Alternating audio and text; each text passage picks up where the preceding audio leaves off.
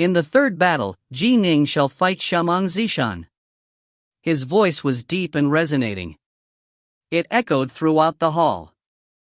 Ning and the rest of the six instantly turned their gazes towards their respective opponents. The sloppy Taoist and adept Woodpass both appeared to be simple, honest, good-natured individuals, and yet these two good-natured individuals had both battled their way into the top 6. Only one of the two could enter the top 3. Their gazes turned towards each other, but both were very calm. However, behind the calmness, an unshakable resolve could be seen. Adept Blackstone and Kang Wujiu were both unconventional. The bald adept Blackstone always walked around barefoot, leaning on his staff. Kang Wujiu, in turn, always appeared to be like a hawk, his gaze predatory and devouring. The two gave each other a glance, and their eyes both seemed to spark with fire. Ning and Shamang Zishan were the two most ferocious individuals of the 6. Shamang Zishan's domineering, tyrannical temperament was bone deep, and his staff techniques were similarly overbearing. Ning, in turn, was the #1 sword immortal of this conclave. Although he looked like a handsome, delicate youth, in terms of strength, he was the strongest of them all. Good-natured against good-natured. Unconventional against unconventional. Savage against savage. The first battle. Sloppy Taoist, adept Woodpass, the two of you can go to the grand ceiling formation. You can begin now, the Xia Emperor instructed. Yes. The sloppy Taoist and adept Woodpass both responded with respect, them immediately both moved towards the outside of the hall.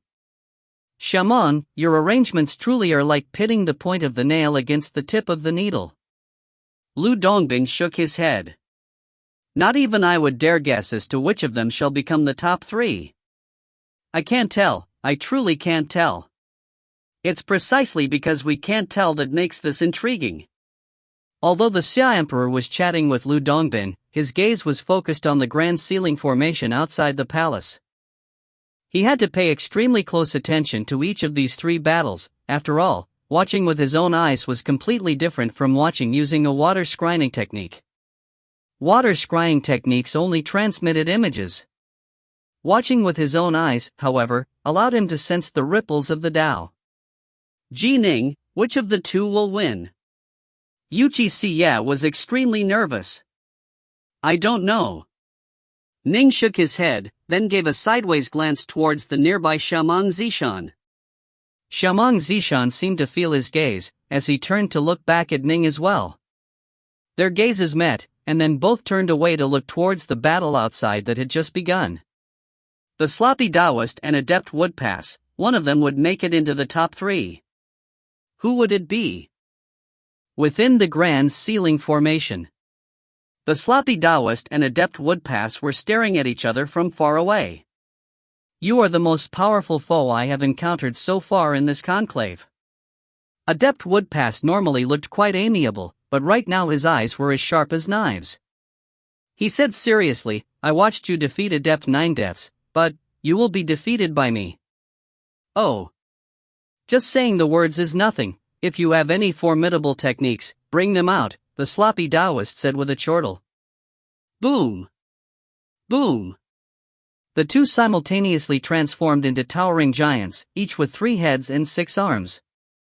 Each of the 6 arms of adept Woodpass clutched a giant hammer, while the sloppy Taoist remained bare-handed. However, with the Grand Black Tortoise divine ability, he truly didn't need any weapons at all. Actually, Ning didn't need to use any weapons either. His star-seizing hand made his hands comparable to immortal-ranked magic treasures, after all. But the implications of the star-seizing hand were simply too great. Ning didn't dare to casually reveal this technique. If he revealed it in front of Taofather Crimsonbright, that was one thing, but the conclave of immortal destiny had too many eyes and ears present. Once he revealed the technique, news would surely spread like wildfire, and most likely many individuals within the 3 realms would learn of it. Perhaps some of the major powers who held grudges against Taoist 3 Lives would decide to wipe out Ning, the successor to Taoist 3 Lives' legacy. Ning didn't dare to make this gamble. Thus, he had never used his bare hands to block magic treasures, even though his hands were even more powerful than the Dark North swords. Growl! An enormous turtle snake had appeared. It was even letting out a slight growl. The sloppy Taoist, in the very center of the turtle snake, came crushing downwards towards Adept Woodpass with an absolutely dominating air. "This is my world," Adept Woodpass narrowed his eyes, a look of intoxication appearing on his face. Instantly, fruit tree saplings began to appear and grow throughout the sealed region. The saplings quickly grew into towering trees which died, transformed into ash, then gave birth to new saplings. Countless saplings were growing, and the three-headed, six-armed Adept Woodpass was himself like a human-shaped tree, with his 6 arms like tree branches and the giant warhammers in his hands like fruit. Bang! The sloppy Taoist's attack had arrived. His fist smashed down like thunder, crushing downwards. Adept Woodpass, in turn, waved a great warhammer. Boom! The warhammer met the fist. Adept Woodpass just took one heavy step back after another, deflecting the force of the collision. He continued to look like a human-shaped tree as he brandished about those 6 giant warhammers. I couldn't break through? The sloppy Taoist was surprised. He truly is a peerless genius who was famous even as far back as 3 centuries ago, who insisted on stifling himself for 300 years as he waited for this day. The sloppy Taoist's attack form hanged. He immediately executed the wave-folding secret art, and his attacks began to seem to turn into the waves of the sea, each wave more savage than the last as power continuously accumulated. Even Adept Woodpass, legendary for his defense, was finding it increasingly difficult to handle. For trees to grow, they need water. Adept Woodpass' face changed slightly as he suddenly spoke out in a gravelly voice. Rumble! The trees that had sprung up within the sealed region began to be surrounded with a large amount of water. The vast amount of water swirled around the trees, and the feeling which Adept Woodpass gave off changed. He previously seemed like a man-shaped tree, but now he seemed more agile, with perfect dexterity. 2 grand das? He actually has embarked on 2 grand das? Lu Dongbin, the Xia Emperor, and the rest of the pure young true immortals were instantly shocked. During the previous duels as well as when he was within the bright moon diagram of the mountains and rivers, Adept Woodpass had always used the Grand Tao of Verdant Wood. This Grand Tao of the water source, Adept Woodpass had never before revealed. The Grand Tao of the Verdant Wood. The Grand Tao of the water source. These were 2 Grand Taos that reinforced and supported each other. For a Wanshang adept to simultaneously train in 2 Grand Taos to such an extremely high level, at very least at the Grand Tao domain level, in this entire conclave, only Adept Woodpass had accomplished such a thing.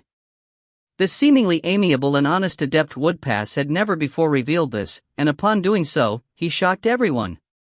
1. Shenong, lit. Divine Farmer, is the name of one of China's legendary emperors from thousands of years ago. He was supposedly also the father of Chinese medicine, as he tested countless plants for their medicinal properties, then wrote them all down. If you find any errors, ads pop up, ads redirect, broken links, non-standard content, etc., please let us know. Report chapter so we can fix it as soon as possible. Book 12, Chapter 29, Ning enters the fray. Chapter 29, Ning enters the fray. It's hard to say who will win and who will lose.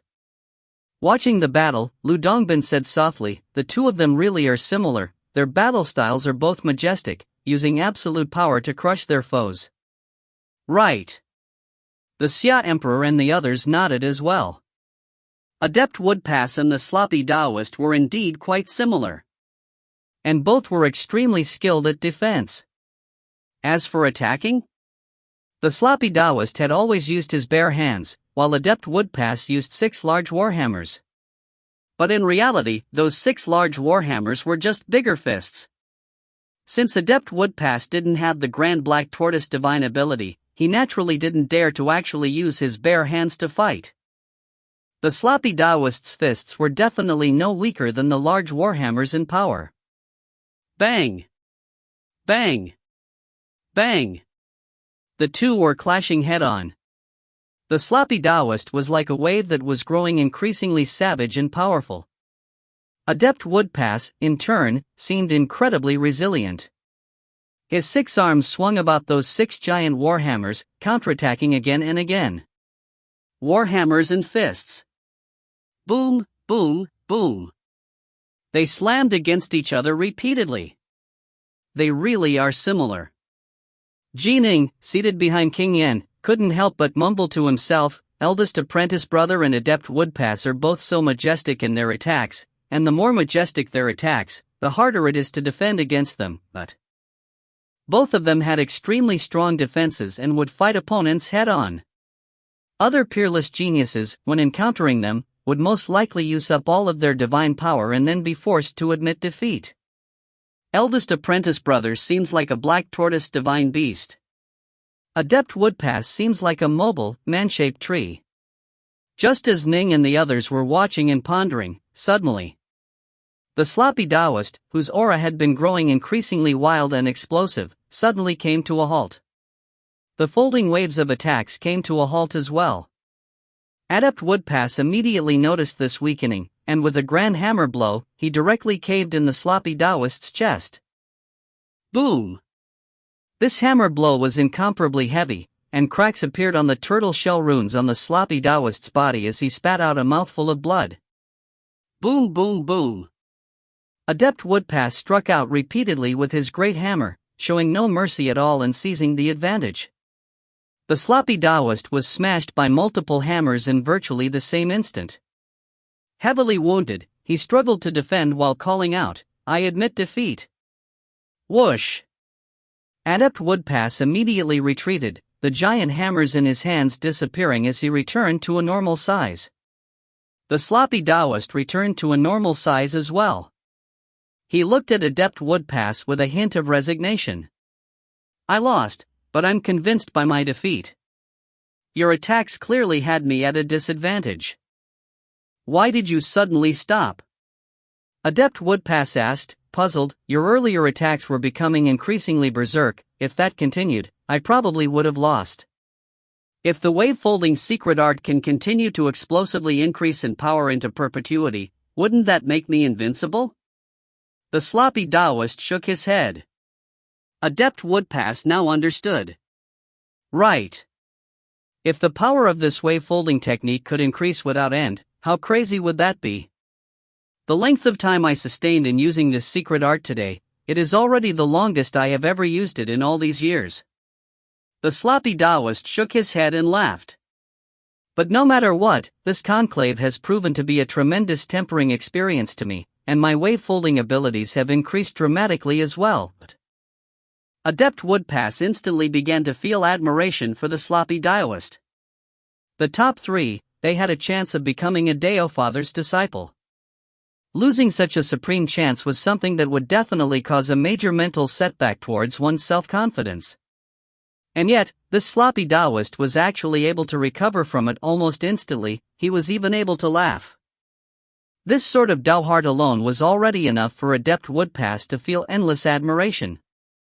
In addition, when they fought earlier, Adept Woodpass also noticed that both their personalities and their paths were quite similar. The path of immortal cultivation was an incomparably difficult one. Upon finding a powerful figure that was very similar to oneself, they were practically bosom friends now. Adept Woodpass felt tremendous affection and admiration for him. "Congratulations, fellow Taoist Woodpass," the sloppy Taoist said with a laugh.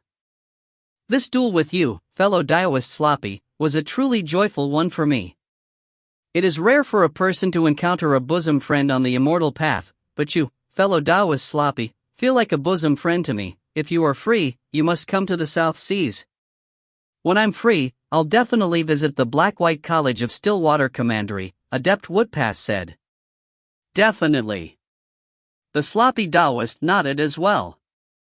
Over the course of this battle, he had also come to feel very positively towards Adept Woodpass. There were some people who had never met before in the past, but upon meeting a single time would become bosom friends with each other. The sloppy Taoist and Adept Woodpass were two such people. Their Dao hearts, their beliefs, and their ideas were all very similar. It was rare to encounter such a similar bosom friend. The Xia Emperor, Lu Dongbin, and the rest of the pure young true immortals all nodded silently. When Adept Woodpass had suddenly demonstrated yet another Grand Dao, they had all come to believe that the results of this battle had become hard to predict. Adept Woodpass winning was reasonable. Wavefolding has a limit, upon reaching it, it will collapse and become uncontrollable. Lu Dongbin nodded. This is true even when Grand Emperor Xuanwu personally uses the technique. Although it might not actually collapse, upon reaching the limit, there will be no way to increase the power of the wavefolding any further. For this sloppy Taoist to be able to use this technique for so long is already quite rare. This Adept Woodpass is a rare talent as well. He was actually able to defeat the disciple of Grand Emperor Xuanwu, Mahasthamaprapta said. His gaze was focused on Adept Woodpass. Clearly, he felt quite positively about him. For the sloppy Taoist to be defeated makes sense, the Xia Emperor said. This sloppy Taoist, when entering the Black-White College of Stillwater Commandery, was a fairly ordinary disciple in the sect. However, he grew increasingly formidable. In training, he's one of those that becomes increasingly brilliant as time goes on. His late blooming potential is tremendous. In terms of amount of time spent training, the sloppy Taoist has trained for much less time than Adept Woodpass has. For him to lose by a stroke isn't strange. I imagine that if we were to give them another century, most likely the sloppy Taoist would be able to defeat Adept Woodpass. Right. Tremendous late blooming potential. They all nodded. There were far too many geniuses in the three realms that were exceptionally brilliant early bloomers. Much rarer were those who were not only dazzling in the early stages, but were also able to train all the way through the primal and void levels, or even all the way up to the celestial immortal and true immortal levels. Those who grew more formidable as more time passed, these late bloomers were the true, unpolished jade. After being sculpted properly, they would become even more dazzling. Clearly, the sloppy Taoist was one such person. When he was young, he was very unremarkable. Afterwards, he entered the Black-White College but was still just an ordinary disciple. After even more time passed, he became the #1 figure amongst the Black-White College's third-generation disciples. And now, he was so incredibly dazzling in this conclave for the entire major world. This sort of rise was quite terrifying. And more importantly, his heart. Lu Dongbin sighed. I can tell that this sloppy Taoist doesn't actually know that Grand Emperor Xuanwu has taken note of him. He's been working hard this entire time in the hopes of making it into the top 3 and apprenticing himself to Taofather Crimsonbright. But just now, after losing that battle, he should have felt a tremendous psychological blow. And yet, he was able to almost instantly grow calm again, and he was even able to laugh. A heart like his, incredible. Right. They all nodded. The more these pure young true immortals watched the sloppy Taoist, the more strengths they discovered. No wonder Grand Emperor Xuanwu accepted him as a disciple. In this first battle to determine the top 3, the sloppy Taoist had been eliminated. This caused the members of the Black-White College, such as Immortal 5 Craze, Mu North Sun, and Adept Vast River to all feel tremendous regret. Ning shook his head and sighed as well. There was nothing to be done. There was nothing that could be said regarding this loss. These two fought each other in a completely head-on manner, and in the end, the sloppy Taoist had lost. The second battle had begun. Adept Blackstone against Kangwu Jiu. Sloppy. Yuchi Xie began to chat with the sloppy Taoist. You have good judgment. Can you tell who was going to win in this fight between Adept Blackstone and Kangwu Jiu? The two had already begun battling within the Grand Ceiling formation outside. Let me watch for a bit first. The sloppy Taoist watched in a seemingly casual manner, but his eyes were very intent. After watching for just a brief moment, he gently nodded. Adept Blackstone has a major advantage. He has a higher chance of winning. Oh? Yuchi Xie was puzzled. But that Kangwu Jiu seems to be quite formidable. and he's also astonishingly fast. Why do you think Adept Blackstone has a better chance of winning? Uchiha actually wanted to ask Ning his opinion as well. But this was the second duel, the third would be Ning's. She naturally didn't want to disturb him. The sloppy Taoist laughed. Adept Blackstone is skilled in the Fushi staff formation. Through his usage of the formation, he has actually made it so that Kangujo is already unable to use his speed to its full potential. Adept Blackstone can just hide inside the formation, and there's no way Kangujo can even find him. Adept Blackstone has complete control over the tempo of this entire duel. He can attack when he wants to and flee when he wants to. Based on what you are saying, by relying on his formation, Adept Blackstone is now invincible? Uchiha was puzzled. No, the sloppy Taoist shook his head. This sort of duel has to come to a conclusion. Although Kangujo is trapped within the formation, if Adept Blackstone doesn't actually attack, Kangujo can just relax and wait within the formation. He wouldn't need to use up any divine power at all, but Adept Blackstone needs to maintain that powerful formation. It definitely is consuming a large amount of elemental ki. And, as time passes, I imagine that the Xia Emperor will also order Adept Blackstone to attack. Otherwise, who knows how long this would drag out to?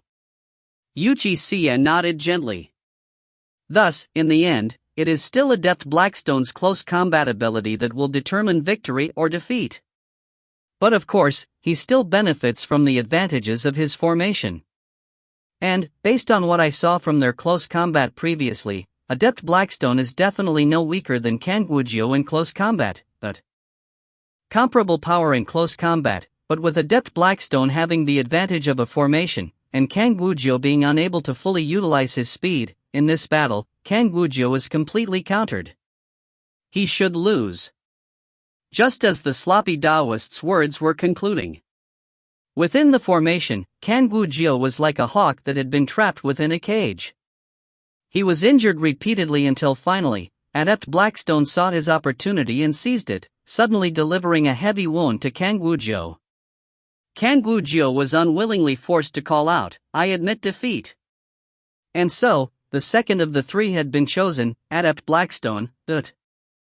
Shamong, are you trying to prevent this Kangujo from entering the top three? It wouldn't have been so bad if he had encountered Ning, Shamong Zishan, the sloppy Taoist, or even Adept Woodpass. He would have been able to make full use of his speed and agility. He's at the greatest disadvantage when fighting against Adept Blackstone, a master of the Fushi staff formation, Lu Dongbin said with a smirk. The ambitions of the Kangwu clan are a bit too grand, the Xia Emperor said calmly. He was suppressing them by doing this. The other major clans all had extremely deep roots of power. If given a chance, they would be able to soar into the skies. And so, he let Ning fight Yunflame Zhan while having Adept Blackstone fight Kangujo. In truth, this was his scheme to suppress them. As for Ning, Adept Woodpass, and the others, they didn't come from major clans. The third duel was now beginning. Ning, be careful. Yue held Ning's hand and spoke gently to him. Ning nodded lightly, then rose and began to walk towards the grand ceiling formation outside the hall. If you find any errors, ads pop-up, ads redirect, broken links, non-standard content, etc., please let us know. Report chapter so we can fix it as soon as possible. Book 12, Chapter 30, Desiring to Accept a Disciple. Chapter 30, Desiring to Accept a Disciple. Ning and Shamong Zishan both walked towards the outside of the main hall. Within the main hall of the Skylight Palace, the 9 pure young true immortals and nearly 1,000 celestial immortals were all gazing towards these two young men. 2 of the top 3 had been determined, Adept Woodpass and Adept Blackstone. Now, only the last one remained. Which of them will win? Lu Dongbin said softly. The Xia Emperor and the others were all silent. Only after a long moment did True Lord Chiji say slowly, their power is comparable, and both are extremely skilled in close combat. The end of this battle will most likely come when one side runs out of divine power and admits defeat. Right. Lu Dongbin nodded gently as well. Zishan has a better chance, the Xia Emperor said. Yu Wei looked quietly at Ning. She knew very well that Ning wanted to seize this chance to become a Deofather's apprentice and thus soar into the heavens. She was eager for his success, but she hoped even more that Ning would be safe. Ji Ning, be careful. Yu Wei watched him nervously. One last step before entering the top 3. Nine Lotus was seated behind the Dongyan forefather. In this moment, she was quietly hoping to herself, Ji Ning, I hope you succeed. Although they had broken up, in her heart, Ji Ning would forever be a peerless genius. She didn't want to see him discouraged and defeated. Master. Little Qing raised her head, staring at the massive curtain of water and the scene within it. Ning, son, the white waterhound was even more restless. Senior apprentice brother, you have to win. Mu Northsun called out in a high voice. Atop the clouds, within the grand ceiling formation, Ning and Shaman Zishan stared at each other from afar. Both of them just stood there with seeming tranquility. However, underneath the tranquility, there was a savage self-confidence. They had to win. Both of them felt incomparable desire for entering the top 3, but to do so, they had to defeat the opponent before them. One of them was a young man dressed in violet, the other was a youth dressed in furs. Their auras were completely different. The violet-robed young man was born with a dominating aura, as well as an air of nobility that came from being born into an imperial clan. By contrast, due to Ji Ning's sufferings in his former life as well as this life, Ning looked like just an ordinary, bumpkin-like youth, but due to having come from a world of peace, he showed neither subservience nor arrogance. We meet again. Shaman Zishan's voice boomed out heroically. Last time, you were defeated by me. This time, you will be defeated again. I have only trained for a bit more than 30 years, Ning said calmly. It has only been 10 or so years since I became a Zifu disciple, and during these 10 years, I've reached my current level. That year of non-stop battling in the world of the diagram was definitely equivalent to 10 years of hard training in the outside world. The battle between us was more than half a year ago, and during that half a year, my power has vastly surpassed your imagination. Shaman Zishan's pupils shrank. Indeed. Ji Ning's short period of training truly did cause astonishment. You improved during the past half year. So did I. Shaman Zishan's natural, inborn aura of arrogance caused him to release an angered laugh. If you have any techniques to show, go ahead and show them. Otherwise, when you are defeated, you won't be thoroughly convinced. Come. Ning looked calmly towards Shaman Zishan. This sort of calmness masked an even more berserk desire for battle. Shaman Zishan's body instantly flickered as he transformed into a 60-meter-tall giant that had 3 heads and 6 arms. With regards to the heavenly transformation, it was true that Ning had spent several fewer centuries training in this technique compared to Shaman Zishan. However, unlike other divine abilities such as the myriad hibernating venoms, the amount of power the early stages of the heavenly transformation granted significantly weaker. In the early stages, other divine abilities were better than the heavenly transformation. However, the latter stages of heavenly transformation, especially during the Empyrean God stage, were truly and terrifyingly formidable. As for now, Ning used the second cycle of the star-seizing hand, thus, heavenly transformation didn't increase the power of his hands in even the slightest. Taste my staff! Shaman Zishan bellowed with incomparable savagery. 3 black steel staffs simultaneously smashed through the air, carrying an invincible aura as they slammed towards Ning. Staves were heavy weapons. Only powerful experts with truly great strength would be able to unleash the advantages of staves. Compared to sabers and swords, staves were inferior in terms of agility. Compared to spears, which were also long weapons and even had sharp tips, staves were naturally inferior in terms of piercing power. But staves had a tremendous advantage as well. This was, in smashing as one pleased. In the three realms, especially amongst Empyrean gods who were famed for their strength, there were very many people who used staves. The power of a single staff blow could pierce through the heavens, and could smash apart the earth. These two were the same in terms of strength, level of cultivation, and divine abilities. A staff wielder was naturally much more savage and overbearing than a sword wielder. This was due to the differences in the weapons.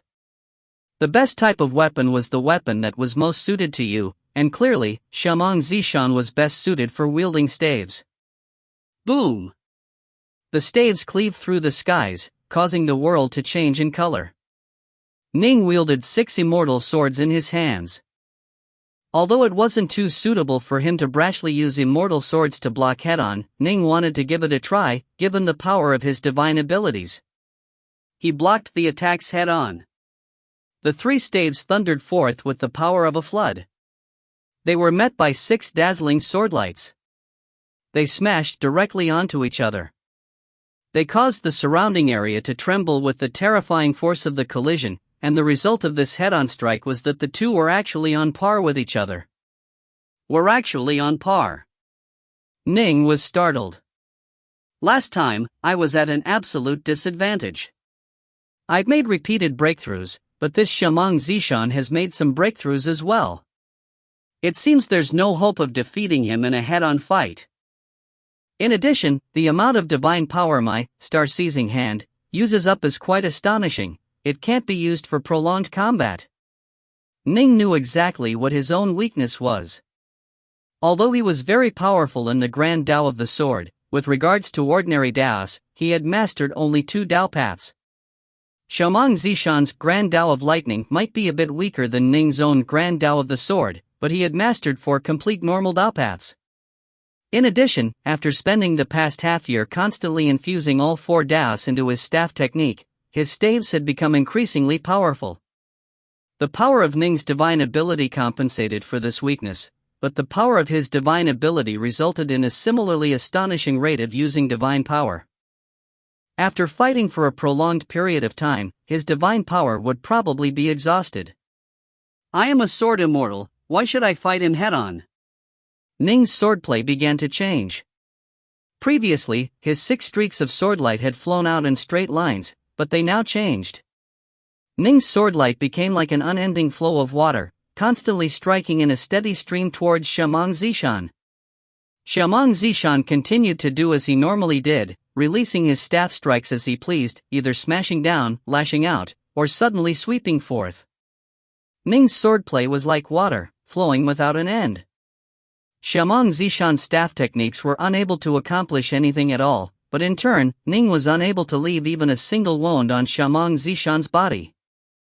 There's no chance at all. It seems I'll have to use that unfinished sword technique, Ning mused to himself. Whoosh! Ning's sword changed once again. Of Ning's 6 immortal swords, some of them suddenly blazed like fire, containing the fierce sharpness of the Tao of the sword. Others flowed like an unbroken stream of water, continuously moving to entangle and hinder his foe. The rest fluctuated unpredictably with tremendous speed. This sort of sword technique placed a great deal of strain on Ning's mind and spirit upon execution. This sort of combat technique was something Ning had thought up when he had watched the sloppy Taoist battle with his wave-folding technique. The sloppy Taoist used 4 arms to defend and 2 arms to attack, and then formed a folding, circular wave of power. Although Ning didn't understand it, he had still been stimulated by the sloppy Taoist's combat method. The sword can be used as a spear, but it doesn't have as much penetrative power as the spear. It can be used as a warblade, but it doesn't have a warblade's savage chopping power. It can be used as a staff, but it isn't as heavy as a staff. Swords have 2 edges, they are incomparably agile, and can be used in many different manners of battle. After using the 3 heads, 6 arms divine ability, if I were to use the 6 arms to fight in different manners, perhaps they might affect each other and cause a loss of power, but it's also possible that just like with the sloppy Taoist, the power will actually join together increase. Prior to this battle, Ning had been constantly visualizing and hypothesizing regarding this technique in his mind. Earlier, during the previous battle, he had been completely silent, partially because he had been spending part of his attention in pondering the lesser 5-element sword that he had learned back at the Black-White College. Within the manual, there was a combination technique that used the 5 elements. Ning carefully reflected on these things, and had already come up with a vague technique in his mind. In this moment, he unleashed it. Whoosh! Swordlight like water, swordlight like fire, and swordlight that fluctuated unpredictably. Ning was incomparably agile and graceful, occasionally advancing and occasionally retreating. His swordplay became similarly illusory and fluctuating as large amounts of swordlight howled everywhere. Suddenly, all sorts of different types of swordlight appeared. It was like a melody that was occasionally soft, occasionally bright, sometimes flowing, and sometimes explosive. The Taoist of water, fire, wind, space, and the sword. He infused all of his insights into the Tao of the sword and into his hands. Ning had a wonderful feeling, as though many different types of sword techniques were cooperating together and supporting each other. It was also natural that he didn't even have to intentionally come up with next sword techniques. Everything came out naturally, in accordance with this marvelous feeling. He didn't want to disrupt this sort of feeling, he wanted to flow with it and let it unleash what it could. Beautiful. So beautiful. So swordplay can actually become this beautiful. The nearly 1,000 celestial immortal patriarchs within the main hall of the Summerlight Palace all felt a carefree, relaxed feeling in their heart as they watched. Ning's 3-headed, 6-armed form executed various different sword techniques. It was just like he was painting a beautiful watercolor painting. The watercolor splashed everywhere, but it had a beauty that moved the heart. In this moment, Ning's form was like the wind. His 6 immortal swords were graceful and agile, putting the exquisite essence of the sword on complete display. The sword was by nature incomparably complicated. Even the most simple of sword techniques could be divided into 13 different basic movements, which was far more complicated than the spear, the staff, and the saber. This sort of complicatedness, to a true expert, it represented many materials to work with, allowing him to produce a consummately beautiful product. For a weakling, however, too much complicated was actually a bad thing. Genius. Lu Dongbin, within the main hall of the Skylight Palace, couldn't help but sigh in amazement. He's actually able to enter such a deep state during such a crucial battle. If my judgment is correct, he is currently in a state of no thought, where everything simply flows from the heart. When executing swordplay in this state, the power is naturally going to be extraordinary. In addition, he will also firmly memorize these extraordinary sword techniques.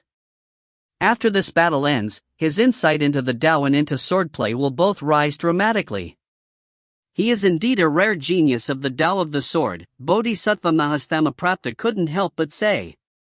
We Buddhists are willing to accept this sort of genius, but he has only mastered 2 ordinary Taos, but his Tao of the sword is at such a high level that he is absolutely the #1 genius sword immortal of the conclave. Lu Dongbin couldn't help but say, he was indeed born to be a sword immortal. His talent in the Tao of the sword is absolutely inconceivable. Shaman, if you don't accept this Ning, can I take him on as my disciple? Eastflower, is your heart feeling itchy? Even the Buddhists are feeling itchy. Why can't I? Lu Dongbin looked back at the Xia Emperor. The Xia Emperor shook his head. All of the top 6 in this conclave must first be given to my master and his many disciples for choosing. If no one picks Ning, then you, Lu Dongbin, can be his master. What do you say, Dot? Bullshit. Are you telling me that you guys won't choose a potential peerless sword immortal like him? Lu Dongbin immediately shook his head. If you find any errors, ads pop up, ads redirect, broken links, non-standard content, etc., please let us know. Report chapter so we can fix it as soon as possible. Book 12, Chapter 31, Closed Door. Chapter 31, Closed Door. The Xia Emperor laughed, saying nothing else. Ning and the others were of the Grand Xia Emperor's world to begin with, thus, as the saying goes, fertilizing water must not be allowed to flow into the fields of another. He naturally had to keep these individuals who had a chance of becoming experts of the three realms on his side. How could he release them? You old scallywag. Lu Dongbin pursed his lips. Look at how smug your smile is. Haven't you noticed that Ji Ning's power is currently increasing, and that his opponent Shaman Zishan is at an increasing disadvantage? This is someone of your Shaman clan. Indeed, in this battle, Zishan is going to lose. The Xia Emperor was extremely calm. I have nothing to say if he is beaten by Ji Ning. In addition, given Zishan's temperament, he's too brash and wild, making him excessively hard and brittle. Given Master's temperament, I imagine that he would choose Ji Ning even if both he and Ji Ning were in the running. This guy Xiamang. The other pure yang true immortals all shook their heads. Still, given that the Xia Emperor had spoken out, all of them had no choice but to give up any thoughts of acquiring Ji Ning. In truth, given how turbulent the undercurrents were in the three realms right now, and how the Grand Xia dynasty's major world was one that was exceptionally blessed by karmic luck, this world did indeed have a very good chance of giving birth to a future expert of the three realms. However, not even they fully understood how enormous the impending tribulation would be. The greater a tribulation, the more powerful major figures would born from it. In fact, even multiple Daofathers might be born. However, they would be spread out throughout the 3,000 major worlds and the trillion minor worlds. It was very hard to say exactly how many experts the Grand Xia dynasty's major world would give birth to. The sloppy Taoist, as a disciple of Grand Emperor Xuanwu, must be blessed with luck. Of the top three, one of them will become a disciple of Daofather Crimsonbright. He too will be blessed by luck. For this single conclave of immortal destiny to give birth to two future experts would be quite remarkable. And precisely because of this, their desire to acquire Ji Ning wasn't too burning. After all, Ning was still just a Wanshang adept. No one could tell how far he would be able to actually make it. Within the Grand Ceiling Formation, Shaman Zishan was growing increasingly surprised and worried. The Ji Ning before him wielded those 6 immortal swords as though they were parts of a moving melody. They danced with tremendous beauty, and just watching them felt like a form of enjoyment. But this sort of enjoyment wasn't something which Shaman Zishan could withstand. He only felt increasingly stifled, and no matter how he fought back, he remained at a disadvantage. Ji Ning's swords were simply too inconceivable. They were savage, gentle, fast, slow. Shaman Zishan was unable to keep up, and wounds began to appear repeatedly on his body. Blood sprayed everywhere as his divine body had to heal repeatedly as well. No. I don't accept this. I'm going to win. I have to win. Shaman Zishan's eyes were crackling with thunder as he grew increasingly berserk. If before this, he could be described as dominating in a heroic manner that subjugated his foes, then his current berserk status was like a sort of utter madness, a madness born from despair. He was struggling to hang on. And it was lucky for Ning that he did. His struggle to hang on allowed Ning to continue to stay immersed in this wondrous state for even longer. This sort of level of no-thought didn't actually mean that one had lost all consciousness. Rather, it allowed one to unleash one's full potential and be guided by the invisible hands of the heavens. Simply put, it was as though gods were helping him reach a perfect state that he normally would find it hard to enter. For example, some poets might suddenly feel divinely inspired and write a line of poetry that would be passed down for ages, but for the rest of their lives, they would never again be able to write something to match it. This was the wondrous state which Ning was currently immersed into. I admit defeat. Suddenly, an unhappy, dissatisfied voice rang out. Only now did Ning come back to his senses. Whoosh! Ning came to a halt. The area around him was completely splattered with blood, and half of Shaman Zishan's body was lying off in the distance. His two halves quickly flew to each other and began to fuse together, but his bloodshot eyes remained filled with discontent. A pity that it ended so soon. Ning understood how rare it was for him to have entered such a state just now. If Shaman Zishan had been able to hold on for a bit longer, it would have been even better for him. However, more than half of Ning's divine power had been used up as well. It was enough for him to have battled for so long. And then, a look of wild joy appeared in Ning's eyes. I won! I won! Won! The top 3. The Xia Emperor will send a recording of my battle to Taofather Crimsonbright. He might choose me as a disciple. Ning was filled with eager expectation. But ideally, I shall become number 1 in this conclave of immortal destiny. That way, I'll have a better chance of being chosen. I won. The Imperial Citadel Plaza was filled with delegates from the 3,600 commanderies. Amongst them, many of the delegates from Stillwater Commandery began to call out in celebration. Although they each belonged to different powers within Stillwater, they were all from the same commandery. They had all felt regret when the sloppy Taoist had been defeated, but now that Ji Ning had successfully entered the top 3, they all felt incomparably proud. Senior apprentice brother, I knew you'd do it. Ha, and to think the Heavenly Treasures Mountain ranked Shamong Zishan at number 1. He still got taken care of by my senior apprentice brother. Mu North Sun was incomparably delighted. He called out loudly, Number 1. Number 1. Take number 1 in this conclave. Take number 1. Little Chang spoke out in the human tongue as well as she called out in excitement. The Whitewater Hound grinned as well. A series of joyful shouts swept the plaza. Yue watched from afar as Ning walked out from within the grand ceiling formation. In this moment, all of the celestial immortal patriarchs within the main hall of the Skylight Palace were watching Ning. Ning was the most dazzling figure of them all at present. Yue felt a surge of excitement as well. Excitement for Ning. Right. He's entered the top 3. Perhaps Ji Ning shall become the Taofather's disciple. Nine Lotus was watching from afar as well. A hint of a faint smile appeared on her face. In this instant, her heart and soul suddenly became tranquil. With regards to Ning and Yue being together, she still felt jealousy, but with regards to Ning himself, she was filled with nothing but hopes for the best for him.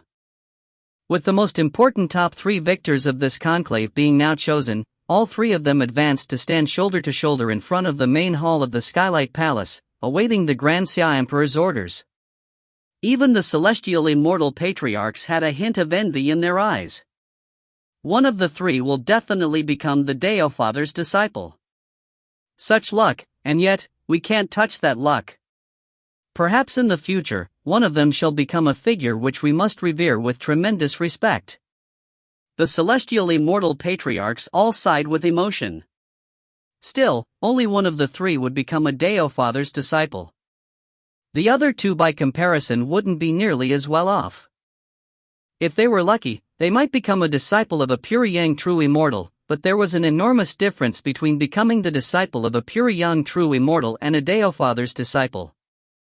Upon becoming a Taofather's disciple, it was virtually assured that one would become a celestial immortal.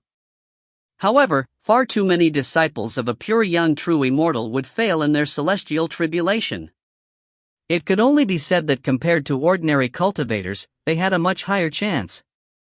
Perhaps not even 1 out of 100,000 void-level Earth immortals would successfully pass the tribulation. If a pure Yang true immortal patiently taught his disciple, then perhaps 1 out of 10 might become a celestial immortal. And individual variables mattered as well. Some were very skilled at training disciples, while others were not. For example, in terms of training disciples, Lu Dongbin was clearly far superior to the Xia Emperor.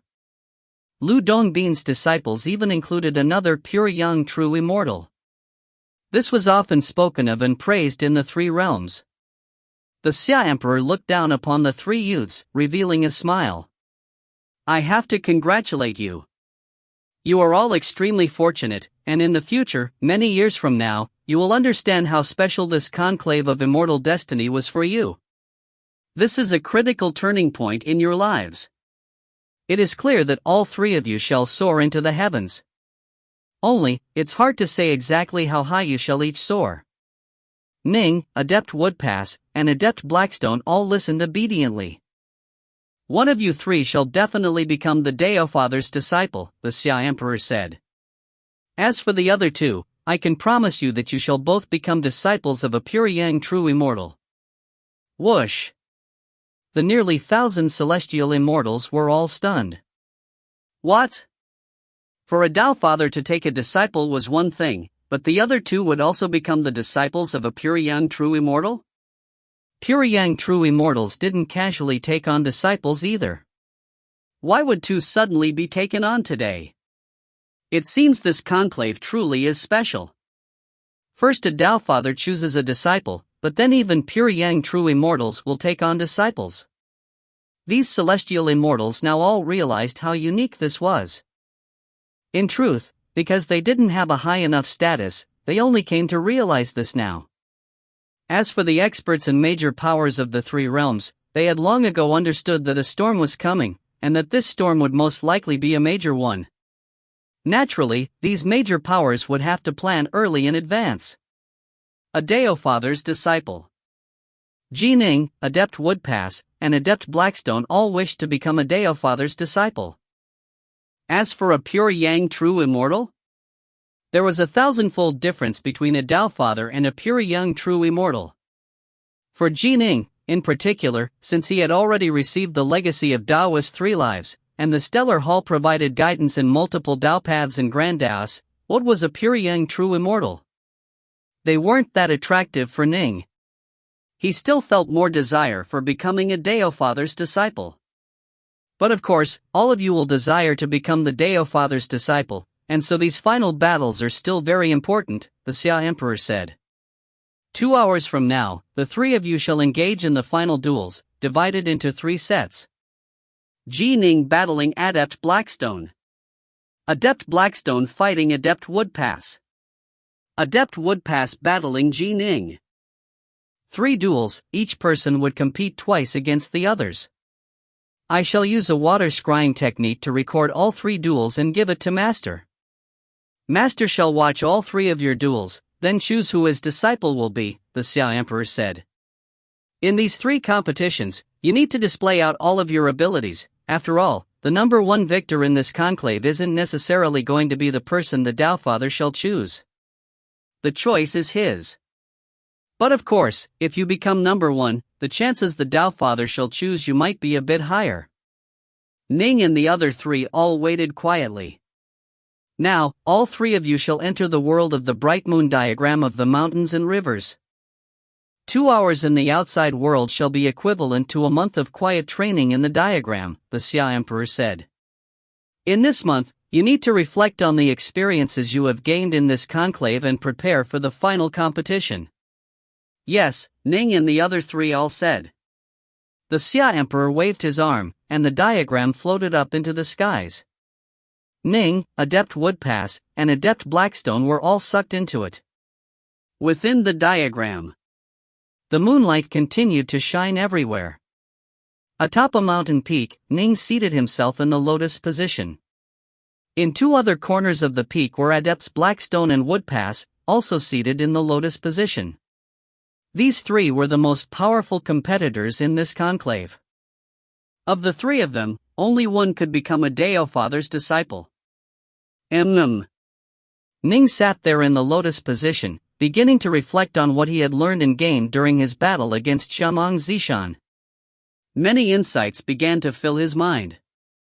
If you find any errors, ads pop-up, ads redirect, broken links, non-standard content, etc., please let us know. Report chapter so we can fix it as soon as possible. Book 12, Chapter 32, Number 1. Chapter 32, Number 1. In terms of appearance, Ning appeared the youngest of the 3, like a youth. However, although that was younger than his actual age of over 30, the other 2 had trained for more than a century. This is... Adept Blackstone and Adept Woodpass both turned their heads to stare at Ning. They saw Ning sit there in the lotus position as sudden gusts of wind began to swirl around him. At the same time, ripples of the Tao descended. What? He broke through? Adept Woodpass and Adept Blackstone both felt shock. They could naturally tell that Ning should have completed an entire Dao path pertaining to wind. He was actually able to master yet another Dao path at such a critical moment. Ning was formidable to begin with. In close combat, Adept Saberslave and Shamong Zishan were both very powerful, but both were defeated by him. For him to make a breakthrough now, his close combat ability will most likely be superior to even me. Adept Blackstone made some calculations. Instantly, he began to grow nervous. During the competition in the world of the diagram, he had somewhat of an advantage. This was because the most important part in that competition was to stay alive and have enough talismans. Naturally, he was able to put on full display all of his advantages gained from his mastery of formations. But in a one-on-one fight, where one side had to win, he was at a disadvantage. The aid provided to him by his formations skills wasn't as significant. However, the Dao Father isn't necessarily going to pick the number one winner for his disciple, Adept Blackstone mused to himself. When the duel comes, I'm going to unleash all of my insights in the art of formation so as to let the Dao Father see my full potential, and I believe he will choose me. He was very powerful in close combat as well, close to Shamong Zishan's level. But he was more confident in his formations ability. He had spent far too much of his blood and sweat on formations. Ning could sense the ripples of the Dao from around him. He opened his eyes, revealing a hint of a smile. The Dao of the Gale, he had finally mastered this Dao path. Actually, long ago when he had mastered the Dao of the Raindrop, his Dao of the Inferno and Dao of the Gale had already been close to mastery. These two Daos had been just slightly lacking, but the many battles over the past year had been very helpful towards him. In the end, he had finally mastered both the Dao of the Inferno and the Dao of the Gale. 3 Daos. Rainwater, Inferno, Gale. I've mastered them all. Ning had primarily been spending his time meditating on these 3 Daos, and they had all advanced in unison. It wasn't too strange that by the time of the conclave, he would have mastered all 3. My Dao of the Sword improved tremendously as well, Ning celebrated. During his earlier battle with Shamong Zishan, his insights into the Dao of the Sword had indeed increased significantly. However, there was a huge gap in difficulty between the 7th, 8th, and 9th stances of the 3-foot sword. After all, the 8th stance was comparable to an ordinary celestial Immortals technique, while the 9th stance was a skill that allowed a loose Immortal like Immortal Northwalker to unleash the power of a celestial Immortal, but Ning's current level of insights into the Dao of the Sword was between the 7th and the 8th stance. He had yet to be able to unleash the 8th stance, but he had still improved enormously. His combat power had risen by a large amount. The Xia Emperor gave us a month. During this month, I need to fuse the Daos of Rainwater, Inferno, and Gale into my Dao of the Sword, making the power of my sword increase even further, Ning mused to himself, then calmed down and began to meditate. The main hall of the Skylight Palace. Everyone was waiting for the 2 hours to conclude, and for the 3 final duels to begin. These 3 final duels would be recorded and given to Dao Father Crimsonbright to watch. In his battle with Shamong Zishan, Ning entered a state of no thought. I imagine that he must have improved considerably. By the time they have left their secluded meditation, Ning's power will most likely have risen significantly yet again. In terms of attack power, he is most likely the absolute number 1 in this conclave. As for Adept Woodpass, he should be the absolute number 1 in terms of defense. Adept Blackstone, he's a bit worse off. If this was a battle in the outside world, his skill in formations would make it difficult for others to slay him. But this is a duel in the conclave in which a victor must be determined, True Lord Chiji said calmly. As I see it, the number 1 position should go to either Ning or Adept Woodpass. Right. It'll be a bit harder for Adept Blackstone. Lu Dongbin and the others all nodded in agreement. Even the Xia Emperor nodded as well. Ning has mastered yet another Dao path and secluded meditation in the world of the diagram. This should be part of what he gained during the previous battle with Shamong Zishan. No thought, no self, as expected, he has gained power after having entered that state of mind. The pure young true immortals were all quite calm. Comparatively speaking, in the final 3 duels, who won and who lost wasn't as important. This was because the Tao Father wouldn't necessarily choose the top-ranked person. However, without question, the victor would have a better chance of being chosen. After all, over the course of history, victory and defeat usually determined who would be acclaimed as the hero. In the blink of an eye, 2 hours passed. Swish, swish, swish. 3 figures flew out from the world of the diagram, appearing on the main hall. Your Imperial Majesty. Ning and the other 2 both called out in unison with respect. With regards to these 3 duels, the first shall see Ning against Adept Blackstone, the Xia Emperor instructed. After these 3 duels, I'll arrange for all of you to go to the Imperial Treasury of my Grand Xia dynasty and pick out a divine ability of your choice. However, compared to becoming the disciple of the Tao Father, choosing a divine ability is naturally a small matter. Ning and the other 2 just listened quietly. Let it begin, then, the Xia Emperor instructed. Yes. Ning and Adept Blackstone exchanged a glance, and then both walked towards the outside of the hall. By now, Ning and the other 2 no longer had any more tricks up their sleeves. They had long ago unleashed all of their abilities, which was why Lu Dongbin and the others were able to get a very good picture of what would happen.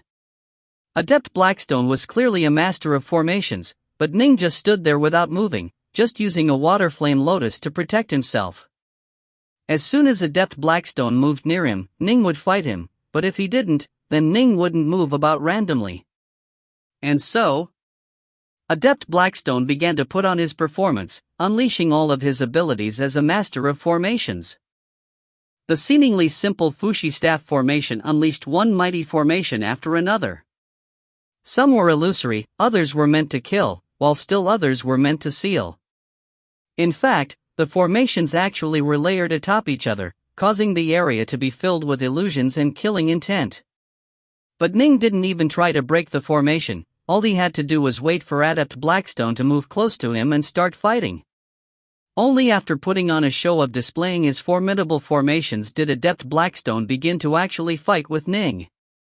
And indeed, in close combat, now that Ning had improved even further, he ended up defeating Adept Blackstone. In the first battle, Ning won. As for the second battle, Adept Woodpass and Adept Blackstone fought against each other. Adept Woodpass was even more shameless than Ning. Although Ning had stood there without moving, he had still at least engaged Adept Blackstone in a frenzied battle. Adept Woodpass, however, had just stood there as unmoving as a mountain. Like a giant, human-shaped tree, he just stood there and let Adept Blackstone wail on him. No matter how Adept Blackstone attacked, Adept Woodpass was still able to withstand it, and he didn't even counterattack. And so, just like that, Adept Blackstone's divine power ended up being exhausted. He was forced to admit defeat. In the second battle, Adept Woodpass had won. The third duel was between Ning and Adept Woodpass. This battle was clearly much more exciting than the last 2. In the 2 previous battles, Ning and Adept Woodpass hadn't dared to run about randomly within Adept Blackstone's formations. In this battle, the 2 fought each other head-on. Ning was the most powerful attacker in this conclave. His Crimson Bright diagram of the 9 heavens was at the 12th stage, his Tao of the Sword was at an extremely high level, and he had 3 complete Tao paths as well as the Star-Seizing Hand. In this battle, Ning put his sword arts on full display, wildly unleashing all of his attacking abilities.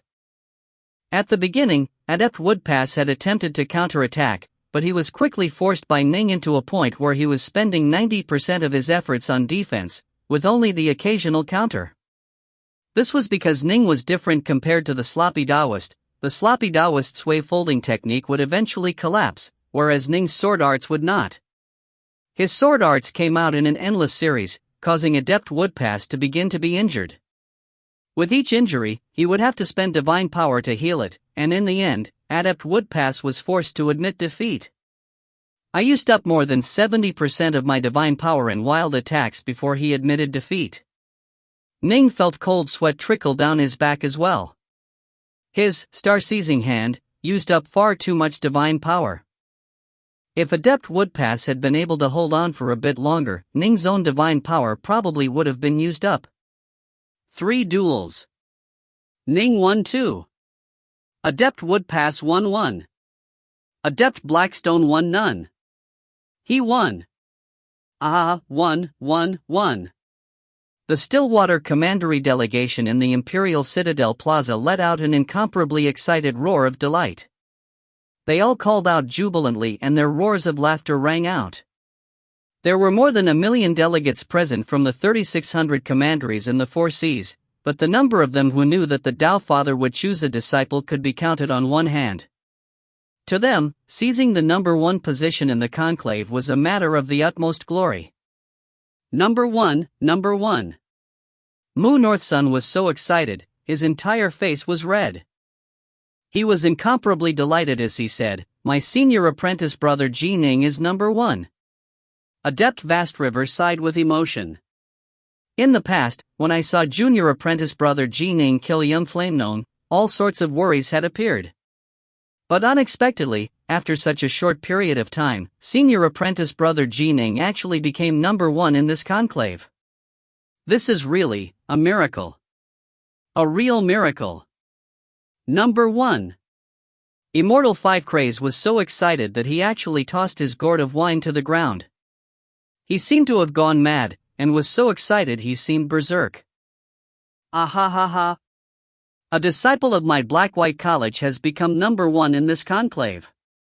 This has never before happened in the entire history of my Black-White College, never ever. The champion of the conclave belongs to a disciple of my Black-White College. Wonderful. Ji Ning truly is incredible. Northmont Byway's breathing was rather ragged. He was simply too excited. He actually became number 1 in the conclave. I didn't even dare imagine this happening. This is truly unfathomable. Master is so amazing. Little Qing's eyes were glowing. Big brother, the Whitewater Hound thought back to the scenes of Ji Ichuan and Yuchi Snow teaching Ji Ning swordplay. Can you see this? You taught him movement arts, taught him swordplay, and now, sword in hand, he has become the champion of the conclave of immortal destiny of this entire vast Grand Xia dynasty. Can you see it? The Whitewater Hound's tears began to fall. He was incomparably agitated. If you find any errors, ads pop up, ads redirect, broken links, non-standard content, etc., please let us know. Report chapter so we can fix it as soon as possible. Book 12, Chapter 33, Grand Emperor Xuanwu. Chapter 33, Grand Emperor Xuanwu. Deep within the void of the 3 realms. There was a world here that had been born from chaos, filled with endless, fathomless amounts of seawater. The fathomless oceans had several islands within it, and immortal cultivators as well as immortals were very common. At the very center of this ocean world, atop an island surrounded by the waters of the sea, there were a series of indescribably beautiful palaces. Immortal maidens, celestial generals, and celestial soldiers were everywhere to be seen. On the top of the highest palace, there was an enormous diagram of a yin-yang taiji symbol that hung high up in the air, constantly emanating boundless amounts of white and black light. An old black-haired man was seated atop a bed formed from clouds, and the enormous yin-yang taiji diagram was directly above him. The old black-haired man opened his eyes. Novice, he said calmly. Beneath him were a pair of male and female novices, who were obediently awaiting his orders. The golden-robed male novice immediately responded obediently, Patriarch. Go and call out your uncle master, Sitopple, the black-haired elder instructed. Yes. The golden-robed male novice acknowledged with respect, then took a single step forward through a ripple in the air that had appeared. He teleported away and disappeared. Deep within the sea of this world, there was an underwater palace. The golden-robed novice teleported straight into the depths of the sea, and where he passed by the waters of the sea parted, allowing him to go straight to the jade-colored underwater palace. There were many soldiers and guards protecting this underwater palace, and upon seeing this person approach, they immediately moved to block him. Uncle Master Setopple, the golden-robed novice, called out. His voice echoed within the sea. Within the underwater estate, there was a tall, skinny man dressed in deep green armor whose eyes flashed with deep green light and a gaze that caused the hearts of others to quiver. In front of him was a white-robed cultivator. The two were happily drinking and chatting with each other. It isn't that I, your big brother, don't want to help you. You must understand, I've been confined to this place by Master. I want to help, but there's nothing I can do. But come, let's stop talking about these unhappy things. Let's drink. The tall, skinny man in the deep green armor lifted up a large bowl of wine, drinking happily. That bowl contained at least 1 kilogram of wine, but he gulped it all down at once. The green-armored man's face suddenly changed. With but a thought. Whoosh! The golden-robed novice that had been outside the underwater palace was instantly teleported inside. Uncle Master Setopple. The golden-robed novice bowed respectfully.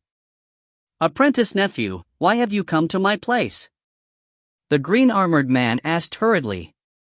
Although this golden-robed novice was merely a celestial immortal, he was permanently stationed by the side of Grand Emperor Xuanwu to carry out his orders.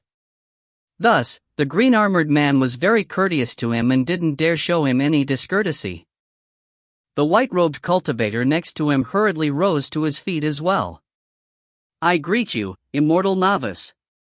The golden-robed novice glanced sideways at the white-robed cultivator, just nodding slightly at him, then said, Uncle Master Setopple, I have come per the orders of the Patriarch. The Patriarch wishes to see you. Oh. Upon seeing this, Setopple immediately said, Then I shall go right away. Setopple then immediately said to the white-robed cultivator next to him, Master is ordering me to go to him. I must. Big brother, no worries, go take care of your matters first. I won't stay here any longer. I'm going to pay the heaven realm a visit and see if I can find anyone to help that poor child of mine, the white-robed cultivator hurriedly said, then left gracefully. Master! The green-armored man called out with respect. Above him was the black-haired elder, seated atop a cloud. He nodded lightly, then said with a smile, Setopple, there is something I am going to have you go do. Master, please instruct me, Setopple said respectfully. 100 years ago, I accepted a disciple in the world of the Grand Xia, one of the 3,000 major worlds, the black-haired elder said with a calm laugh. In other words, a junior apprentice brother for you. A junior apprentice brother? Setopple was amazed. 100 years ago? When his master took on a disciple, it was a matter of tremendous importance. And yet, he had no idea of this whatsoever. His true name is Zheng Qi. He is learning the Tao in a small school known as the Black-White College within the world of the Grand Xia. He is currently just a Wanshang adept, and others refer to him as the sloppy Taoist. The black-haired elder said with a laugh, the Grand Xia world has just held a conclave of immortal destiny. Your junior apprentice brother attended this conclave, which has now concluded. Go to the imperial capital of the Grand Xia's world and bring your junior apprentice brother before me. Remember, on this trip, you absolutely cannot cause any trouble. All you need to do is bring your junior apprentice brother back here. Understood, Setopple said respectfully. Go then, the black-haired elder nodded. Setopple immediately departed respectfully, and then he left this major world to go to the world of the Grand Xia. The world of the Grand Xia dynasty. The imperial capital. The main hall of the Skylight Palace. Ning, Adept Woodpass, and Adept Blackstone were all standing there respectfully, awaiting the order of the Grand Xia Emperor. This Ning truly is formidable. He's only trained for 30 or so years, and yet became number 1 in this conclave. It seems he has an extremely good chance of becoming the Dao Father's disciple. It'll be soon. His Imperial Majesty is about to deliver the scryer recording of the duels to the Taofather. The nearly 1,000 celestial immortals were all chatting amongst themselves. The conclave had come to an end, with Ning number 1, Adept Woodpass number 2, and Adept Blackstone number 3. However, right now what everyone was paying attention to was who the Taofather would choose as a disciple. The champion of the conclave was nothing but a meaningless title. To become the disciple of the Taofather was what really mattered and came with real benefits. The three of you. The Grand Xia Emperor's voice once more rang out. Ning and the other two immediately listened carefully. I have already recorded all three of the previous duels using the water scrying technique. I am now going to go to my master's place and offer them to master for the viewing. The Grand Xia Emperor's voice once more rang out, and a second, white-robed Xia Emperor appeared by his side who looked identical to the main body of the Xia Emperor. Swoosh! The white-robed Xia Emperor took a single step forward, entering the skies above them, then tearing open the void and departing from this major world. Ning and the other two were incomparably nervous. The white-robed Xia Emperor was clearly the clone or primal twin of the Xia Emperor. Clearly, he had gone to visit Taofather Crimsonbright.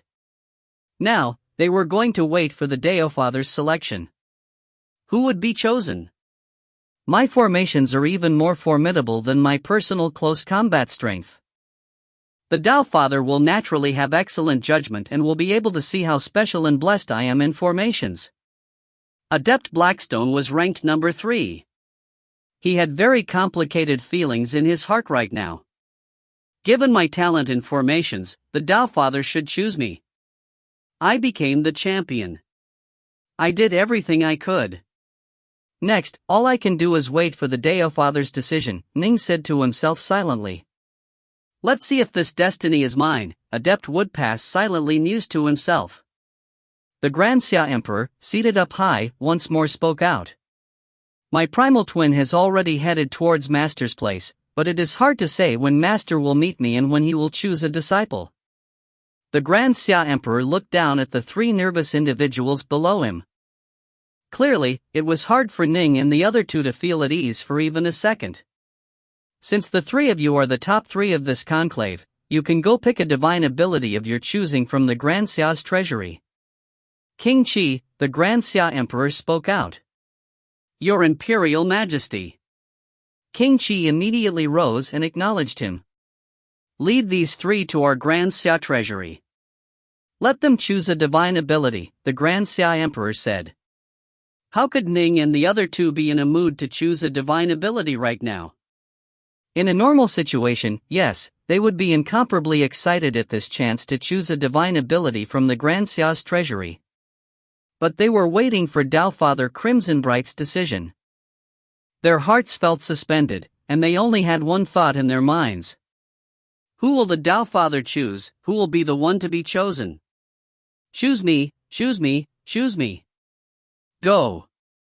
After my primal twin returns, I will naturally notify you of Master's final decision, the Grand Xia Emperor said. Yes, Ning, Woodpass, and Blackstone both responded respectfully. Then they moved to follow King Qi through a side corridor leading away. The nearly 1,000 celestial immortals in the main hall, as well as the eliminated Wanxiang adept geniuses, all watched the 3 leave with envious eyes. The Grand Xia Emperor had already informed them all that one would be chosen by the Taofather as a disciple, while the other 2 would be chosen by pure young true immortals as disciples. In other words, all 3 of them would see their statuses suddenly and dramatically change. How could the eliminated contestants not feel envious? Yue, Sloppy, do you too think Ning will be chosen by the Taofather as a disciple? Yuchi Siye was both excited and nervous. He was her most important family member. Naturally, she hoped that Ning could ascend to the heavens with a single step.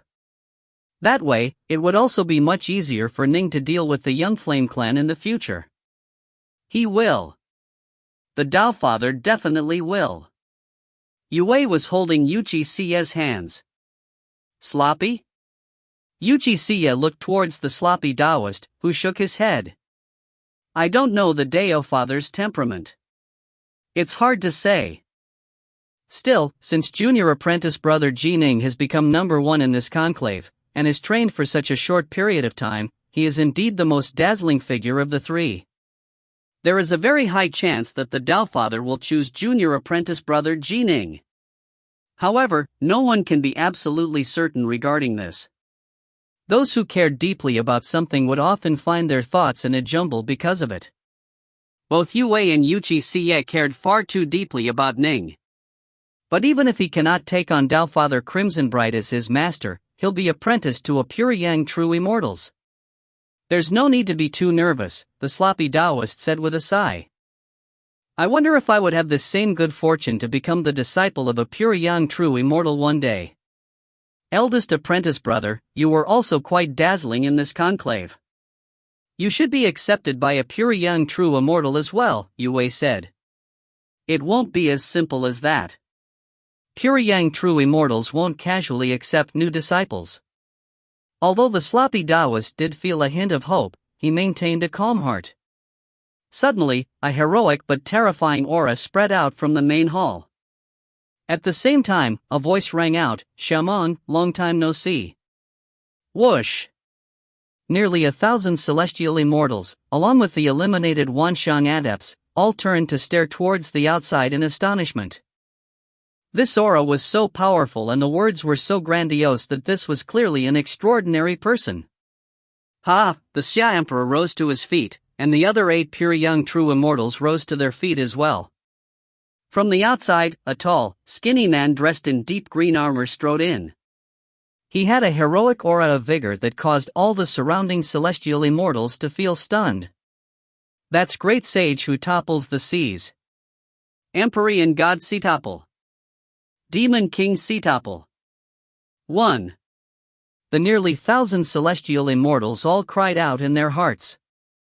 The Xia Emperor was now on his feet. He said with a laugh, "Setopple, it has indeed been a long time. The 3 realms are currently filled with the stories of your heroics, but... Setopple, have you come to receive your junior apprentice brother?"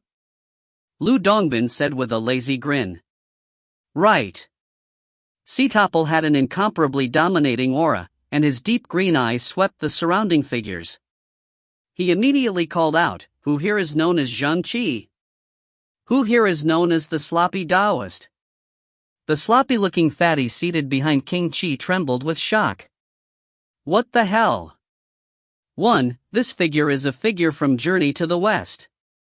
Early in the story, Sun Wukong, aka Monkey King, swore brotherhood with 6 other powerful demons. The handsome Monkey King, Sun Wukong, took on the title of Great Sage equal to heaven, while this demon, the Flood Dragon Demon King, took on the title of Great Sage who topples the seas. If you find any errors, ads pop up, ads redirect, broken links, non-standard content, etc., please let us know. Report chapter so we can fix it as soon as possible. Book 12, Chapter 34, A Mighty Divine Ability. Chapter 34, A Mighty Divine Ability. Setopple was an extremely famous figure of the 3 realms.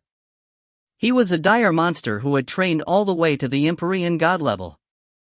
Generally speaking, others would refer to him as Empyrean God or Great Sage when being respectful to him, but in reality, since Empyrean God Setopple was something of an unruly, lawless individual who was also quite savage and tyrannical, others would often secretly refer to him as the Demon King. The sloppy, chubby youth had indeed been badly frightened. After all, Setopple's savage aura was utterly terrifying within the main hall of the Skylight Palace. Even the celestial immortals were shocked by it, to say nothing of the Wanxiang adepts. I am, the sloppy Taoist rose to his feet. Oh? Setopple turned to look at him, then nodded in satisfaction as he revealed a smile. You really are pretty sloppy looking. As he spoke, he walked over, then grabbed the sloppy Taoist by the arm, pulling him over as he walked towards the Grand Xia Emperor. A new table had already been prepared, covered with immortal nectar and fruit. The sloppy Taoist was slightly panicking now. Still, this Empyrean god, Setopple, was far too powerful. After having his arm grabbed, the sloppy Taoist was completely unable to resist. What in the world is going on? Why has this savage-looking man with a dark green flood dragon armor sought me out upon entering the Skylight Palace? Even the Grand Xia Emperor is polite to him, but I have never met such a formidable figure before. The sloppy Taoist was panicking, but could do nothing but just go with the flow. At the same time, the sloppy Taoist that the gazes of those nearly 1,000 celestial immortals who were looking at him were filled with envy. In fact, some of these celestial immortals smiled in a friendly manner towards him. I was eliminated, but these celestial immortal patriarchs are still this polite towards me? And they are envious of me? The sloppy Taoist's mind began to be filled with many thoughts. Junior apprentice brother, come and sit. Sitapal first sat down, then pulled the sloppy Taoist to sit next to him. Junior apprentice brother? The sloppy Taoist was completely bewildered now. Sitapal, it seems your junior apprentice brother doesn't understand the situation yet, the Xia Emperor laughed. Sitapal turned his head to look at the rather confused sloppy Taoist. He said in a very straight manner, Junior apprentice brother, Master ordered me to come to the Grand Xia world, one of the 3,000 major worlds, in order to take you back. Senior, are you sure you aren't mistaken? The sloppy Taoist was feeling rather unnerved. He had no idea who this person was. Little sloppy, Lu Dongbin laughed. This person before you is a disciple of Grand Emperor Xuanwu, Empyrean God Sitapal. He's not just an Empyrean God, he's also reached the pure Yang true Immortal as a key refiner as well. In the three realms, he is extremely well known. Not too long ago, he actually wrecked the celestial court. Empyrean God? Pure Yang true Immortal? Wrecked the celestial court? The sloppy Taoist stared at this savage-looking man, completely shocked. Ha ha, Sitapal began to laugh loudly. Slapping the sloppy Taoist on the shoulder, he said, Junior apprentice brother, I have come on Master's orders to receive you. Master said that you took part in this conclave, and said that you come from the Black-White College, that your name is Zhang Qi, the sloppy Taoist.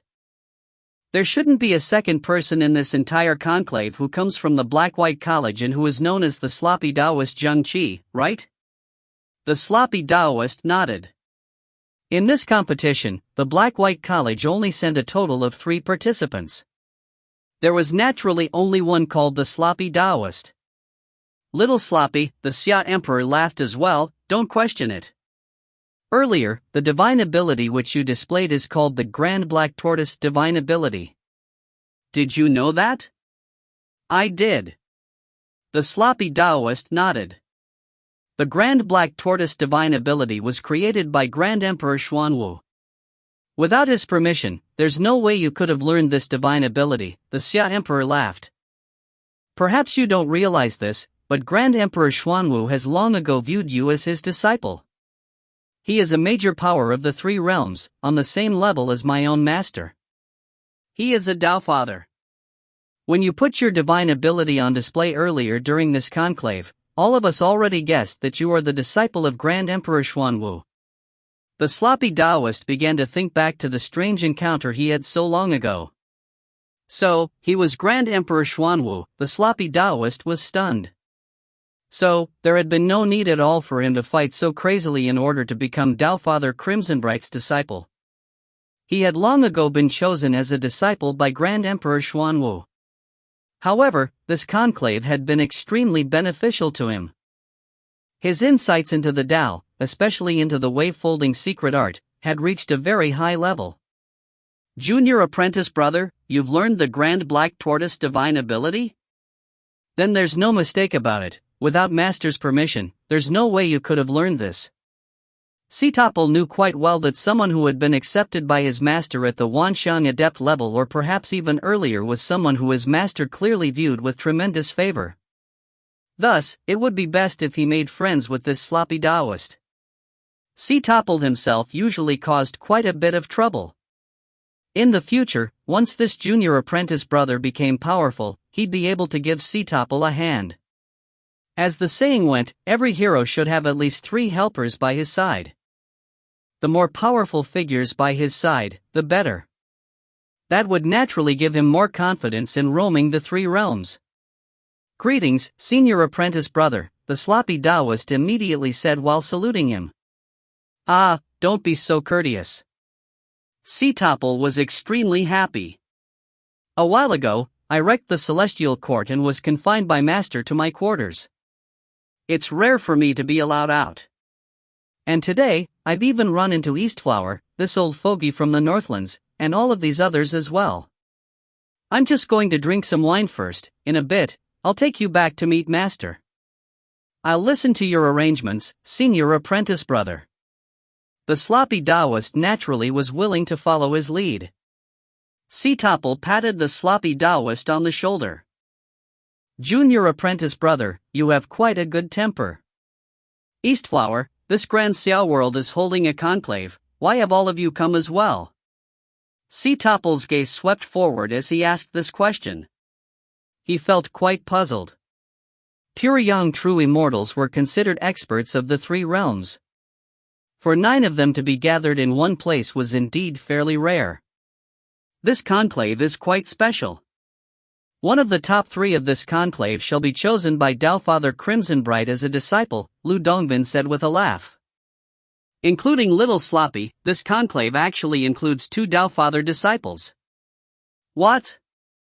Taofather Crimsonbright is taking on a disciple? Topple looked towards the Xia Emperor. Who is he choosing?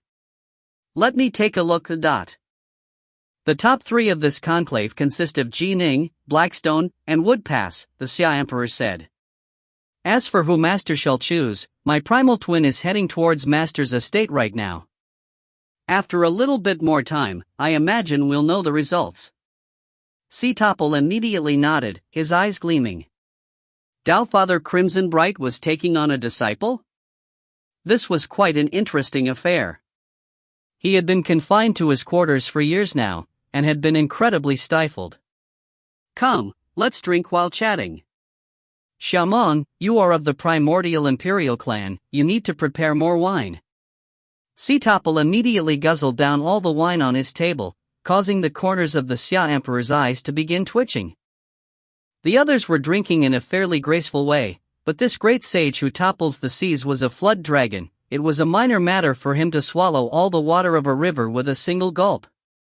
In drinking immortal wine, he was similarly savage beyond all compare. The imperial treasury of the Grand Xia was located on the 6th floor of the main hall of the Skylight Palace. This place holds the abridged versions of all of the books held by the Dao repository of our imperial Xia clan, King Qi said with a laugh as he pointed towards countless bookshelves that were filled with books. You can choose a divine ability at will, or a secret art or technique. But only one. Ning, Adept Blackstone, and Adept Woodpass all nodded. Although their minds were still occupied with the matter of becoming Taofather Crimsonbright's disciple, for now they put that matter aside. The 3 began to search through this Dao repository. Soon, they saw a black jade table that was the most eye-catching of all. This enormous black jade table was filled with abridged versions of divine abilities. On another table, a white jade table, there were abridged versions of precious secret arts. Moving mountains, overturning seas, Shenkuan arrow, myriad hibernating venoms, formless illusions.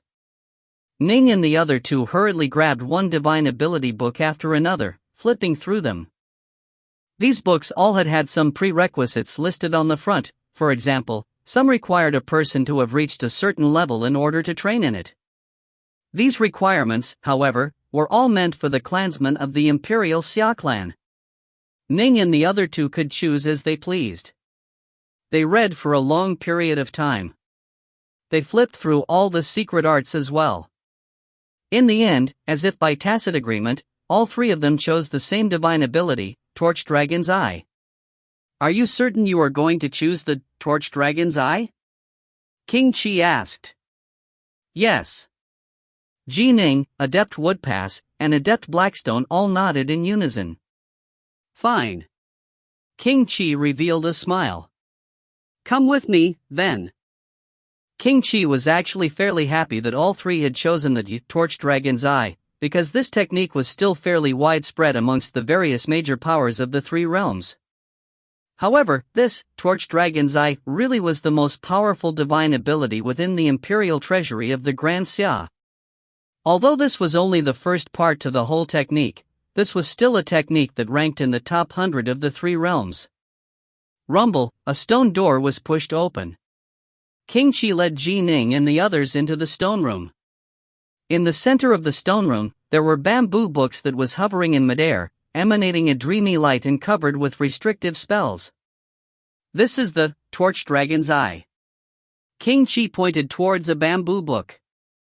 The restrictive spells covering them have been unsealed. The other ones remain sealed, there's no way for you to touch them. All you need to do is touch the bamboo with your hands. The large amounts of information contained within the bamboo will instantly be transmitted into your soul, King Qi said.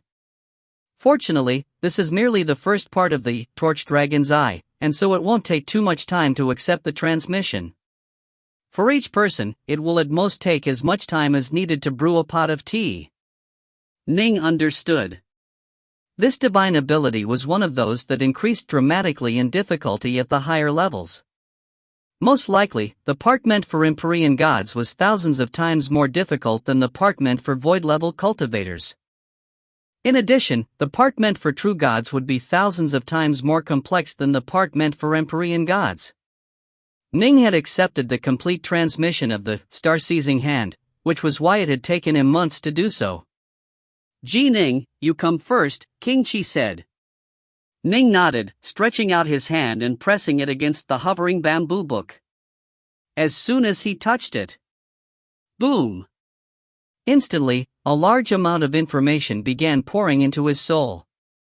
Although the transmission wasn't as efficient and fast as when he had received the star-seizing hand transmission, Ning's soul was far more powerful than it had been back then, and the speed at which he accepted the data was faster as well. In just a short while, the complete first part of the Torch Dragon's Eye had been transmitted into Ning's soul. So that's how it is. Ning was secretly startled and delighted. The Torch Dragon's Eye, this was a divine ability developed by the Torch Dragon, one of the major powers of the three realms. This divine ability was extremely famous. The legends often mentioned abilities like the Torch Dragon's Eye, or Hoi shooting the sun. Now, upon seeing the real method to activate this technique and its real power, Ning was secretly startled as well. The Torch Dragon's Eye, in short, relied on harvesting the light of the nine heavens and focusing it in the eye, and then cultivating a so-called innate torch light. Although this is just the first part, which any fiend gods up to the void level can train in, it's enough. After all, beyond that is the tribulation that results in Empyrean gods. Upon becoming an Empyrean god, I'd be someone on the level of the Xia Emperor. I can just rely on my own powers to search for the second part to the Torch Dragon's Eye. Ning was extraordinarily excited. Aside from the star-seizing hand, he had finally acquired yet another truly powerful divine ability. Ning, Adept Woodpass, and Adept Blackstone all meditated on the contents of the Torch Dragon's Eye. Each of them felt delighted in their hearts. After all, this was a technique comparable to the Grand Black Tortoise technique. If it hadn't been for the fact that the Torch Dragon had perished, how could they have had a chance to learn this? Alright, King Qi suddenly said. Ning, Adept Woodpass, and Adept Blackstone all raised their heads to look at him. His Imperial Majesty has sent word to me that Taofather Crimsonbright has chosen a disciple. The three of you need to hurry back with me to meet His Imperial Majesty at the main hall, King Qi said. If you find any errors, ads pop-up, ads redirect, broken links, non-standard content, etc., please let us know. Report chapter so we can fix it as soon as possible. Book 12, Chapter 35, Taofather's Disciple. Chapter 35, Taofather's Disciple. Ji Ning, Adept Woodpass, and Adept Blackstone all felt their hearts clench. The joy they felt upon acquiring the Torch Dragon's Eye instantly fled to the back of their minds. All three of them had the same question in their heart: who did the Taofather choose? Was it me? Let's go, King Qi said. Right. Ning and the other two obediently followed behind him, but in their hearts, they felt their emotions surge like the waves of the ocean. The main hall of the Skylight Palace. The Xia Emperor's face changed as he revealed a look of surprise. What is it, Xiameng? Lu Dongbin, Sitapel, and the rest of the 9 all looked towards the Xia Emperor. Xiameng, can it be that the Tao Father has already chosen a disciple? Lu Dongbin chortled as he spoke. These pure yang true immortals were all clever fellows. A simple change in expression by the Xia Emperor instantly drew their attention and caused them to be able to guess at what had happened. After all, given the Xia Emperor's status, why would he suddenly appear surprised for no reason at all? Ha ha, the Xia Emperor laughed and nodded. I really can't hide anything from you all. Indeed, my primal twin has visited Master, and Master just made his choice. Who? Who did the Tao Father choose? These pure young true immortals from the celestial court, the Buddhist Sangha, and the Taoist path were all filled with curiosity as they asked the Xia Emperor. No rush, no rush. I've already sent for King Qi to bring those 3 little fellows back, the Xia Emperor laughed. After those 3 little fellows return, I'll make the announcement. Show off. Sitapel pursed his lips, then glanced at the sloppy Taoist. Junior apprentice brother, this conclave you participated in the world of the Grand Xia really is quite special. You are a disciple of Master, while Tao Father Crimsonbright is going to accept a disciple as well. The news that there were 2 disciples of a Tao Father in a single conclave is most likely going to soon spread throughout the 3 realms. The sloppy Taoist just smiled. In front of these true immortals and Empyrean gods, he rarely said anything. Who will the Tao Father choose? The sloppy Taoist felt puzzlement in his heart as well. Will it be junior apprentice brother Ning? In his heart, he hoped that his own junior apprentice brother would be the one to be apprenticed to the Tao Father. If that were to happen, then things really would be perfect for the Black-White College this time. Moments later, King Qi led Ning and the other 2 back into the main hall. Instantly, the gazes of the nearly 1,000 celestial immortals present swung towards them. Why have the 3 of them returned? Can it be that the Tao Father has already made his choice? The celestial immortals instantly guessed at the reason, and they all felt nervousness in their hearts. Your Imperial Majesty, the 3 have come, King Qi said respectfully. Ning, Adept Woodpass, and Adept Blackstone stood obediently behind him. The Xia Emperor nodded slightly. King Qi retreated to one side, sitting down in the lotus position in the seat he had been in previously. Ning and the other 2 were now the focal point for the entire main hall of the Skylight Palace. They found it difficult to hide the restlessness and nervousness in their eyes. Although all 3 of them were monstrous geniuses, they were still extremely nervous right now. The Xia Emperor, seated above them atop his throne, revealed a rare smile. He said in a clear voice, Master has already chosen a disciple amongst you 3. The disciple shall be. When these words came out, everyone held their breaths. Gotta be Ning. Gotta be Ning. Yuchi Xie was tightly clenching Yue's hands. Ning. Ning. 9 Lotus raised her head to watch as well. Don't let it be Ning. Don't let it be him. Patriarch Arcanum's narrow eyes were filled with frantic worry. If Ning became the Tao Father's disciple, then in the future, he would most likely prove to become a true disaster for the Youngflame clan. Many people were waiting silently. Some hoped it would be Ning, others hoped it would be Adept Woodpass, still others hoped it would be Adept Blackstone. They each had their own supporters and detractors. For the world of the Grand Xia to give birth to a new disciple of a Tao Father was something that would completely, fundamentally change the balance of power in the entire Grand Xia dynasty. The Xia Emperor's gaze swept downwards, pausing to intentionally prolong the tension. Only upon seeing Sitapel glare angrily at him and Lu Dongbin rub his nose did the Xia Emperor declare, the Tao Father's chosen disciple is Adept Woodpass. Adept Woodpass. The Xia Emperor's voice echoed within the entire main hall. For a moment, the entire main hall was completely silent. Adept Woodpass. The Dao Father's disciple, Adept would pass. Adept would pass. In perfect unison, all of the celestial immortals and eliminated Wanxiang adepts within the main hall all turned their gazes towards the simple, honest-looking youth, Adept would pass. For a time, all of the celestial immortals found it difficult to mask the envy and desire they felt. They knew very well that this honest-looking youth's status had just soared into the heavens. The Dao Father's disciple. Adept would pass. In this instant, Adept would pass had become the most dazzling figure in the entire Skylight Palace. It was actually Adept would pass. Yuchi Xia, Yue, the sloppy Taoist, and some others all turned to look at Ning. They felt unhappy on Ning's behalf. Ning had already tried his best. He was the youngest of the three, and was number one in this conclave. Why hadn't he been chosen? However, they didn't argue against this decision, because the decision was Dao Father Crimsonbright's. Only the person who the Dao Father took a favoring to would be chosen, and that person didn't necessarily have to be number one. The Dao Father's chosen disciple is Adept would pass. The voice rang out in Ning's ears. He felt dazed. For an extremely brief moment, Ning's entire mind went blank. However, he quickly came back to consciousness.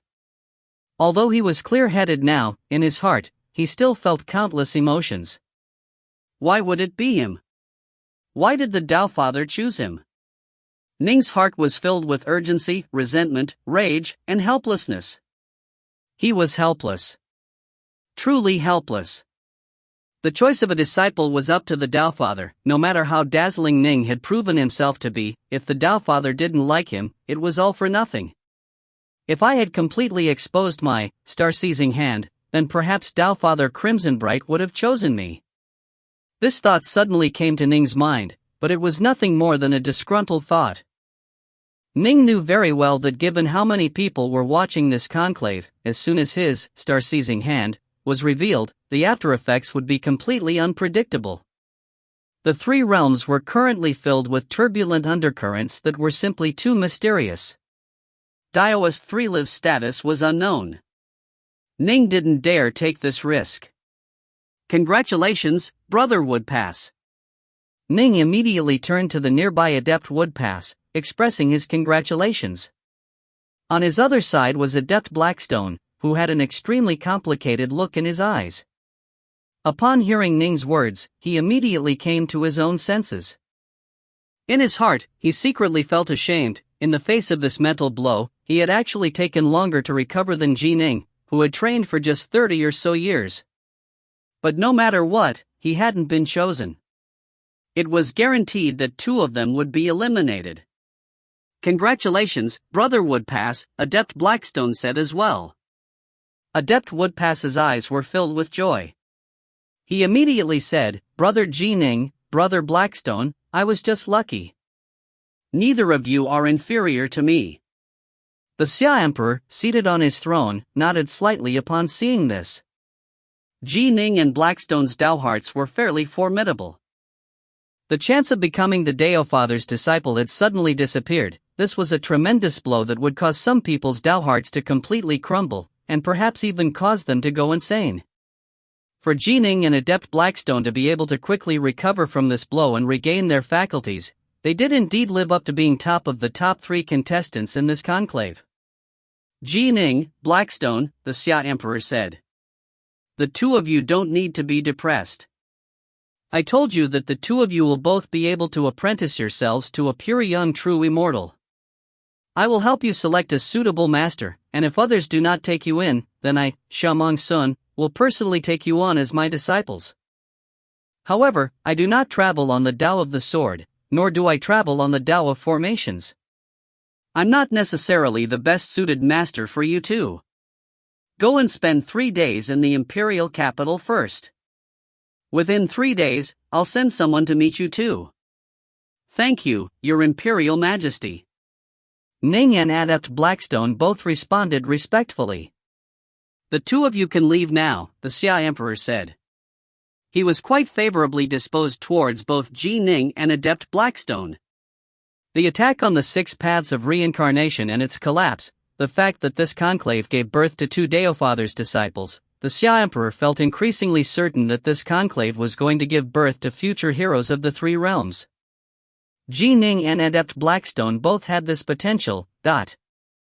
Junior Apprentice Brother Woodpass, go ahead and seat yourself next to Junior Apprentice Brother Sovereign Hao, the Xia Emperor said. Adept Woodpass couldn't breath. Junior Apprentice Brother? The Xia Emperor had just referred to him as Junior Apprentice Brother? Adept Woodpass now truly understood that from today onwards, his destiny had indeed been completely changed. He truly was about to soar into the heavens. Yes. Adept Woodpass obediently walked forward. Sovereign Hao grabbed him and pulled him over to sit next to him. Only now did Adept Woodpass see Empyrean God Setopal, as well as the sloppy Taoist who was beside him. Why is the sloppy Taoist sitting here as well? This place was a place where the true Immortals and Empyrean gods were seated. Not even the celestial Immortals were permitted to come close. Why was the sloppy Taoist here? And who was this man dressed in deep green flood dragon armor? Ning was seated back before King Yen once more. King Yen consoled him, Ning, don't feel dispirited. After all, you shall still become the disciple of a pure young true Immortal. Even if there are no suitable ones, you will at least become His Imperial Majesty's personal disciple. For him to become your master means that in the future, you will have no troubles at all within the world of the Grand Xia dynasty. You will no longer need to fear the Young Flame clan. Nin nodded lightly. Since he couldn't become the Deofather's disciple, then all he could do was lower his expectations for now. Pure young true Immortals were truly formidable figures of the 3 realms as well. Perhaps they might know about whether Taoist 3 Lives was alive or not. In addition, with a pure young true Immortal as his master, he would have a powerful backer in the future. Ning. Yuji Xie looked towards Ning with concern. Ning. Yue looked towards him as well. Both of them were worried about him. Ning, after sitting down, smiled gently. There's no way I can change the Deofather's decision on whether or not to choose me. No matter what, I've already done all I can. Right. Both Yue and Xie let out sighs of relief. Ning's Dao heart was even more firm and strong than they had expected. Ning then looked towards the place where the true Immortals and Empyrean gods were gathered. He immediately whispered, why is eldest apprentice brother seated over there? Who is that fellow dressed in the dark green flood dragon armor in front of him? Yue and Xie exchanged a glance. Xie spoke out, when you went to choose a divine ability, that Empyrean god known as Setopal arrived. He is the disciple of Grand Emperor Xuanwu, and he has come to this conclave for the express purpose of bringing back the sloppy Taoist. He's taking him away? Ning was puzzled. Yue said, you didn't see it, Ning. Everyone in the main hall was talking about it earlier. The divine ability which eldest apprentice brother uses is known as the Grand Black Tortoise divine ability, which was created by Grand Emperor Xuanwu, one of the major powers of the 3 realms. In reality, he had been chosen by Grand Emperor Xuanwu long ago to be his disciple. After this conclave, he is going to be taken before Grand Emperor Xuanwu and truly taught the Tao. What? Ning was stunned. Woodpass was a major power's disciple, and now the sloppy Taoist was becoming one as well? If you find any errors, ads pop-up, ads redirect, broken links, non-standard content, etc., please let us know. Report chapter so we can fix it as soon as possible. Book 12, Chapter 36, Lu Dongbin accepts a disciple. Chapter 36, Lu Dongbin accepts a disciple. Ning, Adept Blackstone, and Adept Woodpass quickly came to understand the situation. It wasn't so bad for Adept Woodpass, but Ning and Adept Blackstone found it hard to refrain from feeling envy. Becoming a Deofather's disciple.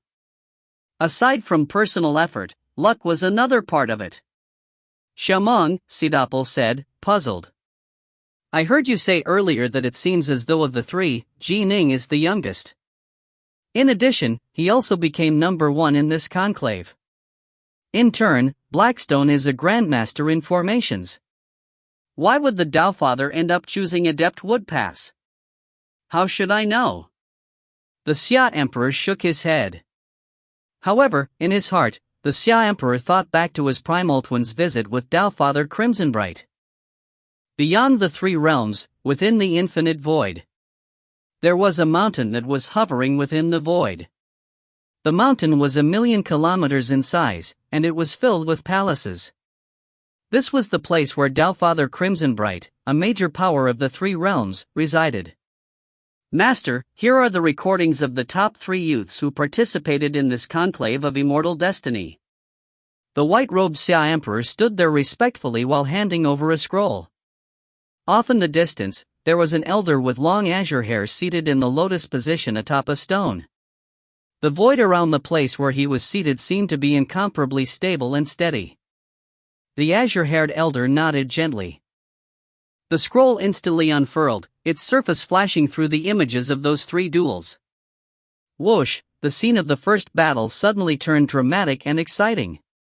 Instantly, the battle between Ning and Adept Blackstone began to proceed. The azure-haired elder revealed a hint of a smile as he nodded lightly.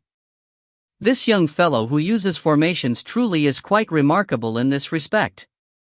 If he were to focus on it, in the future, he would most likely become a true grandmaster of the Tao of formations.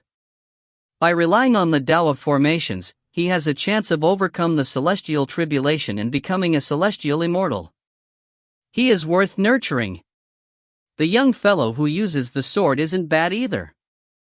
His sword intent is quite formidable, he should be an excellent potential sword immortal, the azure-haired elder said in praise. The white-robed Xia Emperor said respectfully, Master, of the final 3 in this conclave, the number 1 victor is the sword-wielding one. His name is Ning, and he has only trained for 30 years. This formations wielder is known as Blackstone, he ranked number 3, and has spent 100 years in his training. As for the last one, his name was Adept Woodpass. He ranked number 2 in this conclave, and is trained for more than 300 years. 30 years? Tao Father Crimsonbright was surprised. He nodded lightly, a look of delight appearing in his eyes. It seems his talent in the Tao of the sword is quite astonishing. He's worth nurturing as well. The white-robed Xia Emperor nodded lightly as well. That went without saying. Even Lu Dongbin had grown intrigued, and he was someone who was quite skilled at guiding disciples, and who had exceptional judgment. He had taken a liking to Ning, and had long ago praised him as being a genius in the Tao of the sword. Whoosh! Tao Father Crimsonbright flicked through to the second battle. This was between Adept Woodpass and Adept Blackstone. Upon seeing this battle, Tao Father Crimsonbright's eyes lit up. He immediately flicked through to the third battle, the one between Ning and Adept Woodpass. Good. Tao Father Crimsonbright said the word good 3 times in a row. The white-robed Xia Emperor was immediately surprised and perplexed. Who was Tao Father Crimsonbright praising? Was it Ning? Master, there was someone else in this conclave known as the Sloppy Taoist. He is the disciple of Grand Emperor Xuanwu, and has trained for 100 years. The Sloppy Taoist was actually himself kept in the dark, and had no idea that he was the Grand Emperor's disciple. In the end, Sitopple personally came to receive him back to meet with Grand Emperor Xuanwu, the white-robed Xia Emperor added. The turtle snake's disciple? Tao Father Crimsonbright was curious. Do you have a scryer recording? I do. Since the white-robed Xia Emperor had mentioned the Sloppy Taoist, he naturally had come prepared. He immediately offered yet another scroll, this one with multiple battles recorded, including that between Adept Woodpass and the Sloppy Taoist, where the Sloppy Taoist had been defeated in the end. After viewing that battle, Tao Father Crimsonbright couldn't help but laugh. Ha, that old turtle snake's temperament is very similar to mine, and his judgment is the same. This Sloppy Taoist that he chose, he is quite low-key and quite reliable, with a solid, deep foundation that has no flaws. Although in his youth he may have seemed to be slow in training, as time passes, his deep, solid foundation will allow his immortal path to be a long and stable one. Wood Pass and this sloppy have almost identical immortal cultivation paths. Dowfather Crimsonbright nodded with a sigh. Both have incomparably perfect and stable foundations, and both have extremely strong Dao hearts. The white-robed Xia Emperor was startled. Judging from these words, it seemed as though his master favored Adept Wood Pass. Dowfather, can it be that you are going to choose Adept Wood Pass? The white-robed Xia Emperor couldn't help but speak out. He had spent the most time training out of the top 3. Remember, Dowfather Crimsonbright said with a calm laugh, don't just judge a person just by his temporary prominence. The path of immortal cultivation is an incomparably long and limitless one, and these 3 have just embarked on it a short while ago. In choosing a disciple, one must see through the present and into the infinite future, but 30 years? 100 years? 300 years? In the fact of the long immortal path, these timeframes are nothing, Dowfather Crimsonbright said. The sloppy Taoist and Adept Woodpath are both unrushed and stable, with calm, leisurely dispositions. Just by looking at their combat styles, I can tell that they didn't waste any of their attention on small tricks and benefits. The white-robed Xia Emperor nodded. Indeed, the sloppy Taoist and Adept Woodpath were quite similar. This sort of temperament is the best sort of mentality and heart for an immortal cultivator, Dowfather Crimsonbright said with a laugh. Or at least, it's the sort that I and the old turtle snake favor. Dowfather Crimsonbright was an extremely good-natured person, everyone knew this. As the saying goes, when a turtle sees a pea, he would like it for its color. Dowfather Crimsonbright favored Woodpass for his heart and mind. He knew very well that although the immortal path required a certain degree of comprehension, ability and talent, towards the later parts of the path, it required even more regarding one's mind and Dao heart. It'll be Woodpass, Dowfather Crimsonbright nodded. As for the other 2, they are moldable talents as well. Go and seek out your fellow disciples and see which of them are willing to accept these 2 as disciples. The 3 realms are in a state of upheaval. Perhaps my gaze has gone astray and either Ning or Adept Blackstone shall become formidable in the future as well. Thus, we should still bring them into my Crimsonbright League, but... Yes, the white-robed Xia Emperor nodded. Ning is a sword immortal. I shall go seek out Junior Apprentice Brother Evergreen. Junior Apprentice Brother Evergreen is a sword immortal as well. As for this Blackstone, it seems as though none of us are truly peerless with regards to the Tao of formations. If you can't find anyone suitable, then you can accept this Blackstone yourself.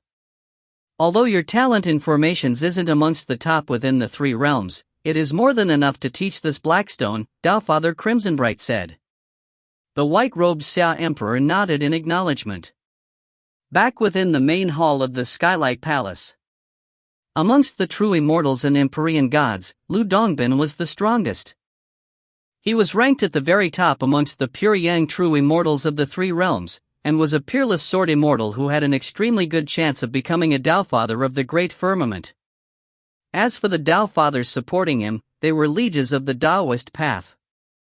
He was viewed with great favor by those 2 Dowfathers, and had even produced a disciple who became a pure yang true immortal. Lu Dongbin's vision was particularly astute. Long before the others had realized how special Ning was, Lu Dongbin had been able to somewhat sense it. Shamong, Lu Dongbin said with a laugh, since Dowfather Crimsonbright has not accepted Ning as his disciple, then I'll shamelessly raise this topic again. Ning truly has exceptional potential as a sword immortal, and I like him very much. I wonder, Shamong, if you would be willing to give me some face and let me take Ning. I truly do want to take on this disciple. Lu Dongbin, the Xia Emperor, shook his head. Although Master didn't choose Ning, he still praised him multiple times. So, please don't make things hard for me, Lu Dongbin. Shamon, it is just a Wanshan adept. Empyrean god Sitopple pursed his lips. Since Eastflower has asked this of you, can it be that Eastflower's face is worth less than a young Wanshan adept? In addition, your Crimson Bright League only has a single pure Yang sword Immortal, Immortal Evergreen, right? Immortal Evergreen isn't a good teacher, it's been so many years, but I've never heard of him producing a single celestial immortal. The corners of the Xia Emperor's eyes twitched. Since Eastflower has made the request, just give him some face. Shaman, the immortal elder of the Northlands, spoke out as well. At the beginning, Lu Dongbin had mentioned this in a joking way, but had been refused. But this time, he was being extremely serious. Lu Dongbin had many good friends. He was very influential, and his backers were very powerful. All of the true immortals and Empyrean gods present aside from Sovereign Hao, who was also Daofather Crimsonbright's disciple, were speaking out on his behalf. Shaman, you know what sort of a temperament I have. I've always been a blunt, straight talker. I truly am intrigued by this Ning, and I want to take him on as my disciple. Shaman, help me out here. I'll owe you a favor and I won't forget it. What do you say? Lu Dongbin spoke out earnestly. The Xia Emperor was startled. A favor from Lu Dongbin? That was quite valuable indeed. But, Daofather's Crimsonbright's words remained within his mind. Although the Daofather hadn't chosen Ning and Blackstone, he still had a very good impression of them. He had said that perhaps Ning and Blackstone would also be quite astonishing in the future, and that they had to be brought into the Crimsonbright League. Lu Dongbin, it's not that I won't allow it, it is that Master has given his orders. The Xia Emperor shook his head. There's nothing I can do. Lu Dongbin frowned. The Xia Emperor could tell that Lu Dongbin was unhappy, but there was nothing he could do about it. He had to make this refusal. Lu Dongbin shook his head and sighed. It seemed as though he truly was not destined to become Ning's master. He didn't dare to actually kidnap and forcibly take away Ning. After all, that would be the equivalent of slapping Daofather Crimsonbright directly in the face. A Daofather who had emerged from the primordial chaos and had survived into the present era, he absolutely would not offend such a person for no good reason. Then Ning's Dao companion, Yue. I rather like this little lady as well. If I take her as my disciple, you won't stop me, will you, Shaman? Lu Dongbin said. Ha, that's a small matter. Lu Dongbin, you can pick anyone you want from outside the top 96. Even if you choose them all, it'd be fine. The Xia Emperor spoke out in a very magnanimous way. He knew that he had caused Lu Dongbin to feel unhappy, and so he naturally now spoke out in a way to make him feel better. Lu Dongbin nodded, then turned his gaze towards King Yan's side, towards Yue. She was currently holding hands with Ning and whispering with him. Little girl, come over here, Lu Dongbin smiled towards Yue. His voice rang out directly within her ears. Eh? Yue was startled. Raising her head to look over, she immediately saw that the Xia Emperor and the others were all looking towards her. Yue, come here, the Xia Emperor said as well. Only now did Yue, rather puzzled and lost, rise to her feet. She began to walk towards them, and in doing so, caused quite a few of the celestial immortals and Wanshang adepts present to pay attention to her. Little girl, Lu Dongbin said with a laugh as he looked at Yue, I, Lu Dongbin, wish to take you on as a disciple. Are you willing? If you find any errors, ads pop up, ads redirect, broken links, non-standard content, etc., please let us know. Report chapter so we can fix it as soon as possible. Book 12, Chapter 37 is Sword Immortal Evergreen. Chapter 37 is Sword Immortal Evergreen. Lu Dongbin didn't mask his voice at all. It echoed throughout the entire main hall of the Skylight Palace, and all of the nearly 1,000 celestial immortals as well as the various Wanshang adepts were all incomparably surprised. Exalted Immortal Eastflower is taking on that little girl of the Black-White College? Why is Lu Dongbin taking on this little girl? Lu Dongbin's judgment is exceptional. Even I would like to take him on as a master, but he wouldn't even look at me. But why is it that today? Many of the celestial immortals present were rather jealous.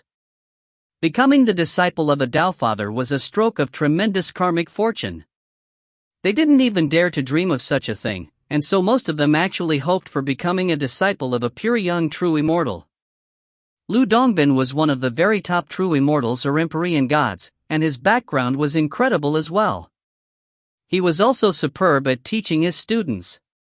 He was a passionate man, and whenever he took on a disciple, he would use all his heart in training them.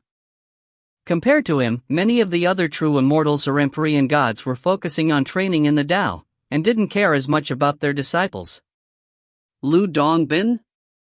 The legendary Lu Dongbin?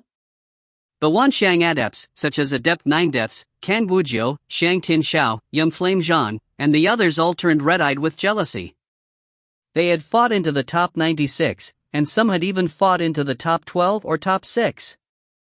Lu Dongbin's fame was such that even many ordinary mortals and commoners had heard of it. This was because figures such as Hui, Father Kwa, and the 8 immortals of the High Caves were simply too famous and too well known in the legends. As for Lu Dongbin, he was the leader of the 8 immortals of the High Caves. Although they were red-eyed with jealousy, the celestial immortals all knew that this was the type of person Lu Dongbin was. "Are you willing?" Lu Dongbin asked once again. Yu Wei was stunned. This sudden, unexpected surprise had made her somewhat speechless. Of course she was willing. Who wouldn't be willing to be an apprentice to Lu Dongbin? This was something that was second to only becoming a Dao Father's disciple. But she had just become Dao companions with Ning. Were they going to be separated just like this? Yu Wei turned her head to look towards the distant Ning. Ning understood what she was feeling. Although he couldn't bear to let her go, he knew that Yu Wei was also a person whose heart was focused on the Tao. He nodded gently. "Don't feel too much regret for your little lover." Lu Dongbin saw Yu Wei turn her head towards Ning. He explained, "Your little lover is definitely going to become an apprentice to a true immortal or Empyrean god as well. He's definitely going to spend some time by their side. And so, regardless of whether or not you accept me as your master, in a short period of time, Ning himself will depart from the world of the Grand Xia." Yu Wei now understood. She gave the distant Ning another glance. Ning himself repeatedly gestured with his eyes at her while nodding. "Can I ask how long it will be?" Yu Wei asked nervously. "At least a few decades, at most a century," Lu Dongbin said with a laugh. "Don't worry, once I hear that Ning has returned to the world of the Grand Xia, I will soon let you come back and reunite with your little lover." Yu Wei said with desire, "Then can Ning take you on as his master as well?" She knew that Lu Dongbin was a sword immortal. He was quite suited to teach Ning. "I want that too," Lu Dongbin said, shaking his head and sighing. "But unfortunately, this Grand Xia Emperor of yours won't allow it no matter what." As he spoke, he gave the Xia Emperor a glance. The Xia Emperor just sat there smiling, not saying a single word. Clearly, there was no room for discussion on this at all. Yu Wei nodded. She no longer hesitated at all. Falling to her knees, she called out respectfully, "Your disciple greets you, master." Ha ha! Lu Dongbin began to laugh loudly. Good, good, good. To be able to take on a good disciple such as you, this trip of mine to this conclave was worth it. Yu Wei, go spend some more time with your little lover. In a short while, when the conclave concludes, we shall leave this world of the Grand Xia. Yes, master. Yu Wei once more headed right back to Ning's side. Yu Wei, congratulations. Yuchi Siye was very happy for Yu Wei. Her cousin's Dao companion had become Lu Dongbin's apprentice. This was a joyous matter indeed. Ning, after this conclave concludes, the true immortals and Empyrean gods will leave. Master will take me away from this world of the Grand Xia as well. Yu Wei had a look of longing in her eyes. Ning gently took Yu Wei's hand in his own. Both of our hearts are focused on the Tao. An opportunity like this is rare, how can we let it pass by? In addition, I'm going to be apprenticed to a true immortal or Empyrean god as well.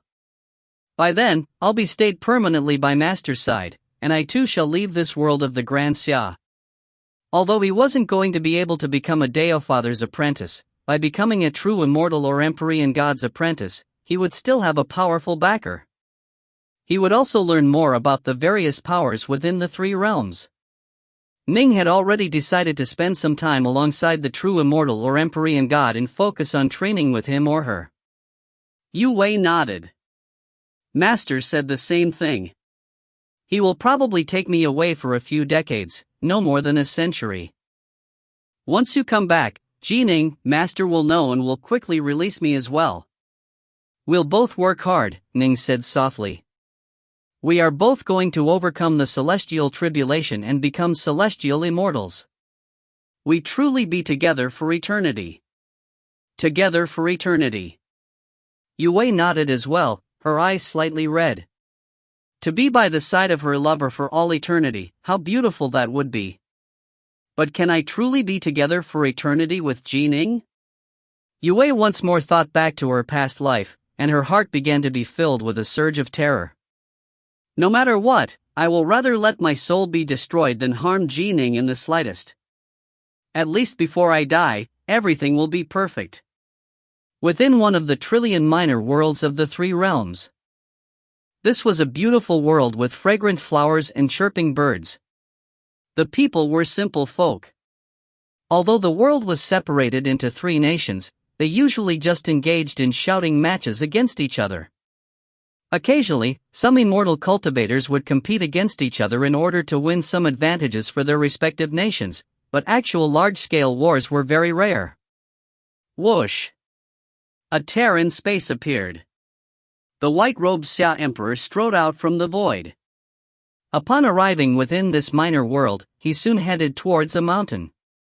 Atop the mountain, there was a Taoist monastery, known as the Evergreen Monastery. Evergreen Monastery was extremely ordinary, and in this minor world very few knew of it. It was only known in the nearby counties and towns. How could the people of this minor world have any idea that within this Evergreen Monastery, there was a truly exalted and peerless sword immortal?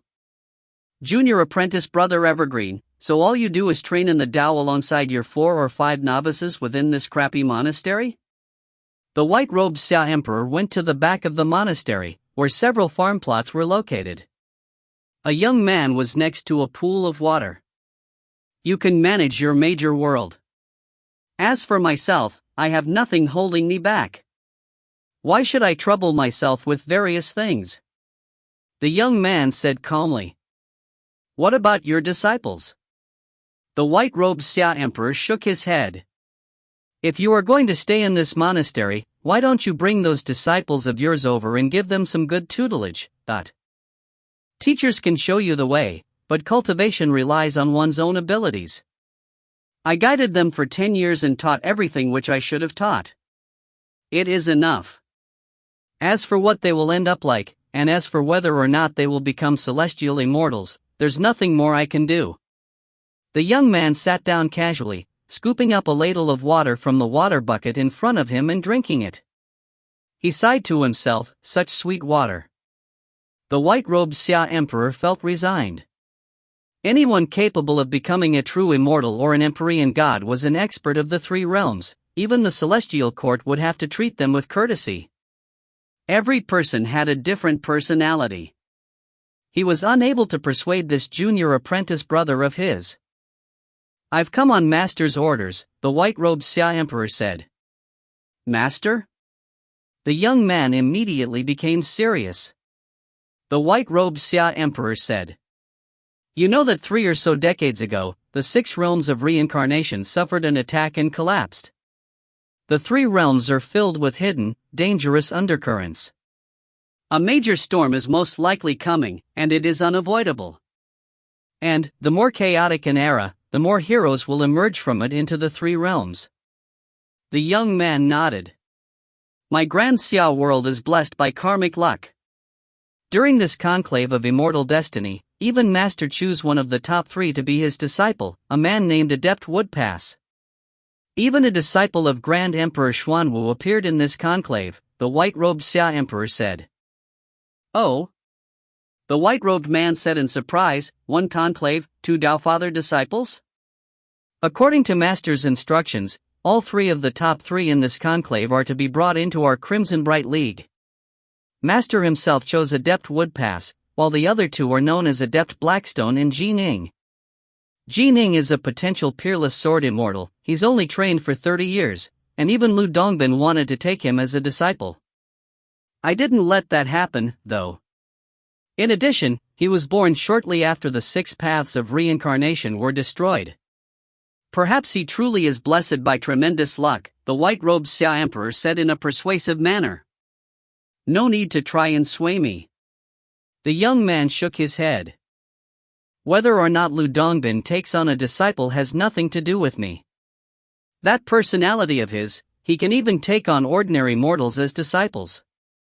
As for the fact that this Ning has trained for just 30 years, and was born shortly after the collapse of the 6 paths of reincarnation, that's an utter joke.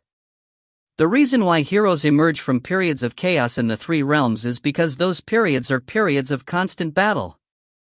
Many experts will die, and their luck will dissipate from them and gather around others, the young man continued. With each storm in the 3 realms, old experts fall and new experts rise. Even some Daofathers fall, while new Daofathers emerge.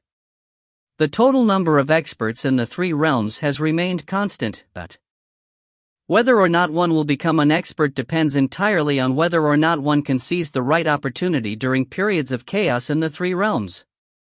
As for the time of their birth? Try that line on someone else. The young man wasn't swayed in the slightest. The white-robed Xia Emperor could only laugh. Even Daofathers could re-establish the cycle of reincarnation. Everyone knew what the secrets of reincarnation were. A person's destiny, however, wasn't determined by their birth. What mattered was what happened to them after it. Nobody was guaranteed to be a Daofather upon birth. There was no such thing. At most, one might be born into a good family, thanks to good karma stored up from a past life. And, senior apprentice brother, it's not that I want to criticize you, the young man said, but so what if a storm is coming to the 3 realms? Whether or not one takes on a disciple doesn't matter at all. What matters is one's personal power. The only ones we can trust, that we can control, are ourselves. Disciples can turn traitor. Subordinates can turn traitor. Even friends can stab you in the back. Only by increasing your own power can you fundamentally grow strong, the young man said. As far as I am concerned, this period of chaos in the 3 realms is a chance for me, Evergreen, to break through to become a Daofather of the great firmament. As for taking on disciples? Even if my disciple trained to become a Daofather, it wouldn't mean a damn thing for me, but the white-robed Xia Emperor no longer said anything. He and Sword Immortal Evergreen were on 2 completely different paths. He himself was born from the lineage of the primordial imperial clan, and so his way of thinking was naturally different. He immediately took out a scroll. Take a look. These are the scenes of Ning's duels. The scroll unfurled. One scene of battle appeared after another. A sword immortal? The young man nodded. He gave the white-robed Xia Emperor a small azure sword. This kid truly is quite talented. Since Master has ordered it, then I shall take on this Ning as my apprentice. This is my talisman, arrange for someone to give it to him. If he is willing to take me on as master, then let him crush it within 10 days, and I will go find him. After 10 days, the talisman will automatically dissipate. Even if a master was willing to accept an apprentice, the apprentice also had to be willing to take on this master. Lu Dongbin had needed to ask Yue Wei for her agreement. The same was true for Sword Immortal Evergreen. If Ning wasn't willing, then given his arrogance as a pure young true immortal, he naturally wouldn't run over to beg Ning to accept him. All right. The white-robed Xia Emperor accepted the little azure sword, then said with a laugh, Then junior apprentice brother, I won't disturb your leisurely life in your monastery anymore. After speaking, he vanished into thin air. If you find any errors, ads pop up, ads redirect, broken links, non-standard content, etc., Please let us know report chapter so we can fix it as soon as possible. Book 12, Chapter 38, A Friend Comes From Afar. Chapter 38, A Friend Comes From Afar. The conclave of immortal destiny had concluded. The Skylight Palace. The various celestial immortals were all beginning to leave. It's rare that I'm allowed out, but I have to go back now. Empyrean God Setopal opened his mouth, and all of the platters of delicacies on his table flew into his mouth. He then rubbed his belly, then said in satisfaction, Shamong, Eastflower, everyone, I'm going to take my junior apprentice brother back now. And then, he pulled the sloppy Taoist by the arm. Whoosh! He flew onto a cloud and disappeared deep into the depths of the sky. Time to go, apprentice, Lu Dongbin said as he looked towards Yue Wei, who was next to Ji Ning in the distance. Yue Wei and Ning were speaking to each other. Upon hearing Lu Dongbin urge her to leave, she couldn't help but feel even more reluctant to part from Ning. She gave him a tight hug, and Ning held her in his arms. He could sense Yue Wei's heart. This was a woman with a cold exterior but a scorchingly hot heart. Upon becoming Tao companions with her, he could sense the warmth of her heart. Wait for me, Yue Wei said softly. Ning pressed his face against Yue Wei's, feeling the warmth of her skin. He whispered back gently, Gotta. I swear it. No need for oaths. Yue Wei released Ning, tears appearing in her eyes. I believe you. And then, she turned and ran to Lu Dongbin's side. Sorry for making you wait so long, master, Yue Wei said hurriedly. Silly child, silly child. Lu Dongbin shook his head inside. A cloud appeared beneath their feet, and they too quickly flew into the skies and disappeared. Ning raised his head to watch. Atop the cloud, Yue Wei lowered her head to look at him. Their gazes met, but soon afterwards, the cloud completely disappeared. After this departure, they had no idea how long it would be before they met again. Senior apprentice sister Yue Wei and Ji Ning, they are very suited to each other. Nine Lotus looked at Ning and Yue Wei, at the looks in their eyes as they parted. Their gazes were filled with longing and a reluctance to part. The feelings between them are deeper than the feelings between myself and Ji Ning had been. My heart and Ji Ning's heart, they were never so close. Let's go. We should leave as well. Bodhisattva Mahasthamaprapta, the immortal elder of the Northlands, and the others all flew away gracefully as well. Junior apprentice brother Woodpass, come with me to meet master. The Xia Emperor left alongside adept Woodpass. Instantly, the nearly 1,000 celestial immortals present all began to depart as well. Ji Ning and Yuchi Siye departed alongside King Yen, while Nine Lotus left alongside the Dongyan forefather. Per King Chi's command, the delegations from the 3,600 commanderies and 4 seas began to leave in an orderly fashion.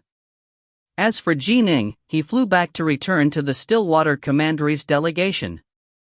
Ji Ning. Ji Ning. The champion of the conclave, Adept Dark North.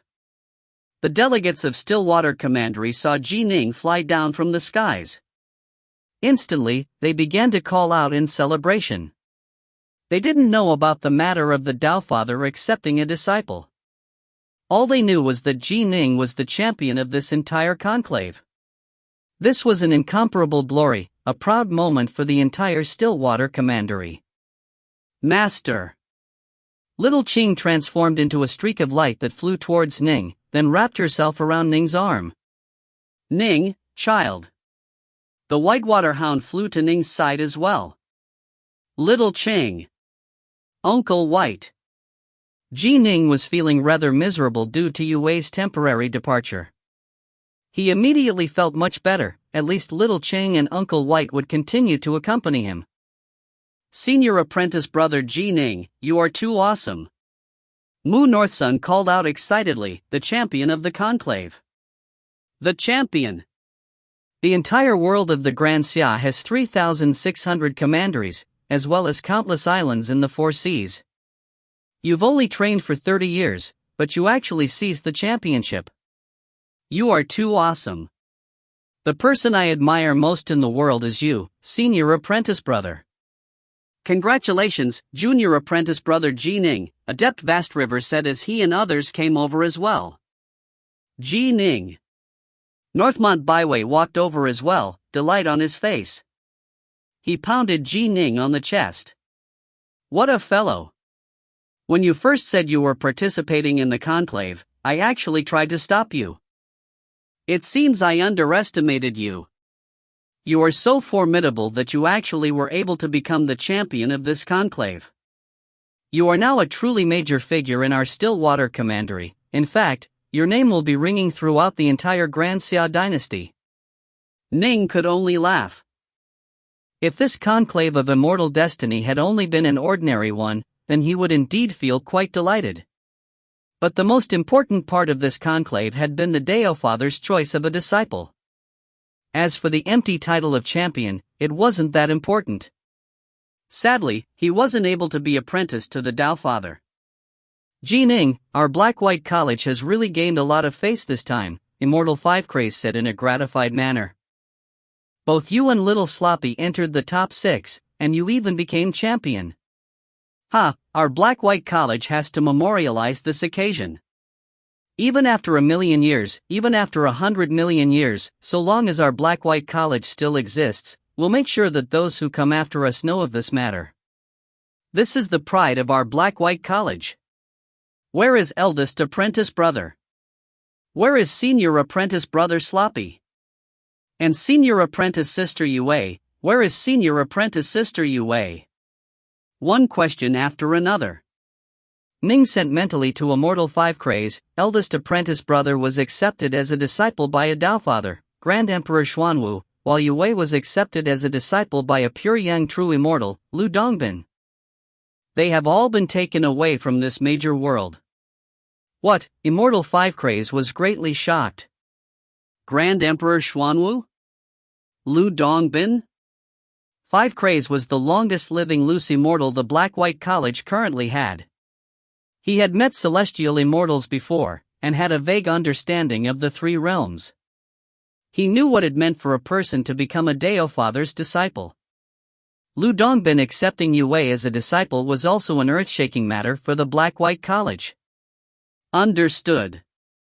Don't let anyone learn of this, Immortal 5 Craze said. Right. Nin nodded. And you? Immortal 5 Craze sent mentally. I should be arranged to be apprenticed to a pure young true immortal, Ning sent. The Xia Emperor told me to spend 3 days in the imperial capital to await word. Upon the conclusion of this conclave, the various celestial immortals all departed. A long time later. Whoosh! In the air above the imperial capital. Deep within the void. A tunnel was ripped in space. A white-robed youth with long, unbound hair leisurely strolled out from this corridor. He stared downwards, his gaze passing through space and seeing the vast imperial capital of the Grand Xia before him. Grand Xia? The white-robed youth nodded gently. He quickly moved through the void, descending into the imperial capital. He walked forward in a very relaxed manner. A short time later, he arrived outside King Yan's estate. Junior apprentice brother. Outside King Yan's estate, Ning gave Northsun a hug, then separated. Both myself and your senior apprentice sister Yue will be apprenticed to a pure young true immortal. Once the Xia Emperor's notification comes, I trust that I will soon follow the true immortal to leave this major world of the Grand Xia. After this departure, it may be decades or a century before I return. It will be many years before we 2 brothers shall meet again. Of his fellow disciples, Ning had the closest relationship with Northsun. They were true, lifelong brothers. Senior apprentice brother, you are following a pure young true immortal in order to overcome the celestial tribulation and become a celestial immortal. This is a good thing. Northsun's eyes were turning slightly red. However, I really can't bear to part from you, senior apprentice brother, but... we 2 brothers will still meet again, Ning said. Although you will be following a pure young true immortal, don't get too cocky. I, Moon North Sun, will also train hard. If you get lazy, upon your return, our big champion of the conclave might end up be weaker than me, Moon North Sun. Aha, that would be a huge joke, North Sun laughed. Ning laughed as well. Alright, no need to send me off. When you return to the world of the Grand Xia, come find me, North Sun said. Definitely. I'll definitely seek you out. Ning nodded. Right. North Sun turned and left, riding an azure dragon and soaring into the skies. The other disciples had bid farewell to Ning long ago, after they left the Imperial Citadel. Only North Sun, who was closest to Ning, had escorted Ning all the way to King Yan's estate. Ning watched him fly away atop the azure dragon. He watched for a long moment, then turned and led little Chang and the Whitewater Hound into King Yan's estate. The white-robed youth who had been quietly watching from afar shook his head. It seems this Ji Ning is a fellow who cares quite a bit about relationships. Not bad, no bad. As he spoke, he leisurely sauntered towards King Yan's estate. King Yan's estate had many guards watching the gate, but when the white-robed youth leisurely sauntered through it, none of them seemed to notice a thing. The restrictive spells covering King Yan's estate have a bit of power behind them. This new celestial immortal, King Yan, he's not too shabby. As the white-robed youth walked forward, he encountered quite a few maids and soldiers on his path. None of them, however, noticed a thing. It was as though he was invisible, as though he didn't exist. The royal estate was very tightly guarded, and it was protected by restrictive spells. It was no weaker than any major sect. Logically speaking, as soon as someone entered, the master of this royal estate, King Yan, would have immediately noticed. But the white-robed youth walked in without a single person noticing him. Rustle. By the side of a creek, there was an immortal estate. This was the place where Ning was living. Ji Ning is just a Wanshang adept, but he's not doing too bad for himself. The white-robed youth walked to the door of the immortal estate, then entered it. Not a single one of the spells covering the immortal estate activated. Within the immortal estate, Ning, who had just returned to the estate, quietly sat down within a pavilion. Yue had already left along with her master, Lu Dongbin. This caused Ning to feel a melancholy feeling in his heart. Ji Ning, someone entered. Someone entered your immortal estate. The giant yellow bear's voice rang out in Ning's mind. Entered my immortal estate? I'm the master of this immortal estate, how could I not have noticed? Ning's face changed. He's very powerful. Even I can only vaguely sense him, I don't dare to really go test him, the giant yellow bear said urgently. This person is very powerful. He should be on the level of a true immortal or an Empyrean god. Your immortal estate is merely an ordinary residence-type magic treasure, and the door to your estate was open. How could you possibly notice someone like him? Ning was shocked. A true immortal or an Empyrean god? This was someone comparable to the Grand Xia Emperor. They were quite rare in the three realms, and were very powerful. You became the champion of the conclave, but not only do you not celebrate with friends, you actually sit here by yourself, drinking wine unhappily? Strange, quite strange. An airy voice rang out, and a white-robed, long-haired youth strolled forward into the spacious courtyard. Within the courtyard, Ning hurriedly rose to his feet. A friend has come from afar, is this not a wonderful affair? The white-robed youth said with a smile, young friend Ji Ning, I've made quite a long and arduous journey to come to your place. Aren't you going to at least invite me to have a cup of wine? Senior, please do. Ning waved his arm, and the table before him became filled with immortal nectar and spirit fruit. Although the wine and the fruit are a bit lacking, I suppose they are edible. The white-robed youth took a step forward and sat down in front of Ning. Picking up a gourd of wine, he took 2 sips. Senior, might I ask why you have come to see me? Ning asked nervously. If you find any errors, ads pop up, ads redirect, broken links, non-standard content, etc., Please let us know report chapter so we can fix it as soon as possible. Book 12, Chapter 39, The Most Mysterious Tao Father. Chapter 39, The Most Mysterious Tao Father. The white-robed youth laughed as he spoke. Young friend Ning, you are a bit too nervous. You don't even know who I am, but you are asking me what I'm doing here. Aren't you being a bit too impatient? Ning muttered to himself. Nervous? A pure yang true immortal had just sat down in front of him. How could he not be nervous? After this conclave, Ning had come to understand quite well that unless a true immortal or an Empyrean god had taken a fancy to you, they wouldn't pay you any heed, even if you were a so-called genius. After all, there were far too many geniuses, but how many would be able to overcome the celestial tribulation to become a celestial immortal? Much less become a pure yang true immortal. Dare I ask who you are, senior? Ning asked. A carefree figure of the three realms, born in the era of the ancient primordial world, where I gained my Tao. I am Lord Jiang. The white-robed youth said with a sigh, I rarely roam the outside world, and even when I do I rarely use my own name. Thus, there are very, very few people who know of me. He then winked towards Ning. I just told you my real name. Ning relaxed a little bit. It seemed as though this person bore him no ill will. Also, don't address me as senior this and senior that. You can just address me as Brother Jiang, the white-robed Lord Jiang said. Ning was startled. Brother Jiang?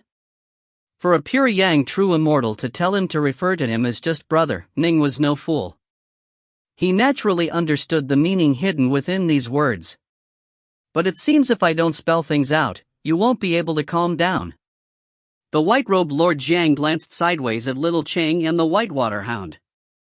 Have your two spirit beasts stepped back for now? All right, Ning immediately said. He had Uncle White and Little Ching temporarily leave. A pure yang true immortal could crush him to death. Ning was naturally going to listen to his instructions with obedience. Within the courtyard, only Ji Ning and Lord Jiang were present.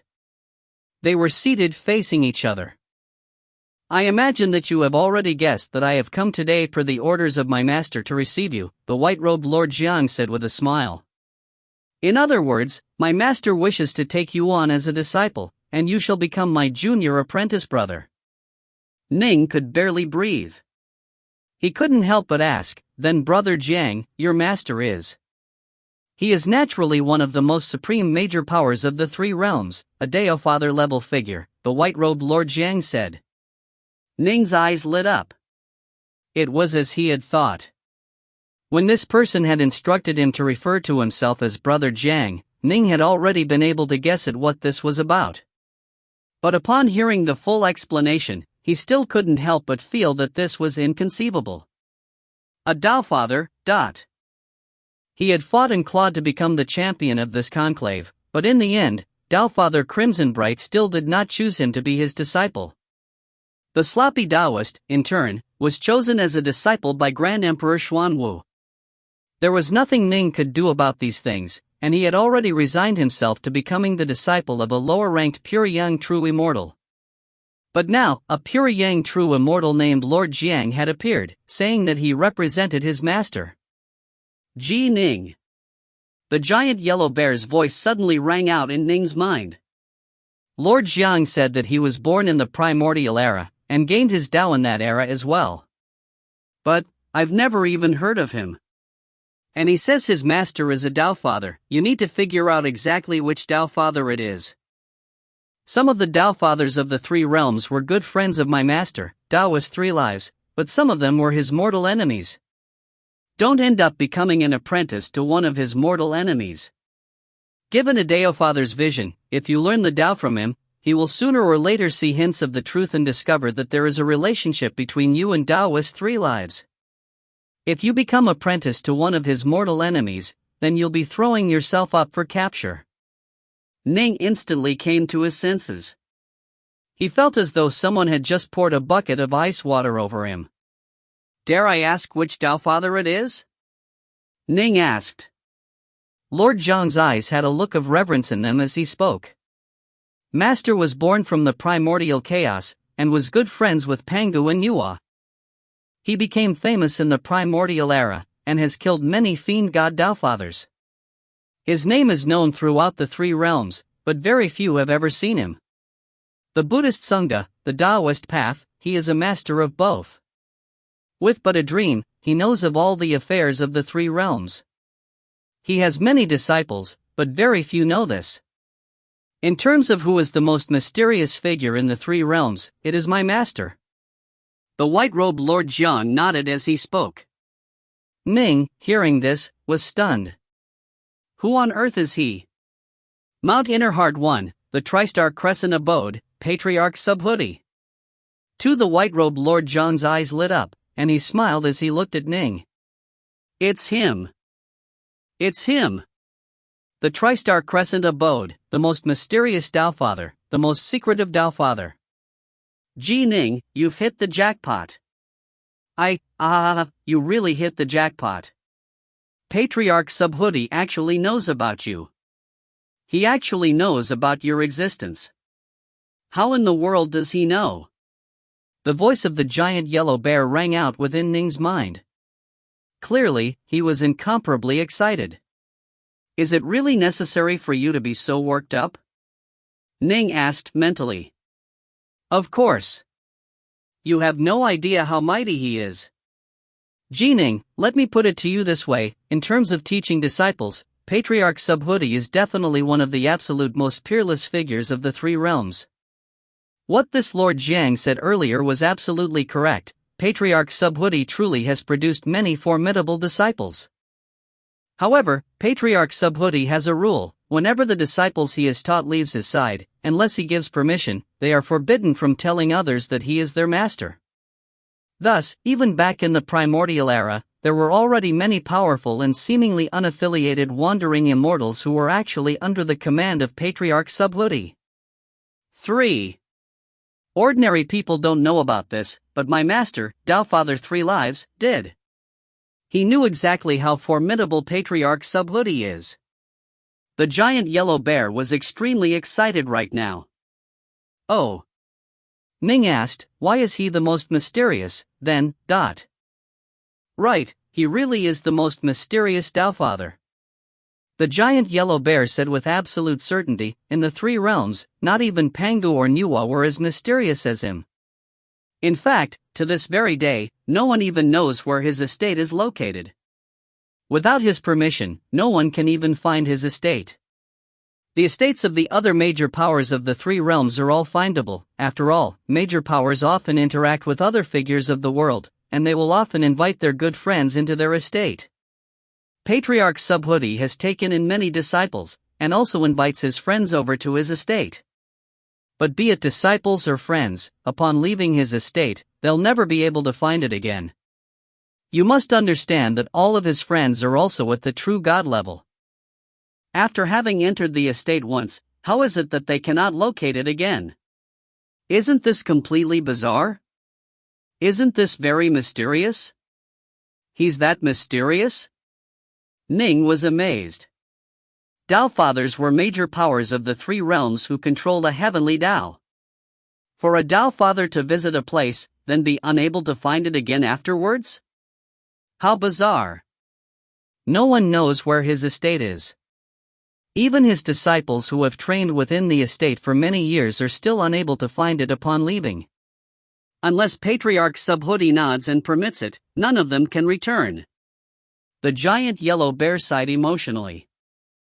In the past, my master Taoist Three Lives once said, in the entire primordial world, of all the major powers, Maiden Niwa would be ranked number 1 in terms of survival abilities, but right after her was the legendarily mysterious Patriarch Subhoodie. Patriarch Subhoodie. He's so secretive that other major powers can't even find his estate.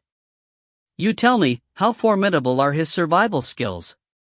The giant yellow bear sighed. If Master had Patriarch Subhoodie's survival skills, he would definitely still be alive to this very day.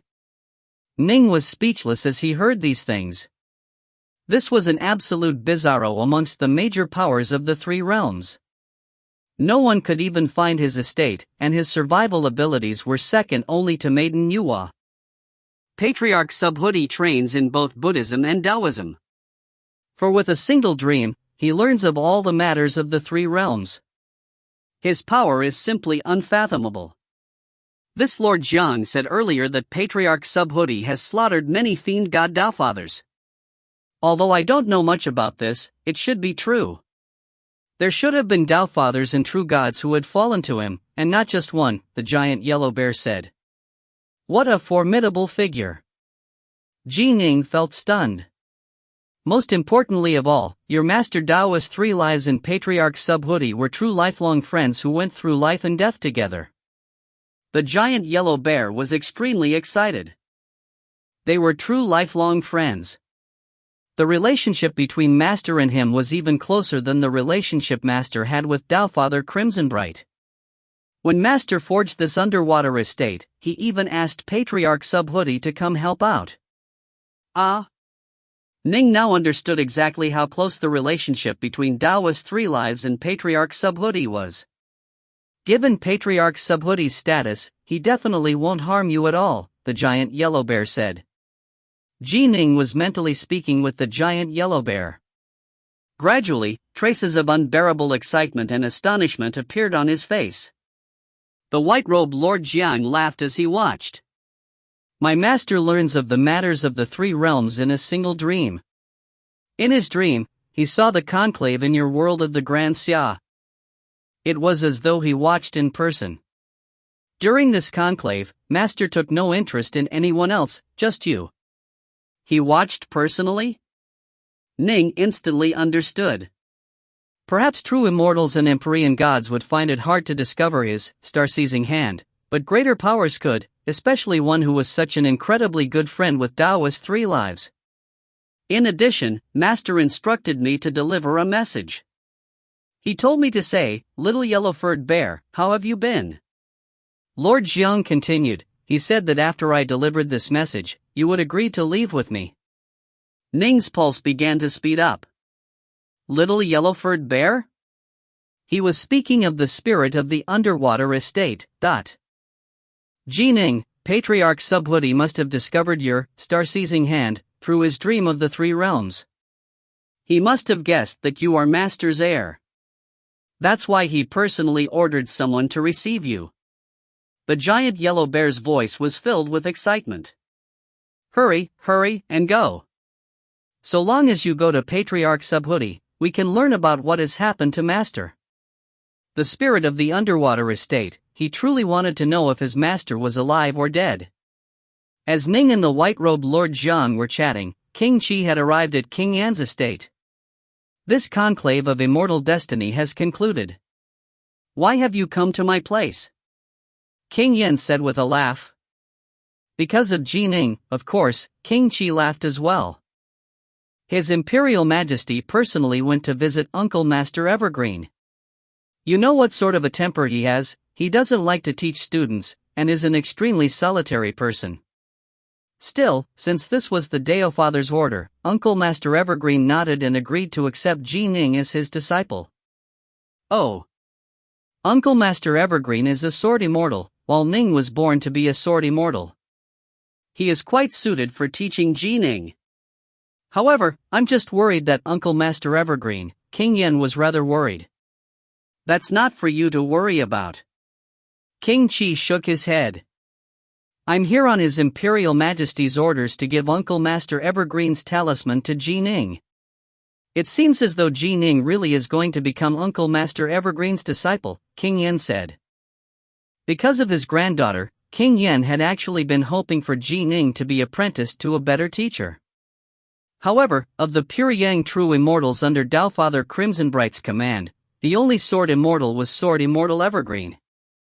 The two chatted and laughed as they walked to Ning's immortal estate. Ning, King Yan called out.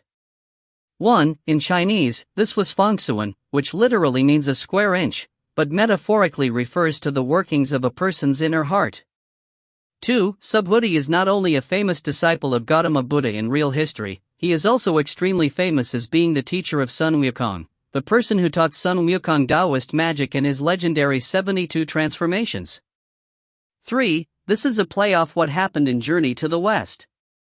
When Sun Wukong left Subhudi's tutelage, Subhudi ordered him not to tell anyone that he had been Sun Wukong's master. He knew how unruly this monkey was and was afraid he would lose face/be implicated if others realized that he was the one who had taught Sun Wukong. For this historical Subhudi was a Buddhist figure. Because he taught Sun Wukong Taoist magic in Journey to the West, he is often conflated as both a Buddhist and Taoist figure. If you find any errors, ads pop up, ads redirect, broken links, non-standard content, etc., please let us know. Report chapter so we can fix it as soon as possible.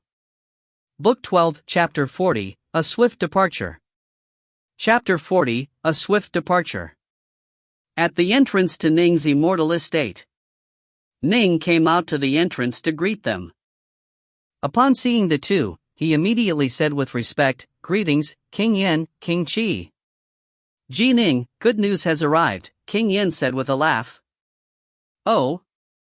Ning was startled. "Good news?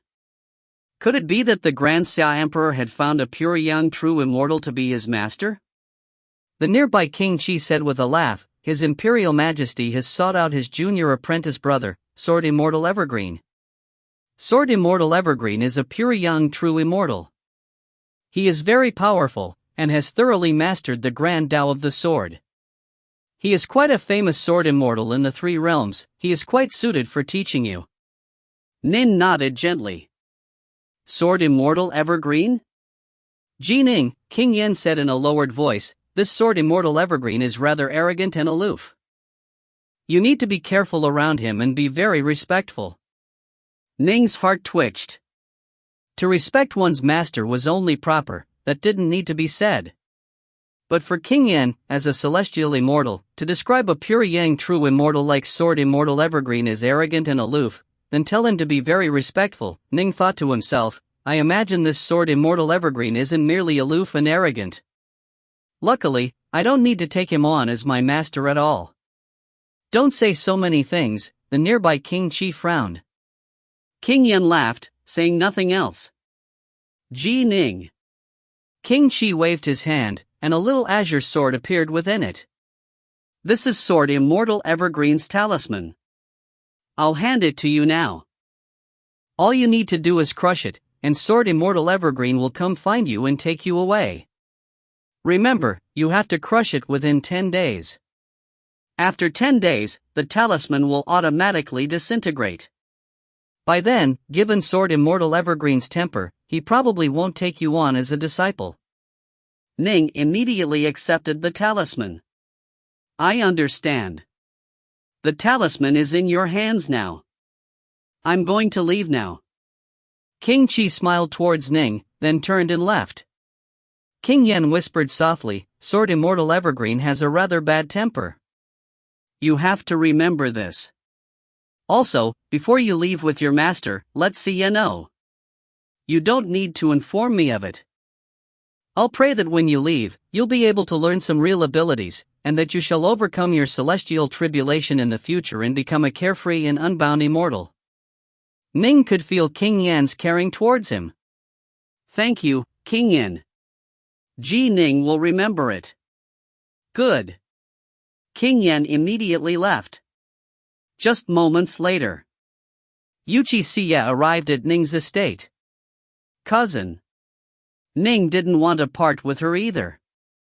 He truly was about to leave, but it wasn't with Sword Immortal Evergreen, rather, it would be to meet the most mysterious major power of the three realms, Patriarch Subhuti. After this departure, it would probably be decades or a century before he could return. Little brother. Xia sat down, then took Ning by the hand. Her eyes were filled with tears, but they were tears of joy. The two of us were together for 2 or 3 years, but it is now time to part. However, don't feel unhappy. This is your chance to soar into the heavens. Although you weren't able to become a Dao Father's disciple, it's still quite good for you to become a pure Yang True Immortal's disciple. Ning truly wanted to tell his cousin that he was taking on Patriarch Subhuti as master. However, When he had gone to greet King Yin and King Qi, Lord Jiang had instructed him, "Remember, no matter what you cannot tell them of this." Upon Xiamong's son learning of this, he will move to obstruct it. He might even pull in Doubtfather Crimsonbright, who stands behind him. That will make things troublesome. Cousin, after I leave the world of the Grand Xia, you need to take good care of yourself, Ning said. Don't let yourself suffer because of your hatred for the Young Flame clan. In the future, I will overcome my tribulation and become a celestial immortal. By then, dealing with the Young Flame clan will be much easier. Right. Xie nodded. I get it. The two chatted for a long period of time. Xie only left when the sky was completely dark. Within the Immortal estate. Brother Jiang, what should I do with this talisman of sword Immortal Evergreen? Ning pulled out the little azure sword. If I crush it, sword Immortal Evergreen will come take me away. If I don't crush it, it will dissipate naturally. Give it to me, the white-robed Lord Jiang said with a laugh. He stretched his hand out, and the little azure sword flew into it. This world of the Grand Xia is part of the territory of Doubtfather Crimsonbright, after all. Lord Jiang said with a laugh, we can't be too brash here. Fortunately, when a pure Yang true immortal takes on a disciple, the disciple has to be willing. If you don't crush it within 10 days, then Sword Immortal Evergreen will assume that you weren't willing to accept him as your master, and they will have no idea that you've actually taken on Patriarch Subhuti as your master. They will probably think that you are adventuring in the outside world. Even if you reveal hints of it upon returning once you are powerful, causing someone to learn that you are Patriarch Subhuti's disciple, so what?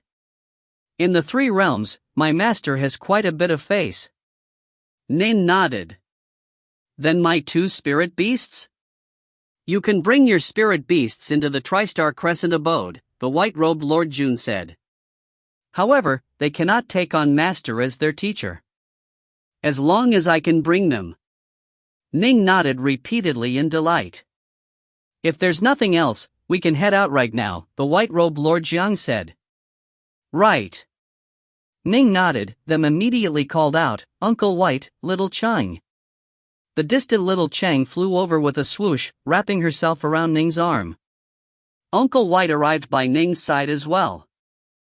Uncle White, Little Ching, we are preparing to leave the world of the Grand Xia, Ning said. Leave the world of the Grand Xia? The two of them were both amazed. Leave this world? To where? Little Ching asked. Ning turned to ask, Brother Jiang, where is the Tri-Star Crescent abode? The Tri-Star Crescent abode, it consists of a crescent hook and 3 stars. Tell me, what character is this? The white-robed Lord Jiang said with a smile. A crescent hook and 3 stars? The character for heart? Ning instantly understood. Right. The character heart. The Tri-Star Crescent abode is Master's estate. The 3 realms is vast, but no one can find the location of Master's estate. This place is a place where one can only go through the heart, a place you find with your heart, the white-robed Lord Jiang said. Ning instantly felt that this was incomparably mysterious. A crescent hook and 3 stars? This was indeed the character heart. This name which Patriarch Subhuti gave his cavern estate was quite interesting. Patriarch Subhuti, the Tri-Star Crescent abode, Ning began to think back to one of the mythological fantasy novels he had read in his world, Journey to the West. Journey to the West was a novel written by ancient individuals, and it included Pangu, Niwa, Patriarch Subhuti, and others. However, there was no mention of the 3,000 major worlds or trillion minor worlds. Ning had gone to the Netherworld Kingdom and been reincarnated before learning a few things about the 3 realms. Ning now understood that every single world shared some legends, especially those regarding formidable figures such as Pangu, Niwa, Hui, and Kwafu, were discussed by countless people of the 3 realms. Novels like Journey to the West were influenced by even more ancient legends. For example, the legends of Pangu establishing the heavens or Niwa creating humanity didn't come from Journey to the West. Actually, in the world of the Grand Xia as well, there were some novels and literature regarding various gods and immortals. These novels even recorded down tales involving divine abilities such as heavenly transformations, or the Torch Dragon's Eye, which compiled into various stories. Some of these stories were real while others were false. Some even got the names wrong. Perhaps in the ancient days on Earth, there were actual immortal cultivators. In fact, some humans on Earth might have been reincarnated immortals who had awoken their previous memories, and so had left behind certain legends to the world. The three realms have countless legends, and many of them have been compiled into novels. However, the true secrets of the three realms remain unclear to me, even though I have slaughtered loose immortals and received the legacy of Taoist three lives. Ning sighed to himself. Why was the previous primordial world destroyed and transformed into the 3,000 major worlds and trillion minor worlds? Who on earth attacked the 6 paths of reincarnation? These were mysteries. The Tri-Star Crescent abode is an estate of one of the major powers of the three realms, and the most mysterious one at that.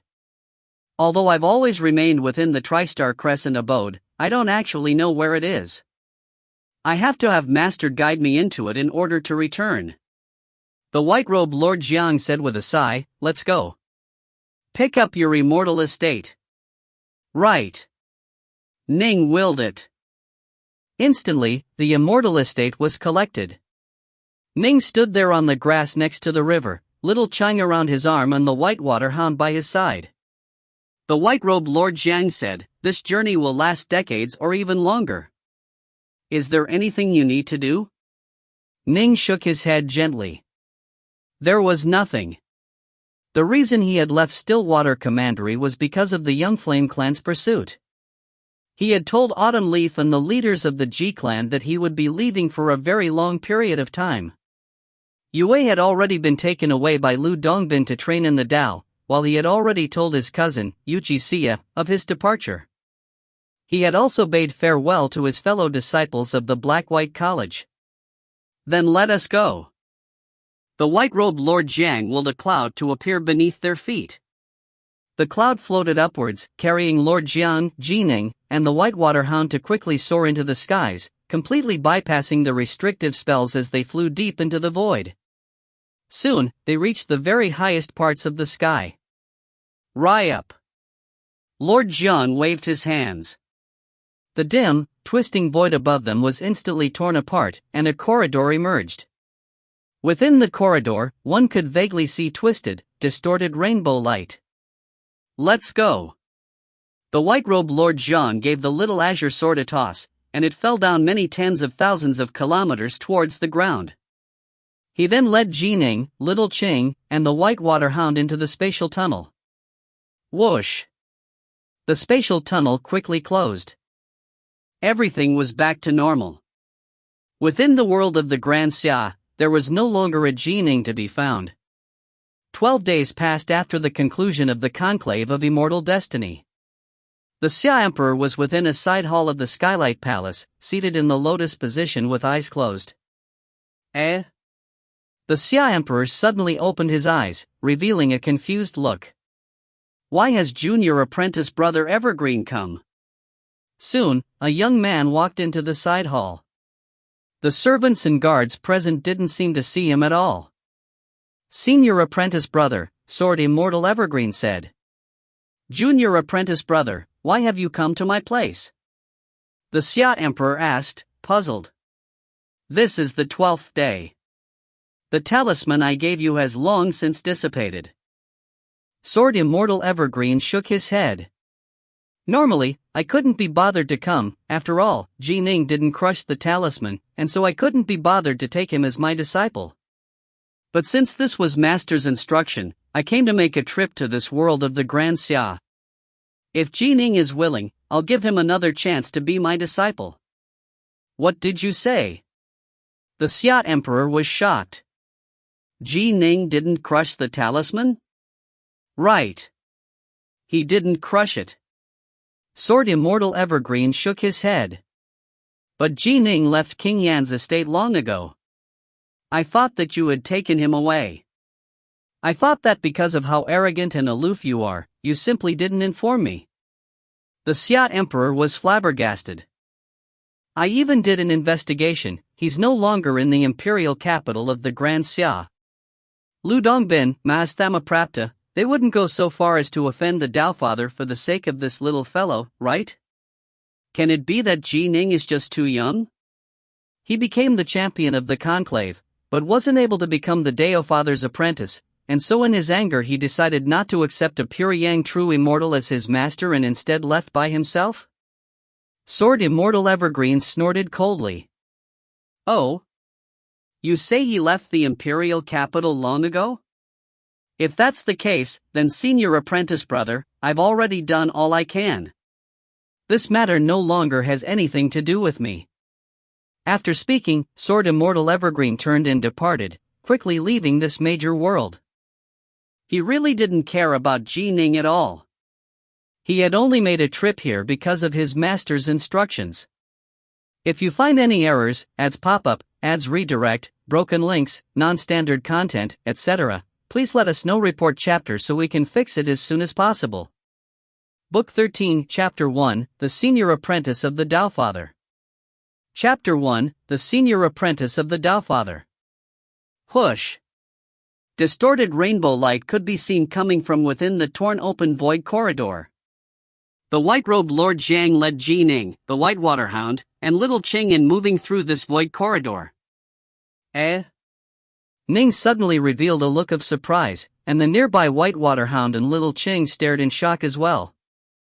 This was because this void corridor's colors were fluctuating from fiery red that made it look like a tunnel of fire to a watery blue that made it seem as though they were moving through a tunnel of water, and despite flying through this corridor for enough time to boil a kettle of tea, they were still flying. Brother Jiang, Ning immediately asked, why have we been flying through this void corridor for so long?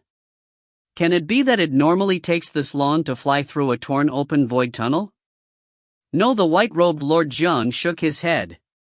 Normally, to leave a major world, after you rip open the fabric of space you can easily leave the world and enter the infinite void, then use a greater teleport and easily arrive at your destination. But the place we are headed to is Master's Tri-Star Crescent abode, the most mysterious place in the entire three realms. Ordinary techniques are completely useless in going to Master's place. Oh. Nin nodded slightly. I'm not the person controlling this void tunnel right now, it is Master who is guiding us in, the white-robed Lord Jiang said. Through this void tunnel, we can directly access the Tri-Star Crescent abode. How much longer? Ning looked at the void tunnel surrounding him. It had just turned into a completely pitch-black color. The pitch-black tunnel was twisted and distorted as it spiraled forward, causing Ning to feel a vague sense of fear. He felt as though if he were to be wrapped up into the distorted space, he would be ground to death. Soon, Lord Jiang said with a laugh. Just as his words came out. Whoosh! A misty world suddenly appeared in front of the void tunnel. The white-robed Lord Jiang, Ji Ning, and the others flew out into the world. Here we are. Lord Jiang stood there in midair, a look of delight on his face. He smiled as he swept the misty world with his gaze. This is the Tri-Star Crescent abode? Ji Ning stared downwards. What he saw was an infinitely vast world with many cities. He could tell just by looking downwards how vast this world was. Lord Jiang said, this is the world which Master established. In terms of size, it's comparable to the world of the Grand Xia. Comparable to the Grand Xia? Ning, the White Water Hound, and little Cheng all nodded to themselves. Ning asked, so the Patriarch personally established this world?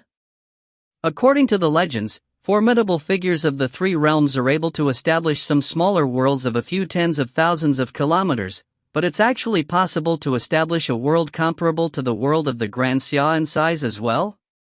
The world of the primordial era was established by Pangu. Compared to the various major worlds, it was unfathomably larger, the white-robed Lord Jiang said, shaking his head and laughing. Although Master cannot do as Pangu did, he's still able to establish an estate world that is comparable to the Grand Xia in size. This estate world is completely separate from the outside world. It has its own cycle of reincarnation, and a miniature netherworld kingdom. After dying, the souls of the world will be reborn into this world anew, Lord Jiang said with a laugh. This estate world is actually a miniature version of the primordial world of Pangu. It is completely outside the structure of the three realms. Thus, not even other major powers can enter it. Ning, the White Water Hound, and little Chang were all secretly stunned.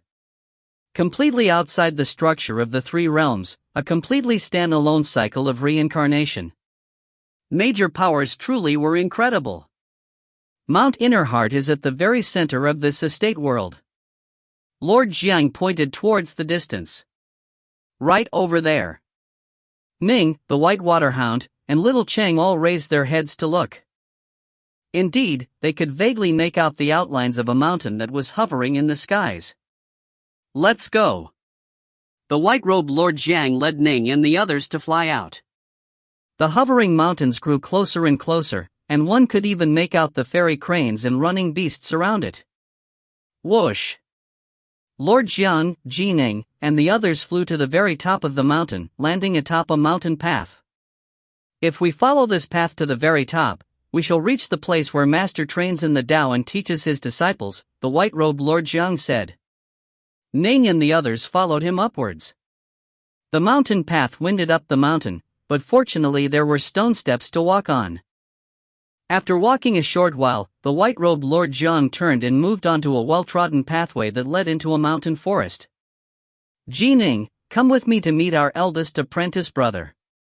Eldest apprentice brother? Ning felt slightly puzzled, but he followed the white-robed Lord Jiang deep into the forest. He was the very first to follow Master. You absolutely must not be disrespectful to him, the white-robed Lord Jiang said. Right. Ning nodded. As he walked forward, he could just barely make out a voice speaking out. A 1, a 2, a 3, and a 4. A 5 and a 6, a 7 and an 8, a 9 and a 10, now fall down. As the bright voice rang out, a crunch sound could be heard, followed by a rumble. The white-robed Lord Jiang and Ning moved quite quickly. As they moved closer to the sound of the voice, they saw an enormous tree fall down. Through the other trees, Ning could just barely make out the figure of a woodcutter dressed in grass shoes and a grass hat. The woodcutter's skin was swarthy and dark, but he was dressed quite simply. The white-robed Lord Jiang walked over. Eldest apprentice brother. Eldest apprentice brother? Ning was flabbergasted. This woodcutter? He was their eldest apprentice brother? The woodcutter in front of him appeared very ordinary and was dressed in a very ordinary manner as well. Ning's judgment was quite astute by now, but no matter how hard he tried, he couldn't see anything special about the tattered grass shoes or raggedy clothes. They seemed to be ordinary clothes, not magic treasures. And, no matter how hard he tried, he couldn't sense any presence or aura stemming from this woodcutter at all. In fact, Ning didn't even feel the slightest hint of danger emanating from him. No matter from what angle Ning inspected him, this woodcutter seemed like an ordinary mortal. Phew! The woodcutter rested his hatchet over his shoulder, straightened his waist, then turned and said with a laugh, So it's Lord Jiang. Why have you come to my place? Per Master's orders, I went to the world of the Grand Xia to bring our junior apprentice brother.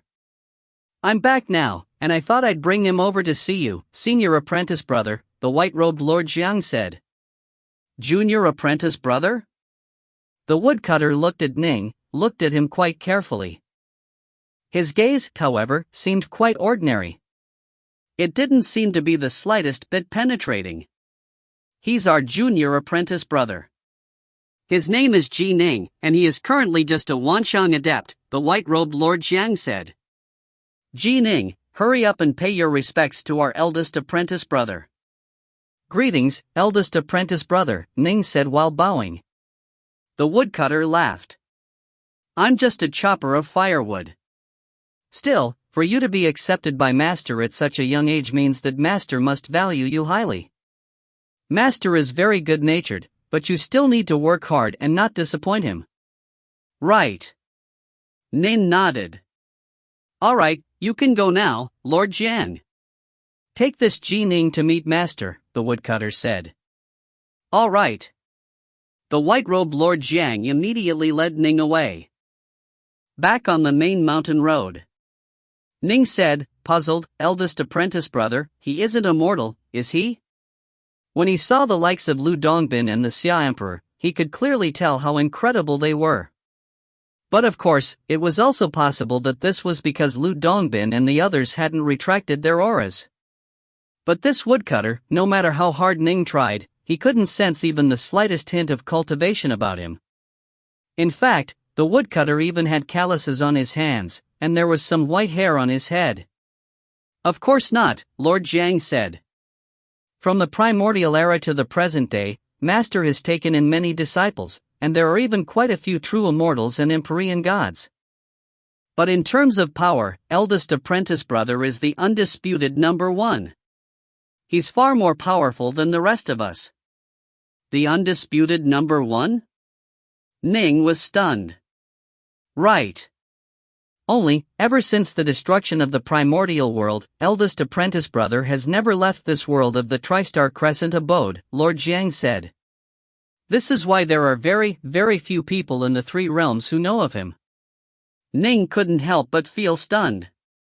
It was only after the destruction of the primordial world that the 3,000 major worlds and the trillion minor worlds were born. An unfathomably long period of time had passed since the creation of the 3,000 major worlds, but this eldest apprentice brother actually had the patience and temperament to never roam the three realms? Generally speaking, powerful experts would like to stroll about many of the places of the three realms. After all, each of the trillion minor worlds had their own unique aspects, and were quite exciting. Lu Dongbin, for example, liked to play around in the mortal world. He had left behind his legacy in countless worlds. The names of many formidable figures had been spread throughout the three realms. But eldest apprentice brother had never left after the destruction of the primordial world? What is his name? Ning asked.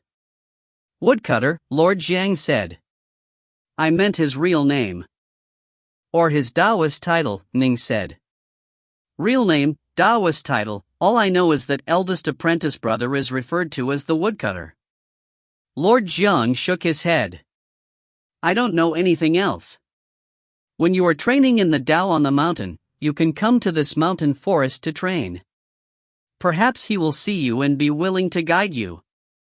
Ning nodded. So the senior disciple under Patriarch Subhudi's tutelage was actually such a mysterious figure. Ning was quite curious as well. Soon, Lord Jiang brought Ning to the entrance to the cavern. The entrance had a large stone in front of it, which had 3 words on it, Tristar Crescent Abode. By each side of the entrance, there were 2 azure-robed Tao novitiates. For these 2 to be assigned to Mount Innerheart meant that they were monstrously talented figures themselves. However, here at Mount Innerheart, they were only viewed as ordinary figures. They were already quite delighted to be chosen as entrance guards. Patriarch. Patriarch. The 2 novices respectfully bowed towards Lord Jiang. Lord Jiang was a pure yang true immortal. His rank was extremely high. Lord Jiang nodded, then brought Ning, the Whitewater Hound, and little Qing through the entrance. The 2 novices naturally did not bar his way. They continued to walk forward into the cavern. The insides of this Tristar Crescent abode was quite beautiful and graceful. It had all sorts of fairy cranes and animals. Their auras were all retracted and hidden, but despite that Ning could still sense a tremendous degree of threat and power emanating from them. The aura of the Tristar Crescent abode itself was quite calm and peaceful. The various beasts and dire monsters didn't have even a hint of a baleful, savage aura at all. They seemed extraordinarily docile. When the Patriarch takes on disciples, he doesn't care about their birth or lineage. Thus, aside from humans, even many monsters and fiend gods have come to learn the Tao from him, Lord Jiang said with a laugh. The Patriarch has a particular rule: anyone who comes to Mount Innerheart is forbidden from fighting with the other disciples. If any disciple dares to assault another, the Patriarch will immediately intervene to suppress the fight and shatter his soul. No matter who. Even I am not permitted to act against those various younger generation disciples. If I do, then Master will kill me as well, Lord Jiang said. This is an iron rule that no one can violate. Ning nodded. No wonder the aura here was so peaceful. So all types of battle were completely forbidden. The Patriarch himself was at the top of the mountain. Who would dare act wildly? They continued to walk forward. On the path upwards, they heard various greetings, such as Patriarch, Uncle Master, Patriarch, and more. Clearly, Lord John's status was very high. Master is inside. Lord Jiang pointed to an ordinary-looking Taoist monastery up ahead. There were 2 more Tao novitiates standing in front of the monastery. Uncle Master, the Patriarch instructed us long ago that Ji Ning can be brought straight to him. There's no need for any report to be made, one of the novitiates said with a smile. If you find any errors, ads pop up, ads redirect, broken links, non-standard content, etc., please let us know. Report chapter so we can fix it as soon as possible. Book 13, Chapter 2, The Status of Taoist 3 Lives. Chapter 2, The Status of Taoist 3 Lives. The 2 spirit beasts should wait here for now, the Tao novitiate instructed. Ning nodded. Little Chang and Uncle White both obediently stood to one side, waiting silently. Both of them knew quite well that the person within this Taoist monastery was an awe-inspiringly famous supreme power of the 3 realms, Patriarch Subhuti. Let's go. The white-robed Lord Jiang led Ning directly into the monastery. Uncle White, Master is going to go meet a Tao Father. I feel like I'm dreaming. Little Qing's eyes were filled with excitement. The Whitewater Hound nodded gently as well. He, too, was still in a state of shock. That little child who had trained in the sword and in archery by his side, he was actually about to become an apprentice to a major power, Patriarch Subhuti. A person's fate truly is unfathomable. Within the monastery, there was an empty region filled with many prayer mats. In front of this empty region, there was an elevated platform, atop which there was another prayer mat. On this elevated prayer mat, there was a skinny, white-bearded elder. This skinny elder was dressed in loose robes. He was seated in the lotus position, and he emanated an aura that caused others to feel at peace in their heart. He is Patriarch Subhuti? Upon seeing this white-bearded elder, Ning couldn't help but secretly feel nervous. This was a truly major power, a power that had even killed other fiend god Tao Fathers, a power that was acclaimed as the most mysterious Tao Father of the 3 realms. How could Ning not feel nervous in front of such a person? Master, I've brought Ji Ning over, Lord Jiang said with great respect. I bow in respect to you, Tao Father, Ning said with great respect as well. Patriarch Subhuti opened his eyes, looking at Ning. A hint of a smile appeared on his face as he nodded gently. He then instructed Lord Jiang, you can leave for now. Ji Ning can stay by himself. Yes. The white-robed Lord Jiang respectfully departed, leaving behind only Ning and Patriarch Subhuti. Patriarch Subhuti said with a calm smile, no need to be nervous. Pick any prayer mat and sit down first. Yes. Ning chose a prayer mat, then sat down in the lotus position. I watched the conclave of immortal destiny of the world of the Grand Xia. Of the participants, you, Woodpass, and the sloppy Taoist were the most outstanding, Patriarch Subhuti evaluated. Crimson Bright ended up choosing Woodpass, and this was as I expected. In choosing disciples, Crimson Bright cares about mindset and temperament the most. The temperament of that Woodpass truly is most suited to him. Ning couldn't help but sigh in secret. The spirit of the underwater estate had said that Patriarch Subhuti was very good at teaching students. Comparatively speaking, Tao Father Crimson Bright and Grand Emperor Xuanwu's teaching abilities were significantly lower. For even Patriarch Subhuti to praise both Woodpass and Sloppy as excellent meant that they truly did have potential. But in my eyes, you have even more potential than the other two, Patriarch Subhuti said. Ning felt a surge of joy in his heart. This was the very first time someone had said that he had more potential than Sloppy and Woodpass, and the speaker was Patriarch Subhuti. The path of immortal cultivation is filled with many dangers and obstacles. Thus, with each step, you need to leave a firm footprint as you walk forward in a stable manner. Your heart must be stable as well. This is indeed true, Patriarch Subhuti said. From this perspective, Woodpass and Sloppy are both excellent disciples. Their foundations were the most stable amongst the contestants in the conclave, and their hearts were also the most stable and calm as well. However, everything in this world is divided into yin and yang, Patriarch Subhuti said. Although it is important to be stable and solid, it is also important to be sharp. You need to be stable, but you also need sharpness. Stability is yin, while sharpness is yang. When yin and yang support each other, one can walk farther on one's path. Patriarch Subhuti laughed. Ning, you are far sharper than the other two, and your foundation is quite solid as well. Only, a disciple like you is harder to guide and teach. It is very easy to teach disciples like Sloppy and Woodpass. So long as you let them slowly train and slowly adventure, they will slowly rise in power. As for you, your rate of improvement will be faster, but things will also be more risky. Your future potential might be higher than theirs, but you might also perish midway. Patriarch Subhuti looked at Ning. Today, I shall impart a few words to you.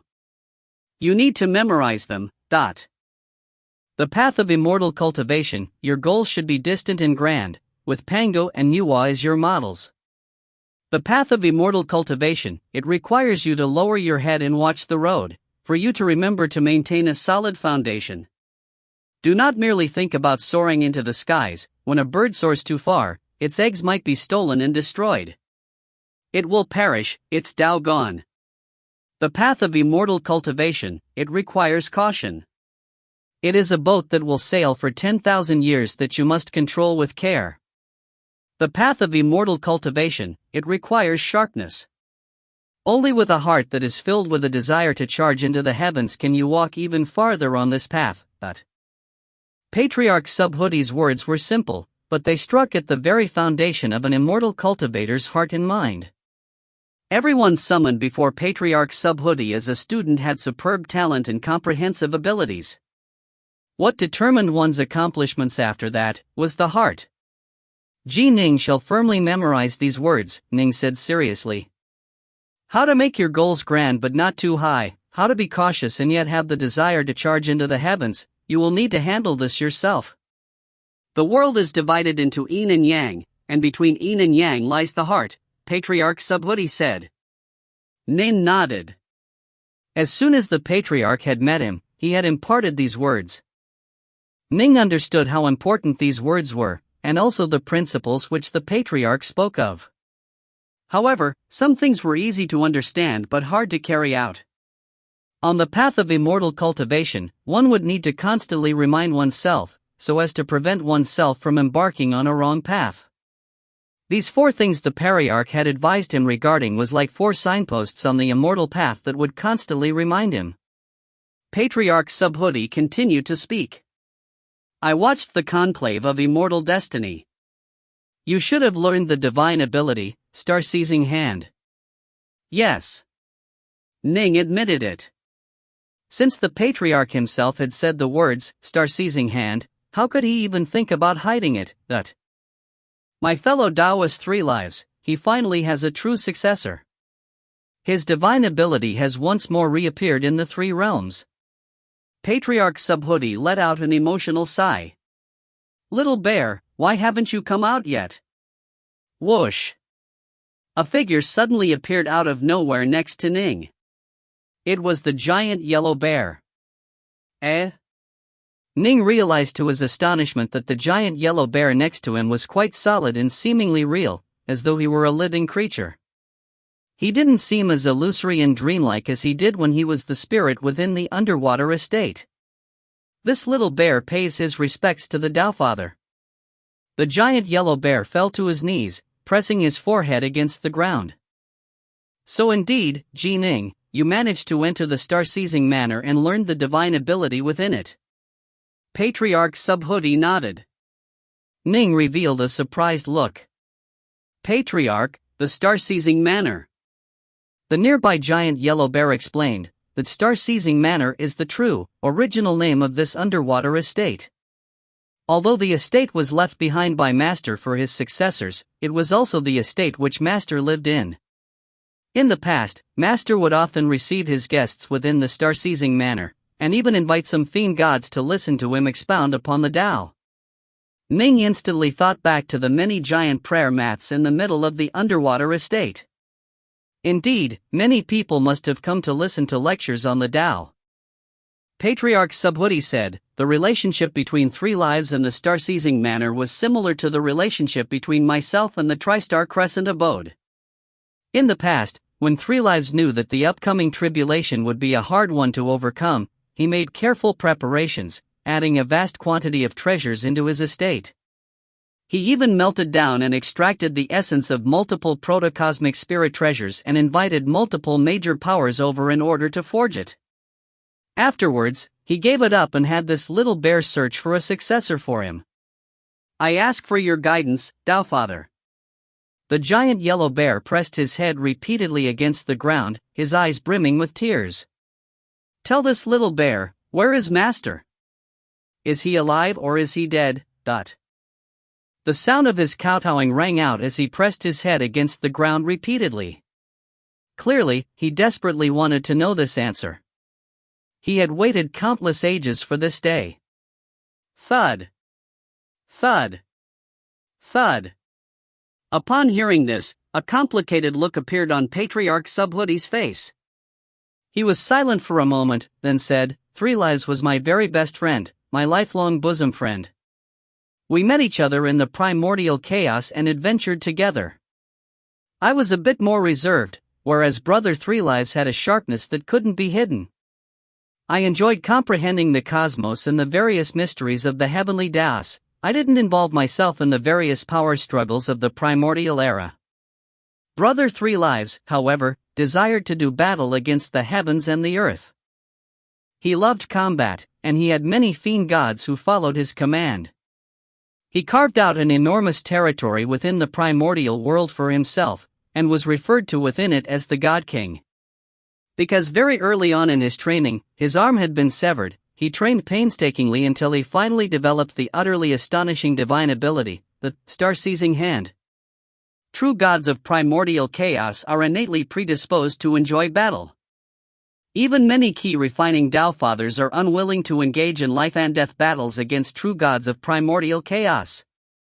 After Brother Three Lives developed his star-seizing hand, divine ability, especially the sixth cycle of it, he reached an unfathomable level of power. He was extremely famous for his power even in the primordial era, and was ranked as one of the top true gods. Patriarch Subhuti's gaze was rather dreamy as he slowly spoke. However, he was unable to comprehend a heavenly Tao, and so his danger sense was comparatively weaker. That great tribulation that came, it was the greatest tribulation which had occurred ever since Pangu had established the universe. Three Lives insisted on participating in it. I tried to stop him, but he was filled with a desire to fight. He wasn't willing to shrink back. He knew that it would be incredibly dangerous, but his hot-blooded nature made him decide on going. Before leaving, he wanted to ensure that his star-seizing hand wouldn't be lost with him, and so he asked many friends to help him out. With their help, with his original estate as a raw material, and with many melted-down treasures, he managed to create this new star-seizing manor, meant to pass down his legacy. After he created the new star-seizing manor, the tribulation came, and without any hesitation, he went to welcome the battle. That battle, I shrank back from it. Patriarch Subhuti's gaze was misty. Ning, hearing this, couldn't help but feel his heart shake. Patriarch Subhuti had shrank back? The greatest tribulation to occur ever since Pangu had created the universe? That tribulation, the greatest tribulation since Pangu had created the universe, The very first parts of it caused the primordial world to shatter. Countless experts and fiend gods fell. Figures that were even more powerful than 3 lives fell as well. Patriarch Subhuti sighed and shook his head. Miserable. It was miserable. 3 lives loved battle, and so of course he took part. His divine ability, the star-seizing hand, truly was one of the most supreme of grand divine abilities. Even Nuwa herself praised its power. 3 lives fought like a man possessed, and multiple fiend god Dowfathers perished by his hand. As for myself, I relied on the dream of the 3 realms to watch the battle. I didn't participate. This divine ability was forged from 3 lives' innate love for battle, as well as some guidance from both Pangu and Nuwa. Only then was this divine ability developed. The creation of a divine ability requires talent. Although I have created far more divine abilities than 3 lives, I've never been able to create one that was comparable to the star-seizing hand. Patriarch Subhuti looked towards Ning. For such a divine ability to have passed down to you, no matter what, you cannot let it sink into the dust and disappear. Ning nodded repeatedly. So Dao's 3 lives had relied on the star-seizing hand to kill multiple fiend god Dowfathers. From what Patriarch Subhuti was saying, this divine ability truly was incredibly terrifying. The giant yellow bear, however, felt his heart shake upon hearing these words. Dowfather, my master, he. Ning looked towards Patriarch Subhuti as well. Was Dao's 3 lives alive or dead? This was a question that he had wanted to know for a long time as well. Little bear, Patriarch Subhuti looked at the giant yellow bear.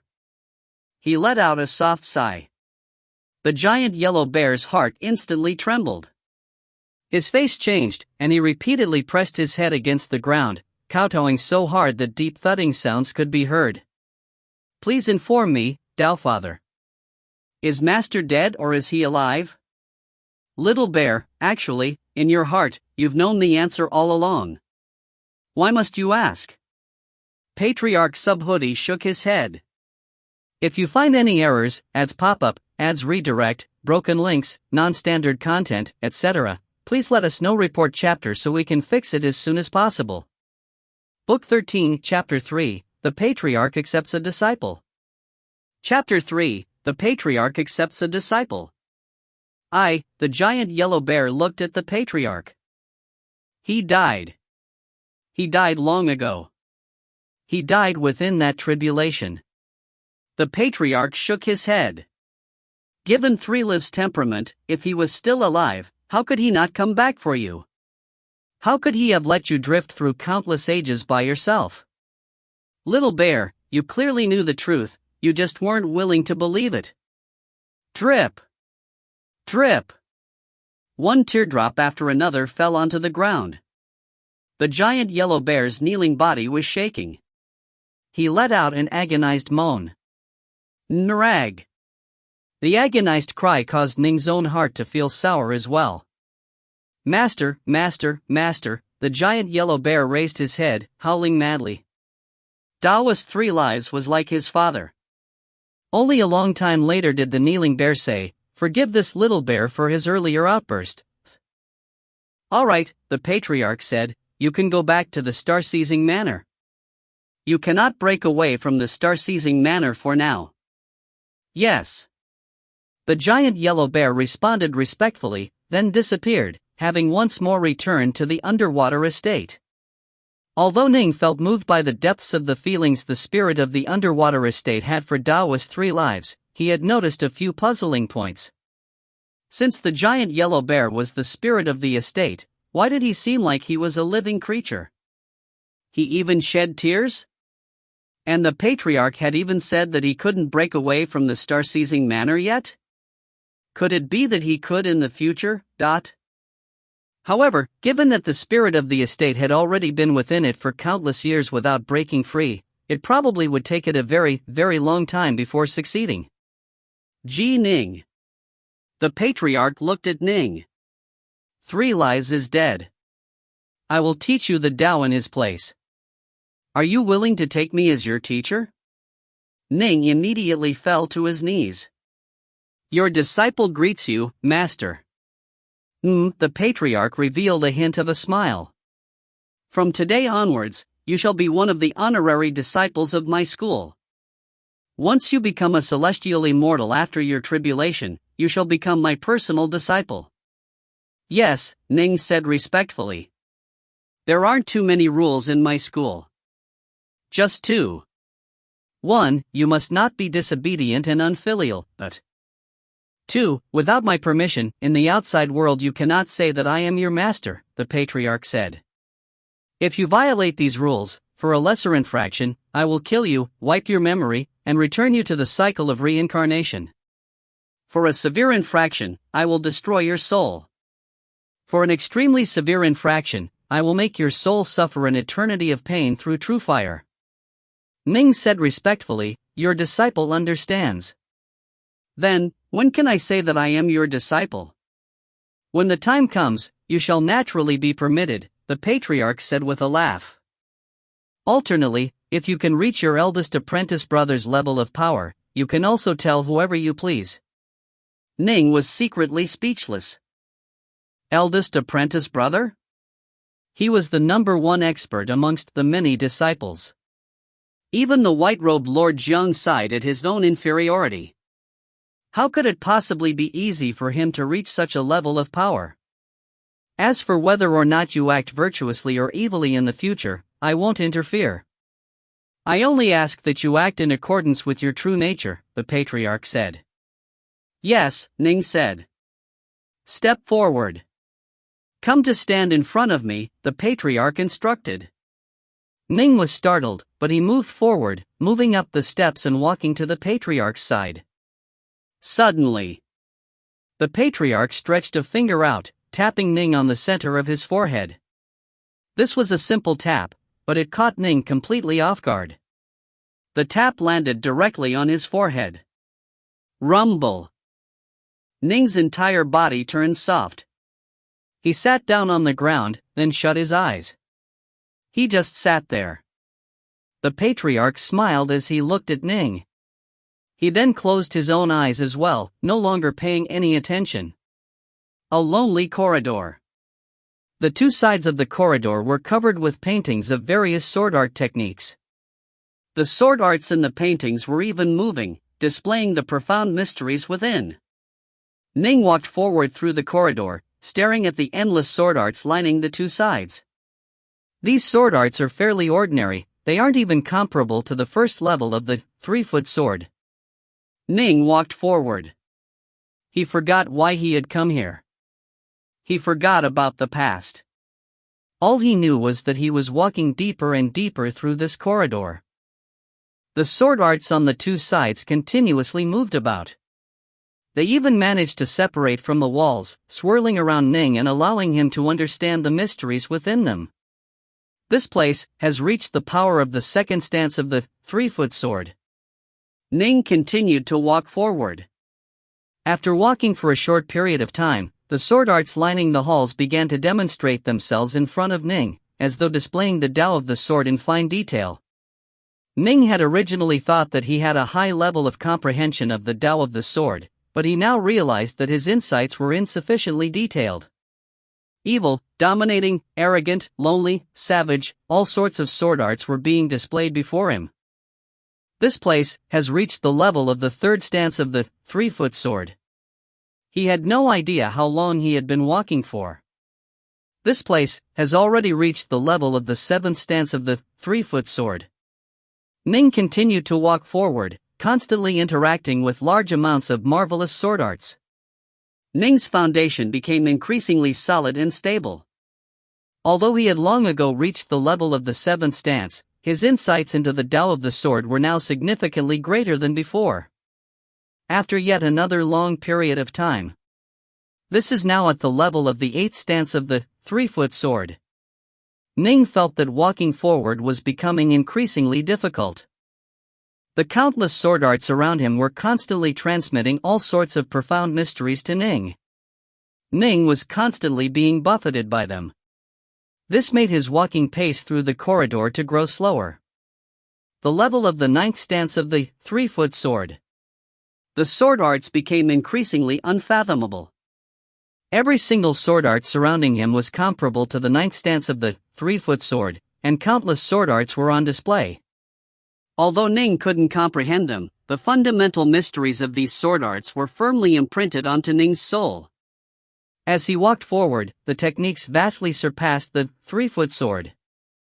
If there were more stances to the 3-foot sword, then the later sword arts were comparable to the 10th and the 11th stance.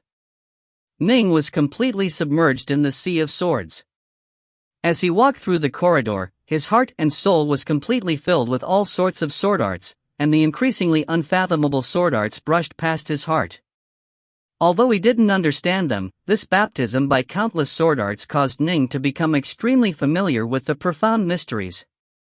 A long time passed. It felt as though thousands of years had passed. Ning finally saw the end of this corridor. The end was an enormous, glowing streak of swordlight. Ning didn't know why he was walking towards it. He didn't know whether or not he should stop. And so, just like that, he walked to the end of the corridor. His body became submerged into that giant swordlight. Rumble. A vast flood of mysteries flooded his soul. The vastness of the Tao of the sword, all of its mysteries, Ning was touching it all right now. The countless sword arts he had interacted with earlier in the corridor also flashed through Ning's mind, causing his heart to become even closer to the Tao of the sword. Ning suddenly opened his eyes. He was still seated on the dais. Before him, seated on a prayer mat, was the loose-robed patriarch. The patriarch opened his eyes, smiling as he looked at Ning. Ning stared at his surroundings. Everything felt so fake and illusory. Only after a long period of time did his 3 decades of memories completely recover. The marvelous sword arts that he had seen were now suppressed and hidden deep in Ning's soul. Master, Ning nervously looked at the patriarch. He felt as though thousands of years had passed. It had taken him so long to recover his decades of memories. What's wrong? Didn't you just doze off? The patriarch laughed. Master, how long did I sleep for? Ning asked. Not too long. The amount of time for a stick of incense to burn down, the patriarch said. But I feel as though thousands of years passed, Ning said. The patriarch said, all I did was apply the 1,000-year dream technique to let you truly experience the complete Tao of the sword for once. From the very start of the Tao of the sword, to the very end, the completion of the Tao of the sword. Right. The 1,000-year dream.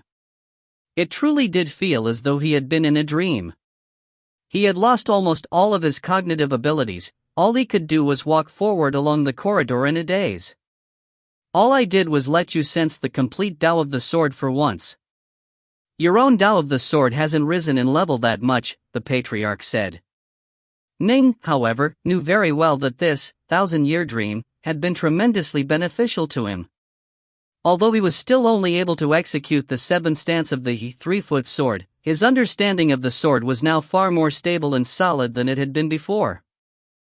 And as he continued to move forward on the Tao of the sword, he would feel a vague sense of recognition of what to do next. In fact, he would even have a vague sense of what it felt like to completely master the Tao of the sword. The path of immortal cultivation was akin to a blind man using his sense of touch to search for rocks which would allow him to ford a river. Now that he had vague understanding of the path forward, he would be able to move through it much more quickly. Thank you, Master. Ning immediately fell to his knees. I just gave you a single helping hand. How much you can make of it is up to you. The patriarch pointed gently, and a streak of light flew directly into Ning's mind. Ning could sense a large amount of information pouring into his brain. Only after a long period of time did he become clear-minded again. The Dark North Sutra?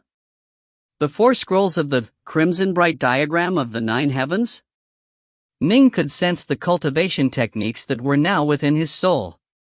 The first scroll of the Crimson Bright Diagram of the 9 Heavens was divided into the Hotian, Xiantian, and Zifu levels. The second scroll of the crimson bright diagram of the 9 heavens was divided into the Wanshan, primal, and void levels. The third scroll was the Empyrean God Scroll. The fourth scroll was the True God Scroll. The crimson bright diagram of the 9 heavens was created by Crimson Bright. Even Nuwa praised this technique, and it truly is an exquisite specimen that allows you to train all the way to the true God level, the patriarch said. As for the Dark North Sutra, it is a water element key refining method that was created by Tao Father Carefree. It will allow you to train all the way to the level of Tao Fathers of the Great Firmament. One is body refining, the other is key refining. In the future, they shall serve as your foundation, the patriarch said. Yes. Ning was absolutely delighted. Dark North Sutra? Something which Tao Father Carefree had created? Just from this alone, he could tell that this was one of the most supreme key refining techniques of the 3 realms.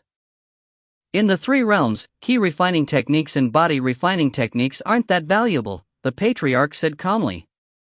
Divine abilities and secret arts are much more valuable. However, not even the Grand Xia Emperor possessed techniques like the Dark North Sutra. Only someone on Patriarch Subhudi's level would dare describe it as not that valuable. My Mount Innerheart has 2 Tao palaces which contain all things within them. Formation techniques, construct techniques, the Tao of the sword, the Tao of the saber, Taiji, lightning arts, lotus arts. It includes all types of techniques, as well as many divine abilities and secret arts. It will be up to you to acquire them, if you can, the patriarch said calmly. The Tao cannot be casually transmitted. If you wish to learn, then you must show the ability to learn. Your disciple understands, Ning said respectfully. Go, then. Calmly focus on studying the Tao, here in my Mount Innerheart. Only when your power is sufficient shall you be permitted to leave the mountain and return to your world of the Grand Xia, the Tao Father said. And when you leave my tutelage and leave the mountain, I shall give you 2 great gifts. Master, at what level will my power be enough? Ning asked. When you reach it, I will tell you, the patriarch said. Ning was instantly speechless. He was being told to study the Tao, but he didn't even know when he would be allowed to leave his master's tutelage. Go now, the patriarch said, calmly closing his eyes. Without my permission, you are not to come here and disturb me. Understood. Ning immediately left obediently. Only after Ning left did the patriarch open his eyes again. He gently shook his head. How long has it been? This is the first time I've ever been so talkative in front of a disciple. When I thought of 3 lives, of that tremendous calamity we faced, my heart ended up being disturbed. If you find any errors, ads pop up, ads redirect, broken links, non-standard content, etc., please let us know. Report chapter so we can fix it as soon as possible. Book 13, Chapter 4, Divinity Palace, 3 Realms Palace. Chapter 4, Divinity Palace, 3 Realms Palace. Ji Ning walked out of the Taoist monastery. Outside of it was the white-robed Lord Jiang, Little Qing, and Uncle White. Master. Little Qing had already transformed into an azure-robed maiden. She immediately called out in delight upon seeing him. The white-robed Lord Jiang smiled as he looked at Ning. I should now address you as Junior Apprentice Brother. Senior Apprentice Brother, Ning called out in response. The 2 novitiates outside the Taoist monastery all revealed looks of surprise. The white-robed Lord Jiang said with a laugh, Clearwater and White River, Master has just accepted Junior Apprentice Brother Ji Ning as his disciple. The 2 of you need to remember this. Greetings, Uncle Master, the 2 novices both said towards Ning. Junior Apprentice Brother Ji Ning, Lord Jiang said with a laugh, Clearwater and White River are the personifications of 2 protocosmic spirit treasures who always serve him. Normally, even if I wish to meet with Master, I must first notify him and receive his permission, but the 2 of them are always by his side. They are able to see Master far more often than disciples like ourselves. Ning, the White Waterhound, and Little Chang were all greatly shocked. Protocosmic spirit treasures? Greetings, apprentice nephews. Ning naturally didn't dare to show any hint of arrogance. No need to be so courteous, Uncle Master. We are merely two protocosmic spirit treasures. It is incomparably difficult for us to even train in cultivation. How can we possibly compare to the two of you?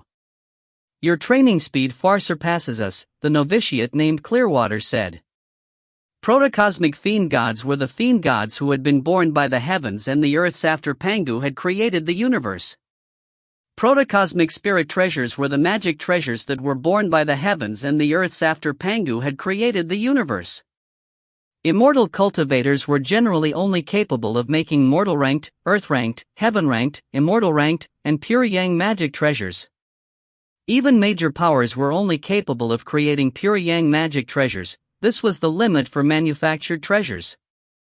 However, pure yang magic treasures possess souls. They could absorb energy from the natural world, comprehend the profound mysteries of the universe, and have a very tiny chance of breaking through to become a protocosmic spirit treasure. Junior apprentice brother, the scenery here is quite beautiful, and it is also quite secluded. This can be your home, here at Mount Innerheart. Junior apprentice brother, you can place your immortal estate here. The white-robed Lord Jiang looked at Ning as they arrived within a secluded region. Creeks could be seen nearby, as well as ripe red spirit fruit hanging from the branches of trees, as well as some fairy birds flying past. Ning nodded. Fine. Here it is, then. He had come to the Tri-Star Crescent abode in order to study the Tao. It didn't really matter where he lived. In addition, this place which Lord Jiang had helped him choose was indeed worthy of being an abode for an immortal. Whoosh! The immortal estate descended, landing upon the grassy region. Mount Innerheart has spirit fruit and wells. You can eat and drink from them as you please, Lord Jiang said. There are many dire monsters in this mountain, but you must remember that they cannot be killed. Those ordinary animals that are merely at the Hotian level, however, can be hunted, cooked, and eaten. Right. Ning nodded his head. We can only eat ordinary animals? Little Qing was mumbling by herself. Senior apprentice brother, Master told me earlier that Mount Innerheart has 2 Tao palaces that include everything within them, Ning said. Right. Lord Jiang nodded. I'll take you 3 over. The place in the entire Tri-Star Crescent abode with the most fiend gods and dire monsters was the Divinity's Palace. That's the Divinity's Palace, one of the 2 Tao palaces. Lord Jiang pointed to a 9-layered palace in the distance. The Divinity's Palace is divided into 9 levels, each one containing all sorts of techniques, including those for formations, golems, the Tao of the sword, evasion, lightning, magnetism. All sorts of divine abilities and secrets arts are within it. The higher up you go, the more profound the mysteries are. The 9th floor naturally has the most profound techniques. Anyone can come to the Divinity's Palace. All living creatures within Mount Innerheart can enter and learn. However, the Tao cannot be casually taught. There is a simple test that must be taken before studying a technique or secret art. Only after passing the test can you learn it, Lord Jiang said.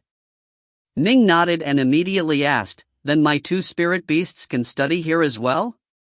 Of course. Lord Jiang nodded. The techniques and arts within the Divinity's Palace might not be the most profound and arcane ones possessed by the Tri-Star Crescent abode, but they vastly surpass the Tao repositories of your Grand Xiao world. Do you have techniques and secret arts of the Grand Tao of Qiankuan One? Little Qing was extremely delighted. Do you have many formations here? The Whitewater Hound was excited as well. Far more than exist in your entire world of the Grand Xia, Lord Jiang said confidently. Even Tao Father Crimsonbright is inferior to my master in terms of how many techniques he possesses. If you want to learn ki refining, body refining, formations, the Grand Tao of Qiankuan, the Grand Tao of Taiji, you can learn all these things. All you need to do is pass that simple test. Little Chang and the Whitewater Hound instantly realized that their chance had come. Actually, everyone within Mount Innerheart had some sort of connection to Tao Father Subhuti. Some were his disciples or grand disciples, while others were his disciples' servants, spirit beasts, etc. In short, they were generally all under Patriarch Subhudi's command, which was why it made sense that everyone here within Mount Innerheart was permitted to learn these techniques. There are many humans here, but even more dire monsters and fiend gods. Ning saw many figures on the ground outside the divinity's palace. There were even avian dire monsters flying about, as well as some fiend gods that had extremely strange appearances. Senior apprentice brother, what's the other Dao Palace? Ning asked. 2 Dao Palaces, the Divinity's Palace, and the 3 Realms Palace. All living creatures within Mount Innerheart are permitted to enter the Divinity's Palace, but only personal disciples of the Patriarch or those with special dispensation from the Patriarch are allowed to enter the 3 Realms Palace. Lord Jiang continued, Junior apprentice brother, since you are still weak, you are technically only an honorary disciple for now. However, Master treats you as he does his other personal disciples, and so you can enter the 3 Realms Palace. Your 2 spirit beasts, however, cannot. Ning nodded in understanding. The 3 Realms Palace holds some of the most truly supreme divine abilities of the 3 realms, as well as some terrifying secret arts. These things cannot be casually taught. Even personal disciples are only permitted to learn a few, at which point Master forbids them from learning any more, Lord Jiang said. To be able to learn a few is already a tremendous fortune. After all, for normal Empyrean gods, being able to learn even one of these techniques is already enough to allow them to roam the 3 realms fearlessly. This caused Ning's heart to be filled with a blazing fire. The power to roam the 3 realms without fear. And generally, when a student leaves his tutelage, Master will bestow a divine ability or secret art that is very suited to him, Lord Jiang said with a laugh. Ning now remembered that his master had said that when he left, he would be given 2 great gifts. Divinity's Palace, 3 Realms Palace. Lord Jiang sighed, Junior apprentice brother, you must remember that you must have the ability to acquire one of the techniques or secret arts from the 9th level of the Divinity's Palace before you can enter the 3 Realms Palace. If you can't even acquire the 9th level techniques, then you naturally aren't qualified to enter the 3 Realms Palace, Lord Jiang said. As for the other living creatures of Mount Innerheart, generally speaking, after they have the ability to learn 9th level techniques, they will eventually be shooed off the mountain. Ning nodded. This was something that was different for personal disciples.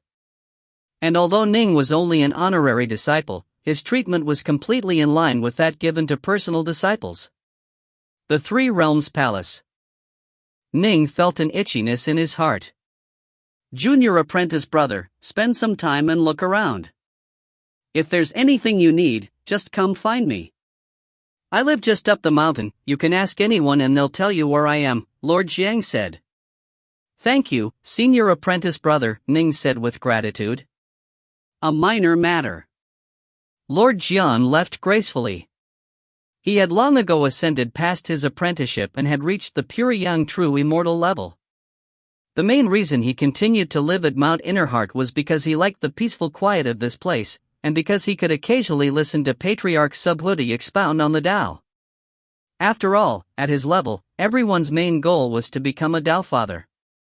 Tao Fathers were truly the most supreme figures of the 3 realms.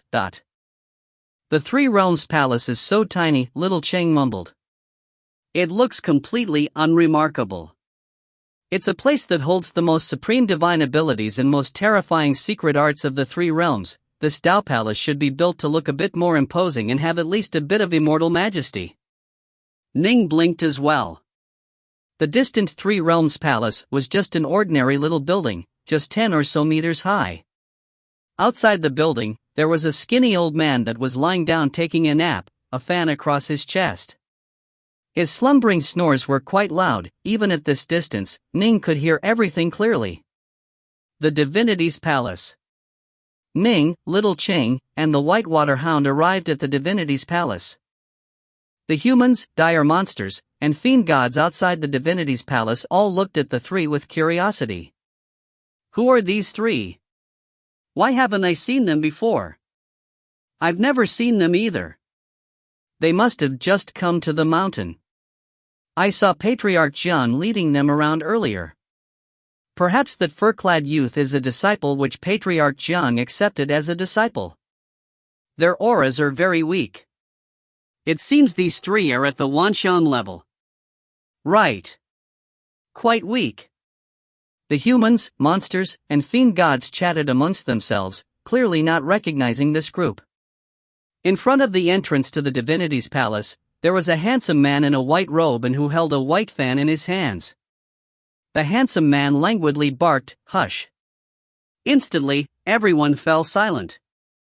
All the humans, dire monsters, and fiend gods all fell silent. This handsome man was in charge of the divinity's palace, of course they respected him. In addition, he was also an incredibly, terrifyingly powerful primordial fiend god. His power was incomparably great, far greater than any of theirs. Junior apprentice brother Ji Ning. The handsome man smiled and nodded towards Ning. My name is Silvermoon. You may simply refer to me as senior apprentice brother Silvermoon. I already know of your affairs. Ji Ning greets you, senior apprentice brother. Ning could sense an incomparably terrifying aura emanating from this handsome man's body, an aura comparable to the one which Empyrean god Sitopal had. All of the humans, dire monsters, and fiend gods were completely stunned. Junior apprentice brother? That old demon Silvermoon had actually addressed the fur-clad kid as junior apprentice brother? That meant, this fur-clad kid was Patriarch Subhudi's disciple. For a mere Wanshang adept to become Patriarch Subhudi's disciple, there was no question that the Patriarch viewed him with great favor. If he was to become a celestial immortal, he would definitely become a personal disciple. Right. The white-robed, fan-holding man glanced at the many distant humans, dire monsters, and fiend gods. He said calmly, "All of you, listen up. This Ji Ning is the new disciple the Patriarch has just accepted. All of you need to be respectful. Those of you who should address him as Uncle Master, do so. Those of you who should address him as Patriarch, do so as well, but respectful greetings, Uncle Master. Respectful greetings, Patriarch." All of these mighty humans, dire monsters, and fiend gods were all calling out to him with respect. Ning stared at these figures. They were all at least at the primal or void levels. There were even quite a few void-level fiend gods and god beasts. Void-level fiend gods, these were figures on the level of that fiend god he had met in the wild marshes of the Jail Mountains. For all of them to be obediently calling out to him as Uncle Master and Patriarch, Ning felt this was quite bizarre. "Come in, junior apprentice brother," the white-robed man said. Ning immediately turned and entered the divinity's palace. The very first floor was filled with bookshelves and countless books. Atop one of the bookshelves, there was a line of large characters: "If you clean the mountain path of Mount Innerheart once, you can choose a technique at will.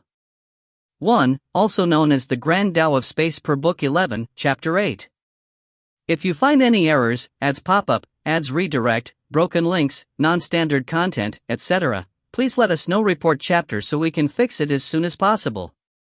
Book 13, Chapter 5, Trials. Chapter 5, Trials. That's the requirement for learning these techniques and secret arts? Ning stared in amazement at the line of characters above the bookshelf.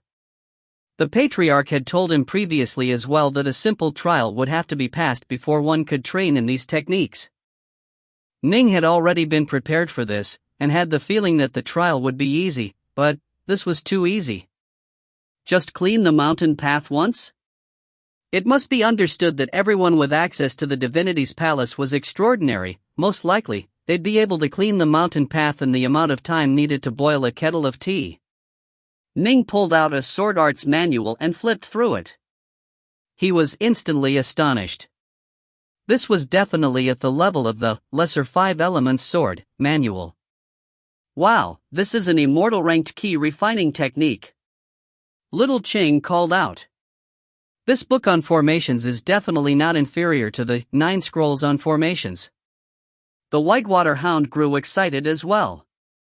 Ning swept his gaze forward.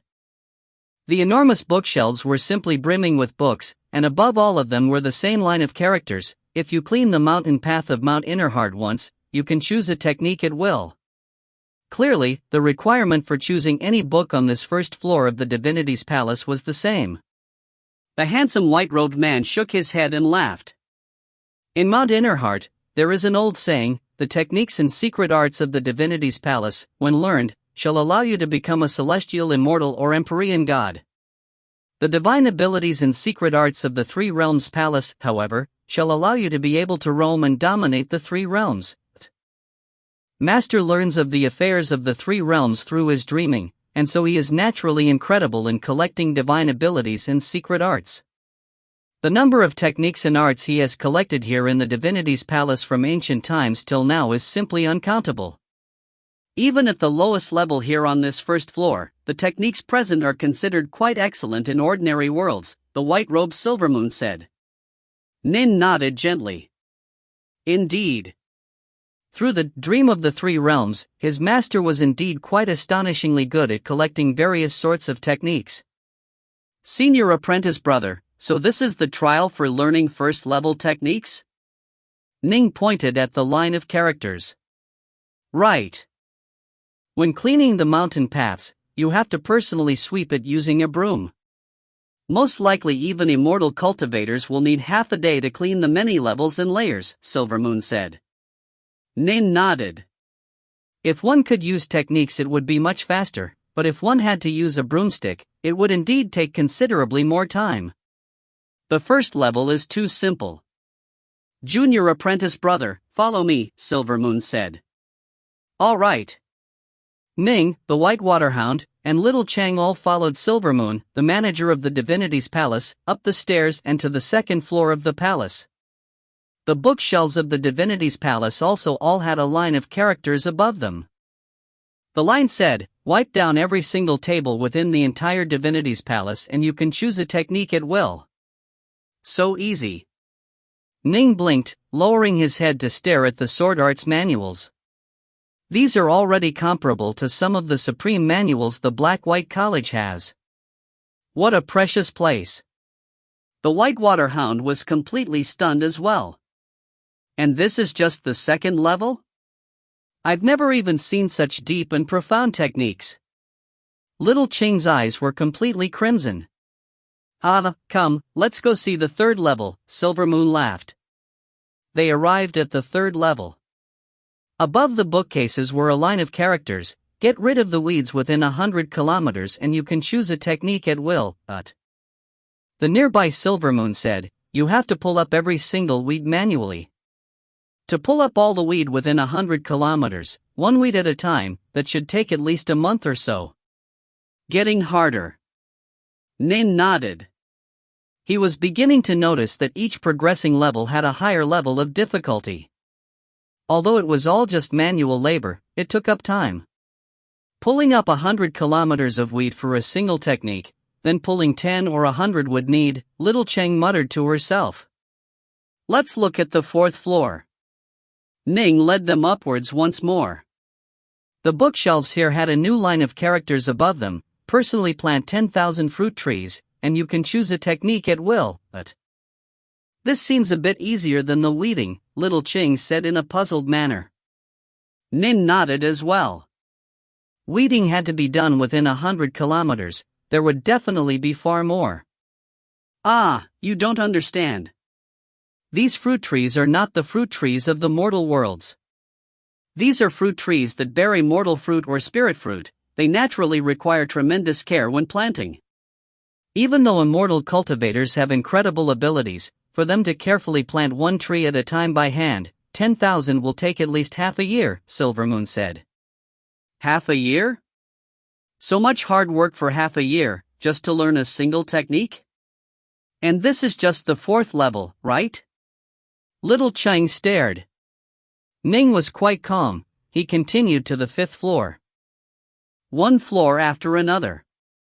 The trial of the first floor only required half a day's worth of work. The trial for the second floor required 3 days. The trial for the third floor required a month. The trial for the fourth floor required half a year. The trial for the 5th floor required 3 years. The trial for the 6th floor required 20 full years. The trial for the 7th floor required a century. And here is the 8th floor. Although Ning was filled with questions, he still looked calm on the surface as he arrived on the 8th floor of the divinity's palace. The number of books on this floor was clearly much lower. The key refining techniques here had already surpassed the pure Yang level and were at the Taofather level. The divine abilities and secret arts here, any one of them could serve as a foundational treasure for the likes of the Imperial Shaman clan. Ning, the White Waterhound, and Little Ching simultaneously turned their gazes towards the line of characters above the bookshelves. The line of words read, "Serve as novitiate guards for the Tristar Crescent abode for 1,000 years and you can choose a technique at will." The 7th floor only required 100 years, but this one requires 1,000.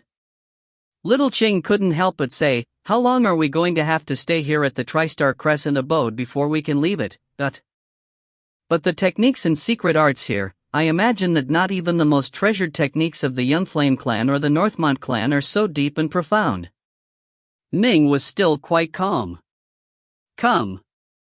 Let us go to the 9th floor." The 9th floor was the final floor of the divinity's palace. On this floor, there were only 3 bookshelves, and they didn't have that many books on them. Clearly, however, these were truly standouts. Any book here would allow the practitioner to become a powerful expert of the 3 realms. They could absolutely serve as pinnacle techniques, and for normal disciples here at Mount Innerheart, these were the ultimate techniques available. Only personal disciples and those with special permission from Patriarch Subhuti could go to the 3 realms palace. Ning discovered to his astonishment that the bookshelves were completely black, with no characters above them. Why aren't there any characters? Can it be that the techniques here on the 9th floor cannot be taught? Little Ching was puzzled. Ning turned his head to look towards the nearby Silvermoon. "Senior apprentice brother, the trials for the first 8 floors of the divinity's palace require increasingly longer periods of time to complete. Can it be that there is no trial for the 9th floor? And, can it be that the only way to learn the techniques of the divinity's palace is to engage in manual labor? The 8th floor requires one to be a novitiate for 1,000 years to learn a technique. Does that mean if you want to learn 10 techniques, you would have to spend 10,000 years? Ning had been planning to train for just a few decades or a century and then return to the world of the Grand Xia. This was his agreement with Yue. To spend 10,000 years here at Mount Innerheart? He would be arriving far too late. "Ha, you are quite clever, junior apprentice brother." Silvermoon waved his feather fan, then said leisurely, "The divinity's palace actually has 2 types of trials. The first type consists of manual labors which naturally are not difficult at all one needs to do is spend some time. For those slightly dumber cultivators with poorer comprehension abilities, this is usually the type of trial they will choose. 1,000 years as a novitiate to learn the powerful techniques of the 8th floor? It is worth it." Ning nodded.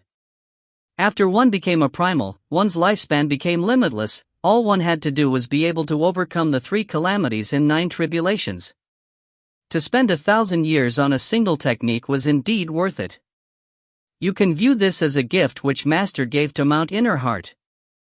Although it is said that the Tao cannot be casually taught, Master only required these simple trials be passed, Silvermoon said. But of course, for truly peerless geniuses who have superior comprehension there is naturally no need to engage in all this manual labor. There are other trials for such individuals. "What trials?" Ning asked. Silvermoon laughed. "Junior apprentice brother, didn't you notice that in the empty region outside the divinity's palace, where all those humans, monsters, and fiend gods were congregating, there were some restrictive formations and spells?" Ning thought back to what he had seen, then nodded. "Right. That region was indeed marked with some formations and restrictive runes." "That place is the place for battling," Silvermoon said. "Master created 9 golems at 9 different of power. Anyone who is capable of defeating the first golem is allowed to pick a technique from the first level of the divinity's palace at will. If you defeat the second golem once, you can choose a technique from the second floor at will. If you beat it twice, you can choose 2 techniques. 3 times, pick 3, and so on. If you beat the third golem, you can choose from the third floor. The principles are the same for the 9th golem. If you defeat it, you can naturally choose a technique from the 9th floor. Silvermoon smiled as he looked at Ning. Understand, junior apprentice brother? This trial is quite simple as well. Understood. Ning nodded, then asked with suspicion, if you beat it once you will gain 1 technique, if you beat it twice you will gain 2, can it be that the more times you fight, the more powerful the golem will become? When you actually go fight them, you'll know the answer. Silvermoon no longer gave any more information on this. But remember, these fights are meant to test your insights into the Tao. Thus, all divine abilities are forbidden, as well as any formations, forbidden arts, etc. I hear you are a sword immortal. If so, then you are only permitted to use your sword in sword arts. Unleash the full power and sharpness of your sword arts. Ning nodded. By doing manual labor, one can learn techniques up to the 8th floor. Only by defeating the 9th golem, however, can the 9th floor techniques be learned. Silvermoon looked at Ning.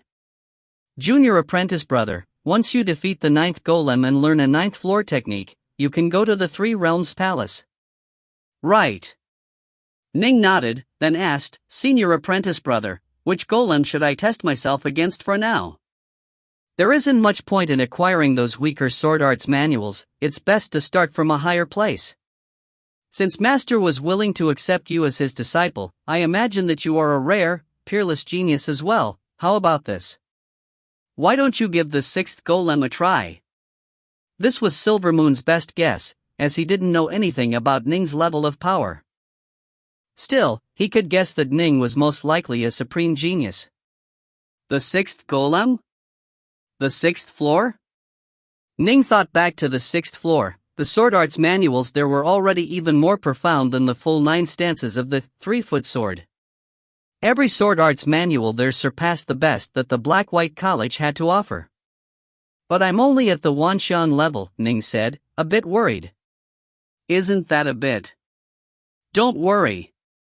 The 9 golems which Master created are extraordinary. They will release different levels of power, based on the strength of their foes.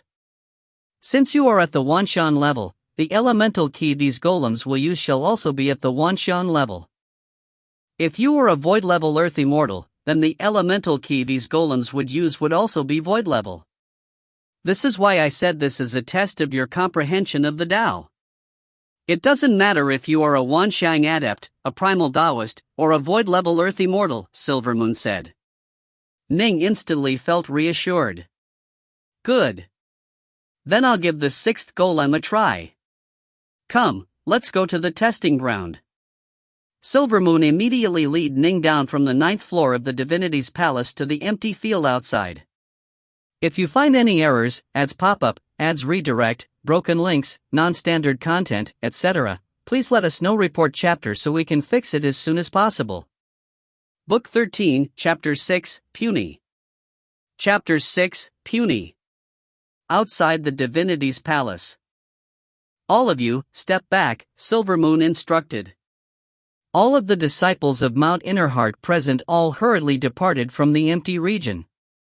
Silvermoon waved his arm, and a golem that was more than 3 meters tall appeared out of nowhere.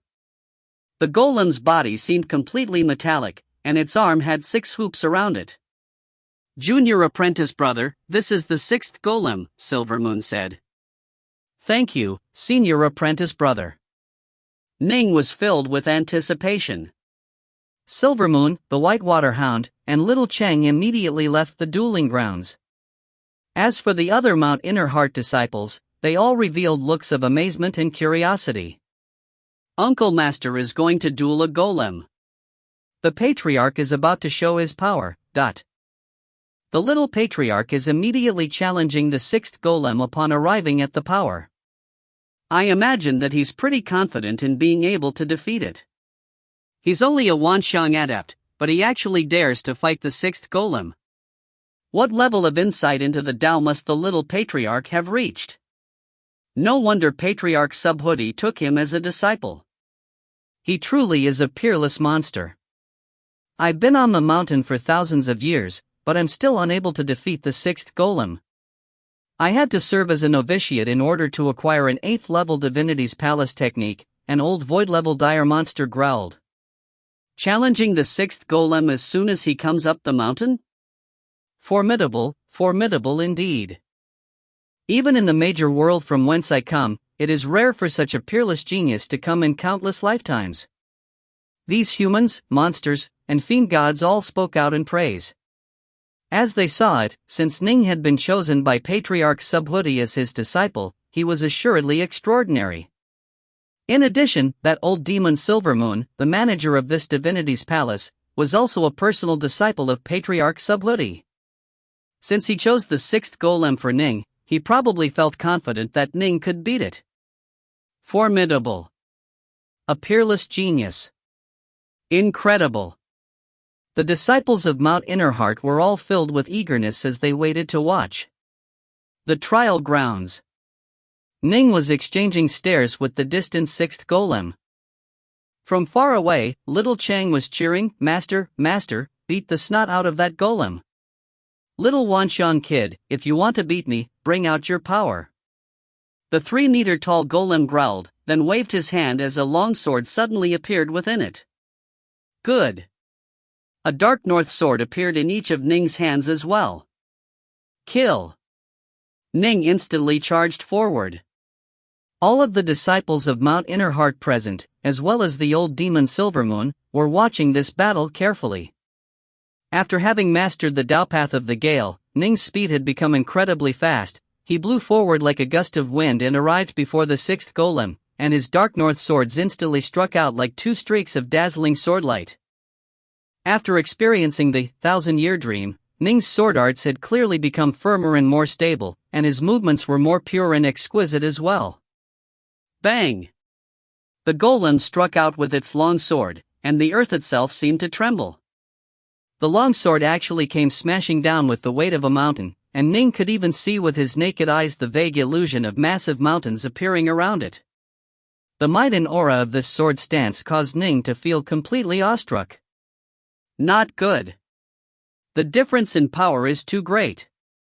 Ning, upon seeing the illusion of massive mountains which had manifested around the golem's sword chop, instantly felt completely unable to resist. The profoundness of the attack's formless Tao. His own 2 chopping streaks of swordlight became as thin as silken, becoming incomparably soft. Boom! The golem's longsword smashed down upon Ning's twin dark north swords. A surge of invincible power crushed downwards, and Ning was sent flying through the air like a meteor. He only stopped when he arrived at the edge of the trial grounds, where a nearly invisible barrier hovered in the air. The barrier blocked Ning's fall, but his 2 dark north swords were also sent flying into the air, and they then smashed against the restrictive barrier and fell to the ground. "I admit defeat," Ning hurriedly called out. The flesh on his 2 hands had been completely split open, and blood was leaking everywhere. Just a single exchange of blows, but his sword had actually been knocked flying. This difference in power was simply too enormous. But the many disciples of Mount Innerheart who were watching outside the trial grounds, be they human, monster, or fiend god, all were completely flabbergasted at what they had just seen. They blinked. As they saw it, Ning was the chosen of Patriarch Subhuti, and so he surely must be extraordinary.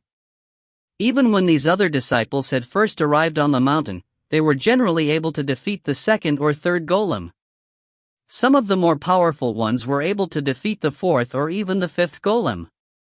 None of the ones present had been able to defeat the 6th golem right away, but over the course of Mount Innerheart's many years of history there had been some who had defeated the 6th golem upon arriving. The statuses of these disciples were far lower than Ning's. Ning was the Patriarch's disciple. All of the other disciples believed that Ning was going to make a miracle happen. But unfortunately, this exceptionally extraordinary Ning was actually defeated in one blow. He wasn't even able to fight back. Master. Little Cheng looked towards Ning, tight feelings appearing in her chest. Her master was the number one figure in his conclave, and she had thought for certain that her master was going to dazzle everyone with his power upon arriving at Mount Innerheart. But he had actually been defeated so miserably. Master must be feeling horrible right now. And there were so many Mount Innerheart disciples watching. That despicable old bastard, Silvermoon, he's the one who told Master to fight against the sixth golem. Ning, child, the Whitewater Hound had not expected this either. Ah! The fan-wielding Silvermoon hastily waved his arm, collecting up the sixth golem. He hurriedly ran over. Junior apprentice brother, I didn't know exactly how strong you were, but since Master took you on as a new disciple, Silvermoon hadn't done this on purpose. He knew exactly how stringent and exacting Patriarch Subhoody's requirements for accepting new disciples were. Those who were accepted as disciples before becoming celestial immortals or empyrean gods were all incredibly talented, so monstrously skilled as to cause utter terror. Thus, he had guessed that this new junior apprentice brother of his, Ning, should be able to give the sixth golem a good fight. Even if he were to be defeated, he should have been able to fight for quite a long time before losing. He hadn't expected at all that Ning would be defeated with a single blow and that he wouldn't be able to fight back at all. It isn't your fault, senior apprentice brother. Ning shook his head. He could tell that the spectating humans, monsters, and fiend gods all had a look of surprise, puzzlement, and even hidden disdain in their eyes. Clearly, these immortal cultivators cared about strength the most, even though his status was high. If he wasn't strong enough, others would still look down on him in their hearts. It was simply that I was not strong enough, Ning said. The sixth golem truly does vastly surpass my current limits. It was my fault, Silvermoon said hurriedly. This junior apprentice brother had suffered such a huge defeat in his first trial upon coming up the mountain, and he had been the one who had chosen the opponent. He naturally felt extremely ashamed. He hurriedly said, given the sword techniques you displayed, you definitely would have no problems defeating the third golem, and as for the fourth golem, you have a chance as well. Which one would you like to choose? The fourth golem, Ning said. How about you take a break, then fight? Silvermoon asked. Ning shook his head and chuckled. I was instantly defeated in that earlier battle. I used up almost no divine power at all, as a result. There's no need to rest. Silvermoon, seeing the smile on Ning's face, couldn't help but nod mentally to himself. This junior apprentice brother had an impressive mentality. He had been defeated in front of so many watchers during his very first trial, but he remained quite calm. All right. Silvermoon nodded, then waved his arm. Yet another golem, a fiery red golem, appeared within the battlefield. This golem had 4 circlets around its arm. This Uncle Master, Ning, seems to be ordinary in power. He was actually completely unable to fight back against the sixth golem. Right. He's quite puny. Puny my ass. When you came up the mountain, you probably would have been defeated by the sixth golem in one blow as well. I'm just my master's spirit beast, while Ning is the old patriarch's disciple. I even have to address him as patriarch. How can you compare the two of us? When I first arrived, I was also able to defeat the fourth golem. Look, it is starting. The patriarch is starting to fight against the fourth golem. The disciples of Mount Innerheart had all originally been filled with admiration towards Ning, but now they found out that this Ning was rather so. In fact, compared to the rest of them when they had first arrived in the mountain, Ning's performance was average at best. He was completely unremarkable. Actually, many of these other disciples were the personal disciples that had been accepted by true immortals or empyrean gods. They, too, were truly first-rate geniuses which the true immortals and empyrean gods had chosen from throughout the 3 realms. Not even the likes of Adept Blackstone or Adept Ninedeaths would necessarily be chosen by true immortals or empyrean gods. From this, one could imagine how much talent and comprehension ability these disciples possessed. Some disciples were disciples of celestial immortals. Some were spirit beasts. Others were fiend god servants. Some of them had merely been at the Wanshan level when arriving at the mountain. Some had already reached the primal level. Some had even reached the void level. Some void level fiend gods had lived for an incredibly long time, and were born with a very high level of insight into the Tao. It was normal for them to be able to defeat the fifth golem or sixth golem. As for the disciples of celestial immortals, they were also quite extraordinarily talented, and could absolutely compare to the likes of Kangwu Jiu or Adept Blackstone. Thus, the vast majority of these disciples who had to refer to Ning as Uncle Master or Patriarch were, in reality, the peerless geniuses of the major worlds they came from. Some were even more monstrously formidable than that. But this Patriarch's sword arts aren't bad. It seems he should be able to defeat the fourth golem. Right. He should be able to beat the fourth golem, but just barely. Right. Just barely . The disciples of Mount Innerheart all gave their evaluation. Towards this Ning, the disciple of the old patriarch who had an incredibly high status, they no longer felt too much reverence for him. Slash. A streak of swordlight plunged into the golem's chest. It didn't even sink in a single inch before it became unable to go in any deeper. The golem came to a complete halt.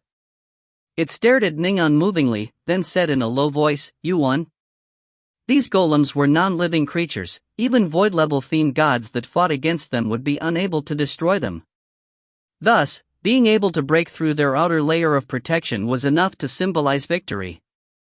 Junior apprentice brother, you can now go to the fourth floor of the divinity's palace and choose a technique at will, the fan-holding Silvermoon said with a smile as he walked over.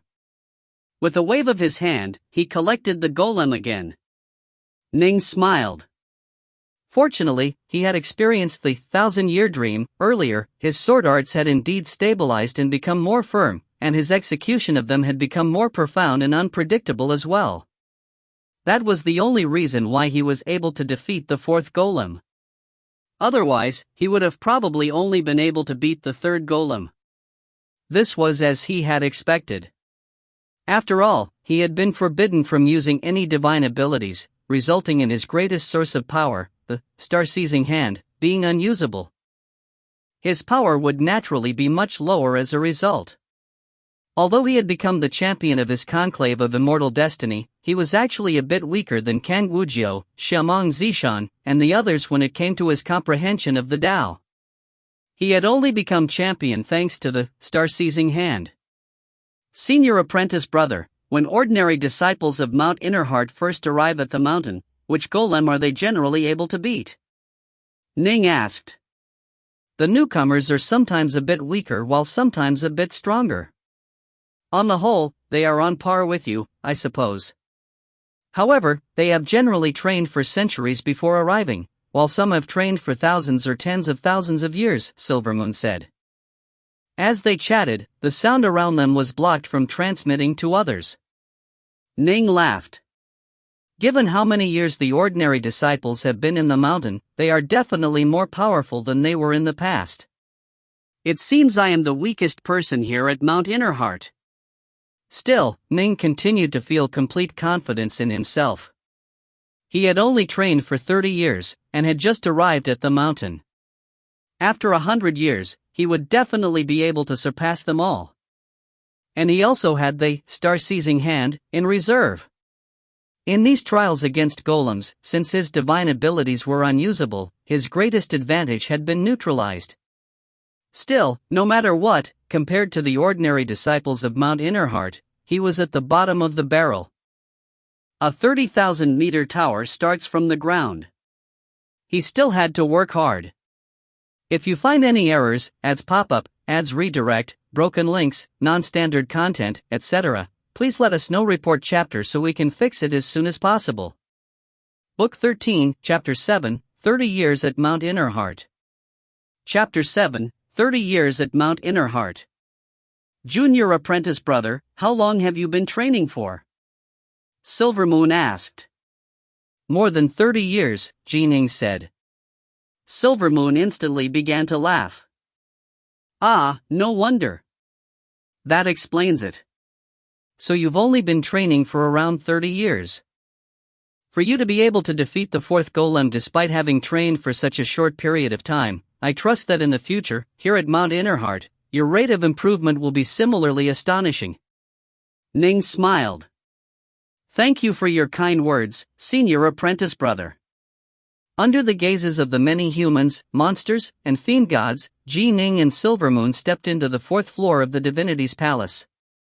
The profoundness of any of the sword arts manuals located on the fourth floor was comparable to the complete 9 stances of the 3-foot sword. This truly is a blessed land for learning the Tao. Ning flipped through the abridged versions of the sword arts manuals, which included some of the preliminary parts to each technique. His eyes and eyebrows danced expressively as he read. So many sword arts, this place represents the collective enlightenment gained by countless sword immortals of the 3 realms. My own sword arts will definitely improve dramatically after I draw from the wisdom of so many other sword immortals. And so, Ning's life of learning the Tao at Mount Innerheart had begun. If he wanted to leave his master's tutelage, he had to at least be able to defeat the 9th golem and acquire a 9th-level technique from the divinity's palace. Only then could he enter the 3 realms palace, and only then could he leave. This was a prerequisite. He had to be trained as a personal disciple would be trained, which meant that he had to be able to enter the 3 realms palace and learn the truly powerful divine abilities located within it. This was the most fundamental of expectations which Patriarch Subhuti had for Ning as his apprentice. Ning understood this quite well. Ning and Yue had agreed that they would reunite in the future in the Grand Xia world. And so, he had to enter the 3 realms palace as soon as he could. Ning didn't want to spend centuries or millennia here at Mount Innerheart. If he truly did spend thousands of years here, then what in the world would happen to the people he cared about in the Grand Xia such as Yue, Autumn Leaf, Moon North Sun, or Yuchi Xie? But I have to defeat the 9th golem as soon as I can, ideally within a few decades. This was Ning's goal for himself, but he knew very well how incredibly difficult this goal would be. I can't allow myself to be distracted whatsoever during this period of time at Mount Innerheart. Lotus techniques, divine will techniques, I'll put them all to one side for now. Here in the divinity's palace, I will exclusively focus on sword arts manuals. Sword arts, focused on attacks. This was Ning's decision. Time slowly flowed on. Ning, the Whitewater Hound, and Little Chang all spent their time training on Mount Innerheart. And in fact, the Whitewater Hound and Little Chang were even more excited than Ning to be here. But what should I do? The 3rd golem defeats us with utter ease, Little Ching said helplessly.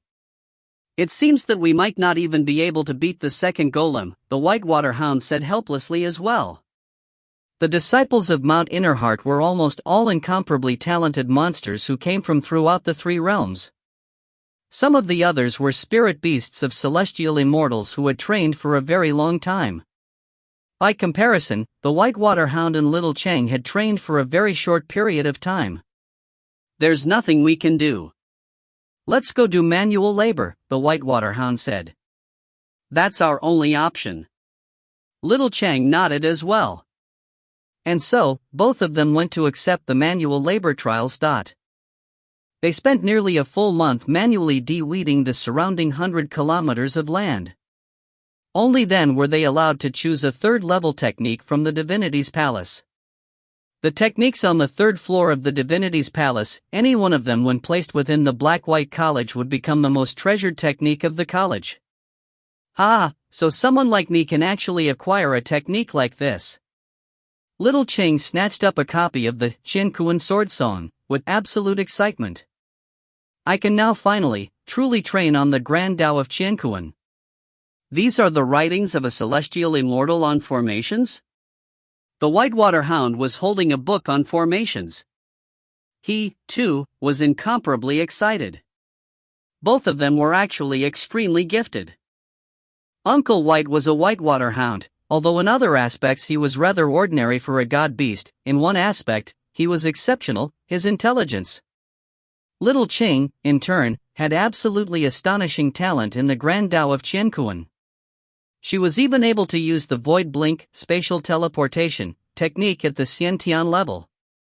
Although at that point in time, there was no way little Cheng could actually understand the profound mysteries and principles behind spatial teleportation, this was her innate ability as a god beast.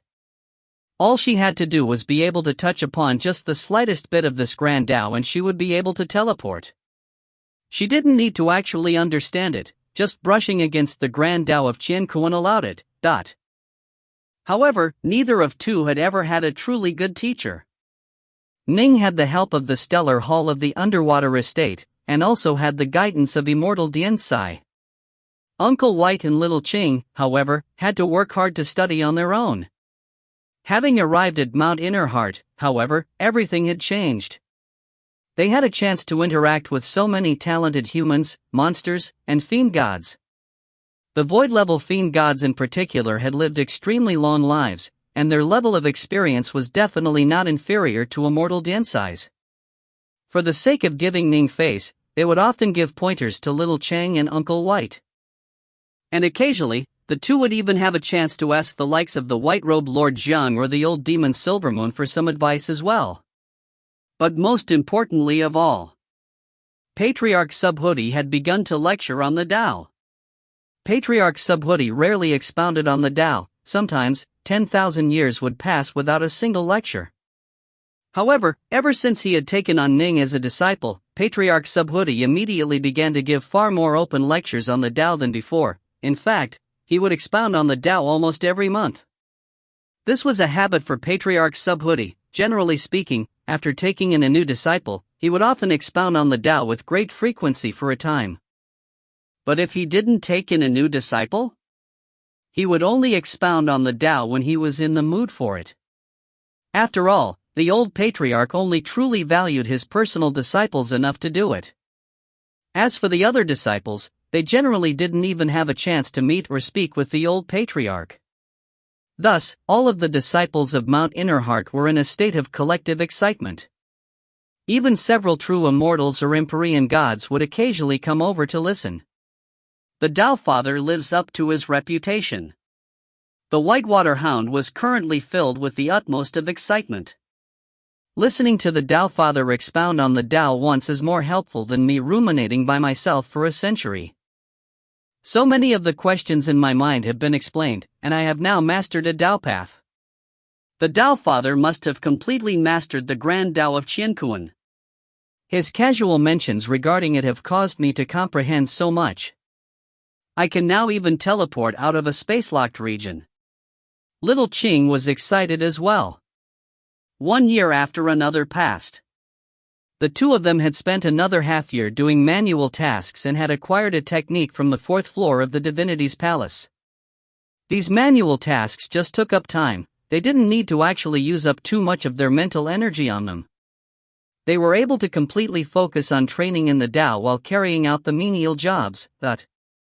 They then spent another 3 years carrying out menial jobs, thus acquiring a 5th level technique from the divinity's palace. And then they spent another 20 years before finally acquiring a 6th level technique from the divinity's palace. The 6th level techniques would be considered amongst the most supreme of techniques in the Grand Xia dynasty. Almost all of them were created by celestial immortals, and some were even created by pure young true immortals. The 26th year at Mount Innerheart. Ahahaha. I'm invincible. Invincible.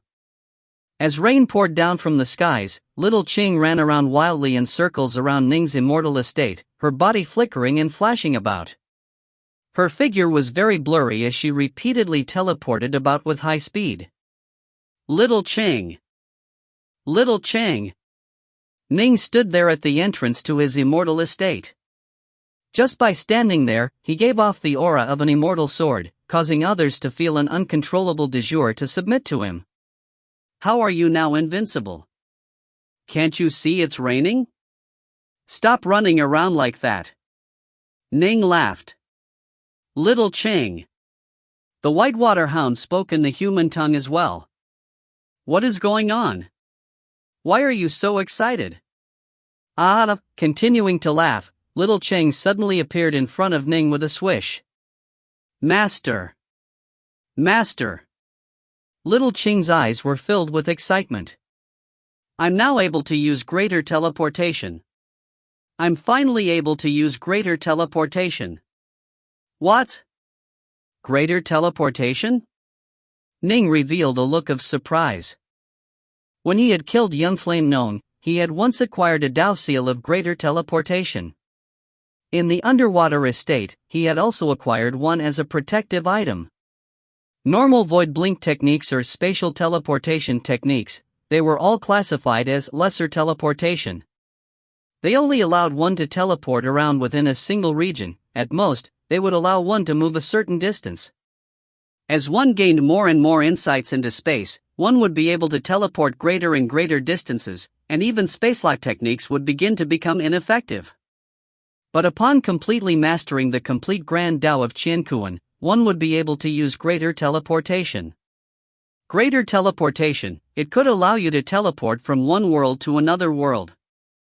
For example, one might be located in the Netherworld Kingdom, but with a single greater teleportation, one could move straight back to Serpent Wing Lake of the Grand Xiao World. This was why young Flame Gnome had been so confident despite having been trapped within the Witch River Immortal estate. He knew that no matter how dangerous things became, all he had to do was use the greater teleportation Dao seal and he would be able to immediately flee back to his clan's headquarters in the Grand Xiao World. But unfortunately, he had viewed Ning with complete contempt, and had believed Ning to pose no threat to him at all. By the time Ning released that black loop, there was no longer a chance for young Flame Known to escape. I've reached the Grand Dao domain level of the Grand Dao of Qiankuan. Little Cheng said excitedly, I'm already capable of greater teleportation. Ahaha, I'm now invincible. Who can kill me? Who can kill me? Ah, I can now escape from any formation, no matter how formidable. Ning and the Whitewater Hound both laughed. Azure Sky Snakes possessed astounding talent and affinity for space. Upon reaching the Grand Dao domain level, they could become as one with the Grand Dao, and thus they would be able to utilize greater teleportation. There was no point in even feeling jealous about it. Master, teach me some more about the sword. I now have a greater understanding of the Grand Dao of Qiankuan, and my ability to improve my sword arts will improve as well, Little Cheng immediately said.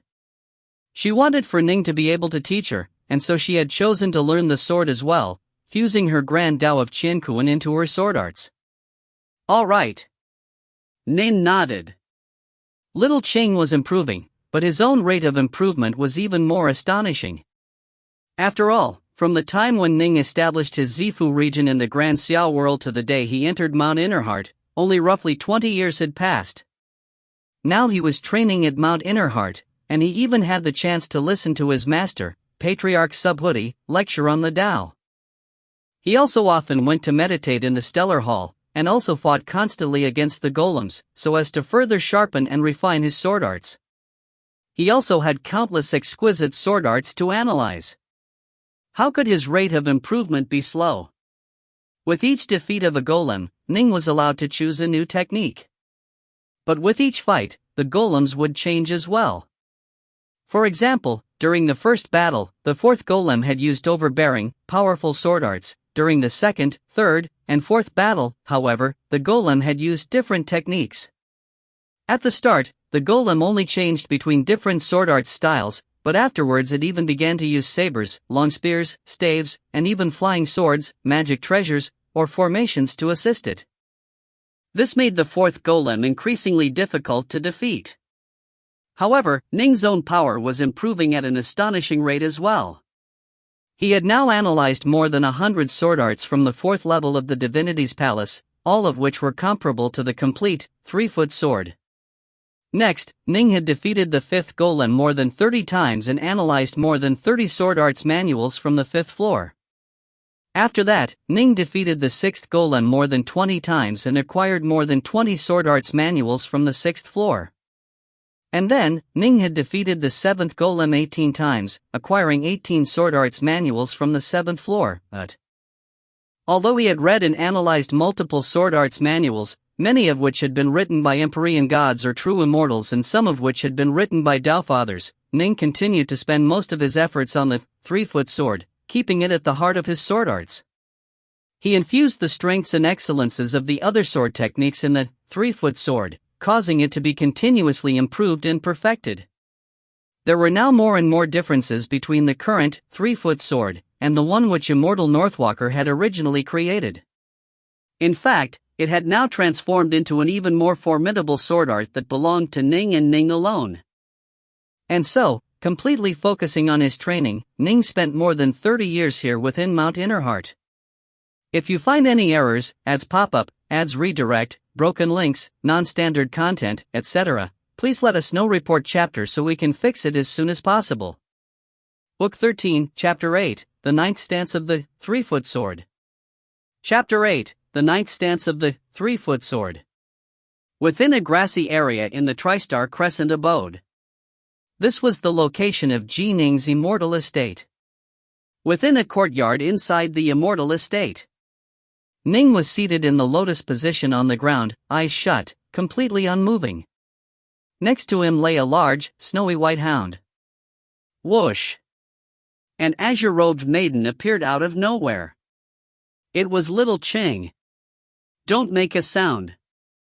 The whitewater hound opened his eyes, hurriedly sending her a mental message. What is it, Uncle White? Little Cheng looked puzzledly at Ning, seated in the lotus position with shut eyes. She sent mentally back, Master is training? But doesn't he usually go into his private room when meditating? Why is he sitting here on the ground? When training, Ning actually spent most of his time within the still room in the underwater estate. This was a training room built by Taoist 3 lives which truly did allow one to gain insights into the Tao at an astonishing rate. But of course, the very existence of the underwater estate was a huge secret. Patriarch Subhuti had also reminded Ning that he absolutely could not reveal its existence. Thus, not even little Cheng or Uncle White knew about it. He was taking a stroll in the courtyard but suddenly had a flash of insight, and so he immediately sat down in the lotus position to meditate on it, the whitewater hound sent back. This flash of insight came suddenly, he didn't have any time to waste on running back to his private room. Oh. Little Cheng nodded. This was how sudden flashes of insights often worked. When they came, they had to be seized right away. During the past 30 years, Master's sword arts have improved at an astonishing rate. He's even defeated the 8th golem 9 times. He's now gained a sudden flash of insight, his power is definitely going to improve dramatically. Little Cheng said excitedly, he might even be able to beat the 9th golem, but the 9th golem, even many void-level dire monsters and fiend gods were helpless before it. From this, one could tell how utterly astonishing Ning's rate of improvement had been during the past 30 years. My child Ning's talent is extremely high, and his affinity for the Tao of the sword is particularly exceptional, the Whitewater Hound said. When in the Grand Xiao world, he had to divide up his attention amongst multiple types of techniques as well as engage in all sorts of battles. Here at Mount Innerheart, however, there is no infighting at all. In addition, Ning has completely focused his attention on his sword arts for more than 30 years. His sword arts have already exceeded an utterly inconceivable level. Right. Truly inconceivable. Little Cheng nodded as well. During the past 30 years, Little Cheng had improved dramatically as well, having mastered greater teleportation. The Whitewater Hound was more intelligent than Little Cheng, with superb comprehension ability, thus, he had become a true grandmaster of formations. But Ning's improvement outstripped both of theirs. Originally, the ordinary disciples of Mount Innerheart murmured amongst themselves about the strength of this new disciple, not feeling much respect for Ning. Afterwards, however, Ning began to focus all his heart and efforts on sword arts, and his abilities began to dramatically rise without pause. He defeated the 5th, 6th, 7th, and even the 8th golem, causing all of the disciples of Mount Innerheart to be completely tongue-tied in shock. Even the controller of the divinity's palace, the old demon Silvermoon, had said with an emotional sigh, junior apprentice brother Ji Ning truly is a peerless future sword immortal. His improvement in his sword arts has been utterly terrifying. Although Patriarch Subhuti helped by expounding on the Tao, as the saying went, the master might open the door, but cultivation depends on the self. The Patriarch could give some advice at critical moments, but most of Ning's cultivation and insights came from himself. Clearly, he was extremely well suited to the Tao of the sword. Even the similarly peerless sword immortal, Lu Dongbin, had felt the desire to recruit him, and had made repeated requests to take him as his disciple.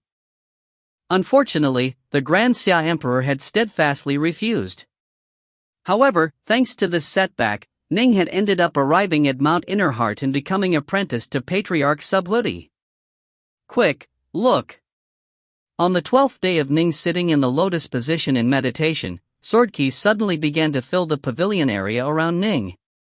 Swish! Swish! Little Chang and Uncle White both hurriedly stepped back, moving to a distant pathway to watch from afar. They saw that more and more streaks of sword key began to appear in the area around Ning. Suddenly, Ning opened his eyes as well. Is this the realm which Senior Northwalker had reached in the past?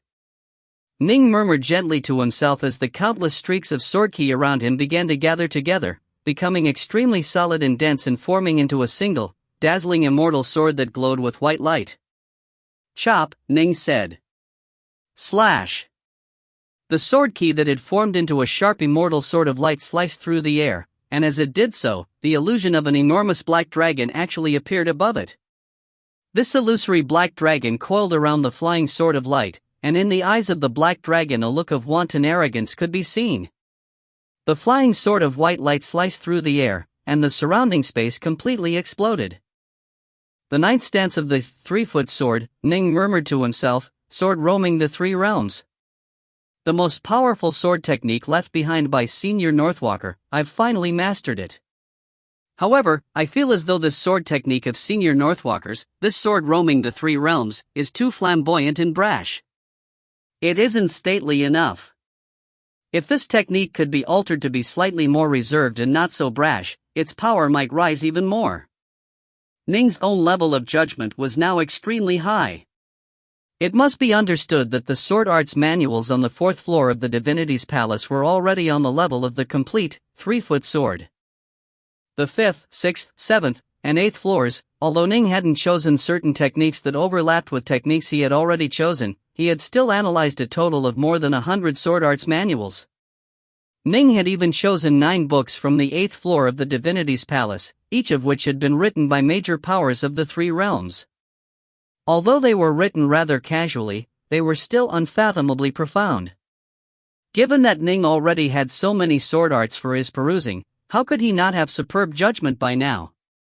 Immortal Northwalker had roamed the world by himself and painstakingly taught himself. Ning, however, had become an apprentice to Patriarch Subhuti, and had the chance to analyze countless sword arts that had been collected from throughout the 3 realms. Given that he was incomparably suited to be a sword immortal, how could he not be extremely astute in judging these types of techniques? I have now completely mastered all 9 stances of the 3-foot sword. Nin nodded to himself. However, I've modified the first 8 stances to make them more suited to me. As for this 9th stance, I will need to modify it as well.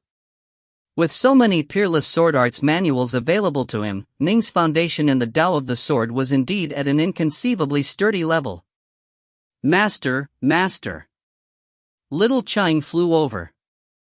That sword technique just now, it seemed to be unfathomably profound. Did you make a breakthrough? Yes. I've already mastered the 9th stance of the 3-foot sword. Nin nodded.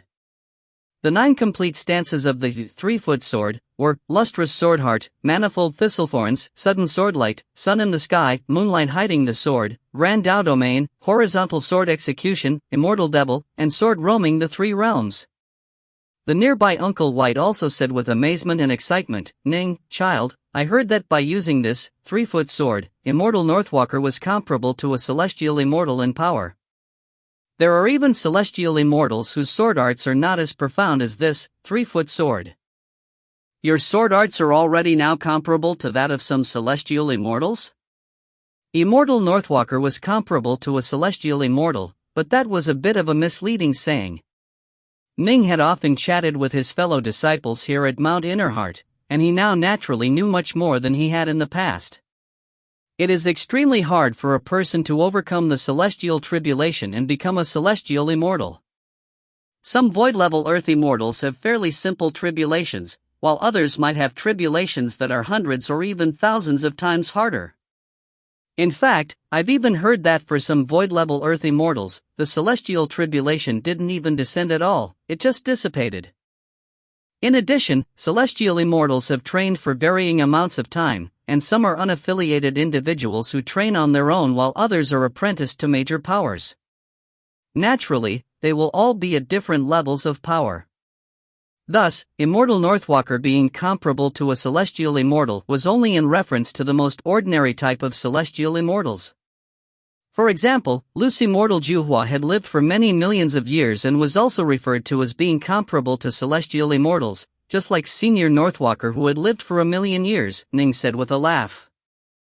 There are great differences in power between celestial immortals. Things are quite tricky. It's possible that monstrously powerful Luce immortals who have lived for millions of years or 10 million years might be able to kill weak celestial immortals, but the most powerful celestial immortals, I hear that some of them have already completely mastered the Grand Tao of the Sword or other Grand Taos, and are extremely close to becoming pure young true immortals. These are the geniuses of celestial immortals, and some are even able to compete against pure yang true immortals. Thus, even amongst celestial immortals, there are still many varying levels of power. This thing about being comparable to celestial immortals, that's just a form of praise and flattery, Ning said. Indeed. At present, Ning has already reached the 15th level of the Crimson Bright diagram of the 9 heavens, as a fiend god body refiner, which was comparable to an early-stage void-level fiend god body refiner. Upon using his star-seizing hand, and his terrifyingly powerful sword arts, he was definitely no weaker than the former Immortal Northwalker by now. When Ning had first entered the Black-White College, he had felt incomparable veneration for Immortal Northwalker. Naturally, at the time, he had felt nothing amiss about the saying that he was comparable to a celestial immortal. But now that Ning himself had already reached Immortal Northwalker's level, he felt a bit embarrassed upon hearing himself being praised as comparable to celestial immortals. After all, Ning knew very well that he was currently merely on par with ordinary celestial immortals. If he were to run into slightly more powerful celestial immortals, they would probably be able to defeat and even kill him. But Little Chang still said excitedly, "Master, stop being so modest. No matter what, your sword arts are definitely at the level of a celestial immortal by now. In fact, you are even superior to ordinary celestial immortals, right?" Ning was startled for a moment, then let out a resigned laugh and said, "True. But Little Ching, I'm still just a minor figure in the 3 realms, it's best for me to be a bit more low-key at my current level of power." "Master, it can be said that at your current level of power, you are utterly invincible against anyone below the celestial immortal level." Little Cheng didn't show the slightest hint of modesty at all. Ning smiled. Invincible against anyone below the celestial immortal? Most likely even monstrously powerful Luce immortals who had lived for millions of years wouldn't be that much more powerful than the current Ning. It could indeed be said that he was at the very peak of power for those below the celestial immortal level. However, in the 3 realms, Luce immortals were still just minor figures, only celestial immortals had some status. As Ning was the old patriarch's disciple, he had higher standards for himself. "I haven't even accessed the 9th floor of the Divinity's Palace or the 3 Realms Palace," Ning mused to himself. "After I go to the 9th floor and to the 3 Realms Palace, especially the 3 Realms Palace, My fellow disciples have all said that so long as I can acquire a single technique from the 3 Realms Palace, I can rely on it to roam the entire 3 realms. By then, I'll probably be much more powerful than I currently am. I'll no longer be on Immortal Northwalker's level, and will probably be on Immortal Juhua's level. Even against fairly formidable celestial immortals, I should still be able to keep myself alive." Ning was quite eager to see the 3 Realms Palace. Little Cheng, Uncle White, Ning instructed, I am going to go into secluded meditation to further perfect my 3-foot sword. For now, continue to handle your own affairs, there's no need to pay me any attention. All right.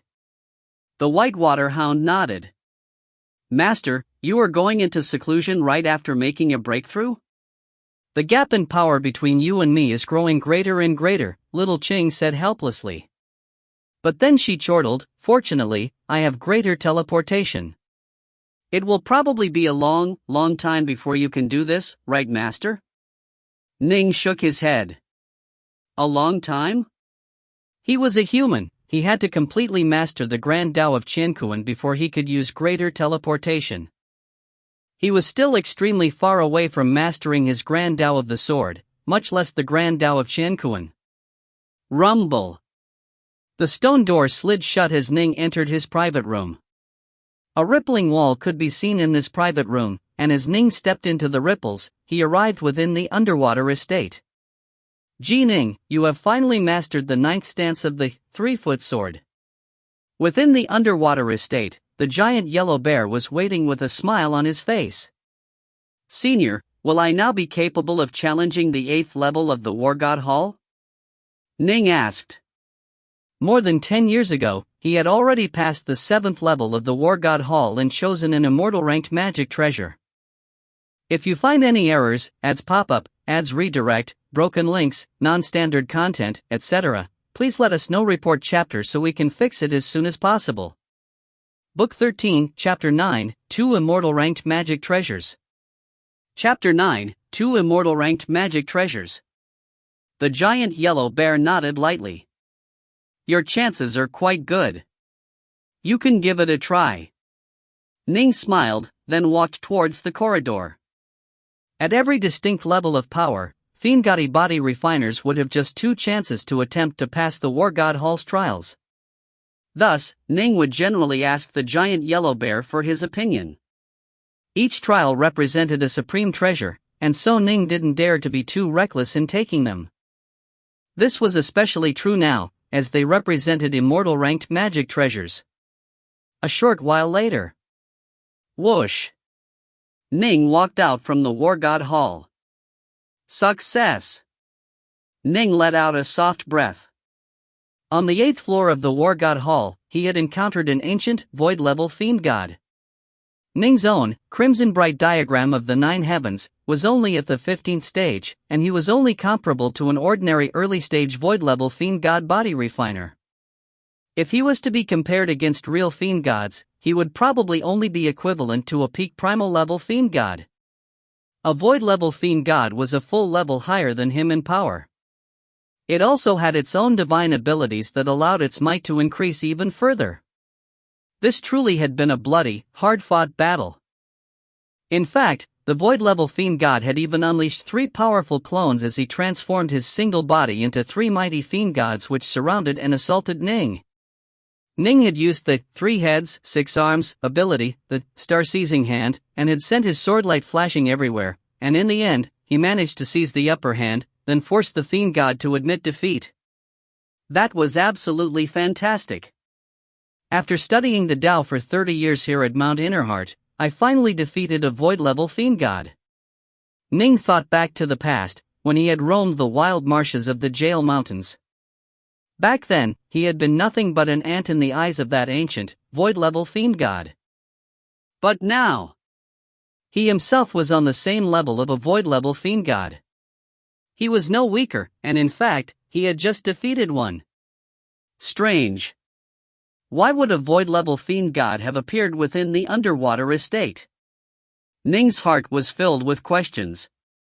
He had asked the spirit of the underwater estate, that giant yellow bear, about some of these questions, but the spirit refused to say. Ning, congratulations. You've defeated the 8th level of the War God Hall. The giant yellow bear appeared out of nowhere. In the past, even Immortal Juhua himself was only able to overcome the 7th level. Immortal Juhua, after becoming a loose immortal, had finally challenged and overcome the 7th level. A long time later, he became powerful enough to challenge and overcome the 8th level, but by then he no longer had any chances left to make the attempt. "Senior, I'm going to choose a treasure now," Ning said with a laugh. "Last time, when I overcame the 7th level, the book of treasures you brought out only included high-grade immortal ranked magic treasures. There wasn't a single top-grade immortal ranked magic treasure to be found. This time, there definitely will be," the giant yellow bear said. "And during your third selection, the number of treasures will be even greater."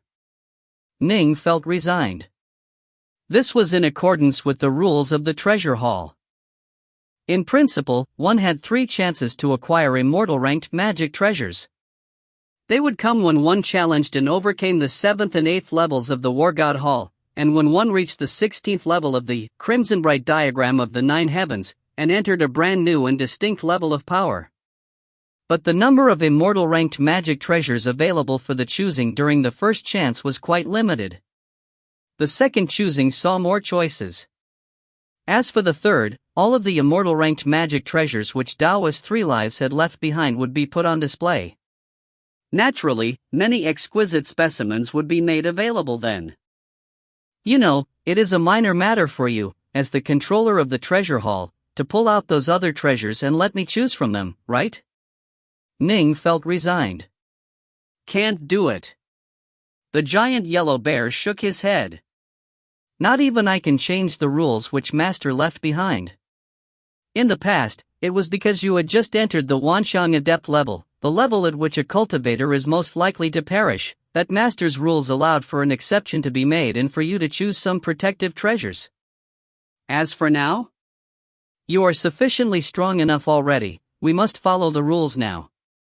Ning nodded. Ning entered the treasure hall. An amount of time equal to boiling a kettle of tea passed. He left the treasure hall, another immortal ranked magic treasure in his hands. "Ha ha!" Ning laughed as he walked out of the treasure hall.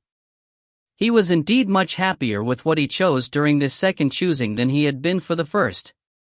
"Senior, I'm going to go to the still room for a period of closed-door meditation," Ning said, then headed to the underwater estate's still room. Rumble.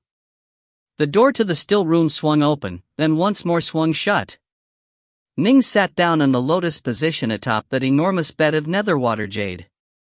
The inky jade bed emanated an astonishing aura of coldness, causing even the soul to feel chilled. The very first time he had sat atop this bed of netherwater jade, Ning had felt as though his soul had been completely frozen. However, Ning was now far more powerful. His insights into the Tao were at a high level. His Tao heart was firmer. His soul was more powerful. Even the bed of netherwater jade was only able to make Ning feel extremely cool and relaxed. Rumble. The Grand Bodhi still heart formation began to emanate ripples of power. Ning's heart turned completely calm. With a wave of his hand, Ning caused 2 treasures to appear and levitate before him. One treasure was a golden circlet. As for the other, it was a set of 9 black immortal swords that seemed to flutter in and out of existence in a transient manner. The golden circlet was the item Ning had chosen when he had overcome the 7th level of the War God Hall. It was known as the tripartite immortal locking circlet. It was a high-grade immortal ranked magic treasure that was meant to trap or restrain foes. Once a foe was caught by it, it would become very hard for the foe to escape, and in fact some weaker foes would be restrained and absorbed into the circlet itself. There was a standalone dimension within the circlet, and it could be used to collect living creatures or inanimate objects. Upon being trapped within it, even the likes of a pure young true immortal would be unable to depart from it. But of course, pure young true immortals wouldn't be so stupid as to just stand there and allow it to draw them in. As for the 9 black immortal swords, they were the set of immortal ranked magic treasures which Ning had just chosen after having overcome the 8th level of the War God Hall. They were known as the Heavenraker swords. All 9 of them were top-grade immortal ranked flying swords. These 9 swords, although they were individually still inferior to the Thousand Bull sword, which had reached the very peak of top-grade immortal ranked magic items and was almost comparable to a pure Yang immortal sword in power, there were 9 of these Heavenraker swords. Taken as a whole, they were not weaker than the Thousand Bull sword at all. Most importantly of all, Ning had once seen a sword art's secret manual on the 9th floor of the divinity's palace, which was known as Heavenraker. Ning had previously asked the giant yellow bear, Senior, on the 9th floor of the divinity's palace, I saw a sword art's manual titled Heavenraker. The abridged version stated that this technique was a sword art created by a major power of the three realms known as Taofather Heavenrake. Might I ask if there is a connection between the Heavenraker swords and Taofather Heavenrake? This set of Heavenraker swords were specially designed to be used to execute the Heavenraker sword technique. The Heavenraker sword technique was already tremendously famous back in the primordial world of Pangu, and is still an extremely famous sword art in the current three realms. The giant yellow bear had said with a laugh. And so, Ning had immediately chosen this set of swords.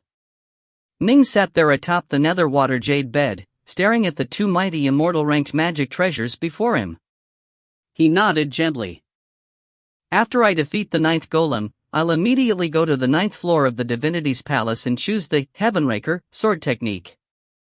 In the future, I will need to slowly perfect the 3-foot sword, by absorbing many of the best points from other techniques. As for Heavenraker, if things are as I suspect, it will become yet another technique that I can use to defeat my foes. The sword arts which Immortal Northwalker had created was more than a bit lacking compared to some of the powerful sword arts contained within the divinity's palace. Ning had already completely overhauled and perfected the first 8 stances. As for the 9th stance, he had improved and perfected it. He himself would have to go create a 10th stance and an 11th stance for this technique. The sword arts which Ning himself created would be the sword arts that were best suited to him, and which would be the most powerful in his hands. However, before he actually created his own sword arts, the Heavenraker technique could be used for a period of time. This tripartite immortal locking circlet, after Uncle White becomes a void-level earth immortal, I'll give it to him, Ning murmured to himself. This circlet wasn't of great use to him, and when he had chosen it, it was with the intention of giving it to Uncle White. Uncle White was a grandmaster of formations, but he was lacking in attacking techniques. This tripartite immortal locking circlet could transform into the tripartite powers of heaven, earth, and man. It was incredibly difficult to use, but it was very well suited for Uncle White, who was a grandmaster of formations. It didn't even require Uncle White to go fight in close combat. It was indeed quite well suited for him. This closed-door session lasted for more than a month. Ning completely and thoroughly overhauled this 9th stance of the 3-foot sword roaming the 3 realms, making it more reserved and stately while also making it even more ferocious and fast. For Immortal Northwalker, the 9th stance of sword roaming the 3 realms represented the pinnacle, but for Ning, the 9th stance was just a midway point. He was definitely going to go create a 10th and an 11th stance. It's already summer? When Ning walked out of his immortal estate, he saw the sun hanging high in the sky, blazing with incomparable heat. Every single world was illuminated by the solar star and the lunar star. This was even true for the estate world of the Tri-Star Crescent abode. Every single world would see the projections of the solar star and the lunar star. For example, within the world of the Grand Xia, there was also a solar star and a lunar star. Because the solar star was a bit closer to the world of the Grand Xia, in that world, the solar star was a bit larger while the lunar star appeared a bit smaller. Although they were only projections of the solar star and the lunar star, they still possessed utterly terrifying power. Clearly, the power of these 2 stars, the most supreme and exalted of celestial bodies, was utterly inconceivable. Uncle Master. Patriarch. Patriarch. Many disciples of Mount Innerheart were currently congregated outside the divinity's palace. Some were quietly training in the Tao, others were discussing it, and still others were relaxing. Upon seeing Ning arrive, they all hurriedly rose to their feet and called out with respect. During the course of these 30 years, these disciples of Mount Innerheart now felt true esteem for Ning, an admiration which came from the depths of their heart. Ning just nodded lightly, then stepped into the divinity's palace. He started from the 1st floor and walked all the way to the 9th. On the staircase to the side of the 9th floor, the white-robed Silvermoon was seated, leaning against the banister. There was some immortal wine, roasted goose, and other roasted meat next to him. His feather fan was covering his stomach as he just lay there napping. Ning was in no hurry. He first walked to a nearby bookshelf, then picked out the sword arts manual titled Heavenraker.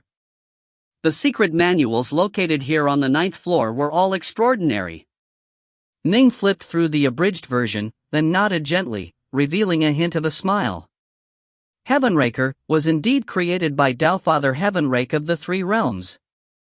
It required 9 immortal-ranked flying swords to be used, and ideally the 9 swords would all be infused with the 36-layered Heavenrake sword formation. This, Heavenraker, it uses the profound mysteries of the elements of water and earth, has also been infused with the secrets of the Grand Tao of Qiankuan, and is unleashed through the Grand Tao of the sword. Nin nodded to himself. He was quite skilled in water, Qiankuan, and the sword. As for earth, Taofather Heavenrake had clearly prepared some more elementary sword techniques amongst the many sword techniques. Although Ning had few to no insights regarding the element of earth, he could still use those sword arts that didn't include the earth element. In the future, he would probably advance in earth as well as a result. Senior apprentice brother, senior apprentice brother. Ning put down the abridged version, then walked next to Silvermoon and called out to him. In fact, he even gave him a little push. Senior apprentice brother. Ha! Only now did Silvermoon open his eyes. What is it? Senior apprentice brother, I want to challenge the 9th golem, Ning said. If you find any errors, ads pop up, ads redirect, broken links, non-standard content, etc., please let us know. Report chapter so we can fix it as soon as possible. Book 13, Chapter 10, The Senior Disciples. Chapter 10, The Senior Disciples. The 9th golem? Silvermoon immediately rose to his feet. Feather fan in hand, he began to laugh in surprise. Junior apprentice brother, do you feel confident? Haven't fought it before, so hard to say, Ning said. Junior apprentice brother, you are always so modest. Come. Let's hurry. Show me what you have. Silvermoon immediately led Ning down from the divinity's palace and to the empty testing grounds. Many of the disciples of Mount Innerheart were gathered in the empty area. Even little Chang and Uncle White had hurried over here. Because Ning had sent his 2 spirit beasts a mental message earlier, telling them that he was going to challenge the 9th golem, little Chang and Uncle White had paused their training and hurriedly ran over to watch the fight. Can it be that Patriarch Ning is going to challenge the 9th golem? He's already defeated the 8th golem 9 times by now, right? He might really be challenging the 9th golem. There are so many of us here, including some monsters that have lived here for tens of thousands of years, but none of us have ever defeated the 9th golem. The other disciples were all stealthily chatting amongst themselves. In fact, some of them even spoke out towards little Ching or Uncle White. Azure Skysnake, Whitewater Hound, which golem is Patriarch Ning challenging? Little sister Ching, don't tell them, just tell me alone. Over the course of the past 30 years, little Chang and Uncle White had become quite familiar with these disciples. Uncle White smiled. Little Ching just raised her head proudly. Just keep watching and you will find out. The distant Ning and Silvermoon were currently chatting with each other. These two both had very high statuses, and generally speaking the normal disciples of Mount Innerheart wouldn't dare to speak to them too often. Whoosh! Silvermoon waved his hand, and a golem appeared out of nowhere. This golem's entire body was a white jade color. Around his right arm were 9 circular loops, and the invisible aura of power emanating from him was quite strong. The 9th golem. The 9th. Uncle Master Ning is actually challenging the 9th golem. Instantly, a series of startled cries rang out as everyone felt excited.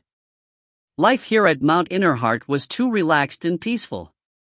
Normally, everyone just focused on quietly training in the Tao.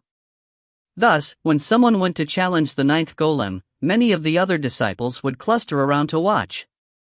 And this particular challenge was issued by Ning, who had just become a member of Patriarch Subhudi's school around 30 years ago, and who had been selected as the old Patriarch's future personal disciple. This naturally caused great excitement. Within the testing grounds, Ning and the ninth golem stared at each other from afar. "This is your first time challenging me, but your fiend god body is only at the peak primal level," the ninth golem said, his eyes flashing with hidden sharpness as he carefully inspected Ning. Ning knew that this ninth golem had been personally forged by his master, Patriarch Subhudi, and that it was comparable to a pure young treasure in power. It had its own soul and possessed intelligence. A pair of dark north swords appeared in Ning's two hands. "Enough chit-chat. Show me your most powerful sword attacks."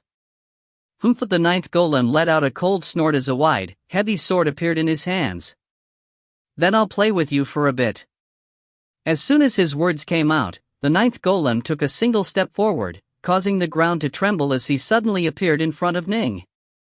He had moved so fast that Ning couldn't help but raise his eyebrows. Ning's feet moved just slightly as he simultaneously sent the twin swords in his hands blocking upwards. Whoosh whoosh whoosh. A massive illusory wave that seemed to fill the heavens suddenly appeared. Ning's sword arts had reached a high enough level that it could call upon the aid of a large amount of natural energy, thus generating this sort of manifestation. The illusory wave swept forward, Ning's sword-like within it. Clang! Clang! Clang! The ninth golem's heavy sword carried incomparable savagery and dominance, and with each stroke the heavy sword smashed against the wave. Ning's sword technique was more tenacious and powerful, and it came out in a steady, unbroken stream. By contrast, the ninth golem's sword technique was more savage and ferocious. However, in the face of Ning's unbroken, flowing string of attacks, the ninth golem was finding it increasingly hard to hang on. "So you have a bit of talent after all. If I don't bring out some of my true power, I won't be able to beat you."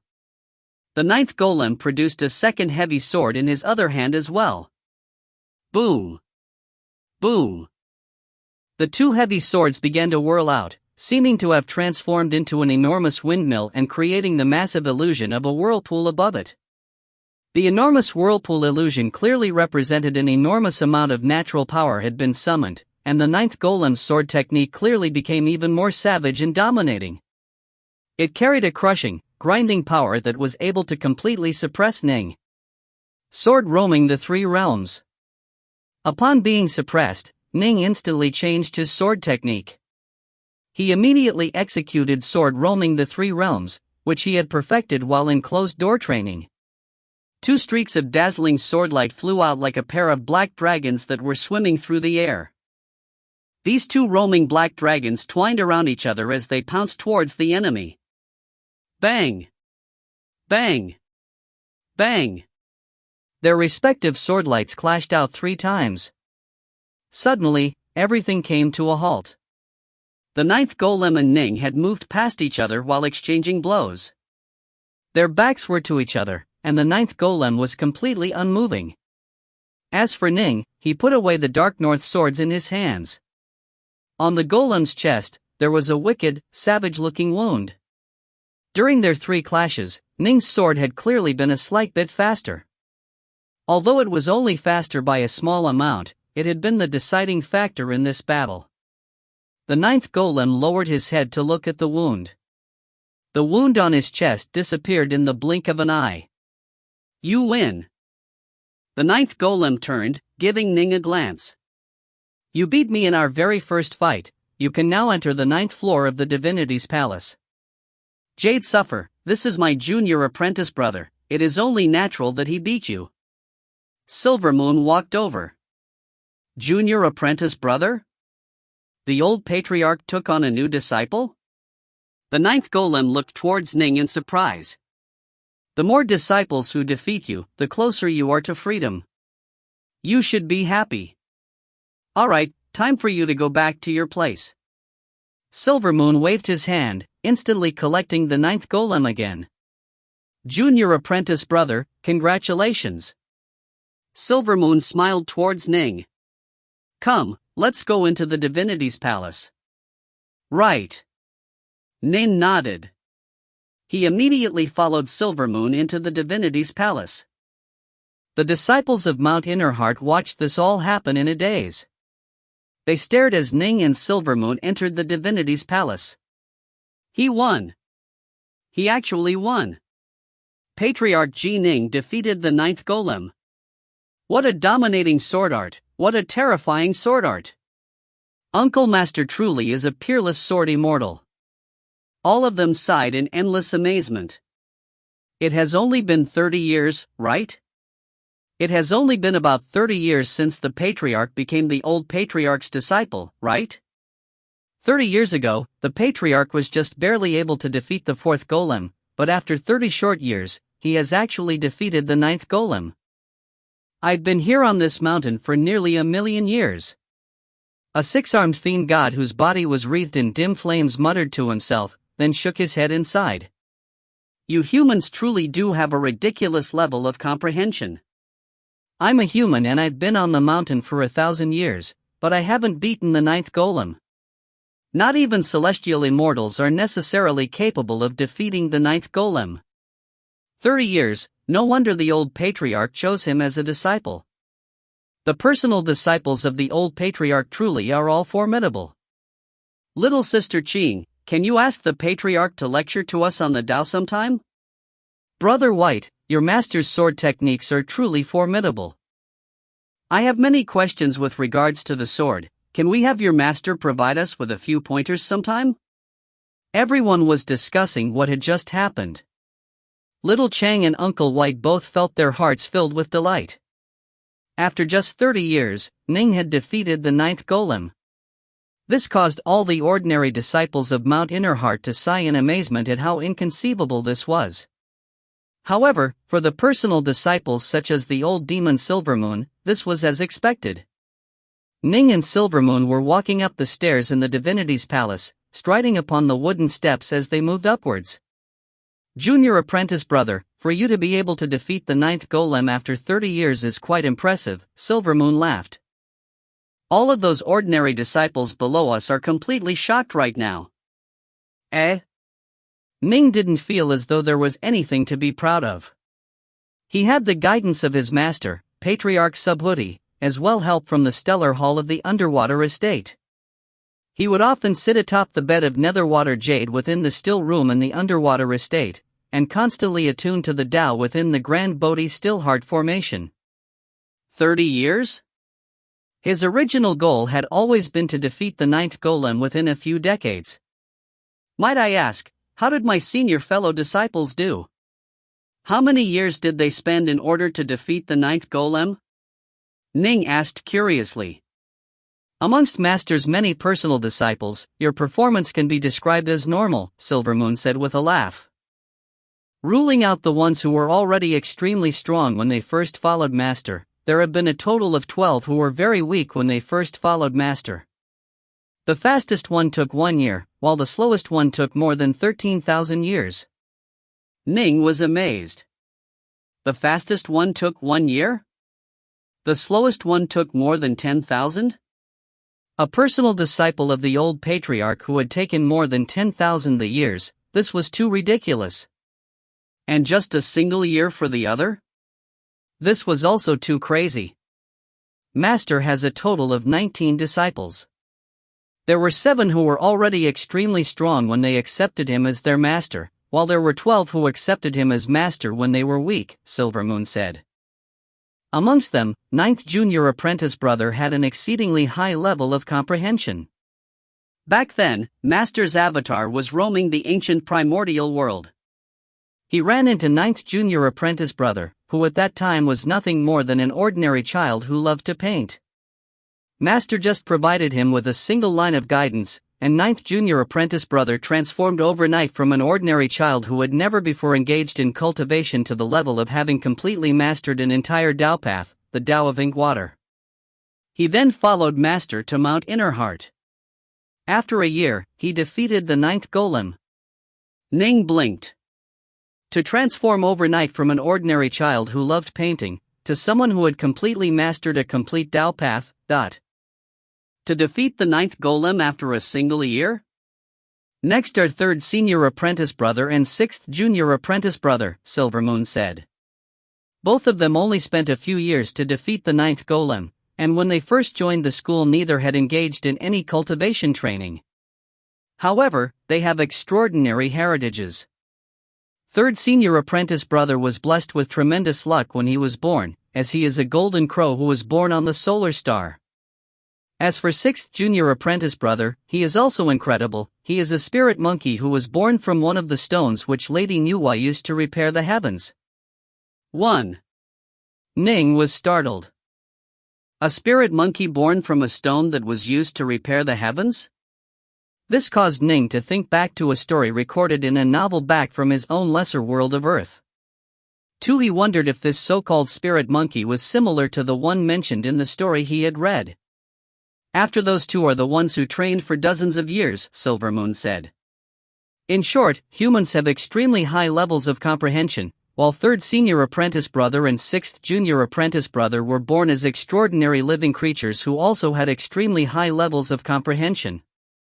All of the disciples under Master's tutelage who defeated the 9th golem in under a century were humans and those with extraordinary lineages. There are several who are monsters like me who are under Master's tutelage.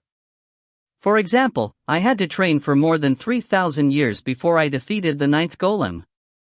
There are some who are even slower than me. On the whole, monsters have a much lower level of comprehension than humans do. Ning nodded. Monsters had poor levels of comprehension, and fiend gods had it even worse. However, the heavens had made it up to them in other ways.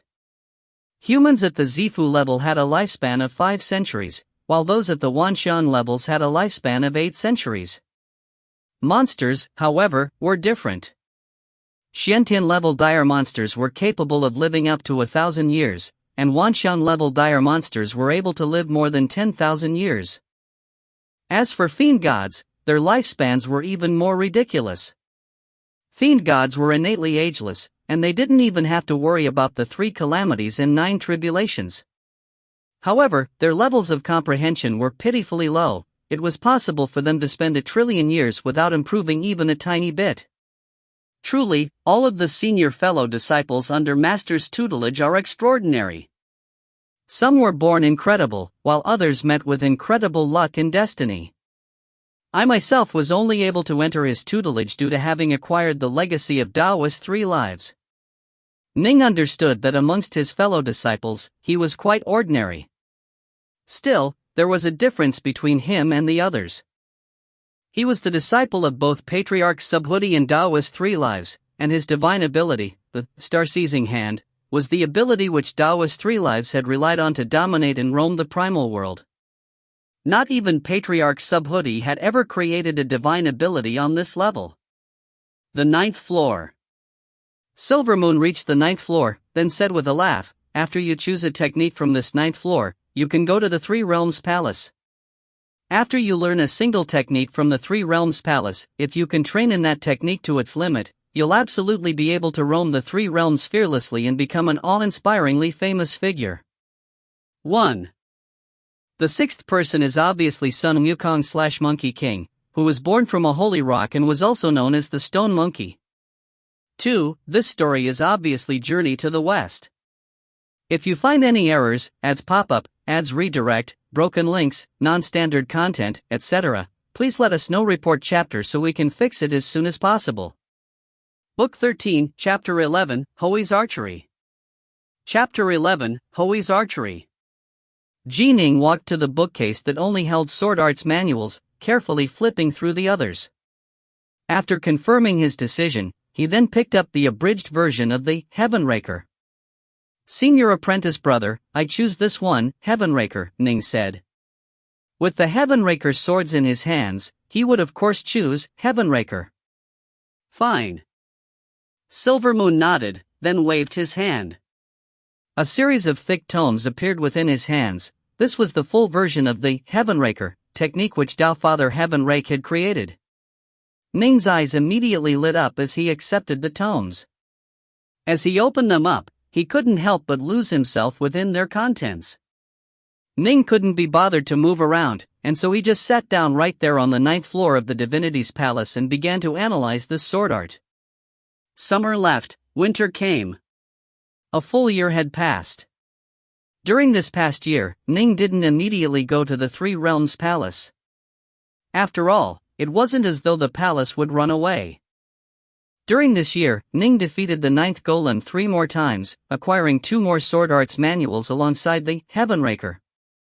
These were all created by Dao Fathers, and were all some of the most supreme sword arts of the 3 realms. Ning carefully analyzed the techniques, gaining quite a bit from them. He mastered 13 sword stances in a row of the Heavenraker. It is time to go to the Three Realms Palace. It was already night, but Ning set out from his immortal estate. Over the course of this past year, he had further perfected his 3-foot sword, and his level of insight into the Heavenraker had already reached a very high point. It would be hard for him to improve significantly within a short period of time, and so he decided to go to the Three Realms Palace. The Three Realms Palace was an ordinary building that was just 10 meters high, but it was one of the most mysterious places in Mount Innerheart.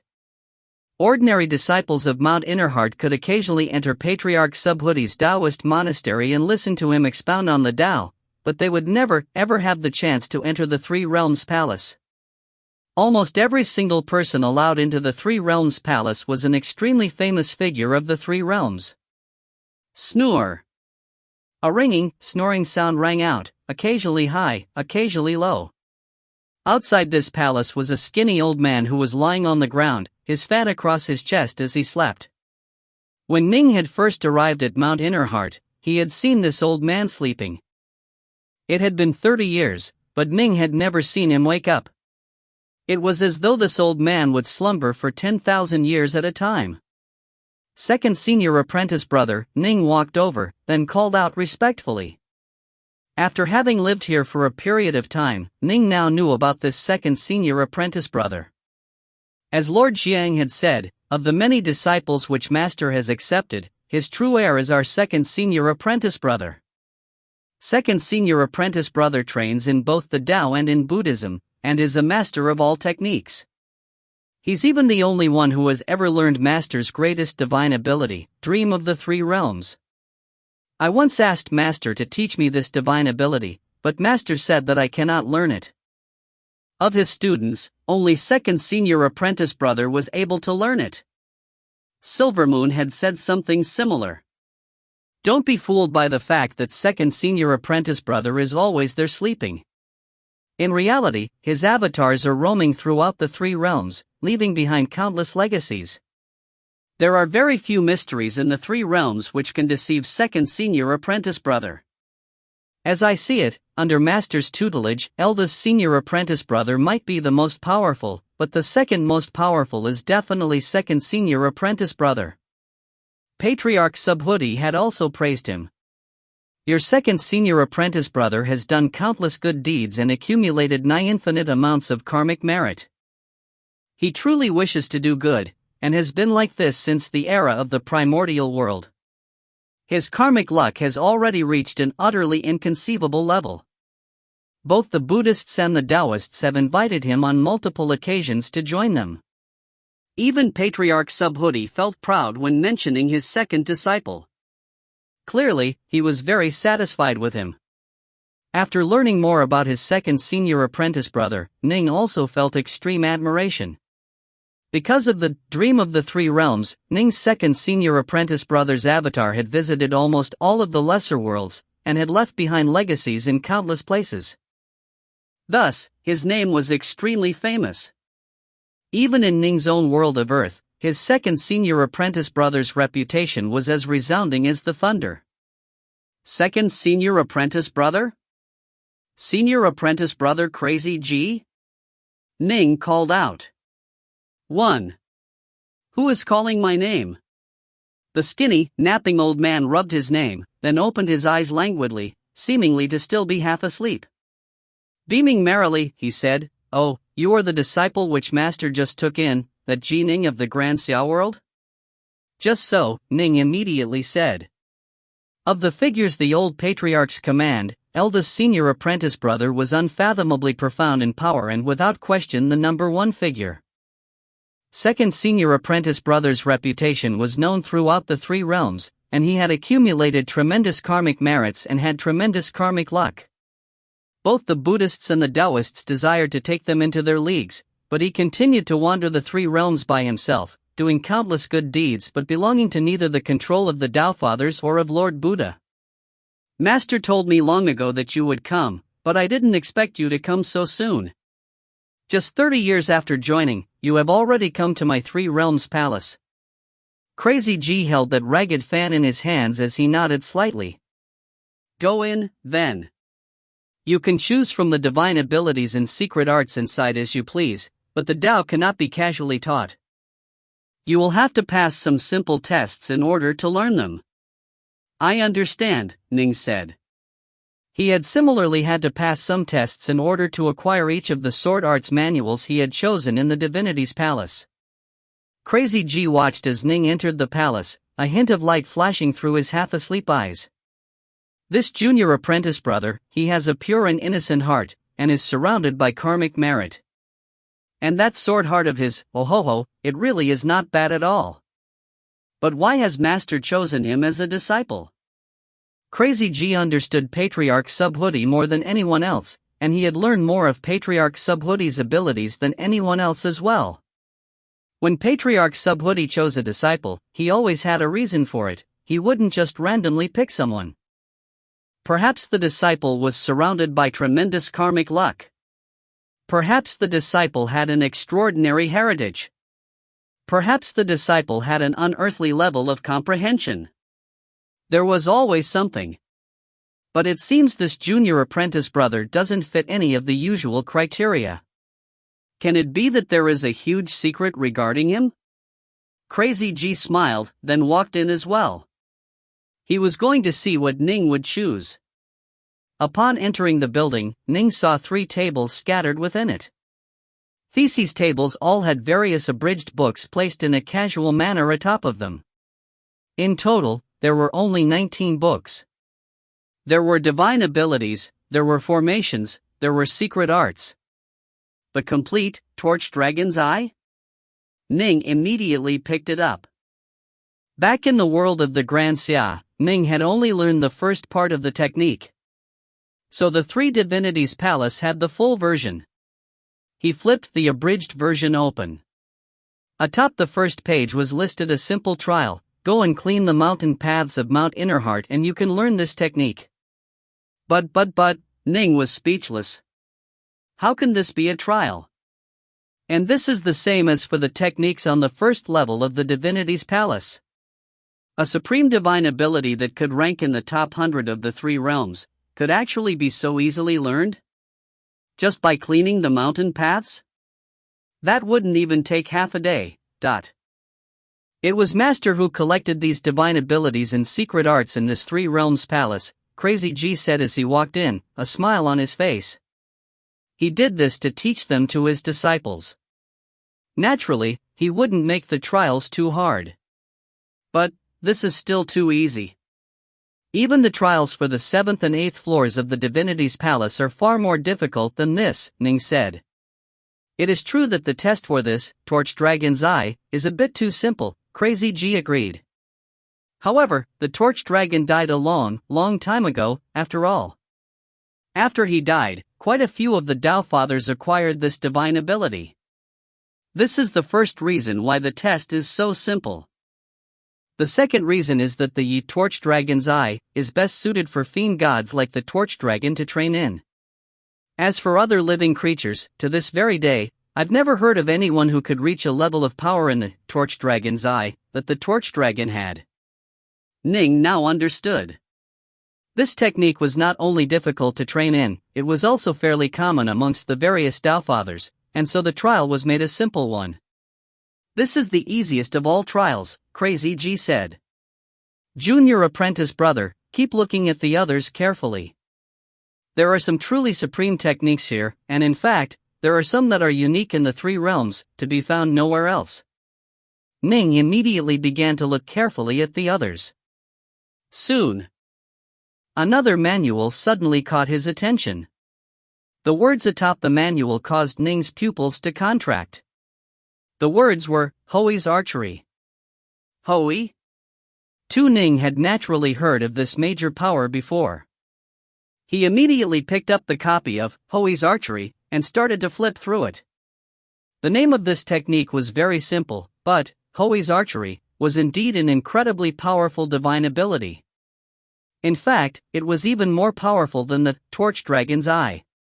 Ever since Pangu established the universe, this divine ability has always been ranked in the top 10, Crazy G said. This was created by true god Hoi, who used it to roam and dominate the primordial world. However, the trial to acquire it is also the most difficult trial here in the Three Realms Palace. But Master actually has the main divine ability of Hoi? Ning was astonished. This was ranked in the top 10. That meant it was on the same level as Ning's own star-seizing hand? Not even Patriarch Subhuti had ever developed a divine ability on this level. This trial truly is difficult.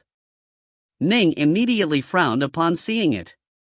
This trial was indeed the hardest of the 19 trials here in the Three Realms Palace. Ning then looked at the contents of the abridged book. So this is what Hoi's archery is all about. Ning immediately understood. Although Hoi's archery and the star-seizing hand both ranked amongst the top 10 divine abilities of the Three Realms, they were diametrically different. The star-seizing hand was used to make one's hands even more terrifyingly powerful than magic items. By the second cycle, one's hands would already be comparable to immortal-ranked magic treasures. By the third cycle, they would be comparable to pure yang magic treasures. The raw power and strength of the star-seizing hand was utterly astonishing. But Hoi's archery was a skill-type ability. It was just like the windwing evasion in that it was a matter of skill and finesse. It required enlightenment and it required slow comprehension. Although it did include some clever ways to use divine power, it was more about skill and technique. Even key refiners were capable of learning Hoi's archery, so long as they could comprehend the mysteries within it. It is much simpler to train in the star-seizing hand. All I need to do is procure enough 5 elements essence, and my hands can become even more terrifyingly powerful, to the point where in the future I will even be able to crush stars with my hands, Ning mused to himself. But this, Hoi's archery, it requires enlightenment. They truly were completely different. As a result, Hoi's archery was extremely hard to train in. To this very day, aside from Hoi who had dominated the primordial world with this divine ability, there had never been any other individuals who had been able to completely master this divine ability. Don't read it, Crazy G said, shaking his head. Quite a few of Master's disciples have chosen this archery technique, but most of them were only able to gain a basic understanding of it. None of them have reached the level which the primordial Hoi once did. Go look at the other techniques first, and in the future, when you have some more free time, you can try and learn Hoi's archery. Alright. Ning nodded. No matter what, this simple archery technique was still ranked in the top 10 of the divine abilities created since Pangu established the universe. He had to learn it sometime. But of course, there was no rush.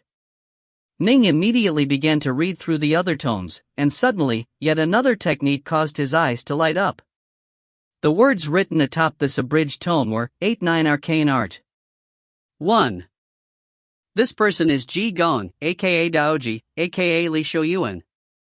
He was an eccentric monk that lived 800 plus years ago that was famous for being extremely kind, seeming to have magic powers, but lived a life in violation of Buddhist rules due to eating meat and drinking wine.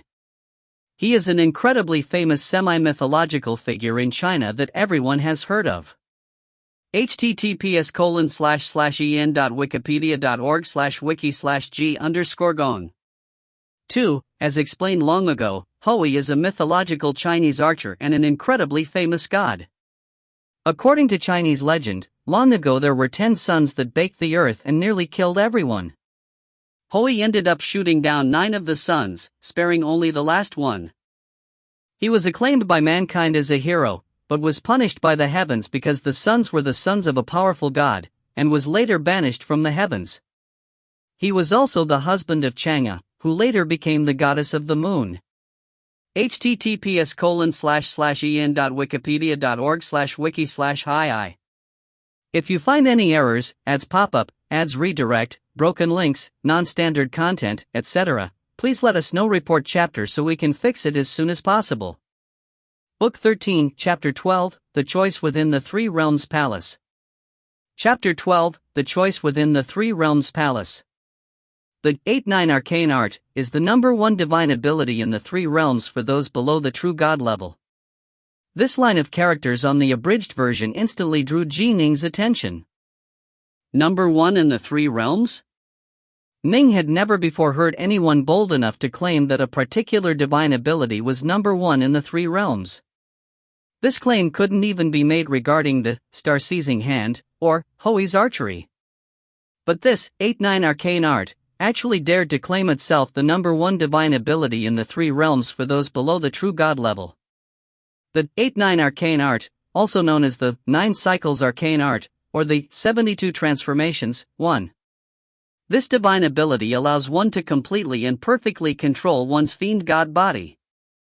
A basic level of skill in this art allows one to transform into anything in the world. This is why this divine ability is also referred to as the 72 Transformations.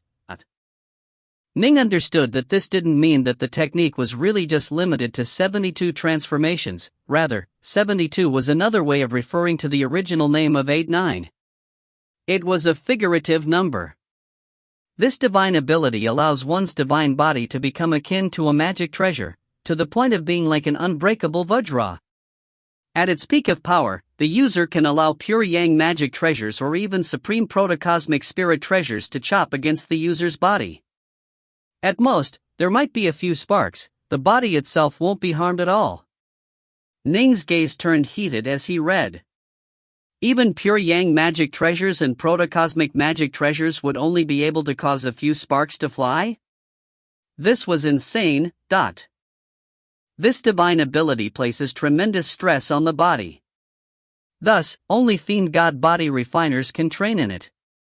You have to at least have reached the primal level as a fiend god before you can train in the first cycle. At the primal level, you can train in the first, second, and third cycles. At the void level, you can train in the fourth, fifth, and sixth cycles. At the Empyrean god level, you train in the seventh, eighth, and ninth cycle. Once the third cycle is mastered, then the body will be comparable to an immortal ranked magic treasure. Even ordinary celestial immortals would find it difficult to wound you. Once the sixth cycle is mastered, then the body will be comparable to a pure yang magic treasure. By relying on it, one can become truly famous in the three realms. Once the ninth cycle is mastered, the body will be comparable to the most supreme of pure yang magic treasures, comparable to a protocosmic spirit treasure. It can truly be described as an unbreakable vajra at that point, and one can truly roam about the three realms without fear. Aside from major powers, no one can harm you at all. Even major powers will have to use special techniques in order to break your vajra-like body. The description on the manual caused Ning to pant in excitement. This was far too formidable. Man-made magic treasures were divided into mortal rank, earth rank, heaven rank, immortal rank, and pure yang rank, with the pure yang rank being the limit. Above pure yang magic treasures were protocosmic spirit treasures. Protocosmic spirit treasures were born from the natural universe itself. However, this didn't necessarily mean that all protocosmic spirit treasures were superior to all pure yang magic treasures. After all, amongst man-made pure yang magic treasures, there were treasures which truly possessed insane levels of power. In fact, some were created by fusing the extracted essence of multiple protocosmic spirit treasures, such as the star-seizing manor itself, which had used quite a few protocosmos spirit treasures in the forging, Thus, there were grades of protocosmic spirit treasures as well. They were also divided into low grade, middle grade, high grade, and top grade. Supreme pure yang treasures were generally comparable to middle grade protocosmic spirit treasures. Ning couldn't help but sigh in amazement. Protocosmic treasures. To make one's body comparable to a protocosmic spirit treasure. No wonder one's body could be described as unbreakable as a vajra, and why even major powers of the three realms would have to use special methods in order to break past this divine ability. Whoosh! Ning continued to flip through the pages and read. This divine ability was jointly developed by the spiritual leaders of both Buddhism and Taoism, who wished to create a divine body that was comparable to that of the great god Pangus. Per the predictions of the spiritual leaders of Buddhism and Taoism, this arcane art should have a total of 12 cycles. The first 3 were for the primal level, the next 3 were for the void level, and the 7th to 9th cycles were for the empyrean god level, while true gods would train in the 10th to 12th cycles. The true gods of the three realms, when using this divine ability, should theoretically have divine bodies that were comparable to Pangus. Unfortunately, although their predictions were idealistic, despite spending countless amounts of effort and time on this technique, they were still unable to come up with anything past the 9th cycle. And so, this divine ability only has 9 cycles. Upon seeing the description within the tome, Ning couldn't help but sigh in amazement yet again.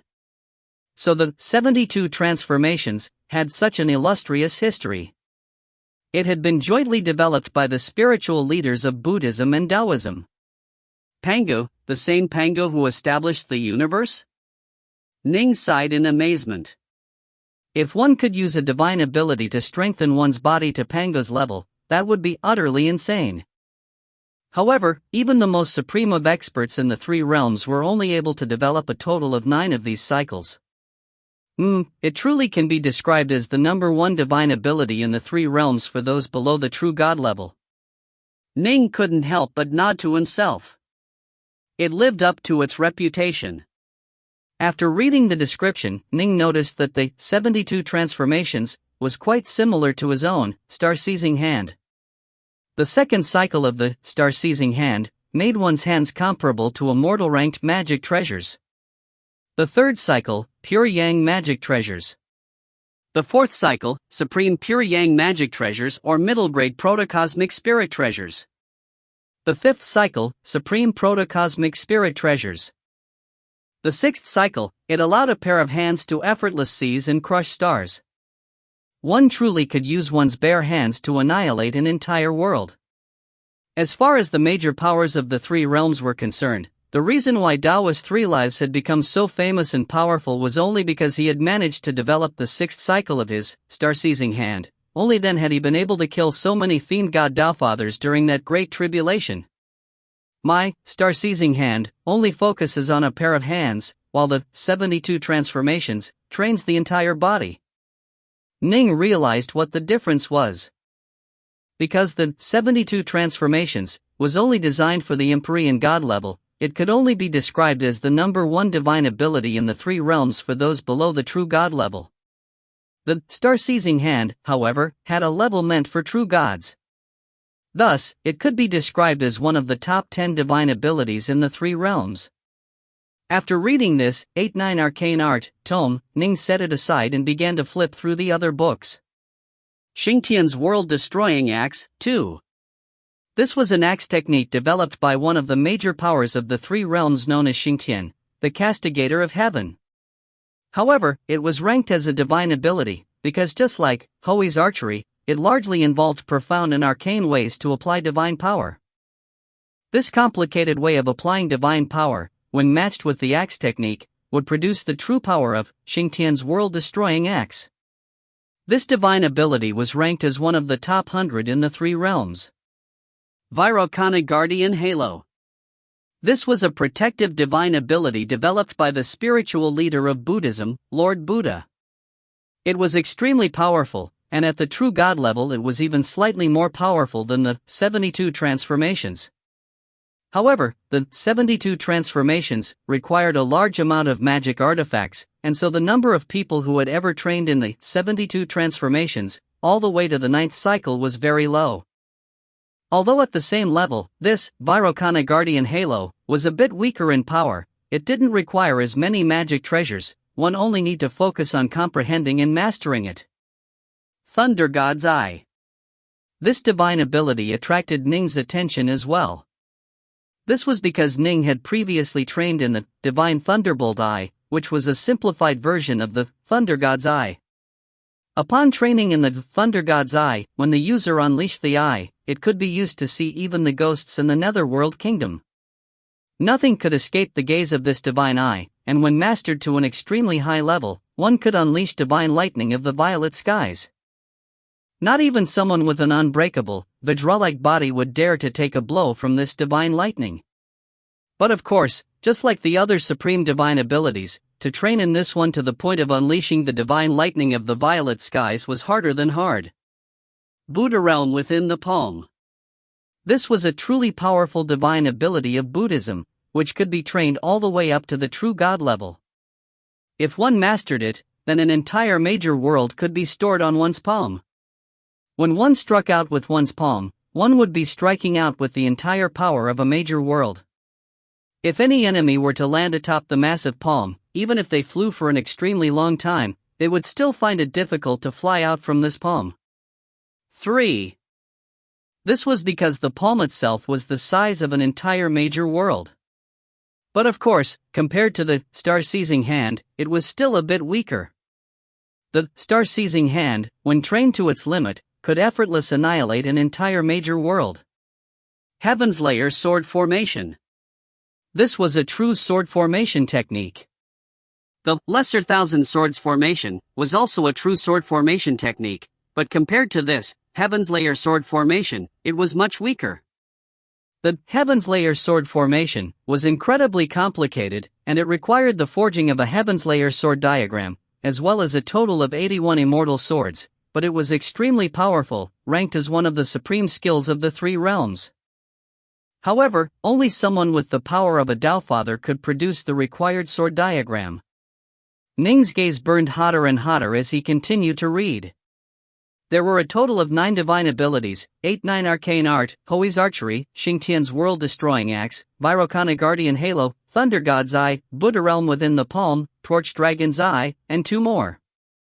There were also a total of 10 secret arts, formations, and other varied techniques. There are actually no manuals focused exclusively on sword arts, saber arts, archery, axecraft. Ning was surprised by this. For example, Hoi's archery wasn't purely archery, it also included a very complicated way of activating and transforming divine power. This was why Hoi's archery was considered a divine ability. The same was true for Xingtian's world-destroying axe. If the unique methods of employing divine power were stripped from these divine abilities, then Hoi's archery and Xingtian's world-destroying axe would most likely only be placed on the 9th level of the divinity's palace. Crazy G beamed merrily as he watched. He could tell that Ning had been completely captivated by these techniques. There were 5 techniques Ning wanted: Buddha realm within the palm, Thunder God's Eye, 8-9 arcane art, Hoi's archery, and Torch Dragon's Eye. For one's palm to be able to encompass an entire major world, a major world that completely belonged to him and him alone, how could Ning not feel desire for this technique? Thunder God's Eye. Ning had long ago started to train in the elementary version of this divine ability. The 8-9 arcane art was even critical. After all, the path of immortal cultivation was a difficult and dangerous one. To reach the Empyrean God level meant that one would be comparable to figures like Lu Dongbin and be an expert of the 3 realms. It was far too difficult to reach the true God level and become a major power like Taoist 3 lives. Thus, this number 1 divine ability for those below the true God level, this 8-9 arcane art, was absolutely necessary. Junior apprentice brother, Crazy G said. Second senior apprentice brother.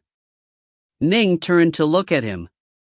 Are you aware that you are not permitted to simply learn as many techniques within the 3 realms palace as you please? Every single fellow disciple is limited to just a few, Crazy G said. I know. Ning nodded. Silver Moon and Lord Jiang both spoke to me of this. Generally speaking, each person could only learn 2 or 3 divine abilities or secret arts from the 3 realms palace before Patriarch Subhuti would forbid them from learning more. Right. To be greedy is unwise.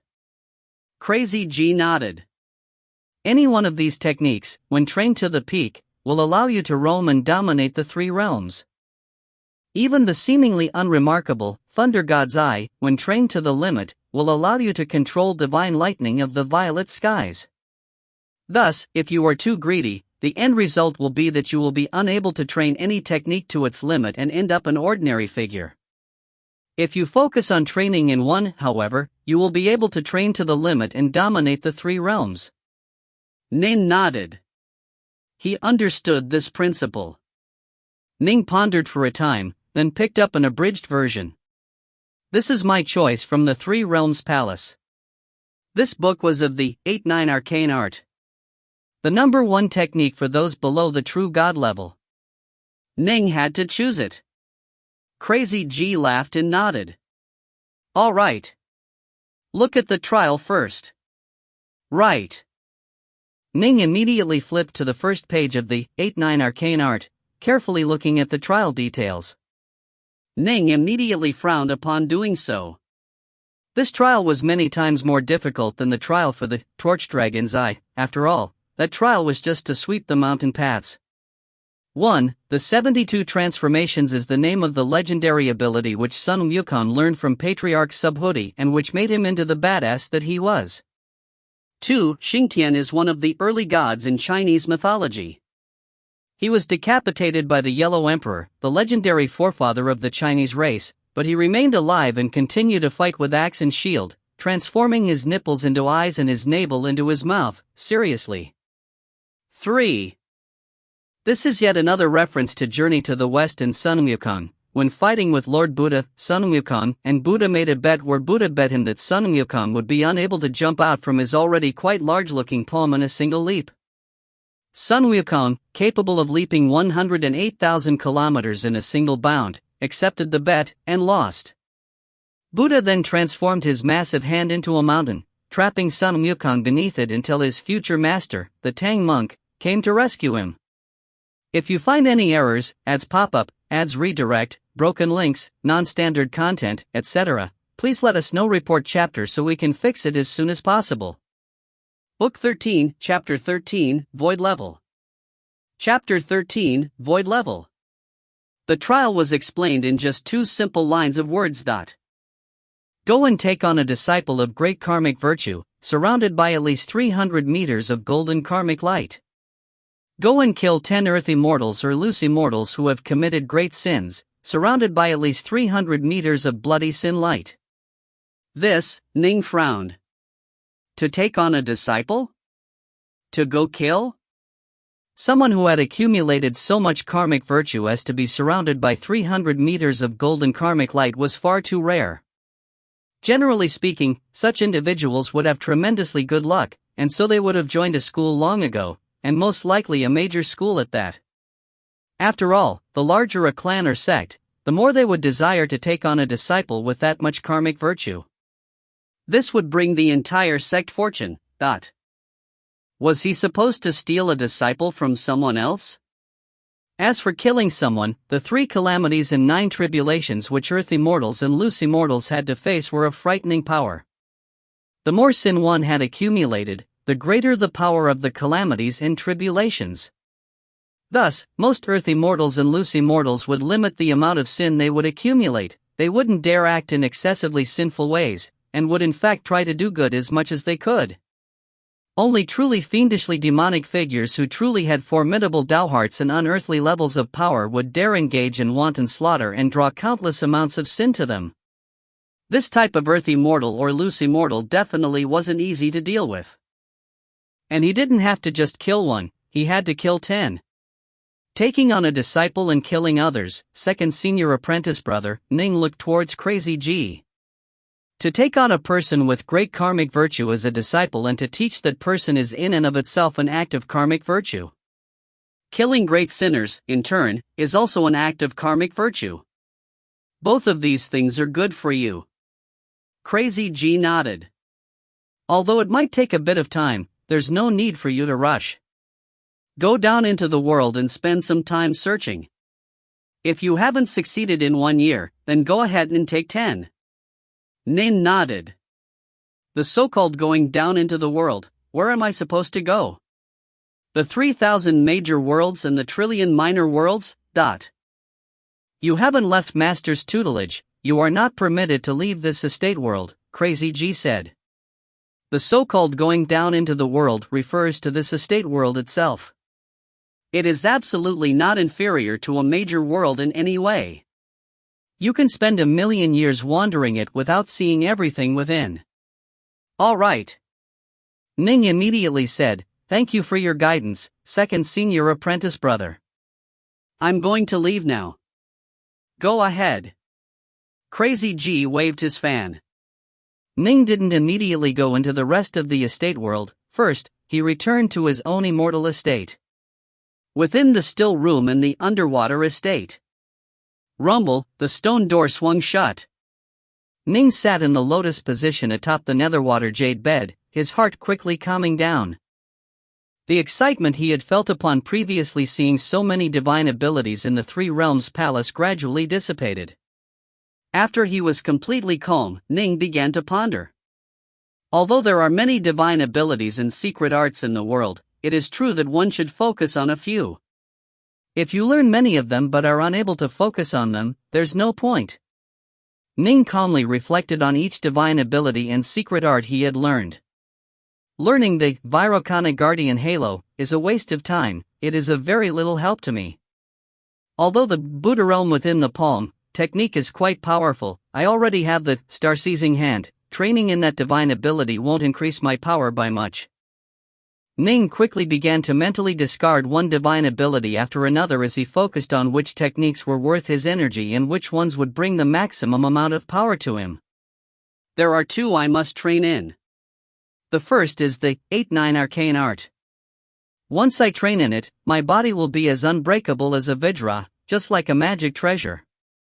I won't need to waste any divine power. Most divine abilities require divine power to be used, such as my Star Seizing Hand, which uses up a shocking amount of it.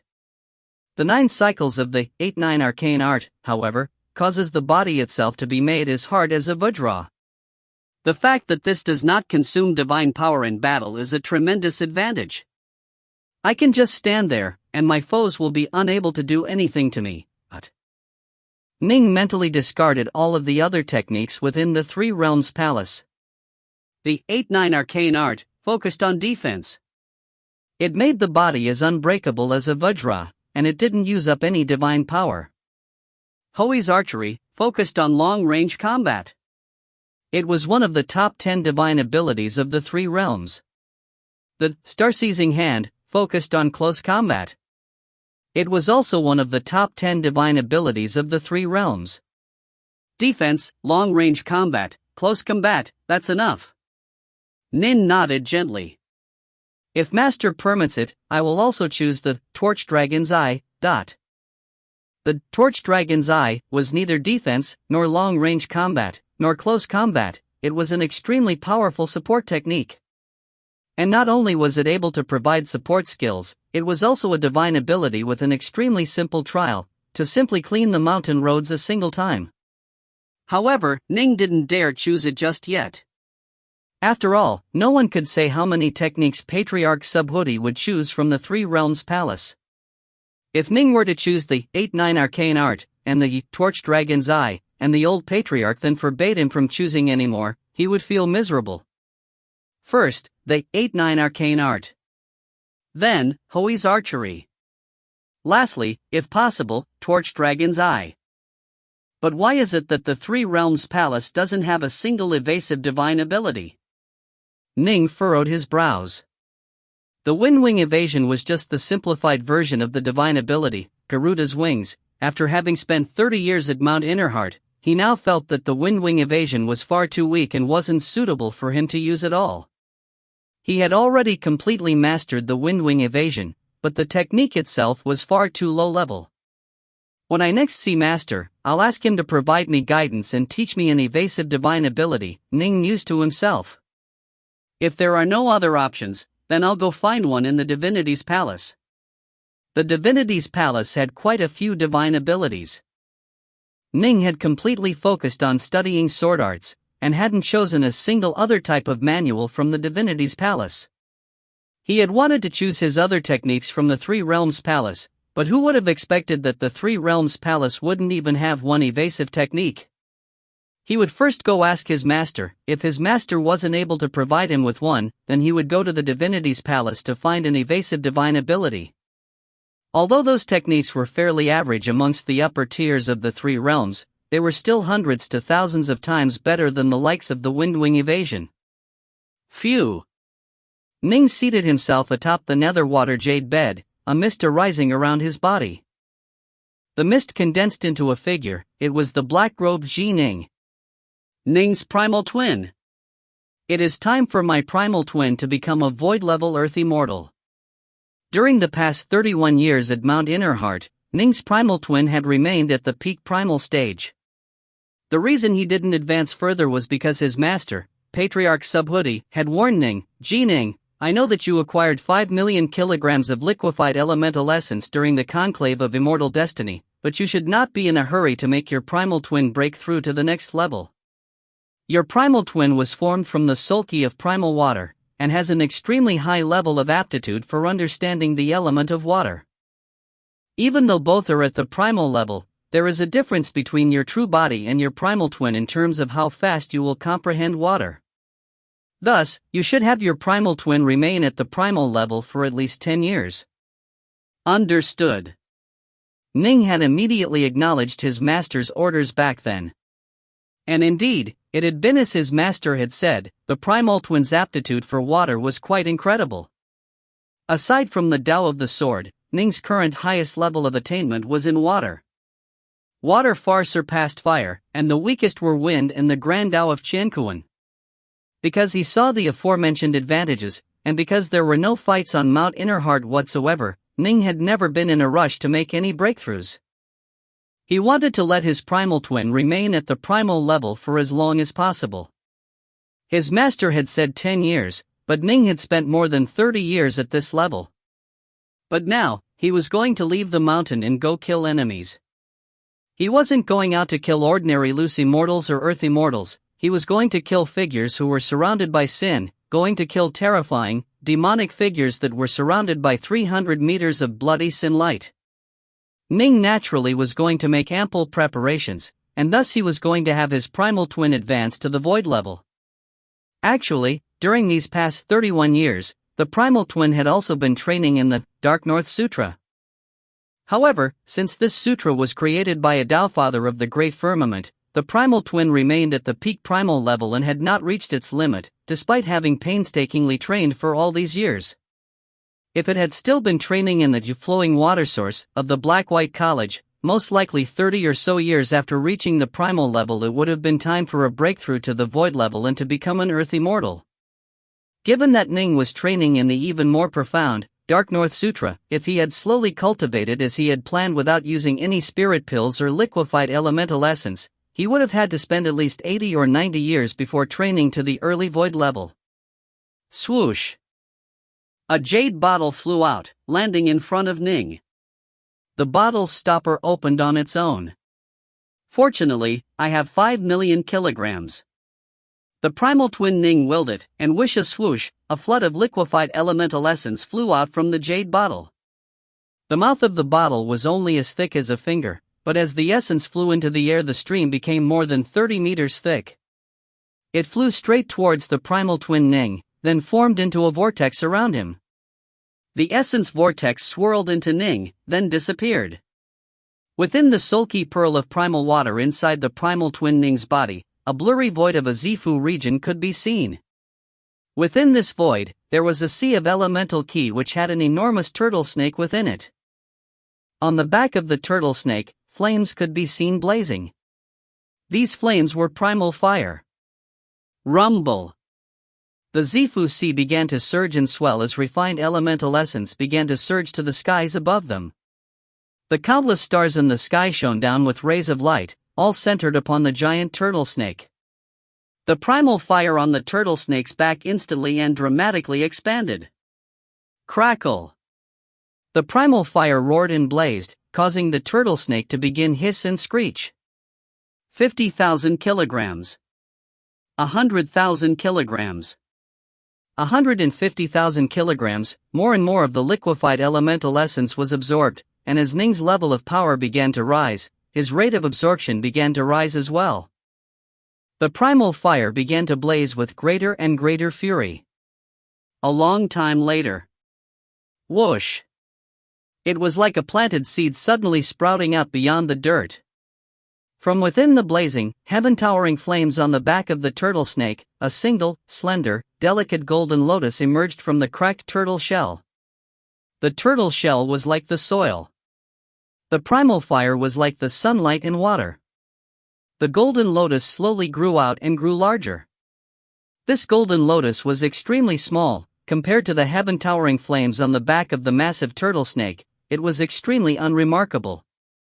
However, elemental ki of unbelievable purity swirled around the golden lotus, far surpassing the purity of the elemental ki Ning had in the past. Then, the entire turtle snake began to grow dim as large amounts of its essence began to flow towards the golden lotus, causing the lotus to continuously grow larger and larger. As it continued to grow, the luster of the shell of the turtle snake began to disappear as it grew dark. The early void level. Ning's primal twin soul had advanced from the primal turtle snake to the gold lotus level. Earth Immortals and Loose Immortals all had gold lotus souls for their primal soul. If one wished to become a carefree, unbound immortal, one had to plant the seeds of the gold lotus within the flames. Continue. The primal twin Ning was like a black hole, absorbing as much liquefied elemental essence as there was on offer. Only after a long time did he stop. The primal twin Ning pointed towards the distance. Instantly, the jade bottle on the ground became stoppered up again.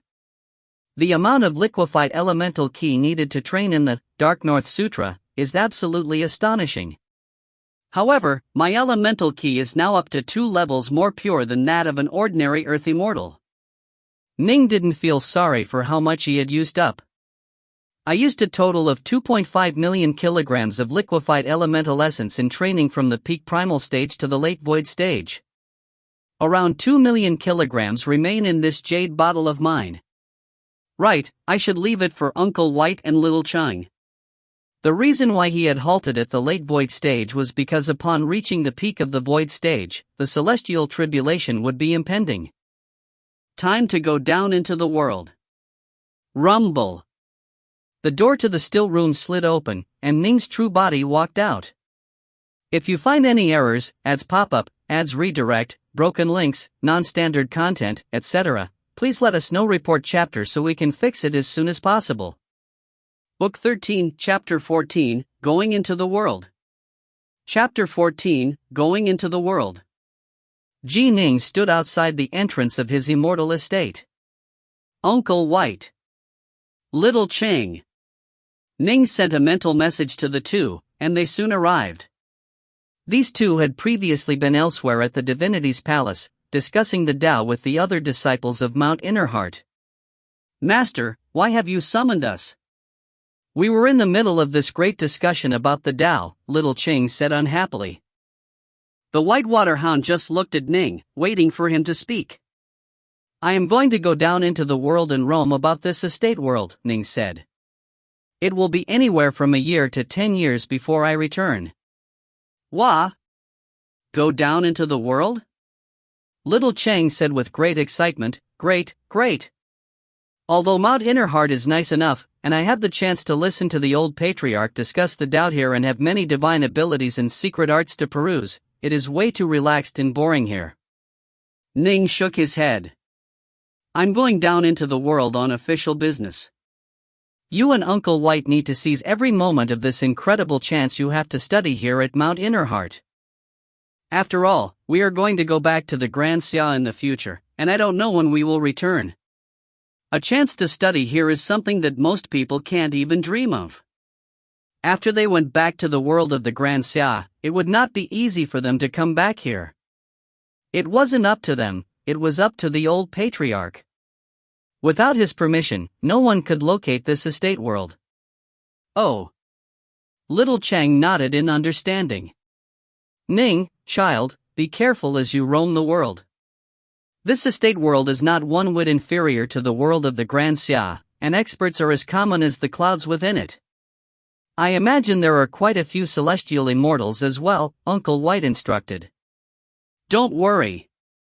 Ning nodded. Master, why are you going down into the world? What's this official business all about? Oh, if it's really important, then don't worry about telling me. Although this was what little Qing said aloud, her eyes were sparkling. Clearly, she was quite intrigued. Ning laughed. This is a test which Master gave me. I need to go down into the world, accept a disciple, and kill some people. Accept disciples? Kill people? Little Chang and Uncle White both grew intrigued. These two jade bottles each have a total of 750,000 kilograms of liquefied elemental essence. Ning waved his hand, and two jade green bottles appeared. Uncle White, Little Qing, the two of you have reached the peak primal level in recent years as well. However, from the peak primal level to the void level requires a long period of time. Although the techniques you use are the techniques from Mount Innerheart, you will still probably need a few decades before succeeding. With this essence, the two of you will be able to reach the early void stage and also stabilize your foundation. The Whitewater Hound hesitated momentarily. Little Qing, however, immediately accepted her bottle with glee. Thanks, Master. Master, you are the best. I've been hankering to reach the void level and become an earth immortal. Take it, Uncle White, Ning said. Here at Mount Innerheart, there was no way to acquire more liquefied elemental essence. Otherwise, given his current level of power, it wouldn't be too hard to sell some treasures and procure some. In the future, his true body, Uncle White, and Little Chang would all rise to the late void level. As for the peak void level? Ning was in no rush because he often heard Patriarch Subhuti expound on the Tao and had learned that every celestial tribulation was tailored to the specific person. The more monstrous a genius, the more ridiculously powerful a celestial tribulation would be.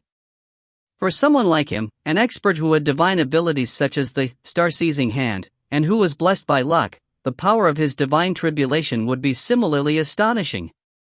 He had to make ample preparations. He had to raise his level of comprehension.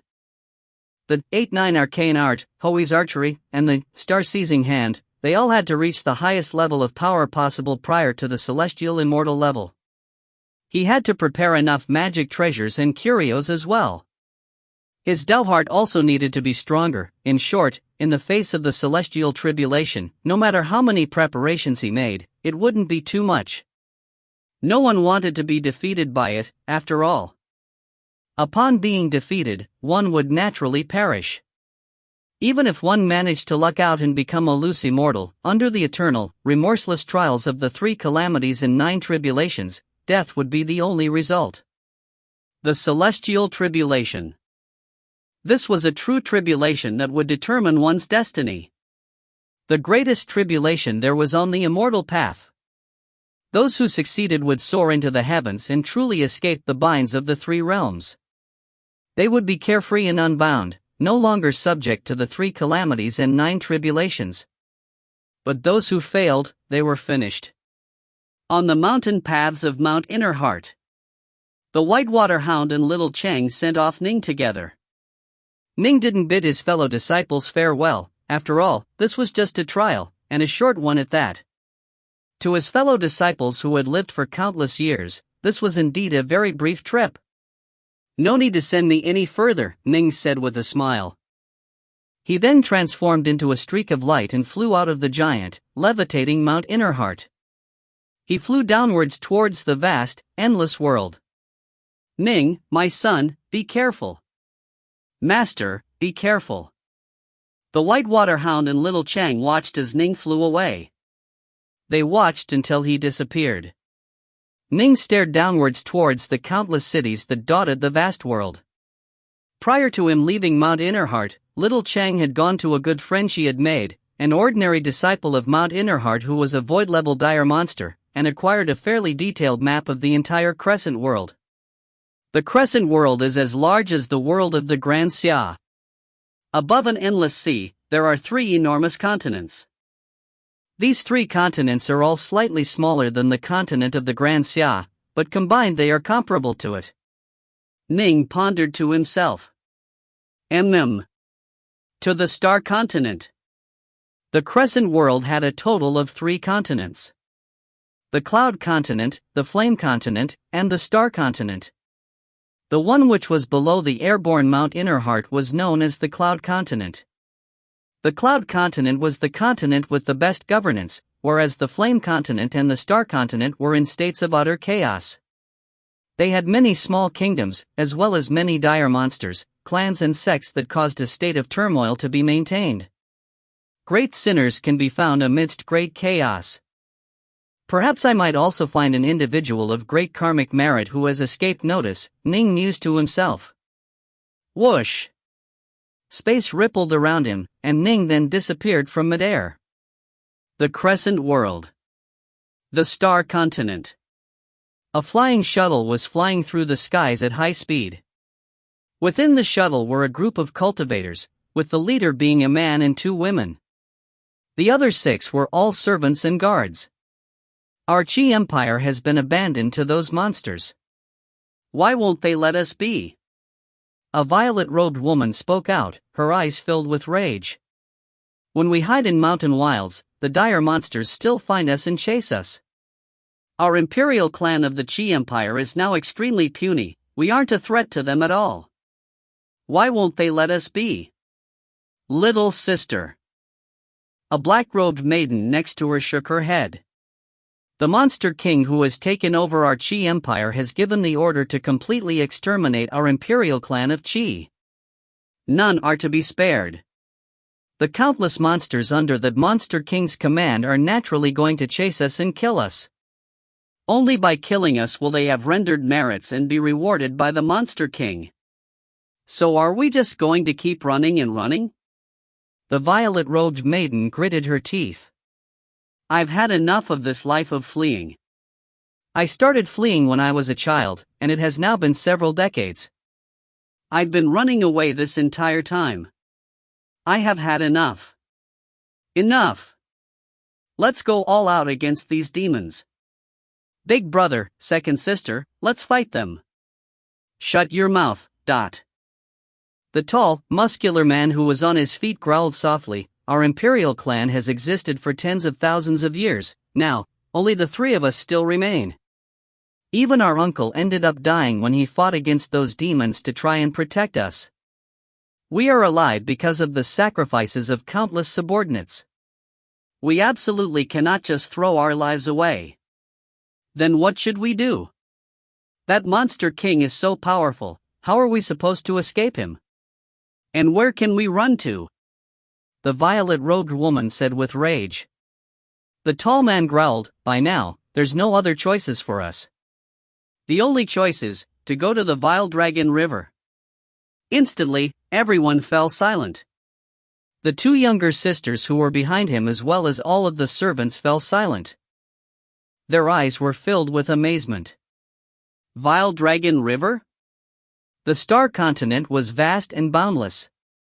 There was no way these 3 imperial scions and their servants could fly out from the star continent. Within the star continent, however, Vile Dragon River was one of the most famous and largest rivers of all. Vile Dragon River cut through a large half of the entire star continent. It was incomparably wide, even at the narrowest points, it was at least 800 kilometers across, and up to 1,000 or more at its thickest. As far as its length, given that it cut through most of the star continent and was a sinuous, undulating river, one could imagine how unfathomably long it was, not. According to legend, after a primordial vile dragon was killed, its body was transformed into this river. But of course, this was too extravagant a legend and there was no way to verify its authenticity. Still, Vile Dragon River truly was bizarre. Anyone who moved within 1,000 kilometers of it would become completely unable to fly, and also become unable to use evasive techniques based off the 5 elements. Supposedly, even celestial immortal patriarchs who neared this Vile Dragon River would also be unable to fly or use evasive techniques. From this, one could see how bizarre Vile Dragon River was. In addition, Vile Dragon River also had some dangerous zones inside of it which even immortal cultivators did not dare to charge into. There's no way to fly within Vile Dragon River, and no way to use evasive techniques. It will be very hard for the monsters to catch us within it, the tall man growled. I trust that they will also be nervous, and won't dare to chase us all the way into Vile Dragon River. But, that's Vile Dragon River, the black-robed maiden said hurriedly. We're trying to find a way to stay alive in an impossibly lethal situation. It doesn't matter how dangerous Vile Dragon River is. In addition, Vile Dragon River is enormous, and it cuts through more than half of the star continent. Actually, most of it is quite safe, only a few parts of it are dangerous. If we are lucky, we can find a safe island and start life anew there. We can build up our power on the island, and in the future, we can slaughter that monster king and take back the Chi Empire, the tall man said. Second sister, little sister, we have no other paths to take. The two girls gritted their teeth and nodded. Life or death, it comes down to this toss of the dice, the black-robed woman said. Right. Let's do it. The violet-robed maiden gritted her teeth as well. Rumble. Vile Dragon River. The waters of the river frothed and bubbled with unnatural turbidity. Vile Dragon River. Big brother, up ahead is Vile Dragon River. Here we are. The man, 2 women, and 6 guards quickly arrived at the banks of Vile Dragon River. They stared at the turbid waters. They could already sense the invisible, nameless ripples of power emanating from the entire Vile Dragon River. They couldn't help but feel terrified. Vile Dragon River was simply too famous. Hey, big brother, second sister, hurry and look over there. The violet-robed maiden pointed at the distant, wide Vile Dragon River. Aboard the river, a wooden boat was slowly sailing forward. Atop the wooden ship was a fur-clad youth who was holding and playing a bamboo flute. Everyone present was an immortal cultivator. Given their perfect vision, they were able to see this person clearly. This youth actually dares to sit on a boat on Vile Dragon River and leisurely play the flute? The black-robed woman was extremely startled as well. If he is an immortal cultivator, no matter how powerful he is, he should still be extremely cautious right now. The tall man frowned. Can he be an ordinary mortal? Although Vile Dragon River was reputed to be dangerous, that was only in some parts of it. There were often some stupidly brave mortals who would try to show off their valor and sail on a ship atop Vile Dragon River. And indeed, there were some mortals who were lucky enough to be able to sail on Vile Dragon River for months, then come back to tell the tale.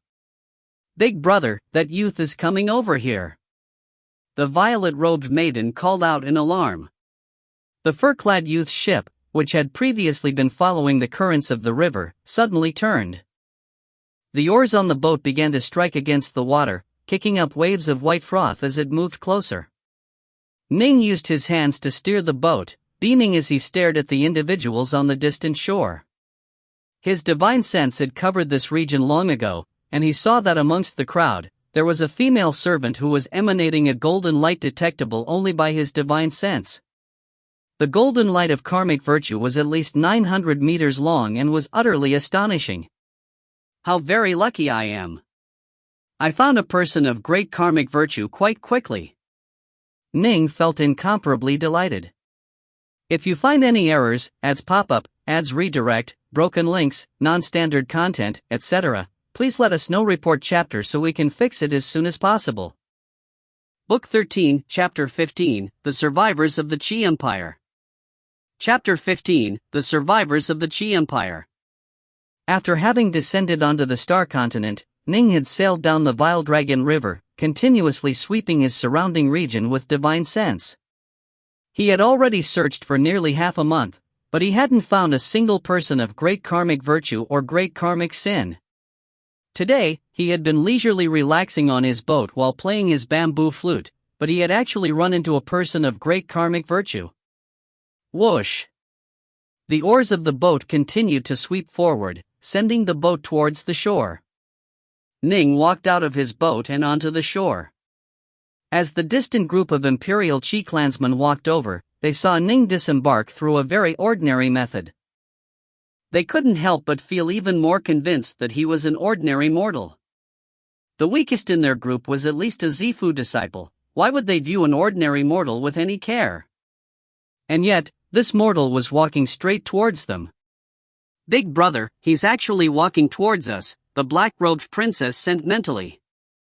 A puny little mortal. If we were back in our imperial palace, he would have been killed long ago for trying to stand in our way. The violet-robed princess had a hint of darkness in her eyes. After having fled for so many years, her heart had become filled with hate and darkness. Don't cause unnecessary trouble. Their leader, the tall youth, just spread out his majestic aura. He was the most powerful figure in this squad of theirs, a Wanxiang adept. An invisible aura of power came crashing downwards. Any mortal faced with this aura of a Wanxiang adept would instantly quiver and become utterly terrified. "Let's go." After having released his aura, the Imperial Prince led his two younger sisters and his guards towards Vile Dragon River. They couldn't be bothered to act against a mortal as they were fleeing. Suddenly, loud laughter rang out. The Imperial Prince, the two princesses, and the guards all turned to stare in astonishment. That fur-clad youth who they had assumed to be a mortal was standing there, laughing. The fleeing Imperial Prince of Qi naturally understood right away that this backwater youth was clearly not a mortal. A mortal would have been quivering supinely on the ground by now. Rumble. An invisible aura of might and power swept out from Ning like an enormous tidal wave, smashing towards the Imperial Qi group. All of their faces changed. This backwater youth, he was no mortal. He was someone whose power vastly outstripped theirs. "My name is Shifeng. These are my family retainers. Dare I ask who you are, senior?" The tall Imperial Prince immediately spoke out with great respect. At the same time, he produced a tiny bead of water on his finger. He pretended to scratch his eyes, but in reality he pressed that bead of water onto them. Rumble. The Imperial Prince lifted his head to take a look. He saw the ripples of power emanating from the backwater youth, then immediately sent mentally to his two little sister, Ruhue, judging from the ripples this backwater youth is emanating, he should be at the peak primal level, and he doesn't seem to have any ill intentions. We absolutely cannot make an enemy out of him. Each time we use up one of our protective treasures, that is one less that we will never get back. Understood, big brother, the black-robed princess sent mentally. He's just a primal Taoist. If our imperial father were here, how could a primal Taoist like him possibly behave so arrogantly in front of us? The violet-robed princess felt relaxed, she no longer felt afraid. They were of the imperial clan, after all, although their nation had collapsed, they had quite a few treasures on them. They had remained alive for several decades despite being continuously pursued. This was proof of their ability to stay alive.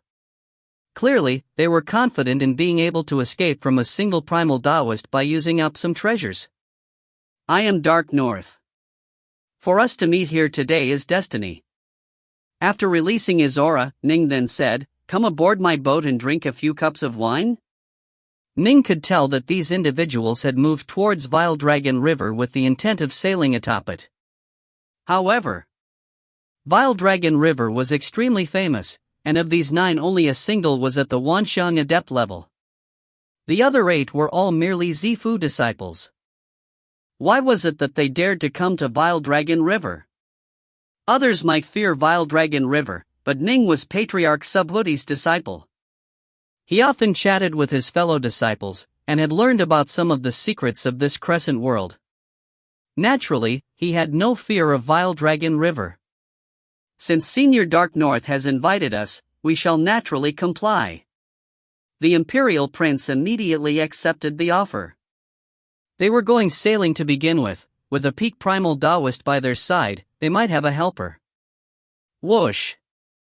Ning waved his finger, and instantly the wooden boat expanded in size, expanding to a 300-meter-long ship. The 9 figures immediately boarded the large ship.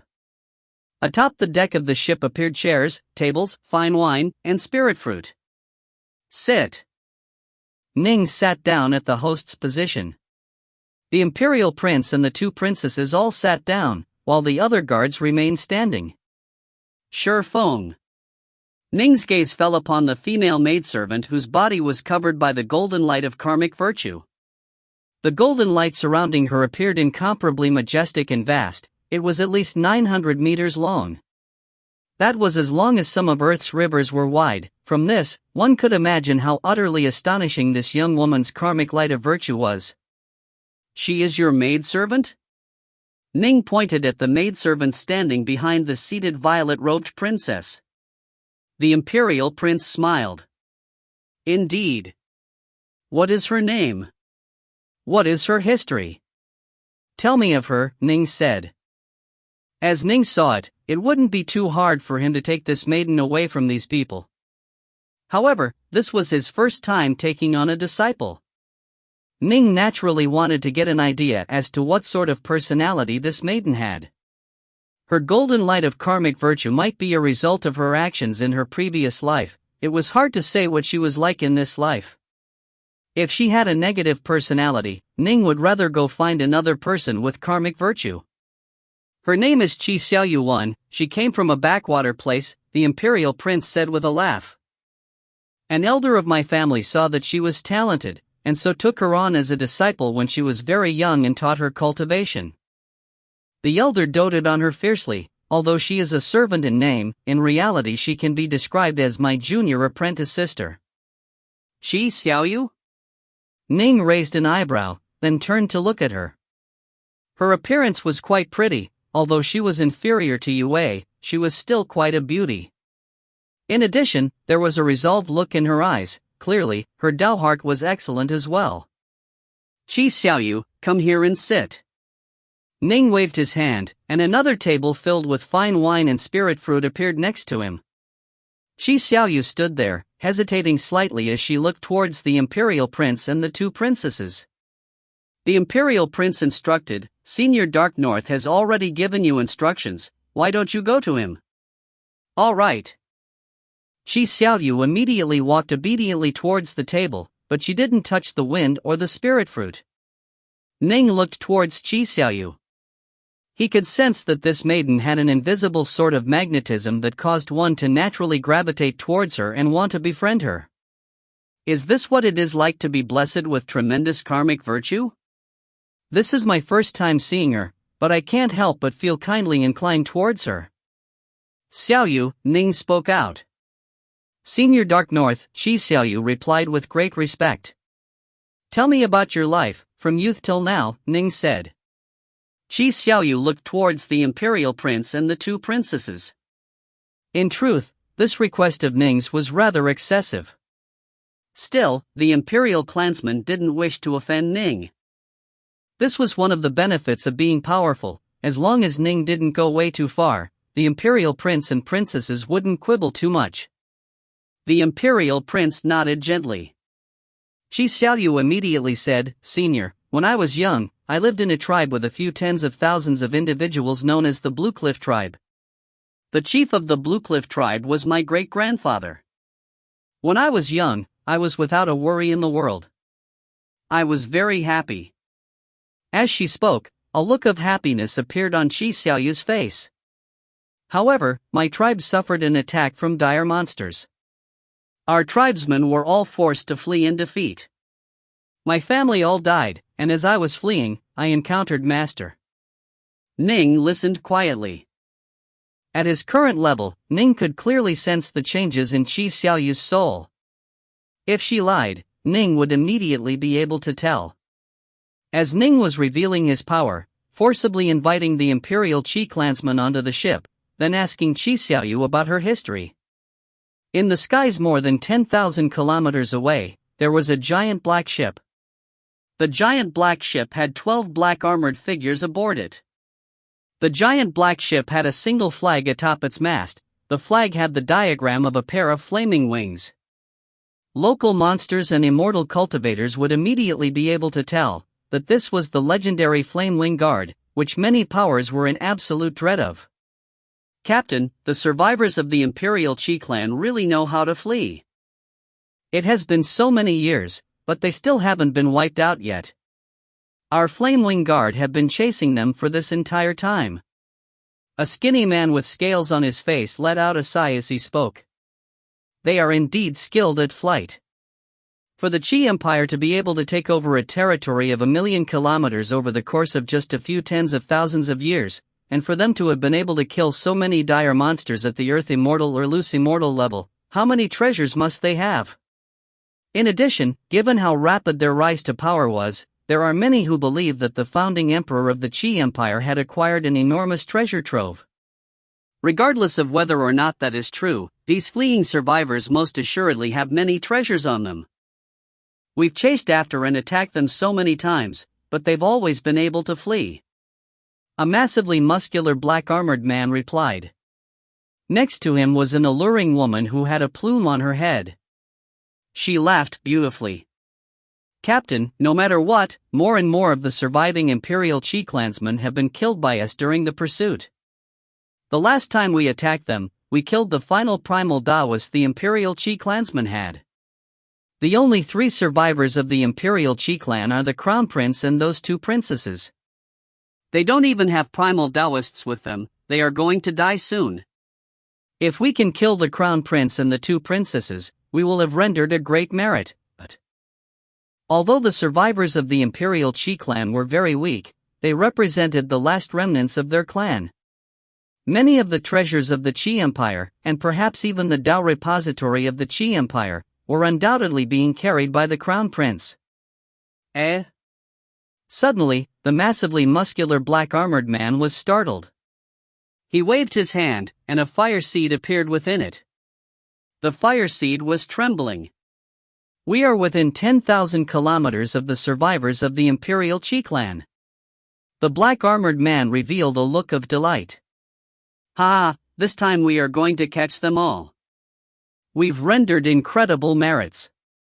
They don't even have a single primal Taoist with them. Wanxiang adepts?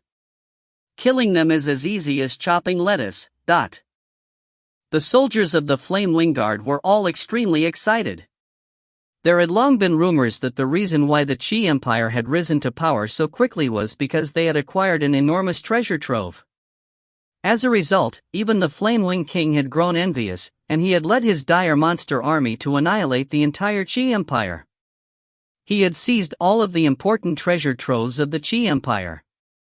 As for the surviving Imperial clansmen, the Flamewing King couldn't be bothered to kill them personally, he simply ordered his subordinates to handle it. "If we were to kill these survivors, we can just offer the most precious treasures to the king." As for the other treasures, the 12 soldiers of the Flamewing Guard looked at each other and smiled. Their eyes flashed with greed and viciousness. Their monstrous king was savage, and his soldiers were also quite savage as well. 1. Xiaoyu means little rain. If you find any errors, ads pop-up, ads redirect, broken links, non-standard content, etc., please let us know. Report chapter so we can fix it as soon as possible. Book 13, Chapter 16, Flamewing Guard. Chapter 16, Flamewing Guard. The waves of the vast Vile Dragon River crashed down like the stampede of 10,000 stallions aboard the giant ship. After chatting for a period of time, Ning felt as though his mind had been settled. The little lass named Qi Xiaoyu had very little experience, she was as pure as a sheet of white paper. In addition, she was clearly quite respectful towards the young man and the 2 sisters. She continuously watched for the young man's signals before acting. Based on what she said, she's only trained for 20 years.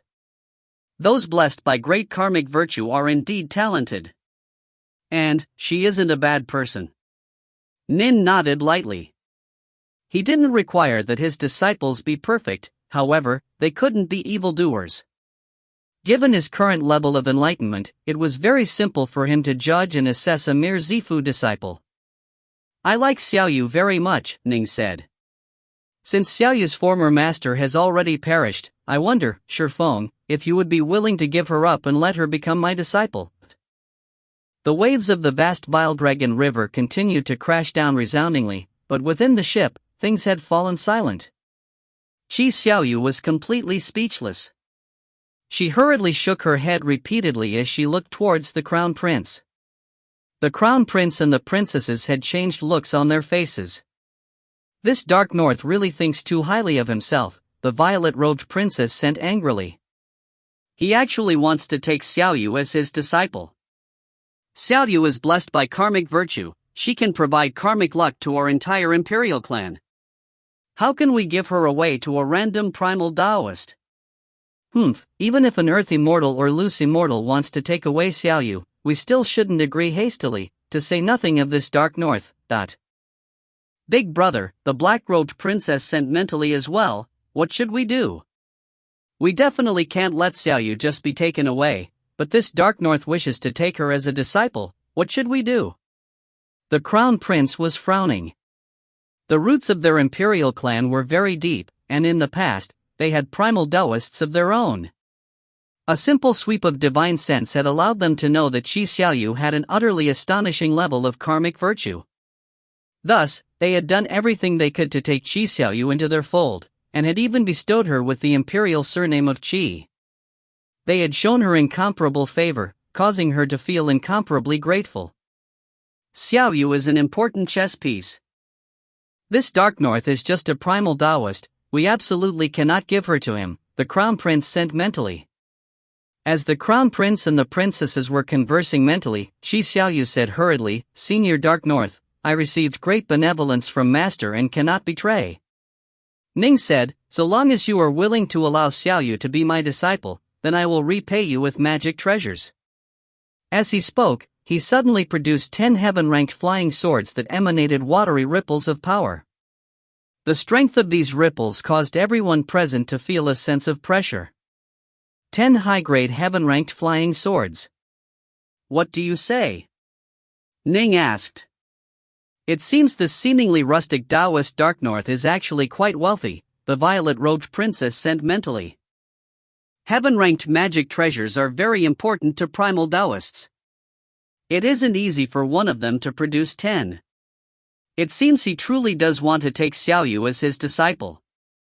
Unfortunately for him, as far our Imperial Qi clan is concerned, 10 high-grade heaven-ranked flying swords are nothing, the Crown Prince sent back. Although the three feigned looks of amazement, in their hearts they remained quite calm. Seeing this, Ning frowned slightly. How about 100 high-grade heaven-ranked flying swords? Instantly, a dense cluster of 100 heaven-ranked flying swords appeared in the air above the ship. The ripples emanating from each heaven-ranked flying sword were enough to cause the Wanxiang adept and 8 Zifu disciples present to feel an enormous sense of pressure. This. Qi Xiaoyu was completely stunned. 100 high-grade heaven-ranked flying swords? To take her on as disciple, this man was willing to take out this many magic treasures? Although she wasn't willing to betray the clan, the actions of this senior Dark North who looked like a youth still caused her to feel a hint of delight. For this senior Dark North to be willing to offer such a high price was testament to how much he valued her. 100. The Crown Prince and the princesses felt desire now. Although they had quite a few treasures on them, over the course of decades of pursuit after the destruction of their country, with so many of their experts having perished and their treasures having been taken, the total number of treasures they had was now limited. 100 high-grade heaven-ranked flying swords was worth 500,000 kilograms of liquefied elemental essence. This primal Taoist has actually taken out this many heaven-ranked flying swords. The violet-robed princess's eyes were blazing. Big brother. The three of you.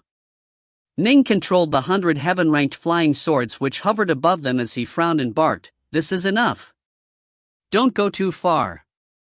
The Crown Prince naturally wanted these items. But he knew quite well that these 100 heaven-ranked flying swords would be of almost no use to them in their flight. Even if they went to a city and traded it for some elemental essence, what good would that be? They already had some protective, fleeing items, if they bought a few more copies, that wouldn't make a huge difference. Senior Dark North, the Crown Prince said respectfully, for you to give up 100 high-grade heaven-ranked flying swords in exchange for having Xiaoyu follow you as her disciple is of course acceptable.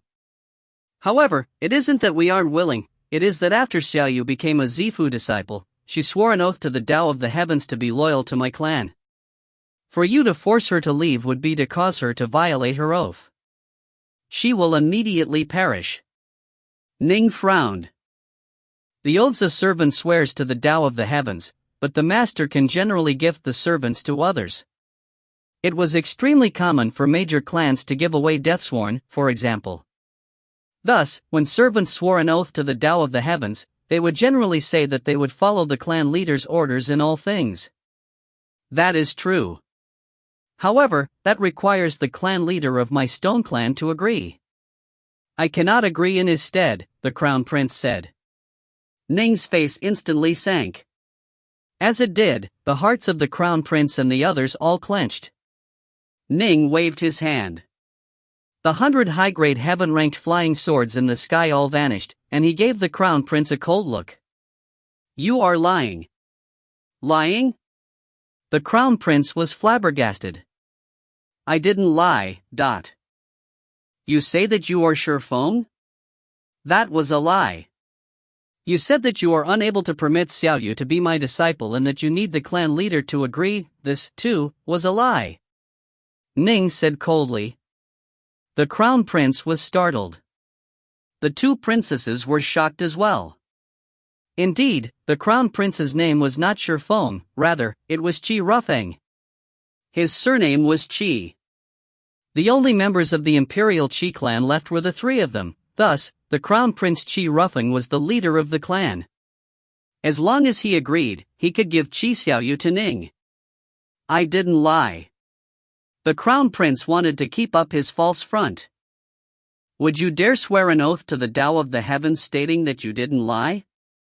So long as you dare to swear this oath, I will gift you with those 100 high-grade heaven-ranked flying swords and leave on the spot. Ning's face sank even further. Qi Rufeng and his two sisters both felt pressure now. Since Dark North won't accept a soft refusal, let's give him a hard one. 10 years ago, back when the old servants were alive, he would have been killed long ago by now. The violet-robed princess sent an angry mental message to the other two. Right at this moment. Ning suddenly turned his head. Ha! The crown prince and the others turned their head as well.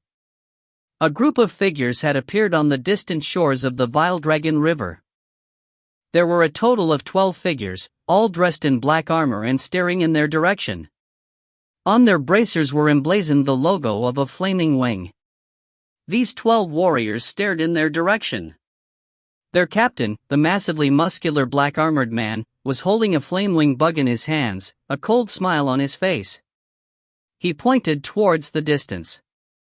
The survivors of the Qi Empire are over there. Do it! Kill! Kill! All of them emanated incomparably savage auras. The 12 soldiers instantly transformed their shape. One became an enormous horned rhino, another into a three-tailed fox, a third into a coiling serpent, a fourth into a white-furred bear, but they all shared a single commonality. All of them wore black armor. With the giant horned rhino at the center, the other soldiers spread out, filling and cycling their elemental ki through their Dao armor and joining together into a whole. Rumble! An enormous venomous bug that had fiery wings suddenly appeared in the skies. The Flame-Wing Guard. The faces of the Crown Prince and the others changed dramatically.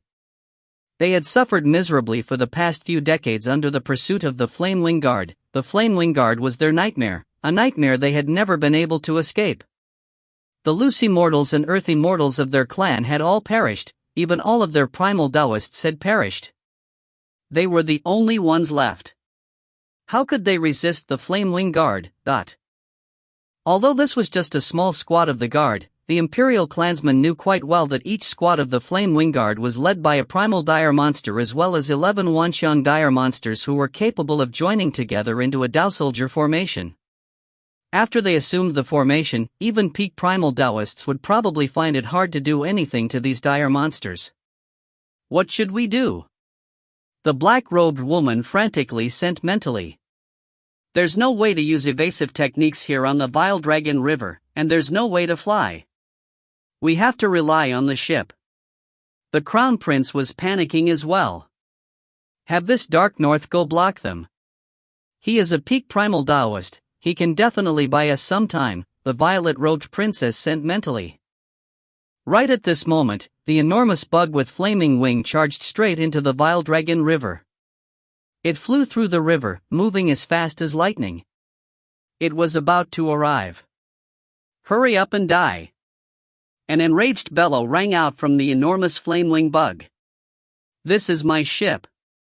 Ning stood on the prow of the ship, staring at the enormous flamewing bug that was flying towards him. Hurry up and beat it. The Crown Prince and the others instantly felt overjoyed. Wonderful. This Dark North has actively gone out to engage it. Let him help us block them. Ideally, this Dark North and the Flame Wing Guard will kill each other. We can then acquire all of Dark North's treasures. The Flame Wing Guard were famous for their savagery. Local cultivators and monsters would have fled long ago in the face of their arrival.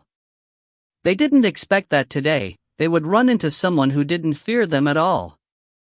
Behind them stood the fearsome Flamewing King. What they didn't realize was that behind Ning stood Patriarch Subhuti. Since you dare to try and stop the Flamewing Guard, you can die with them.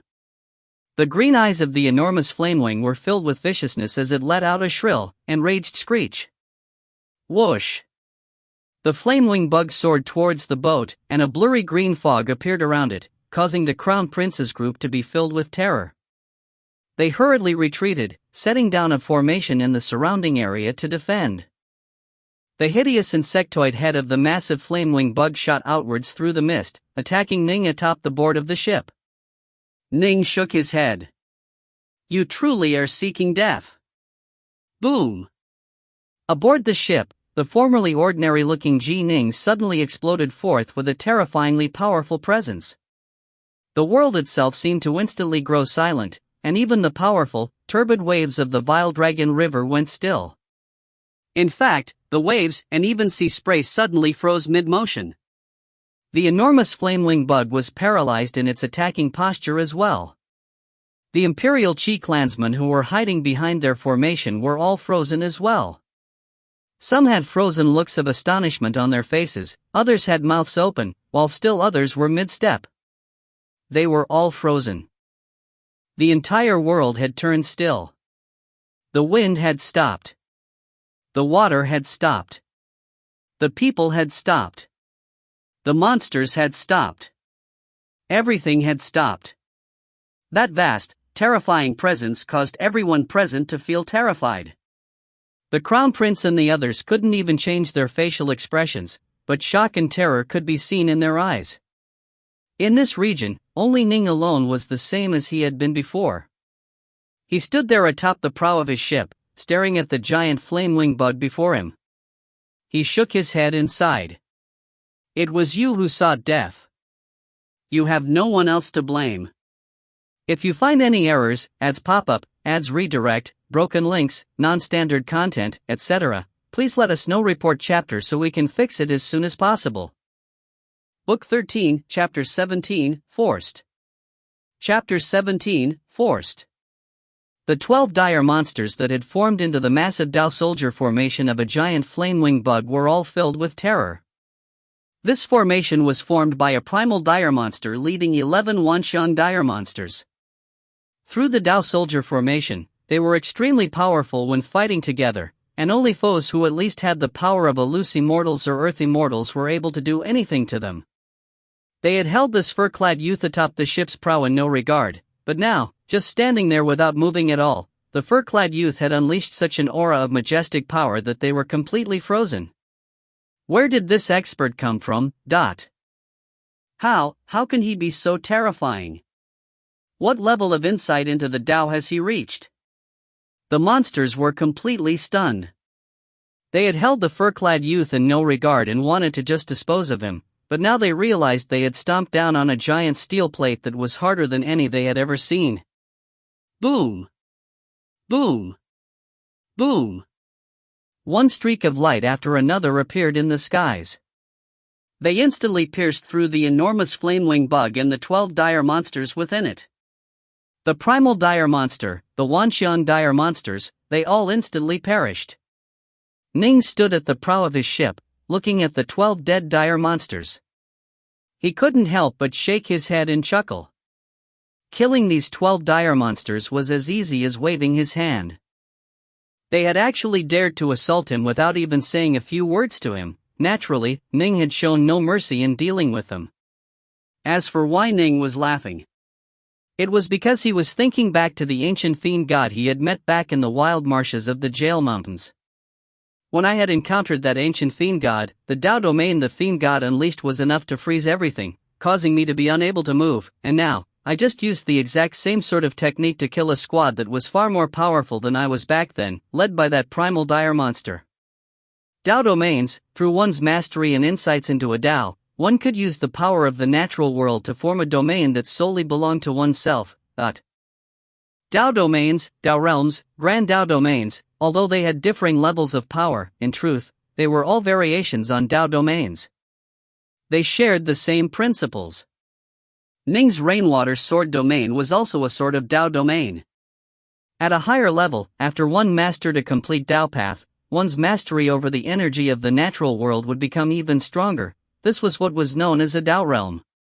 But of course, that only referred to lesser Daos. There were also grand Dao domains. They belonged to grand Daos, and were actually even more powerful than Dao realms. And beyond them were the grand Dao realms. After one completely mastered an entire grand Dao, one would be able to summon an even more terrifying amount of natural energy than Ning was currently able to. In the face of this sort of power, even loose Immortals or Earth Immortals would probably be paralyzed. Dao domains were linked to one's insight into the Dao. The higher one's level of insights, the more natural energy of heaven and earth one could activate. As one's insights into a grand Dao increased, the power of the grand Dao domain would similarly increase, until finally it reached the grand Dao realm level. Ning's level of insight into the Dao of the sword was already at Immortal Northwalker's level. This level of insight was even superior to the level which that ancient fiend god of the Jail Mountains had possessed. Thus, just by using his Dao domain, he had been able to completely suppress those 12 dire monsters who had been in a Dao soldier formation, to the point of making it completely impossible for them to fight back. Everything was back to normal now. The waves of the Vile Dragon River continued to crash forward, and the large ship continued to sail forward. The survivors of the Qi Empire, standing atop the deck of the ship, stared towards Ning in utter terror and unease. The survivors of the Qi Empire? Ning sat down relaxedly, then said slowly, "Are you still trying to hide it, given the situation? Are you still going to try and tell me that your name is Shifeng?" The Crown Prince Qi Ruffing exchanged glances with the two princesses. The guards behind them looked towards Ning with fear in their gazes as well. The look in Qi Xiaoyu's eyes was especially complicated. This Taoist Dark North wanted to take her on as his disciple, and the power he had just displayed was truly inconceivable. "Big brother, what should we do? When the Flamewing Guard attacked, they revealed our true identities. This Dark North knows that we are of the Imperial Qi clan," the black-robed woman sent mentally. "Word of the destruction of our Qi Empire has long since spread. This Dark North must know very well by now that we are the lucky survivors of the Imperial clan. He might act to seize our treasures," the violet-robed princess sent frantically. "We need to seize the advantage and use up our magic treasures to kill him." Idiocy. Although the remnant treasures of the Qi Empire are in my hands, I have no confidence in being able to deal with this Dark North. Crown Prince Qi Ruffing sent back with anger. Just by relying on his Dao domain, he was able to summon enough energy from the heavens and the earth to cause a squad of the Flame Wingguard to be completely unable to move. His insights into the Dao are superior to those of even Supreme Earth Immortals and Loose Immortals. Although judging from the ripples of power emanating from him, he should still be a peak primal Daoist, his power is definitely at the Earth Immortal or Loose Immortal level. And given that he was able to so easily bring out 100 high-grade heaven-ranked flying swords, he certainly has powerful treasures of his own. I imagine that he has the power of a supreme loose immortal or earth immortal. His nation had once spanned 1,000,000 kilometers. The final survivors, including the crown prince of the nation, naturally had quite a few formidable treasures of their own. Then what should we do?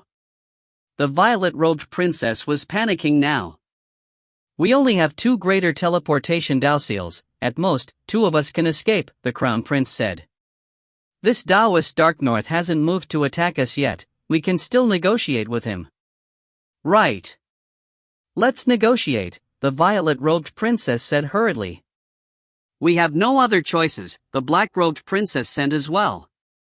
Ning watched as the crown prince and the 2 princesses stealthily sent mental messages to each other. Previously, when they had first boarded the ship, they had felt mentally superior to Ning. They had believed him to merely be a primal Taoist, and that by relying on their imperial treasures they could deal with him. Now, however, they didn't even think about fighting back against him. Senior. Crown Prince Chi Ruffing said respectfully, I imagine that since you have heard what the Flame Wing Guard said, you already know the truth. It is true. We are indeed of the Imperial Qi clan. News of the destruction of the Qi Empire was extremely widespread. Virtually all of the at least somewhat powerful cultivators in the surrounding 1,000,000 kilometers knew about this matter. However, although Ning had arrived at the Star Continent half a month ago, he actually didn't know about this matter at all.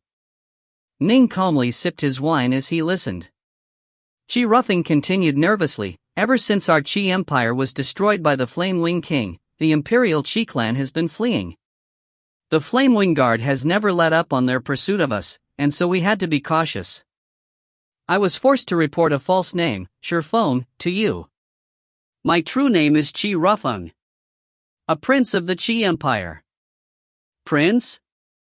Ning gently murmured this word, but continued to look at Chi Ruffing. Chi Ruffing hurriedly continued, this is my little sister, Chi Ruyu. This is another little sister, Chi Ruhue. Ning glanced sideways at the 2, the black-robed princess was Chi Ruyu, while the violet-robed princess was Chi Ruhue. Wise. You didn't continue to lie. Ning just sat there. If you continue to lie, I probably will no longer have the patience to talk to you. I just kill you and take away the treasures of your Imperial Qi clan. The crown prince and the princesses felt their hearts tremble as they heard this. Ning said calmly, I wish to take Qi Xiaoyu as my disciple. I imagine that all you need to do is nod and agree to it. Do not lie to me. If you lie, I will know. The difference in power between the 2 was simply too vast. In addition, Ning's soul was extraordinarily powerful, this was why Ning was so confident. If the crown prince's soul was a bit stronger, however, then Ning would no longer be so sure of himself. It is true. So long as I agree, I can indeed give Qi Xiaoyu to you, senior, the crown prince said respectfully. Then why haven't you done so? Ning snapped softly. The crown prince, Chi Ruffing, just shook his head. You want those 100 high-grade heaven-ranked flying swords? Ning looked at him, then said calmly, I can give them to you. However, don't go too far. Taking your life would be as easy as turning over my hand. I don't want flying swords. Crown Prince Chi Ruffing looked at Ning. I want you, senior, to protect our imperial clan for 100 years. If you agree to protect us for 100 years, then I will immediately allow Qi Xiaoyu to take you on as master, and, after 100 years, I definitely won't hinder you in any way. If you want to leave then, you can. Ning's face sank, and a cold light flashed through his eyes. You are courting death. Ha ha ha. Chi Ruffing actually began to laugh in a mad manner. Courting death? Right, I am indeed courting death. Senior, you have no idea how pitiful the lives of myself and my 2 little sisters have been. Ever since the Qi Empire was annihilated many decades ago, we have been under constant pursuit. Every day, we are filled with terror and unease. One clansman after another has perished, one elder relative after another has died, and one sibling after another has perished. Many Imperial Qi clansmen had fled with us, but now, only 3 of us remain. I'm the only surviving male of our entire Imperial Qi clan. It's enough. I've had enough. My little sister here is already unable to endure the stress. She wanted to fight those flame wing guards to the death. Although Ruyu has never said it aloud, I know that she is tired as well. And in truth, I am even more tired. Chi Ruffing stared at Ning, tears in his eyes. I'm the final male survivor. The 3 of us are the only survivors of the entire Imperial clan, and I am the most powerful of our group, a Wanxiang adept. All of the burdens are on my shoulders. Where shall we go? How shall we rebuild our empire? How shall we take revenge? All of these burdens are crushing me down. I've had enough. Enough. You can say that I'm courting death or that I'm crazy. Whatever. I've given you my terms. If you protect us for a century, then I will give my servant, Shi Xiaoyu, to serve you as your disciple, senior. Shi Xiaoyu is a person of tremendous karmic virtue, and more than 900 meters of golden light surrounds her. When the elders of our clan discovered her, they were absolutely delighted and believed that she would be able to provide luck to our entire Imperial clan. I will not so easily let Shi Xiaoyu go. Either protect us for a century, or kill us and let us reunite with our mother, our father, and our many relatives. Shi Rufing's eyes were filled with tears, but his voice was filled with absolute determination. He was staking it all. He was throwing their lives into this wager. He was tired. He didn't want to continue to flee in terror like this. He could tell how powerful Ning was. With Ning as their guardian and protector, they would have a much better chance at surviving. Big brother. The black-robed princess's face was streaked with tears as well. Big brother, don't beg him. Let's just end it all here. The violet-robed princess gritted her teeth, madness in her eyes. Ning frowned. This was trouble. He hadn't expected that the survivors of the Imperial Qi clan felt such despair, that they had nowhere to go. He had thought that a simple threat would have been enough, but they were now staking everything against him. 100 years? No chance. Ning had only spent 30 years on Mount Innerheart, and he had agreed to reunite with Yue back in the world of the Grand Xia as soon as possible. How could he possibly extend their reunion by a century? If you find any errors, ads pop-up, ads redirect, broken links, non-standard content, etc., please let us know. Report chapter so we can fix it as soon as possible. Book 13, Chapter 18, Treasure Trove. Chapter 18, Treasure Trove. The violet-robed princess glared at Ji Ning. Gritting her teeth, she said, if we die, Xiaoyu dies as well. When the master dies, the servants shall not live either. Ning instantly felt a loathing for this violet-robed princess, Qi Ruwei. However, Ning knew that since the Imperial Qi clan had known all along that Qi Xiaoyu was a figure with great karmic virtue, that they definitely would firmly fasten her to the sides of the Imperial clan. Once the Imperial clan perished, Qi Xiaoyu would probably truly die as well. Ning shut his eyes. The ship became completely silent. Everyone stared at Ning, waiting for his response. The Crown Prince, Qi Rufeng, waited with nervousness and anticipation. Given how powerful this senior Dark North is, 100 years shouldn't be anything to him. How could he imagine that Ning had only lived for a few decades? Utter stillness. The Crown Prince and the princesses were all extremely nervous. Qi Xiaoyu felt restless and uneasy as well. Ning suddenly opened his eyes and looked towards the Crown Prince, Qi Rufeng. I agree, to protect you for a year or to kill the Flamewing King. Once I complete either of these 2 conditions, I will take Qi Xiaoyu away. This is my response to you. If you agree, then you shall release Qi Xiaoyu to me to be my disciple. If you refuse, then I'll kill you and take away your imperial treasures. Do you agree or do you refuse? Ning stared at Qi Rufeng. Senior, it's just 100, the crown prince, Shi Ruffing, couldn't help but begin to argue. You only need to tell me if you agree or refuse? Ning repeated coldly. The crown prince and the two princesses exchanged glances. There were no other options now. If this Taoist Dark North was to protect them for a year, within this year, they might have a chance for a game changer to occur. Fine. Shi Ruffing gritted his teeth. Nin nodded lightly. This was as he had expected. If he didn't give them any benefit at all, then they probably really would rather die. If he gave them at least a little bit, their desire to live would take the upper hand. And in truth, Ning wasn't planning to actually waste a full year, he would rather just go and kill that Flamewing King. After killing the Flamewing King, his promise would have been completed. Then why haven't you given Shi Xiaoyu her freedom? Ning looked at the Crown Prince. The Crown Prince couldn't help but mumble, please swear an oath to the Tao of the Heavens to attest to your promise, Senior, so as to put us all at ease. Ning's face sank, and a true killing intent burst forth from him. It seems you really do wish to die. An oath to the Tao of the Heavens was simply too powerful and restrictive, thus, immortal cultivators definitely would not casually swear any such oath. The Crown Prince and the princesses could all tell that Ning had truly lost all patience. Terrified, the Crown Prince hurriedly said, We are willing to believe in your promise, Senior. Shi Xiaoyu, from this day forth, you shall obey the instructions of Senior Dark North.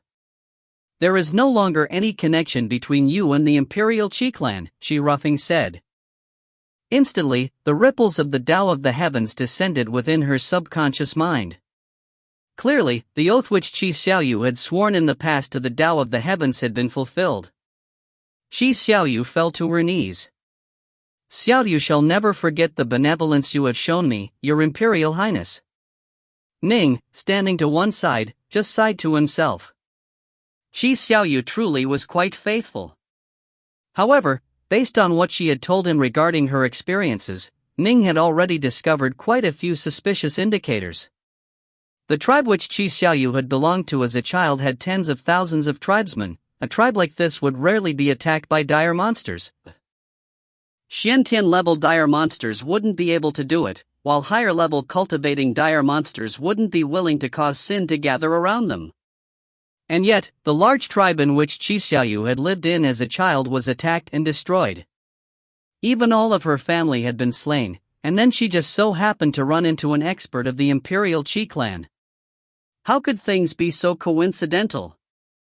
The Imperial Qi clan was in the middle of fleeing for their own lives as well. How could such a coincidence happen? Perhaps the destruction of the tribe which Shi Xiaoyu lived in as a child had something to do with the Imperial Qi clan, Ning mused silently to himself. Shi Xiaoyu knelt down towards Ning as well. His Imperial Highness has instructed Xiaoyu to follow you in the future and listen to your commands. Ning looked at Shi Xiaoyu, then said, Remember this.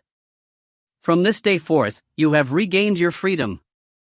You are neither a servant nor a slave, do not act like one. Ning continued, I have never before taken on a disciple. If you take me as your master, then you shall naturally become the senior disciple under my tutelage. This is an important matter for you, but also an important matter for me. I have no wish to force this upon you. If you are willing, then you may bow to me as my disciple. If you are unwilling, then I will send you off to some other places with immortal cultivation sects. I trust that they will fight over the chance to recruit you. Ning had his own pride. There was no way he would force his very first disciple to accept him as master. Given how large the Crescent world was, he could simply go and find another person of great karmic virtue. In truth, Shi Xiaoyu was extremely intelligent. She could tell that the Crown Prince actually treated her rather indifferently. The second princess was a bit better, while the youngest princess actually loathed her.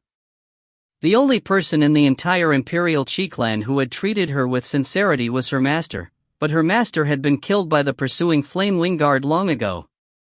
As for this Dark North who stood before her, Shi Xiaoyu could tell how much this senior Dark North valued her. He had immediately taken out 100 heaven-ranked flying swords for her, and now he had promised to protect the Imperial Chi clan. This was as good as becoming enemies with the Flame Wing Guard. All of this was for the sake of taking her on as his disciple. And if she didn't accept him as her master, he was still going to have to carry out his promise to protect the Imperial Chi clan for a year. From this, she could tell, he truly cared very much about her own will and her own choice. "Your disciple greets you, master." The young maiden immediately fell down to her knees and kowtowed. Ning felt a surge of joy in his heart. He couldn't help but laugh, then nodded his head and said, "Good. From this day forth, you are the senior disciple of myself, Dark North Taoist Ji Ning. I don't have any requirements for my disciples, aside from one, not to be traitorous." "Your disciple understands," Shi Xiaoyu said respectfully. "Come with me." Ning immediately walked towards a cabin on the second level of the ship. As he walked, he instructed, "Shi Ruffling, you can take your people into your cabins to rest. Aboard my ship, I shall naturally see to your protection. You have nothing to worry about." Shi Xiaoyu obediently followed Ning to the second level. As Ning was accepting his first disciple within a city that was hundreds of thousands of kilometers away, within an enormous palace. This palace was simply so vast that not even sunlight could penetrate into its depths. Within a dark, secluded courtyard, a tall, thin, red-skinned man dressed in black robes was frowning pensively in thought. "Third brother." Suddenly, a voice rang out. A similarly tall and skinny man, this one dressed in azure armor and with eyes like an incomparably savage hawk, came walking in. "Seventh brother." The black-robed man nodded lightly. "You came. As the Flame Wing King, you are living a carefree life of ease. Why have you summoned so many of us brothers?" The hawk-eyed, azure-armored man asked. "Naturally, there is something good I want to share," the Flame Wing King said. "Seventh brother, you are the first to arrive, so I'll let you know in advance. Do you know why I spent so much effort to annihilate the Qi Empire all those years back?" The azure-armored, hawk-eyed man said, puzzled, "The destruction of the Qi Empire, didn't you say that you felt your territory was too small, and that you wanted to take over a large area? Was that not the real reason? Can it be that it is as the legends claimed, that the Qi Emperor had a treasure trove? Ha! I don't believe in such things. As far as we are concerned, not even the treasures left behind by celestial immortals can be considered a treasure trove. There is indeed a treasure trove," the Flame Wing King said seriously. "Oh?" The hawk-eyed man was startled. "It was only because I learned of the Imperial Chi clan's huge treasure trove that I acted against them," the Flame Wing King said. "Through torture and soul scouring and all other methods available to me, I learned from the elder members of the Imperial Chi clan that the founding emperor of the Qi Empire had indeed encountered a treasure trove. However, he was too weak and so was only able to acquire a very small portion of the treasure trove, including some cultivation methods, divine abilities, and secret arts. But just by relying on this small portion, the Qi clan was able to rapidly rise to power, establish an empire, and then expand to the point where a few tens of thousands of years later, they had taken over 1,000,000 kilometers of land." The hawk-eyed man was quite startled to hear this. Over the past few tens of thousands of years, the Imperial Qi clan has repeatedly ventured forth to the location of the treasure trove, but they were unable to make any progress, the Flame Wing King said. "After I discovered the location of this treasure trove, I ventured there twice. The first time, I came back with nothing to show for my efforts. The second time, I made more ample preparations and forced my way deeper in, but I ended up being trapped within the place for more than 20 years. I nearly died there, and just barely managed to escape from it a short while ago." "What?" The hawk-eyed man was completely shocked. He knew exactly how powerful this Flame Wing King was. Of the major powers of the Star Continent, the 12 monster kings of the Eastern Flows were extremely well known. Each of them had unearthly amounts of power and extremely large territories. The Flame Wing King was one of the 12 monster kings of the Eastern Flows and was extremely powerful. Otherwise, how could he have annihilated the Qi Empire? The place where this treasure trove is located is incomparably dangerous. The Flamewing King shook his head.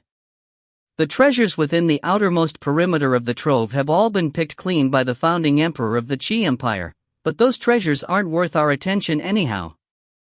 Deeper within are even more powerful treasures, and the ripples of those treasures, 'cause even my heart to tremble, 'Cause your heart to tremble? The hawk-eyed man was intrigued as well. This treasure trove is incomparably mysterious, and I've always wanted to discover what it contains. But I'm unable to find out on my own. That's why I've asked all of our brothers to join forces with me.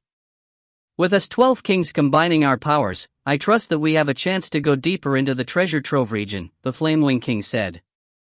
The hawk-eyed man nodded lightly as well. Right as the two monster kings were chatting, a figure suddenly appeared in the distance, outside the courtyard. Your Majesty, your subordinate has a report regarding the Flamewing Guard. Oh? The Flamewing King glanced outside, then nodded.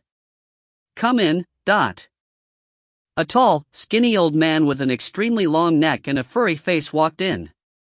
He glanced at the hawk-eyed man before speaking. Speak. There's nothing you need to hide from my seventh brother, the Flamewing King said. Understood. The long-necked elder said respectfully, Your Majesty, you instructed us to pursue and kill the survivors of the Imperial Qi clan. Only 3 of them remain, with the strongest being a Wanxiang adept. However, just now, one of our 10-plus Flamewing Guard squads who were chasing after them was completely wiped out. Their jade life tablets have all shattered. They died roughly 600,000 kilometers away from us. Oh? The Flamewing King frowned. That didn't make sense. This area was under the command of himself, the Flamewing King. All the monsters obeyed his orders, and the human cultivators had been shooed away by him long ago. Logically speaking, there should be no one in this region who would dare act against his Flamewing Guard. My guess is that the survivors of the Imperial Qi clan, the long-necked elder was about to venture a guess, but the Flamewing King interrupted him. With a frown, the Flamewing King barked, Arrange for 3 companies of Flamewing Guards to head there and investigate. Can it be that the survivors of the Imperial Qi clan have hidden secrets that even I am unaware of? Yes, the long-necked elder said with respect, immediately accepting the order.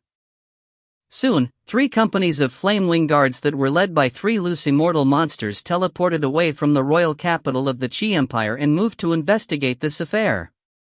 If you find any errors, ads pop up, ads redirect, broken links, non-standard content, etc., please let us know. Report chapter so we can fix it as soon as possible. Book 13, Chapter 19, Great Sinners. Chapter 19, Great Sinners. Vile Dragon River. A large boat was sailing through it with the currents. Within a cabin on the large boat, the Crown Prince, Qi Rufeng, was currently alongside his 2 little sisters. By this point, all we can do is trust the senior Dark North, Qi Rufeng said mentally. The violet-robed princess, Qi Ruhue, had a look of dissatisfaction in her eyes. Although Xiaoyu was just one of our servants, she was surrounded by the light of great karmic virtue. Loose Immortals and Earth Immortals of major clans would fight for the chance of taking her on as a disciple. We actually let this Dark North acquire her so easily, he didn't even have to swear an oath to the Tao of the Heavens. He took advantage of how downtrodden we are. Back when our Imperial clan was flourishing, we would have annihilated him for daring to toy with us in such a manner. Little sister, the black-robed princess sent mentally, that was then, this is now. We are now extremely weak, and Senior Dark North had even offered 100 high-grade heaven-ranked flying swords for her. This means that he isn't an unreasonable person. He hasn't abandoned us after taking her on as his disciple, and is continuing to hold fast to his promise to protect us. Given how weak we are right now, we should celebrate the fact that we've found someone who keeps his promises. Little sister, remember this, you are no longer a princess like you were before, Qi Rufeng mentally barked at her. The youngest princess had been a child living in the palace back when the attack came. She had been spoiled absolutely rotten. Before the elders had a chance to teach and train her as she grew up, the entire nation had been destroyed. They had been fleeing this entire time, and nobody had a chance to teach her and see to her upbringing. Growing up in a state of constant flight, the hatred and grievances in her heart had grown increasingly strong. In fact, because the elders of the clan took good care of Xiaoyu, she herself felt jealousy and dislike for Xiaoyu. However, since Qi Xiaoyu was a person of great karmic virtue, the clan had ordered long ago that she could not be assaulted or killed. Otherwise, the princess probably would have arranged for Qi Xiaoyu's death long ago. Thud. Thud. Thud. Suddenly, footsteps rang out on the stairs outside. The crown prince and the two princesses looked out through the window towards the deck. They saw a white-robed maiden walking down from the second floor. The white-robed maiden was clearly different from other people, and a series of ripples could be sensed coming from the magic robes she wore. Qi Xiaoyu? The crown prince and princesses were greatly shocked. Qi Xiaoyu, who had previously been in servant clothes, now looked completely different. Her robes were clearly extraordinary, and she had a silver bracelet around her arm. Her pure white arms were a perfect match for the bracelet, which made her skin look even paler. She now had a jade hairpin affixed in her hair which gave off mysterious, powerful ripples. As the saying goes, clothes make the man. Qi Xiaoyu was already a person of great karmic virtue who naturally made others feel positively towards her, and as an immortal cultivator, her skin and her figure were superb. Beauty, poise, a wondrous aura, and now that she had changed clothes, she appeared even more dazzling than the two princesses. Those robes, that bracelet, they should be extremely rare top-grade mortal-ranked magic treasures. As for the jade hairpin, even I can't tell what it is. She Ruffing said. Dark North truly is an extraordinary figure. Although mortal-ranked magic treasures aren't that precious, top-grade mortal-ranked magic treasures, they are still very rare. The black-robed princess sighed in amazement. In addition, judging from the way in which Senior Dark North took out 100 high-grade heaven-ranked magic treasures earlier, he probably would have given her even better treasures, were it not for the fact that she is still weak and can only use mortal-ranked treasures. That jade hairpin, it should also be a top-grade mortal-ranked treasure. The violet-robed princess disagreed. It's just a bunch of mortal-ranked items. Qi Xiaoyu walked down the stairs, then knocked on the door to the cabin. Open the door, the crown prince immediately instructed. One of the guards behind him immediately walked forward to push open the cabin door.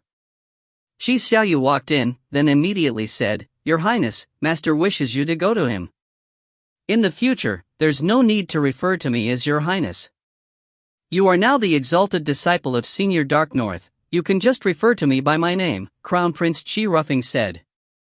But young Princess Qi Ruhui said, Xiaoyu, what sort of magic treasure is that hairpin? Neither my big brother nor my second sister can recognize it. Master said that this is a protective treasure that can only be used once. Once the elemental key within it is unleashed, it can withstand the attacks of even a supreme loose immortal for a space of 10 breaths, Qi Xiaoyu replied obediently. What? Everyone in the cabin was astonished. Block a supreme loose immortal's attacks for the space of 10 breaths? This was definitely a supremely valuable protective item. In truth, this was just one of the many magic items left behind by Immortal Juhua. Ning felt that it was actually rather embarrassing for him to give out mortal-ranked magic treasures to his first disciple. After all, she too was now a member of Mount Innerheart. Thus, he gave her this protective item. To block a supreme loose immortal, the violet-robed princess gritted her teeth. She couldn't help but feel jealous. This shitty slave, she sure has some good luck. Because they had been fleeing for so long, they had often used this sort of protective, anti-attack magic treasure.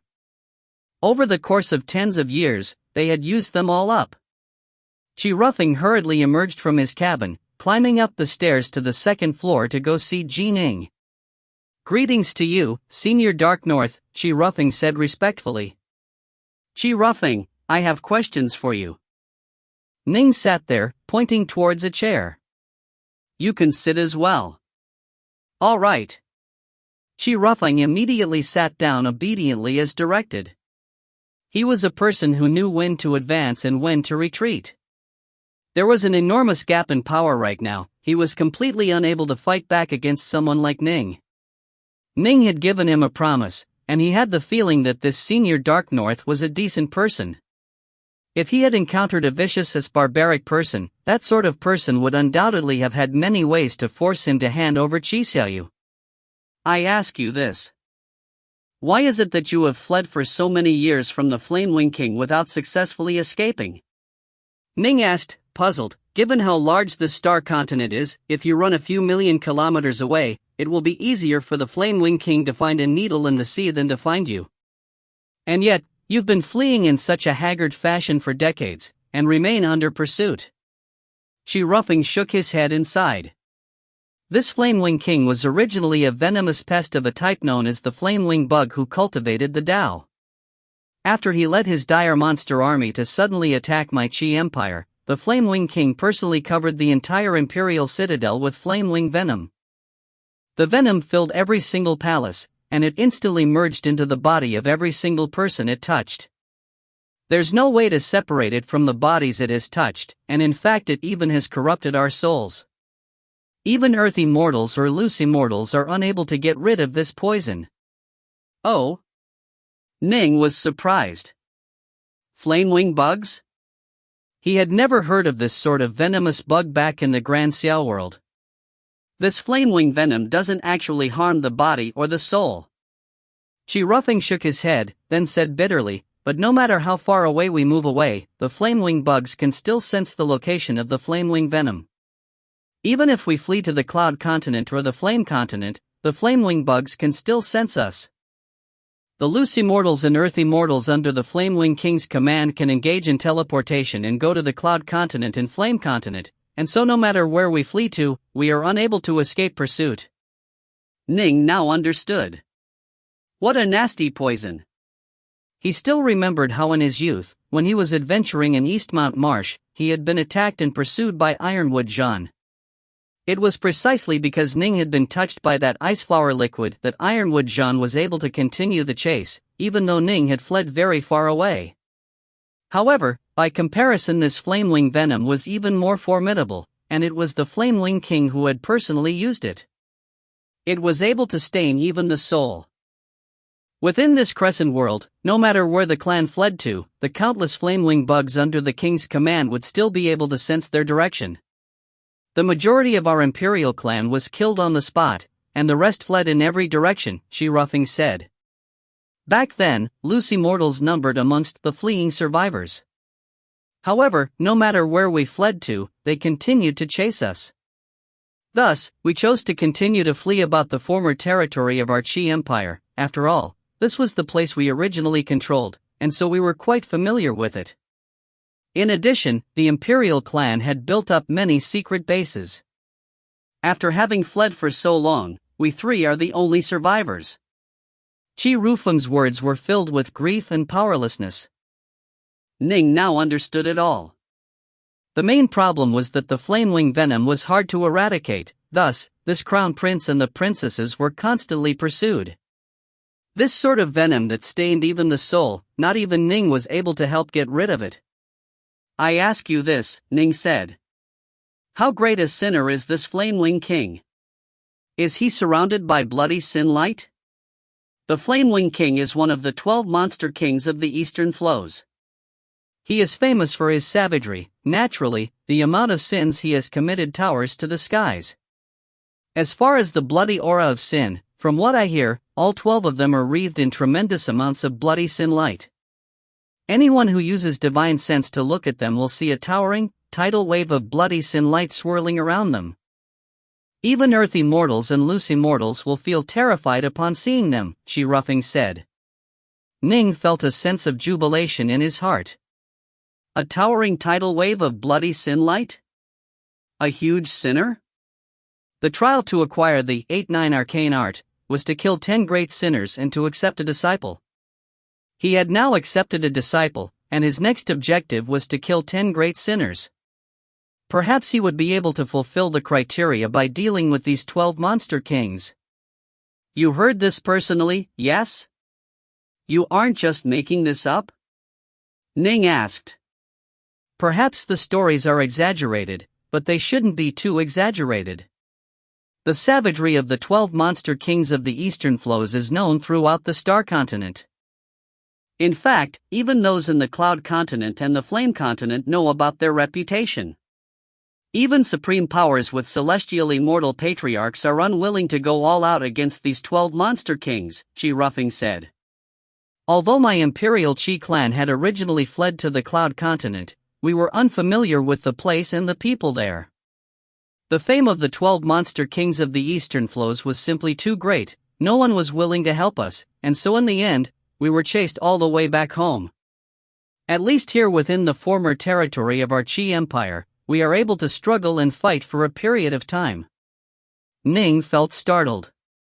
Even powers with celestial immortal patriarchs were unwilling to fight with them. How strong are these 12 monster kings? Ning asked. How strong is the Flame Wing King? All 12 of them are incomparably savage and ferocious. The reason why they were willing to swear brotherhood was because they all had similar temperaments. Every one of them is incredibly powerful, but of course, some are stronger and some are weaker. The Flame Wing King's power is average for the 12, he has nearly 100 Earth Immortals or loose Immortals under his command. Given his power, killing ordinary Earth Immortals or loose Immortals is as easy as killing a chicken, Chi said. The strongest of the 12, their number one figure, is the Gold Fur Bear King. I've heard that the Gold Fur Bear King has previously fought a celestial immortal patriarch, who was unable to do anything to him.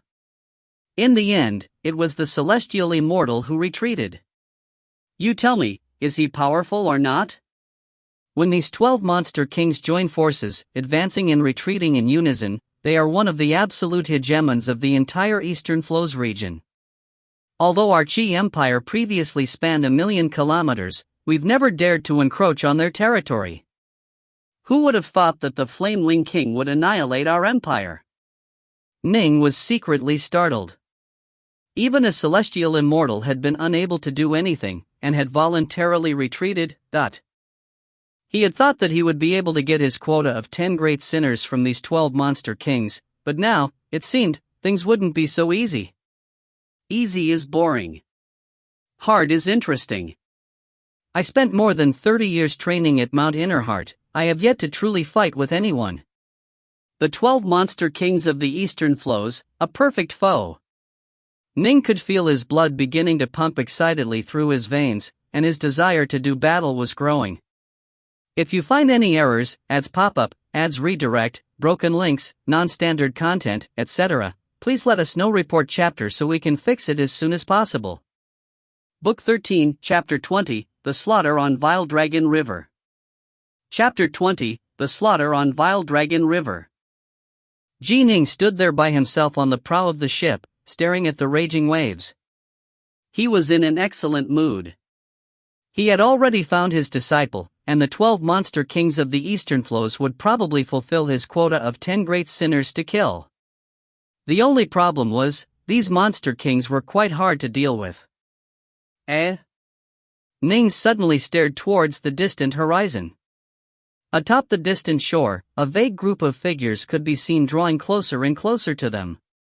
They were moving at an extremely fast speed, and Ning could visibly make out the emblem of a flame wing on their bow armors. Flame Wing Guards? Ning laughed in surprise. There's actually a few hundred of them. Crown Prince Chi and the others with him within the cabin stared outwards through the window towards the Vile Dragon River. They were seeking for a place to hide. Is that, the Crown Prince's face changed dramatically. Hundreds of Flame Wing Guards? The violet-robed Chi Ruhue's face instantly turned ashen. 12 Flame Wing Guards had already terrified them, but now hundreds more had come. Even loose Immortals would perish in a situation like this. Disastrous. The Crown Prince's face was ashen. He frantically sent mentally, it must be due to the fact that all 12 of those Flame Wing Guards died, without a single one escaping. That's why they sent so many over this time. In the past, during the flight of the Imperial Chi clan, the Flame Wing Guard had always held the upper hand. It was the Imperial Chi clan which had continued to flee. The Flame Wing Guard had never before had a situation where all their troops died in an encounter. In addition, the Crown Prince, Chi Rufeng, was only recently the leader of their squad. In the past, they had primal Taoists with them, and it was the clan elders who made the decisions. But now the primal Taoists were all dead, and the decision-maker was Chi Rufeng. Chi Rufeng was inexperienced. He had never before encountered a situation where all the chasing Flame Wing Guard forces had been wiped out. He had no idea that the extermination of an entire squad would result in such a terrifying consequence. A total of 3 companies, each one led by a loose immortal or earth immortal, 11 primal dire monsters, and over 100 Wanxiang dire monsters. The black-robed princess sent solemnly, with so many Flame Wing Guards in one place, even supreme loose immortals will most likely perish. Why haven't we fled? The violet-robed princess sent frantically. The Dark North is merely a primal Taoist. Even if he has a high level of comprehension of the Tao and can fight those at a higher level, he would at most be comparable to supreme loose immortals. In the face of this many Flame Wing Guards, which number 3 earth immortal or loose immortal monsters amongst their ranks, there's no way he can hold on. Just as Ning was smiling, and the Imperial Chi clan was utterly terrified. The hundreds of distant Flame Wing Guards joined together into a grand Tao soldier formation. The 3 companies were all led by loose immortals, who led their primal dire monsters and Wanxiang dire monsters on the distant shore to join form into a trio of 3,000-meter-tall Flame Wing bugs. Blazing wings, and the body of a centipede. The enormous 3-headed Flame Wing bugs were filled with unearthly, savage power. Their auras alone caused the surrounding waves to instantly be crushed downwards and flattened. Boom! Boom! Boom! The 3 massive Flame Wing bugs all flew into the river, running across the waves as they threw themselves towards Ning's ship. Ning stood at the prow of the ship. He barked, "Hurry up and leave, and you can keep your lives." So you are the one protecting the Imperial Chi clan. One of the 3 massive Flame Wing bugs spoke out in a growling voice.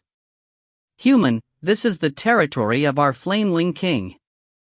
How dare you act so wildly here? Don't waste words with him. Kill him. Kill the human." Monsters and humans were enemies in virtually every part of the 3 realms. After all, these 2 races were the 2 most powerful races in the current 3 realms. Ning shook his head gently. 3 loose immortal monsters? They were most likely only on par with that loose immortal, Float Cloud, who had tried to assassinate him. Even all those years ago, he had been able to deal with immortal Float Cloud. Now that his primal twin was a full level of power greater than it had been in the past, and now that his insights into the Tao of the sword were unfathomably greater than before, killing these loose immortals would indeed be as easy as killing a chicken. Accompanied by 3 massive waves, the 3 enormous Flame Wing bugs charged forward, seeking to attack Ning en masse and annihilate him at one go. Ning remained very calm. To deal with hundreds of Flame Wing Guards, just by relying on his Tao domain wouldn't be enough, he had to actually fight. But of course, it would still be very easy for him. Quick! Let's go! If we dawdle, we won't be able to escape. The Imperial Chi clan didn't dare to hesitate at all. If they did, they would probably die here. As they saw it, no matter how high a level of comprehension Ning had, he was still just a primal Taoist. In the face of 3 loose immortal monsters and hundreds of Flame Wing Guards, it would be incredible if he was even able to block them. Let's go! The Crown Prince, Chi Rufeng, waved his hand and a long shuttle once more appeared by the side of the large ship. Swoosh! Swoosh! Swoosh! The Crown Prince, the princesses, and the 5 servants all entered the shuttle. Go! The violet-robed woman waved her hand, and instantly, a series of green bamboo strips flew out and descended from the skies, plunging into the roiling waves. Swoosh! The shuttle cruised through the waves, moving as fast as lightning. As for those green bamboo strips, there were hundreds of them, and they all stabbed downwards, completely surrounding the region where Ning and the 3 giant Flame Wing bugs were located. The bamboo strips even had bamboo leaves attached to them. The bamboo leaves floated about, causing the entire region to transform into nothingness. Even the surrounding waves had completely disappeared. Little sister, you. Crown Prince Chi Ruffing, within the fleeing shuttle, was completely shocked.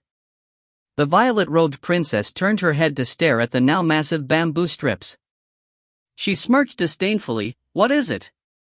That Taoist Dark North is merely a primal Taoist. It'd be impressive if he even had the power of a supreme loose immortal.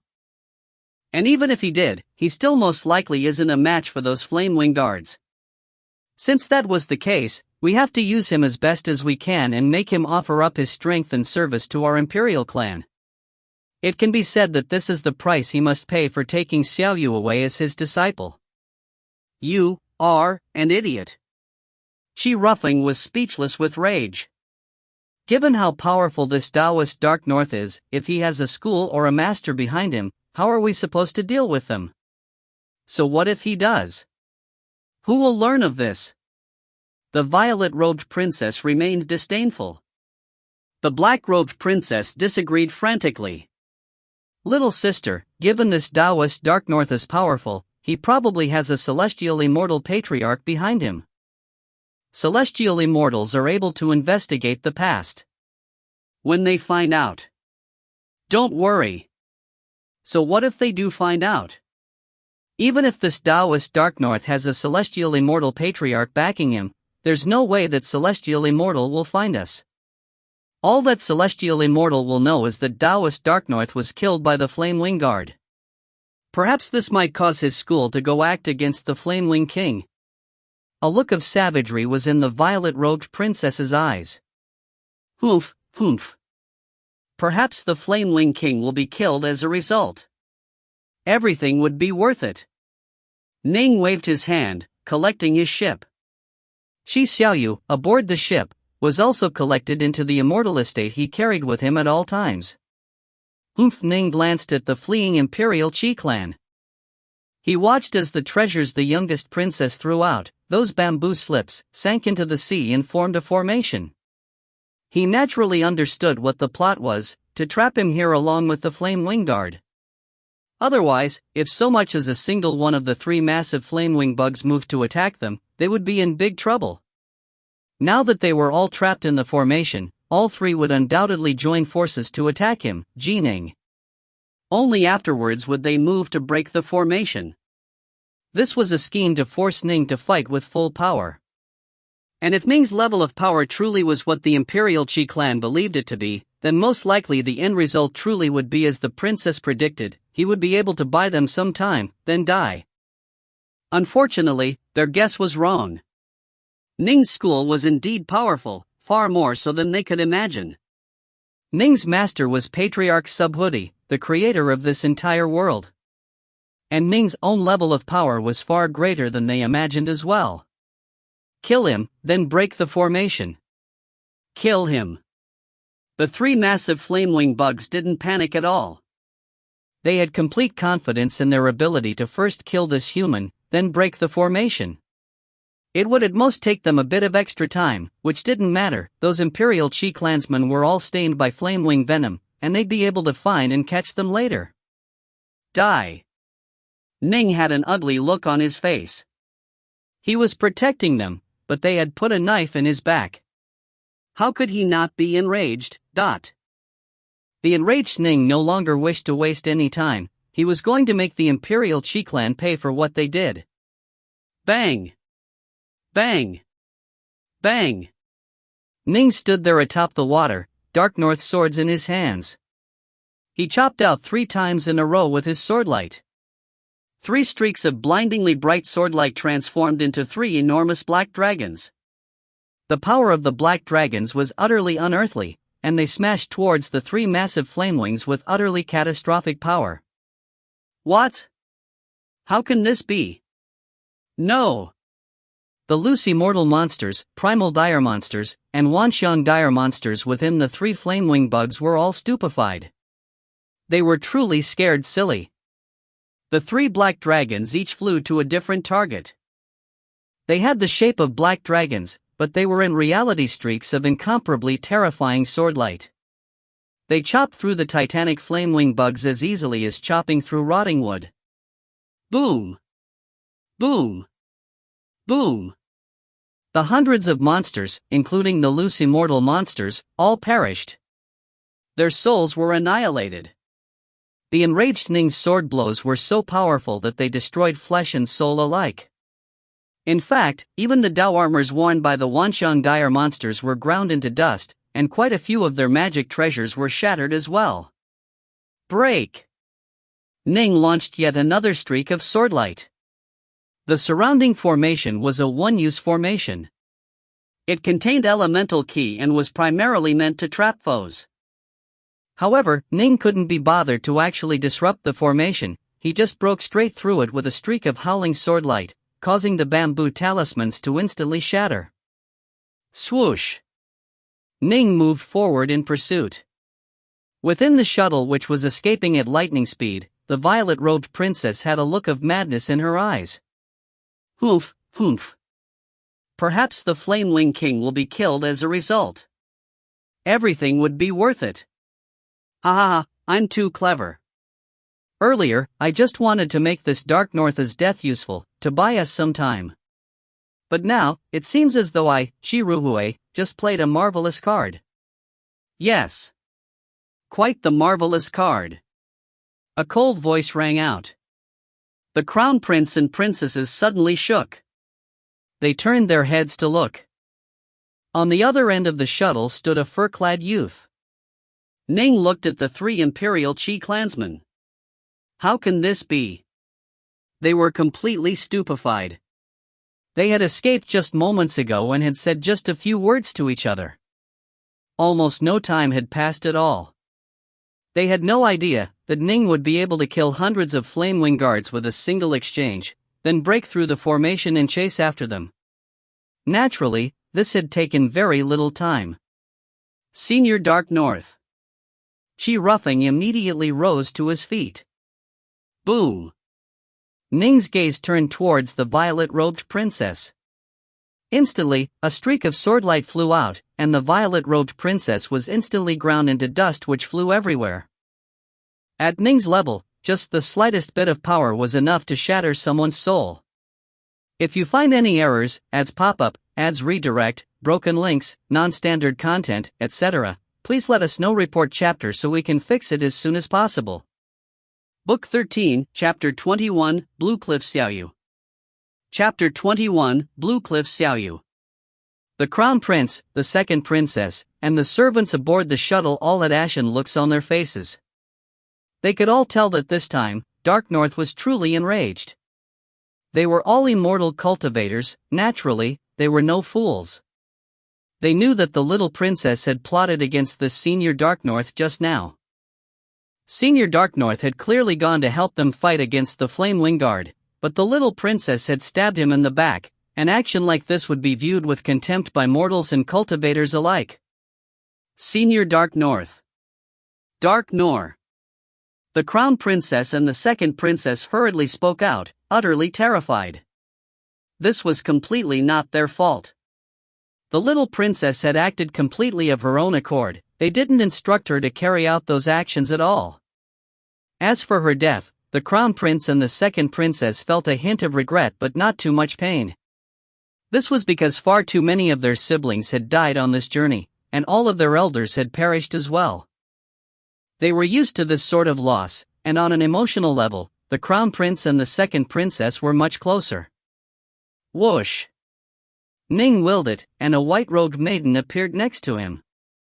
It was Qi Xiaoyu. Master, Qi Xiaoyu said hurriedly, I saw the little princess. Halfway through her words, she realized that she was within the flying shuttle. Seeing the situation, she couldn't help but grow confused. Disciple, watch carefully, Ning said coldly. Yes, Qi Xiaoyu said. Senior Dark North, what happened just now was completely the actions of Ruhue. She wanted to use you to delay the Flamewing Guard, Qi Ruffing said hurriedly. It was our little sister who carried out that action. Her alone, the black-robed princess said hurriedly as well. Qi Xiaoyu just watched silently.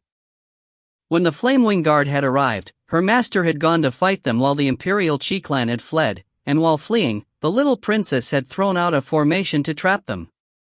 Qi Xiaoyu had seen all of these things with perfect clarity. In addition, after having accompanied the Imperial Qi clan for so long, Qi Xiaoyu knew very well how vicious and cruel the little princess was. Thus, by now she more or less knew what had happened. Ning looked at the crown prince and the second princess. He said coldly, "I heard it all. There was talk of having the celestial immortal patriarch behind me go take revenge upon the Flamewing King on my behalf and kill him? I don't like to kill, but some people deserve killing." The crown prince and the second princess trembled. "If the two of you were behind her actions, then you two shall both die as well. If you did not, I won't go so far as to implicate the two of you." Ning's gaze turned to the black-robed princess. He immediately used the Soul Charmer art, divine ability. Although this black-white college art wasn't that strong, Ning's soul was far too powerful. The black-robed princess's gaze instantly turned dull. "Speak. Did you have anything to do with the little princess plot against me?" Ning asked calmly. The black-robed princess spoke in a dull voice without any inflection at all. "It had nothing to do with me. Ruhui acted of her own volition. Although her action may have caused Senior Dark North to fight for a bit longer, it also created yet another powerful foe for our Imperial Qi clan. If the school behind Senior Dark North came for vengeance, our Imperial Qi clan would most likely be in even more dire straits. Ruhui was far too short-sighted. What just happened?" The black-robed princess regained her clarity of mind. She stared around in astonishment, and slowly, the memories of what had happened just now when she had been hypnotized came rushing back to her. She couldn't help but look towards Ning in terror. The crown prince's face instantly turned even more ashen. "You." Ning looked towards the crown prince. The crown prince gritted his teeth. "I definitely didn't have the intention to harm you, senior."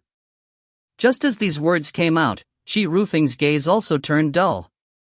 He, too, dully spoke out the truth. This truly did not have nothing to do with him. The nearby Qi Xiaoyu let out a sigh of relief. She actually felt goodwill towards the crown princess and the second princess. "I ask you," Ning suddenly said, "did your Imperial Qi clan arrange for the destruction of Qi Xiaoyu's tribe?" The black-robed princess's face instantly changed. Qi Xiaoyu's body trembled as well, and a look of terror and unease appeared in her eyes. The crown prince responded in a wooden, robotic manner. "For the sake of ensuring Qi Xiaoyu's total devotion to our Imperial clan, we had to make it so that she had no one else to rely on. Otherwise, in her heart, her tribe would still be occupy the most important position." Thus, the elders of the clan forced 3 Stention dire monsters to attack the tribe. As for the 2 Stention experts of that tribe, our clan elders plotted against them and ensured that they naturally wouldn't be able to fight back, causing the entire tribe to be broken apart. Qi Xiaoyu's family members all died, giving her no one else to rely on.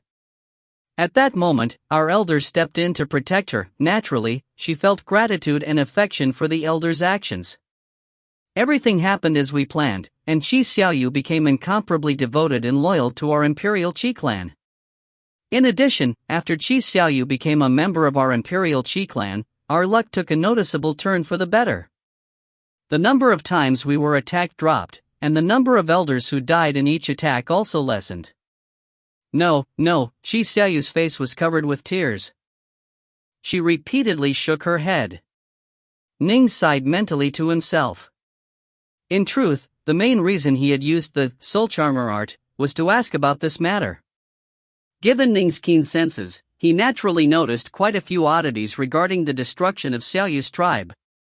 It was extremely rare for this sort of large-scale tribe to suffer an attack from dire monsters.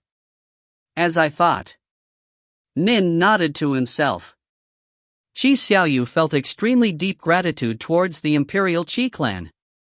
Ning was afraid that this might cause problems in the future, and so he wanted to clarify this matter right away. "You were plotting against me all along." All along, Shi Xiaoyu looked at the crown prince, her face completely pale. My master? Was she plotting against me as well? And Master Everlotus was opposed to our scheme. She wanted to go to your tribe and take you on as her disciple in a voluntary manner. However, our Imperial Qi clan was in a state of flight. All of our actions had to be for the sake of the Imperial Qi clan's best interests. The Crown Prince, Shi Ruffing, continued to speak in a monotone voice.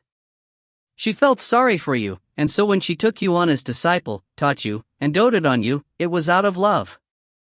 In fact, some of the other princes and princesses felt jealousy for this. Shi Xiaoyu felt her heart unclench slightly. The person she felt the most gratitude for in the entire Imperial Qi clan was her master, Everlotus. Everlotus had taken care of her like she was her own daughter. She had loved her and cherished her. Shi Xiaoyu had been able to sense how much love Everlotus had felt for her, and ever since she was young, her master had taught her. Thus, although she didn't have many memories regarding life in the Bluecliff tribe and although she only had blurry memories of her parents, she felt an extremely deep affection for her master, Everlotus. After all, they had been together for the longest period of time.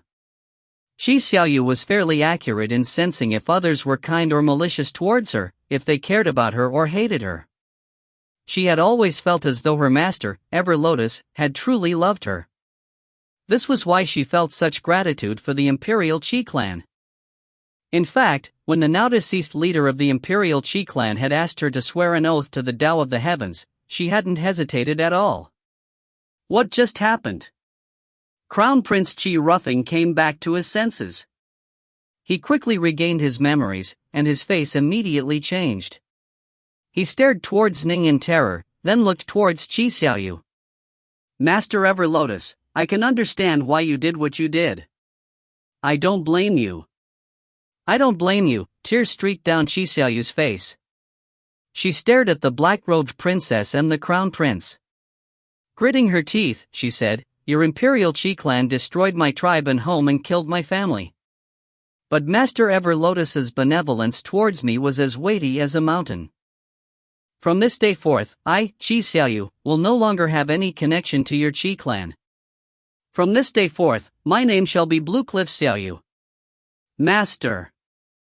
Bluecliff Xiaoyu turned to look towards Ning, tears in her eyes. Thank you, Master, for enlightening me and not letting me continue to remain deceived. I wish to be by myself for a time. Go. Ning nodded, then willed Shi Xiaoyu to be teleported into his immortal estate with a swish. Ning's gaze turned towards the crown prince and the princess. Both of them felt helpless. When they had been hypnotized, they had thought it was just over the little princess plot, but who would have thought that this senior Dark North would actually uncover the matter of the destruction of the Bluecliff tribe? Still, by now, they had no options left. All they could do was beg for their lives. Since you had no intention to harm me, I naturally won't act against you. I will still hold to my promise, Ning said. However, before I do so, come with me to a place. As he spoke, Ning waved his hand, causing the Imperial Qi clansmen and the flying shuttle to all be drawn into his immortal estate. And then, Ning strode forward across the waves of Vile Dragon River, quickly departing from this place. A short period of time later. The peak of a tall mountain, surrounded by clouds. A ripple in space could be seen above it, then a fur-clad youth appeared out of nowhere and descended. This place works. The fur-clad youth nodded, then waved his hand. An immortal estate appeared. Within the immortal estate. As Ning entered, the crown prince and the second princess both immediately paid their respects. The crown prince said, Senior, where are we? You can exit the estate now, but you had best not go too far. If you do, I won't be able to keep you alive, Ning said calmly. This place is more than 10 million kilometers from our previous location. I trust that the Flamewing King will need some time before chasing you here. Take a rest and prepare for the next battle. The next battle? The two were startled. I killed hundreds of Flamewing guards, including 3 loose immortal monsters. Do you think that the Flameling King is just going to shrug that off? Ning said calmly. The two shook their heads. Impossible. The Eastern Flows region was the territory of the 12 Monster Kings. Given that this senior Dark North had killed hundreds of Flamewing guards, how could the Flamewing King not be enraged? It must be understood that the Flamewing guards were the most devoted servants of the Flamewing King. Given that so many of them had perished, the Flamewing King would probably personally attack next time. The Flamewing King is coming in person. Both the Crown Prince and the second princess felt restless and uneasy. And yet this senior Dark North still intends to fight? How powerful is he? Can it be that my earlier investigations were in error? He is more than just a peak primal Taoist? Their hearts were in a state of panic. Still, given how quickly Ning had chased after him, he must have disposed of all of those Flamewing guards, which meant that things probably truly were as Ning said. He had killed hundreds of Flamewing guards. In such a short period of time, he killed hundreds of Flamewing guards, broke the formation, then caught up to us. How powerful is this Ning? Is it truly possible that he can fight the Flamewing King? The Crown Prince and the Princess both felt as though their thoughts were in a jumble. Ning couldn't be bothered to pay them any heed. He entered a private room within the Immortal estate. A ripple in space appeared within it and Ning stepped into the ripple, entering his underwater estate. I can't underestimate the Flamewing King's power. In fact, I might have to deal with the other Monster Kings as well. Before doing so, I need to increase my power a bit, Ning mused to himself. My true body, when using 3 heads, 6 arms, needs a total of 6 immortal swords. 3 of them are my Dark North swords, and the other 3 would ideally be immortal ranked. He had an exquisitely top-grade Thousand Bull sword, as well as a low-grade immortal ranked flying sword that the Grand Xia Emperor had bestowed upon him previously. Just now, when killing those 3 loose immortal monsters, he had further acquired 2 more low-grade immortal ranked magic treasures, one of which was a flying sword. My true body needs to break through to the early void stage as soon as possible. Only then can I better unleash the power of my immortal ranked magic treasures, Ning mused to himself. Those 2 low-grade immortal ranked flying swords were comparable to the Dark North swords in power. What Ning really cared about was the Thousand Bull sword. That sword had close to the power of a pure young treasure. Ning immediately entered the still room within his underwater estate, then began to absorb liquefied elemental essence. If you find any errors, ads pop up, ads redirect, broken links, non-standard content, etc., please let us know. Report chapter so we can fix it as soon as possible. Book 13, Chapter 22, The 12 Monster Kings of the Eastern Flows. Chapter 22, The 12 Monster Kings of the Eastern Flows. Roughly 10 million kilometers away, in the imperial capital of the former Qi Empire. Within the Imperial Palace. Within a lavishly decorated palace hall. Beautiful female attendants carried in platters of exquisite food and immortal nectar, delivering them to the 12 tables, including the main table at the front of the hall. Come, drink. Big brother, I toast you. Ninth brother, it has been 1,000 years since we met. Come, let us brothers have another cup together. Carefree laughter rang out. High-pitched, low-pitched, screeching, every single voice carried a dominating aura. The monsters in the form of female attendants all felt their hearts tremble. They acted with the utmost caution, terrified of offending one of the Monster Kings. They knew that the 12 gathered here in this hall today were the 12 Monster Kings of the Eastern Flows. The likes of them could not risk offending any of these 12. If they accidentally irritated one of the Monster Kings, the results would be disastrous. One of the maidservants had, due to her nervousness, splattered some of the wine from her platter atop the Jade Toad King, one of the 12 Monster Kings. The Jade Toad King had rolled his eyes, opened his mouth, and devoured the maidservant into his belly. In the center of the hall, there were beautiful human maidens and monsters who were engaging in dance. Naturally, there were also musicians who were beating the drums and playing the flute. Alright, all of you can leave for now. After a long time, the Flame-Wing King, seated in the host position at the front of the palace, ordered the servants to depart. "Yes, Your Majesty." The many servants, dancers, and musicians all immediately withdrew, leaving behind only the 12 monster kings within the hall. "Third, you invited all of us brothers here today. Whatever important matter this is regarding, hurry up and speak." An extremely muscular monster king whose entire body was covered with golden fur and who had the head of a grizzly bear spoke out in a booming voice. This was the leader of the 12 monster kings, the Gold Fur Bear King. "Big brother." The tall, skinny, black-robed Flame-Wing King laughed. I invited all of you here to take part in a joyous affair. Seventh brother came earlier, and so I've told him already. If you don't believe me, you can ask him." The other monster kings all looked over to the azure-armored, hawk-eyed Skysoar King, who nodded. "This is indeed regarding a joyous affair." "Oh?" The other monster kings all looked back towards the Flame-Wing King with curiosity. Although they were friends due to their similar temperaments, they were famous for their savagery. If they found anything good, they would usually keep it for themselves. Why would one of them now be willing to share with the rest of the brothers? The Flame-Wing King, seeing their looks, smiled. He waved his hand and a black leather scroll flew out and unfurled in the air before them. On the leather scroll there was a complicated map, as well as a diagram. "What is this?" The other monster kings were puzzled. "The map to a treasure trove," the Flame-Wing King said. "Treasure trove? A map to a treasure trove? Are you joking? A treasure trove? To the likes of us, even the treasures of a celestial immortal are nothing. The treasures of a true immortal or an Empyrean god might barely qualify as a trove. All of the monster kings spoke out. They were the 12 monster kings of the eastern flows, who even celestial immortal patriarchs were unwilling to offend. For them to acknowledge a collection of treasures as a treasure trove was extremely hard. The Skysoar King spoke out, "My fellow brothers, third brother hasn't deceived you. The place marked by this map as having treasures can indeed be described as a major treasure trove." "Oh? A major treasure trove?"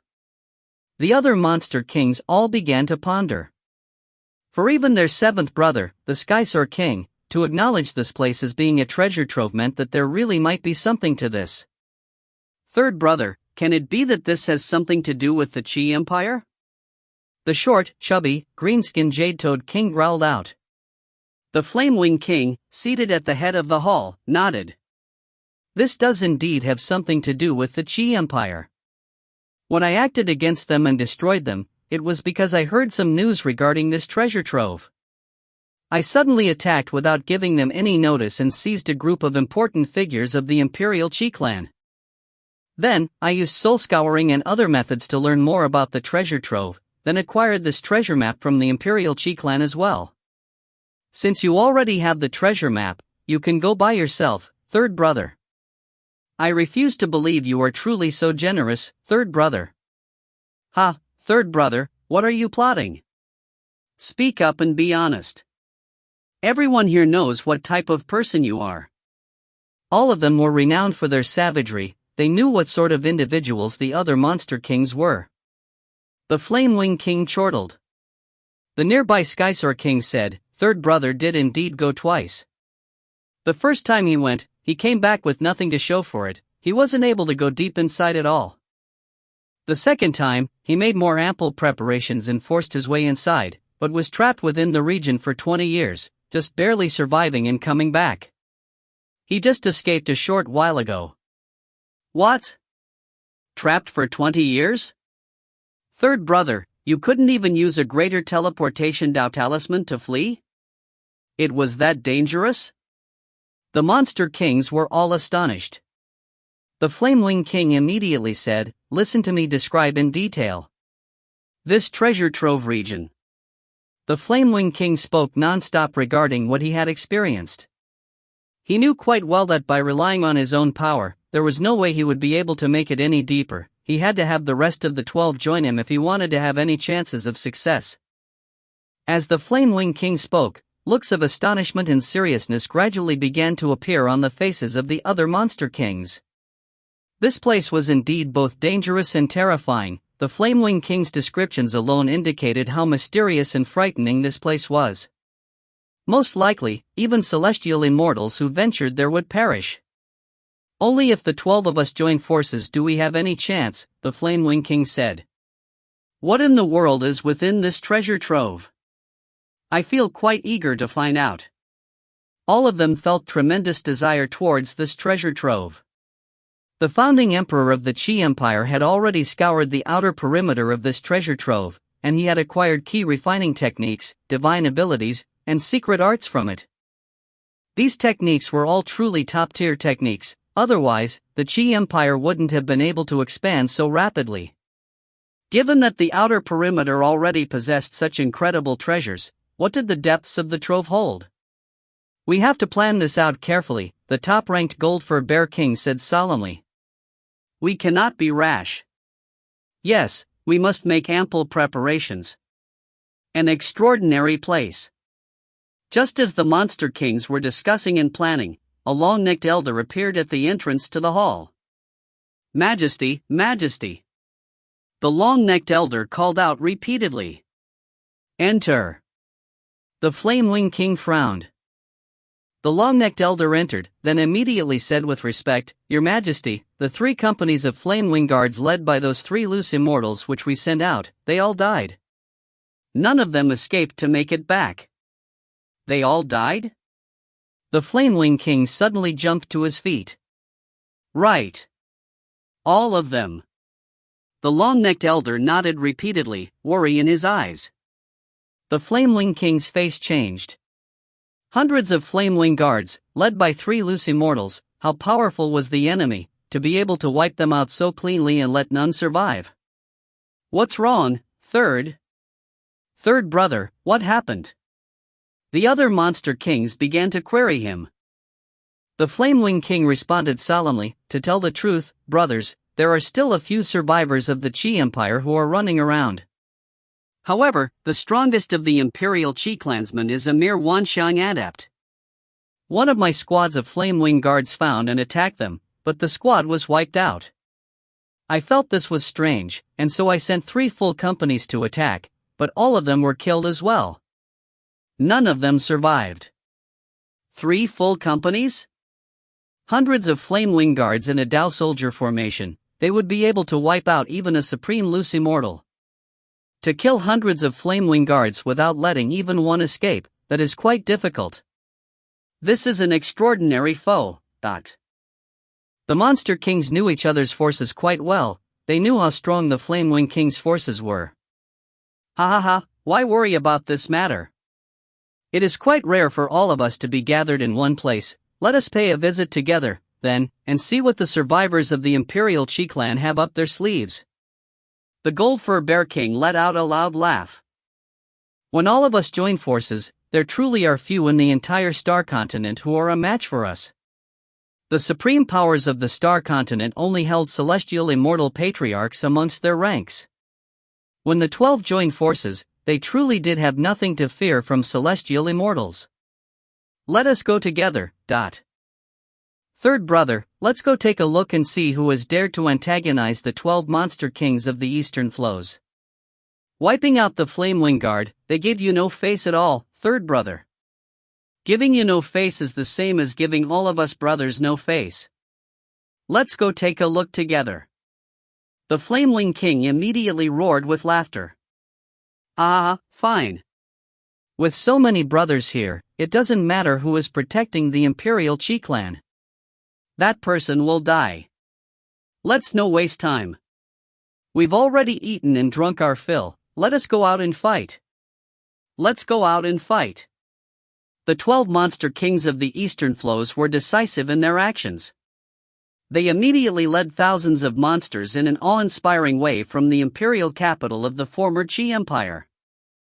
At the top of a mountain peak, Ning was seated next to a cliff. He was holding a gourd of wine in his hand, drinking in a leisurely manner while staring at the clouds and the sea. He had just consumed 600,000 kilograms of liquefied elemental essence, causing his true body to break through as a key refiner from the peak primal level to the early void level. He would now be able to more perfectly control his immortal ranked magic treasures. My true body can use the Thousand Bull Sword, the Dark North Swords, and other magic treasures. My primal twin will use the Heavenraker sword formation. Ning nodded to himself. His power had reached the maximum level it could reach for now. Flamewing King, I killed hundreds of your Flamewing guards. I imagine that you will personally come seek me out, right? Ning was waiting eagerly. Given that he was protecting the Imperial Qi clan, the Flamewing King would definitely be lured over here. 10 major sinners. First I will kill the Flamewing King, and then I'll go deal with the others one by one, Ning murmured to himself. Given his current level of power, when his true body and his primal twin fought together, it shouldn't be too hard for him to kill a monster king. As Ning was drinking and waiting leisurely by the cliffside, suddenly, Ning suddenly stared into the distance. An enormous cloud was soaring towards his direction, and atop the cloud there was a dense cluster of countless figures. There were many monsters there, and in front of the countless monsters were 12 mighty figures whose auras filled the heavens, causing Ning's face to change. 12? Ning's face couldn't help but blanch as he stared at the 12 figures standing in front of the countless monsters atop the massive cloud. Such powerful auras, these were definitely no ordinary loose immortals. The formless ripples of might caused even Ning to feel surprised. In addition, these 12 figures stood shoulder to shoulder in front of the countless monsters. Clearly, there were no differences in rank here. Are you the 12 monster kings of the Eastern Flows? Ning called out loudly, his voice echoing and filling the heavens. Little child, who are you? Is it your master who is protecting the Imperial Qi clan? The tall, thin, black-robed Flamewing King called out back, hurry up and have your master come out. We 12 brothers would like to see exactly who it is that has the audacity to annihilate hundreds of my Flamewing guards with one breath. Ning cursed to himself with resignation. All I wanted to do was fight against a single Flamewing King. Why the hell have all 12 shown up? The 12 monster kings of the Eastern Flows all come from their own separate territories. Why have they all gathered here today? If you find any errors, ads pop up, ads redirect, broken links, non-standard content, etc., please let us know. Report chapter so we can fix it as soon as possible. Book 13, Chapter 23, Towering Amounts of Sin. Chapter 23, Towering Amounts of Sin. The voices of both Ning and the Flamewing King were very loud. Are you the 12 monster kings of the Eastern Flows? Hurry up and have your master come out. Both voices echoed in the heavens, causing the surviving Imperial Qi clansmen to feel shocked. They hurriedly moved to the entrance of the Immortal estate. Crown Prince Qi Rufeng, Second Princess Qi Ruyu, Ning's disciple Bluecliff Xiaoyu, and the Imperial Qi servants all stared outwards past the gates of the Immortal estate. They saw Ning standing at the side of a cliff, winegourd in hand. Far away from him in the skies, there was a massive horde of countless monsters atop a cloud. Is that the Flamewing King? Qi Rufeng's face changed. He would never be able to forget that figure, that was his eternal nightmare. But right now, the Flamewing King was just one of the 12 leading figures. The Gold Fur Bear King, the Snow Fox King, there's no doubting it. They are identical to the images of the 12 monster kings of the Eastern Flows which the Imperial Qi clan recorded down. Qi Rufeng's face was ashen. All 12 of them have arrived. They all arrived? Even though hundreds of Flamewing guards were killed, why would all 12 of them come? The black-robed princess felt despair as well. Although the two had greater teleportation Dao seals, once they used them up, they would be gone. In addition, given the power of these monster kings, the monster kings could immediately teleport after them as well. If the Flamewing King wanted to chase after them, he would definitely be able to. The reason why they had been able to flee and survive for so long was because the Flamewing King didn't care too much about them. After acquiring the treasure map, the Flamewing King's full attention was on the treasure trove. He had only sent a few of his Flamewing guards to deal with the Imperial Chi clansmen. The 12 monster kings of the Eastern Flows? Upon hearing these words, Blue Cliff Xiaoyu's face changed as well. Those 12 are the 12 monster kings? Xiaoyu stared at the 12 distant figures that commanded the countless monsters. Even at this great distance, the infinitely powerful aura emanated by the 12 caused her heart to tremble. She grew worried. Master, I just took you on as my master. Don't die. Don't die. Now that she had severed all ties with the Imperial Chi clan, she no longer had any friends or family in the world. Ning was her master, and thus the closest person she had left. She could tell that Ning viewed her kindly. I don't want master to die. I don't want, Xiaoyu was panicking inside. If her master died, she would be all alone. Shi Rufeng's face was ashen. He shook his head in despair. It's finished. The black-robed princess shook her head as well. All 12 of the monster kings have arrived. Even during our Qi Empire's most powerful era, they would have been able to wipe us out immediately. There is no way the senior Dark North can withstand them. No way at all. The 12 monster kings of the Eastern Flows were legends. Legends known throughout the Star Continent, the Cloud Continent, the Flame Continent. In short, within the Crescent World, these 12 monster kings were extremely famous. Most likely only celestial immortals would be able to flee and survive from them when they joined forces. Given the abilities these 12 monster kings have, even if Senior Darknoth uses a greater teleportation Dao Seal, he still probably wouldn't be able to teleport away before being attacked, Shi Rufeng said as he trembled with despair. Using Dao Seals took time. At the celestial immortal level, multiple techniques could be used in the blink of an eye. Behind Ning, the Imperial Chi clan was in a state of terrified despair, while Blue Cliff Xiaoyu was praying ardently for his survival. Ning stood there at the cliff. He quickly pondered as to how he should deal with these 12 monster kings while spreading out his divine sense in a wave to test them. And as he did. What fine fellows! Ning was instantly shocked. The region with the 12 monster kings was completely filled with limitless amounts of bloody light. The bloody sin light surged and swelled like the waves of the sea, and the twisting waves of bloody sin light even formed illusions of ghosts who had died wrongful deaths. Wait. They aren't all like that. Ning took a careful look. 11 of these 12 monster kings are surrounded by hundreds of meters of bloody sin light. But, that monster king with the head of a golden-furred grizzly bear actually is only wreathed by a bit of corrosive black light? Indeed. The only one of the 12 not wrapped by the bloody aura of sin was actually the most famous of the 12, the Goldfur Bear King. This caused Ning to feel extremely startled, and also even more wary. For this Goldfur Bear King to set up an alliance of 12 monster kings and be acknowledged as the most powerful amongst them, but possess the lowest amount of sin, one had to be wary of him. 12 monster kings of the Eastern Flows, Ning called out loudly, per Master's orders, I am here protecting the Imperial Chi clan. If you are wise, you shall immediately retreat. Otherwise, when Master returns, all of you shall perish. Who is your master, exactly? Give us his name. The Flamewing King barked from far away. He dares be so arrogant? The master of this primal Taoist must be a powerful figure. With all of us brothers present, we wouldn't feel fear if even celestial immortals came. The monster kings silently sent mental messages to each other, trying to guess at who Ning's master was. They paid no attention to Ning himself. Given their power, they could naturally tell that Ning was merely at the primal Taoist level. A mere primal Taoist, although they noticed through their divine sense sweep that his soul was fairly powerful, he was still merely a primal Taoist.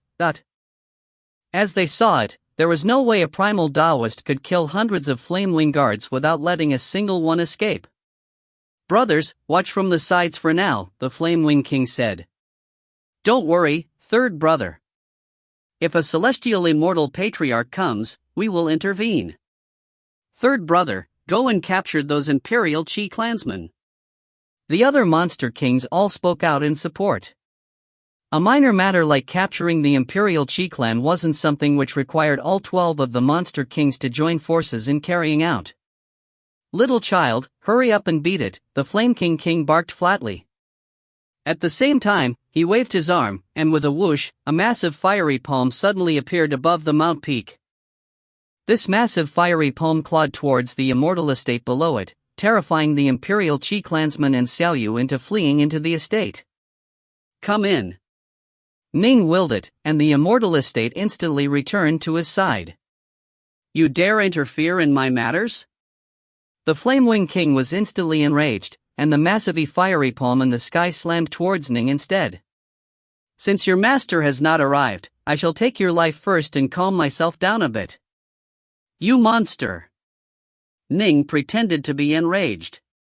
His body instantly transformed and became 300 meters in size, and he also executed the 3 heads, 6 arms. In his arms were the 3 Dark North swords and 3 heaven-ranked flying swords. I'll chop you down. Ning's swords were like silken light as they chopped down wildly towards the massive fiery palm. The level of swordplay Ning was currently displaying was merely on the level he had displayed back during the conclave, comparable to a supreme loose immortal. Boom boom boom, with a series of massive exploding sounds, the massive fiery palm was completely destroyed, but part of the mountain peak was torn apart as well. The 3-headed, 6-armed Ning appeared to be quite angry as he said, "You monster, you actually dare to try to pick on me, your grandpa? If master was here, you'd already be dead. Ah ha ha ha. This human primal Taoist is quite arrogant in the face of death. This human is pretty powerful. He's a fiend god body refiner, and was able to use heavenly transformation, and 3 heads, 6 arms, he is indeed able to give loose immortals a fight. His swordplay is also at the level of a supreme loose immortal, he does indeed have a supreme loose immortal's combat potential. Right. Although he is a primal Taoist, he does indeed have the power of a supreme loose immortal. Third brother, if you want to annihilate a supreme loose immortal at such a great distance just by controlling the natural elemental energy of the world, you'd need to do some more training first, another monster king teased. Indeed. If the Flamewing King was to use magic treasures, it would naturally be very easy for him to kill a supreme loose immortal. But to annihilate a supreme loose immortal just by using a fiery palm formed from the natural elemental energy of the world? He was indeed not even close to being at that level yet. Oof! The Flamewing King's face sank as he flew forward. 6 fiery red scimitars suddenly appeared before him, each one carrying a powerful presence. Clearly, all of them were immortal-ranked magic treasures. Die, brat! The Flamewing King was using his true power now. You monster! Ning let out a roar, then moved forward like a giant rock, flying at high speed towards the Flamewing King and seeking to engage him in close combat. This human is pretty powerful. His agility technique would be exceptional even amongst loose immortal monsters, the Skysword King evaluated.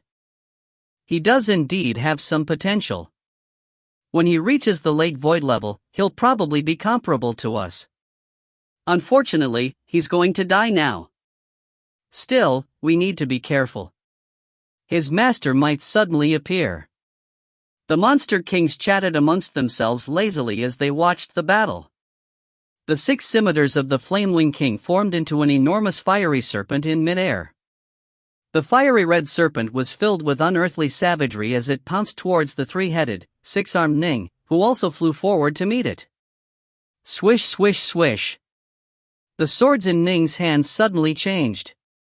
Previously, he was wielding 3 Dark North swords and 3 heaven-ranked flying swords. But suddenly, he put away his 3 heaven-ranked flying swords and pulled out the Thousand-Bull sword and 2 immortal-ranked flying swords. Ryup!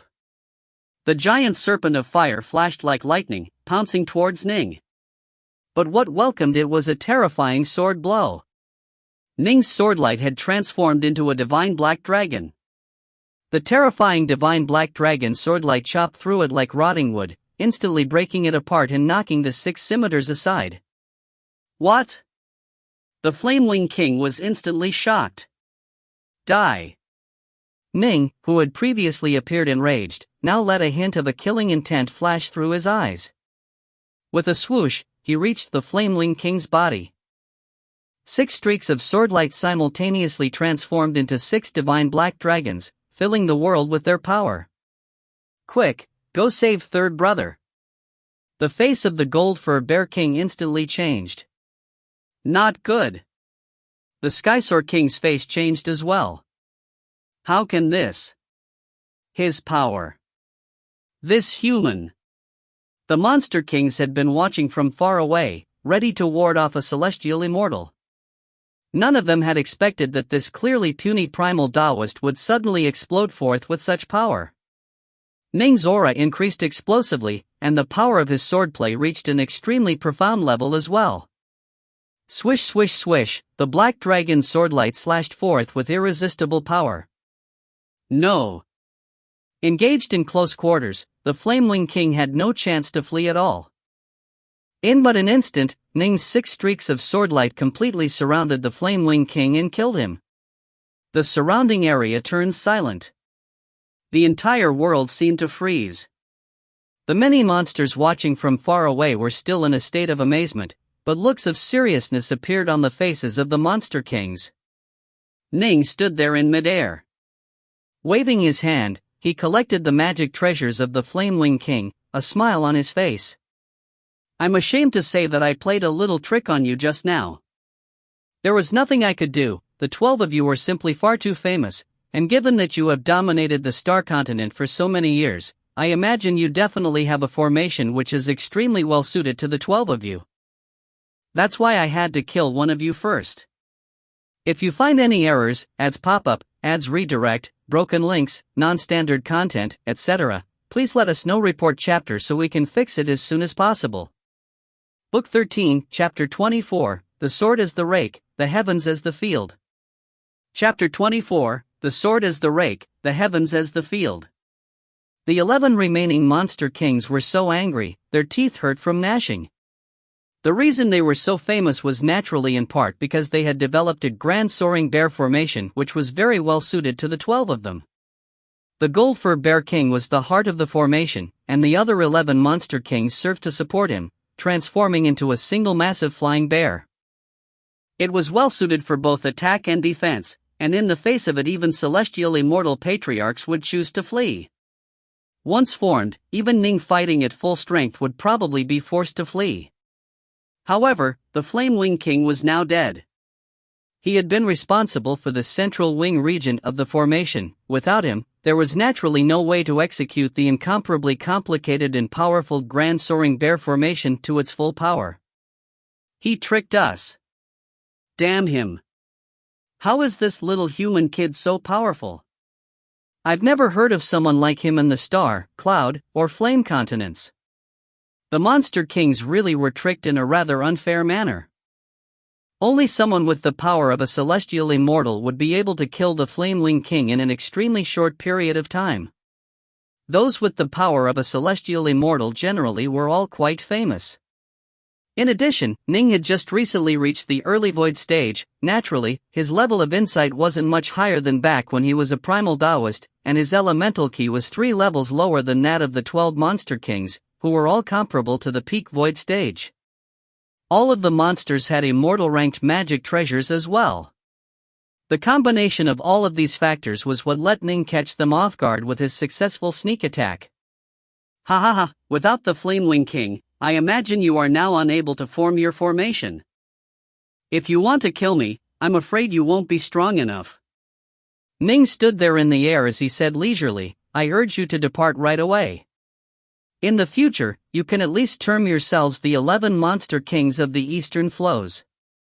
However, if we truly were to fight each other, under the merciless exchange of blows between swords and sabers, you might end up the 9 Monster Kings or the 8 Monster Kings of the Eastern Flows. Damn it! Human, report your name. Who in the world are you? The Monster Kings were utterly infuriated. Although they were very much on their guard now against Ning, none of them chose to leave.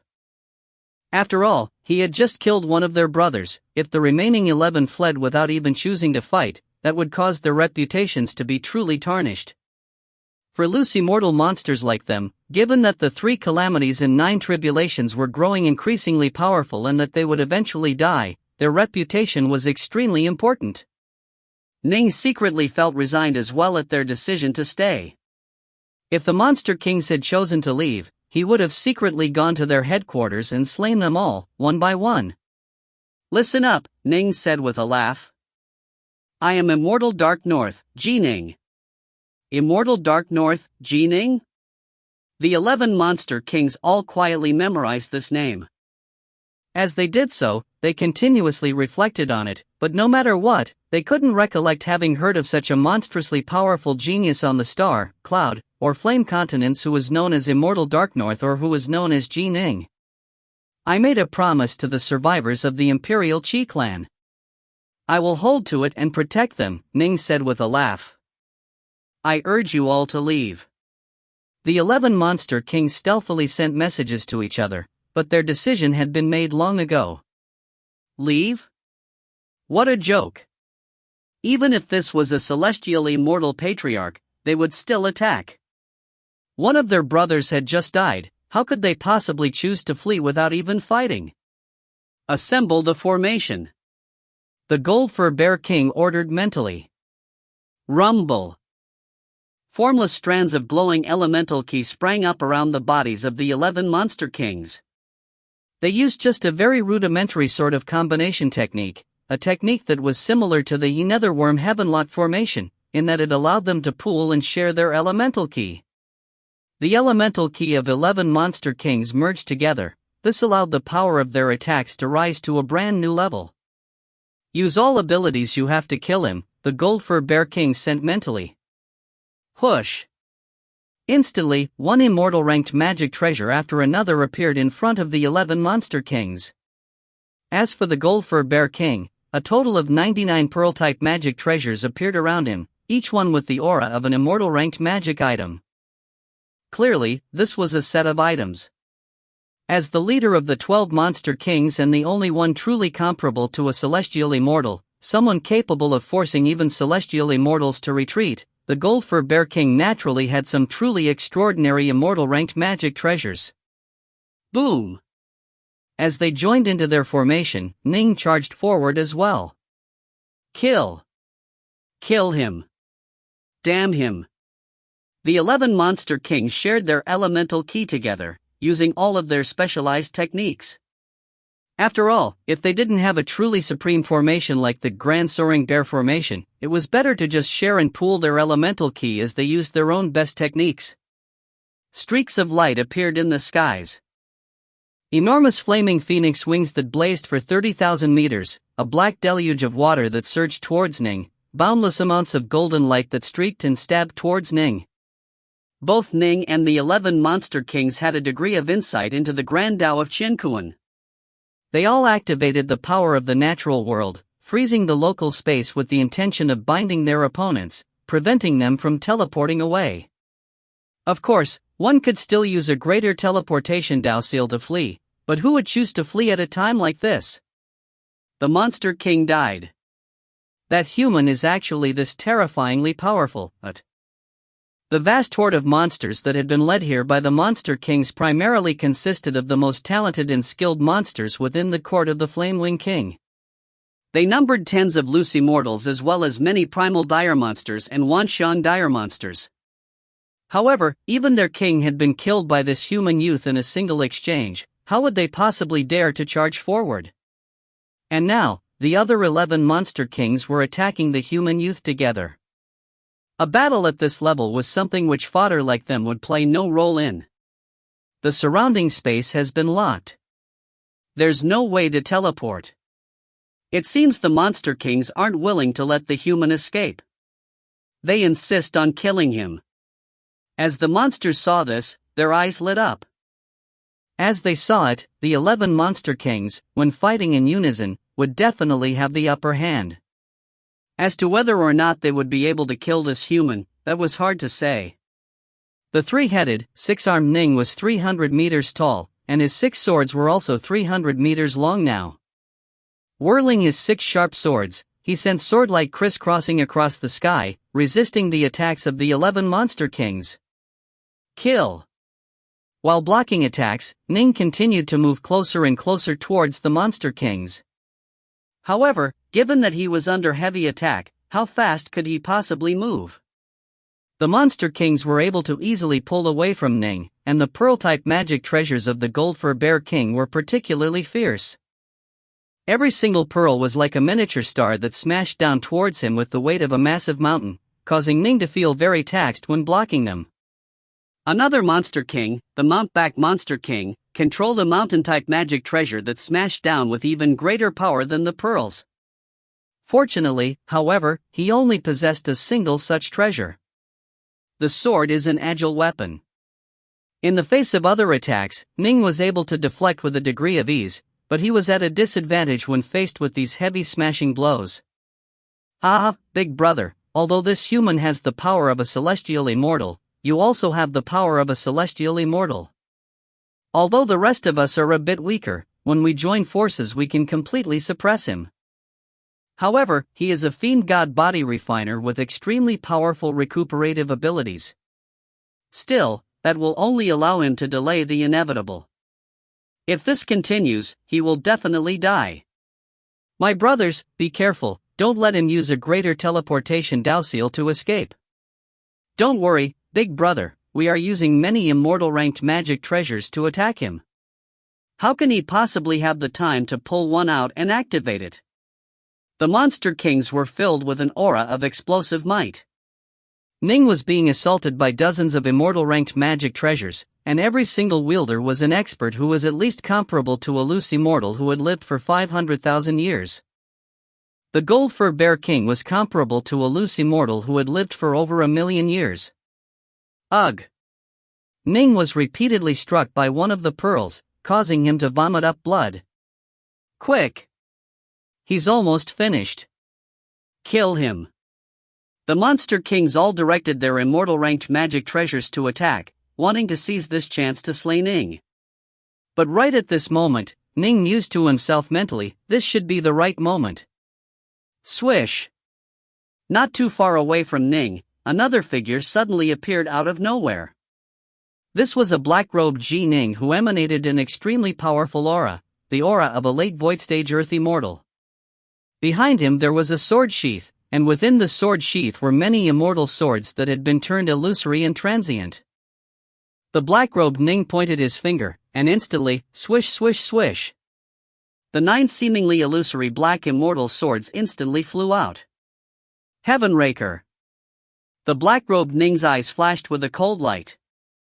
Instantly, the 9 translucent black flying swords instantly slashed through the skies, causing massive black scar to appear in the heavens.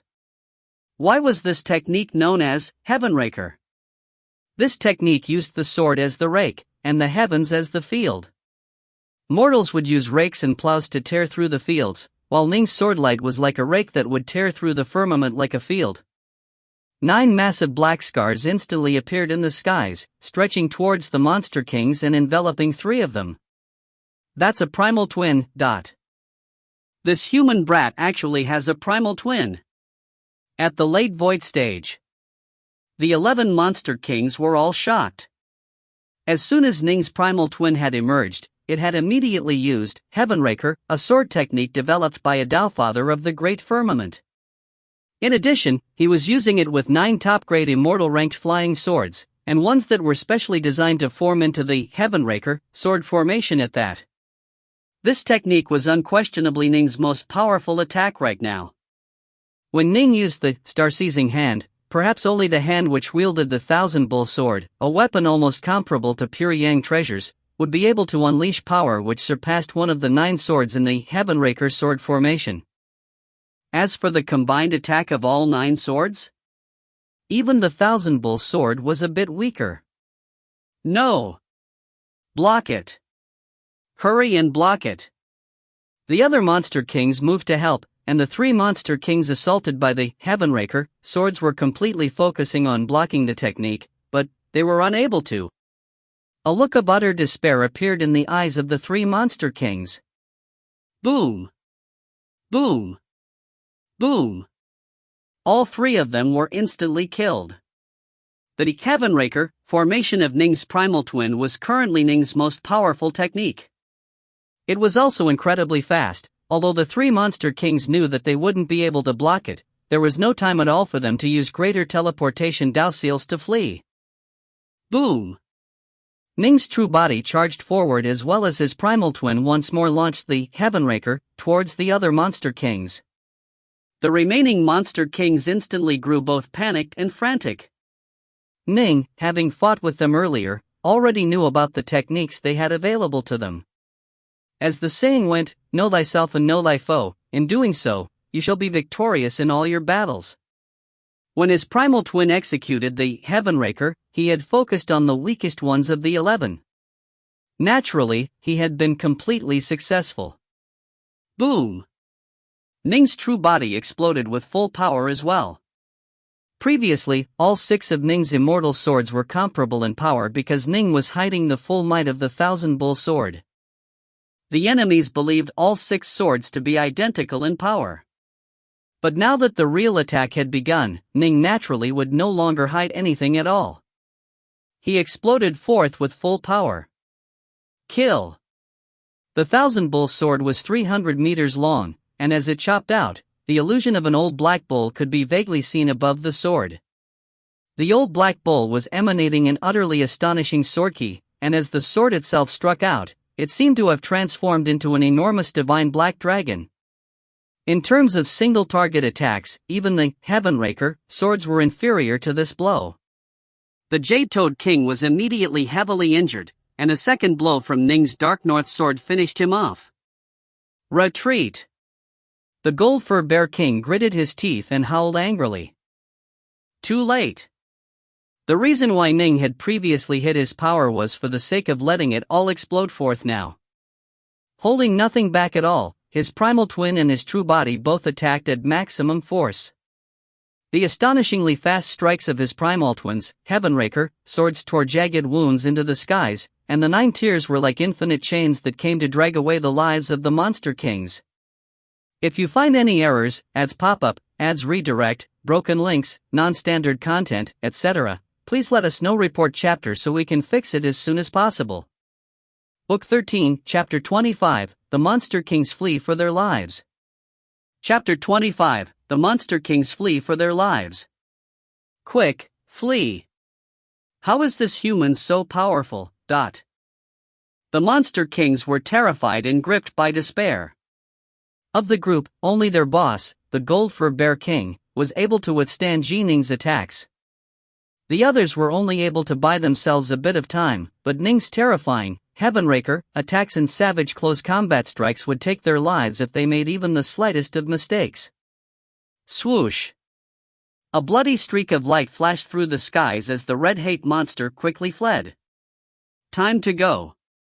A gale arose, but 6 streaks of distorted sword rifts appeared in the skies, surrounding that gale and slaughtering 3 of the monster kings who had been on the verge of fleeing. They had truly stumbled into a hornet's nest. The 12 monster kings of the Eastern Flows had never imagined that this human, this immortal Dark North, would have reached such a terrifying level of power.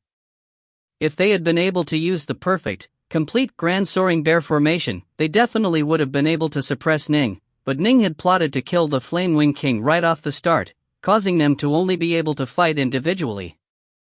Ning's own level of power was simply too strong. Ning's primal twin was at the late void stage and trained in the Dark North Sutra, a key refining technique developed by a Tao Father of the Great Firmament. In terms of elemental ki, he had an amount that was comparable to the amount which Immortal Northwalker had previously possessed. In terms of sword arts, he was comparable as well. But more importantly, Ning had a full set of 9 top-grade Immortal ranked flying swords that were perfectly suited to the Heavenraker sword technique. Thus, the power of Ning's primal twin was on a level higher than even Immortal Northwalker. Ning's true body was a bit weaker, but the Thousand Bull sword was exceptionally ferocious. In addition, wounds were not a problem for his fiend god body, and slashes and stabs were of minor import. This caused the loose immortal monster kings to fear fighting Ning in close combat. 2 Nings. One had incomparably powerful long-range attacks that surpassed each of the monster kings in might. The other had a fiend god body that excelled in close combat. Combined, the two utterly dominated these 11 monster kings that were unable to assemble into their standout formation, causing one after another to perish as they tried to flee. Immortal Dark North. The Gold-Fur Bear King stood there in midair, his voice booming. What sort of a grudge did you have against the 12 of us, for you to repeatedly plot against us in such a manner? By now, the Gold-Fur Bear King could tell that Ning had been scheming against them this entire time. Ning had first feigned weakness and had even lowered the power of the Thousand-Bull Sword, only to suddenly unleash it later on and kill 3 of the Monster Kings. The Monster Kings had immediately been thrown into a state of utter chaos. Each and every action of this immortal Dark North was clearly meant to result in the deaths of the 12 of them. Swoosh! Swoosh! Swoosh! 3 figures disappeared into the horizons. Ning shook his head and sighed softly. I was so careful, but I only killed 8 of them. He only had a single main body in his primal twin, while his opponents were far more numerous. When they all moved to flee, they all began to use formidable agility techniques. Naturally, Ning was unable to kill them all. The Gold-Fur Bear King was so angry, he almost vomited blood. Only killed 8 of them? Chop! Ning's gaze turned towards the distant Gold-Fur Bear King. Whoosh! 9 streaks of distorted sword tears ripped through the skies, wrapping around the body of the massive Gold-Fur Bear King. The 99 pearl-type magic treasures around the Gold-Fur Bear King, however, moved about in extremely profound ways as they joined together in 3 layers of defense. The defense was extremely tight and blocked off Ning's swordlight attack. Don't waste your energy. I've fought against more than 10 celestial immortals, and none of them were able to do anything to me. The Gold-Fur Bear King's voice boomed out as he growled, Tell me, why did you kill my brothers? Brothers? Ning shook his head. Gold-Fur Bear King, all of the other monster kings were wreathed in enormous amounts of sin, and each of them were covered by more than 300 meters of bloody sin light. You, however, have an extremely low amount of sin, you just have a bit of a corrosive black aura around you. You are completely different from them. The Gold-Fur Bear King nodded slowly. Truth. You speak truth. They are too blind, too foolish, too insane. I am more clear-headed than them. In the face of the 3 calamities and 9 tribulations, they were all gripped by despair and so no longer cared about incurring sin at all. But I know that the more sins one commits, the more powerful the 3 calamities and 9 tribulations are. I want to live longer. Naturally, I won't let large amounts of sin wrap around me. But they were my subordinates, the subordinates I used to unify the Eastern Flows region. You've destroyed everything. The Gold-Fur Bear King growled, I don't wish to be enemies with you, but I want to understand things clearly. Why did you have to kill them? Because of, Ning said with a laugh, sin. The Gold-Fur Bear King suddenly understood. Ah, I see. You wish to kill great sinners so as to accumulate more karmic merit. The more karmic merit you accrue, the easier it will be and the more help you will have during your tribulation. No, Ning chuckled. It is because of a test my master gave me. Oh? The Gold-Fur Bear King was puzzled. I must kill 10 great sinners.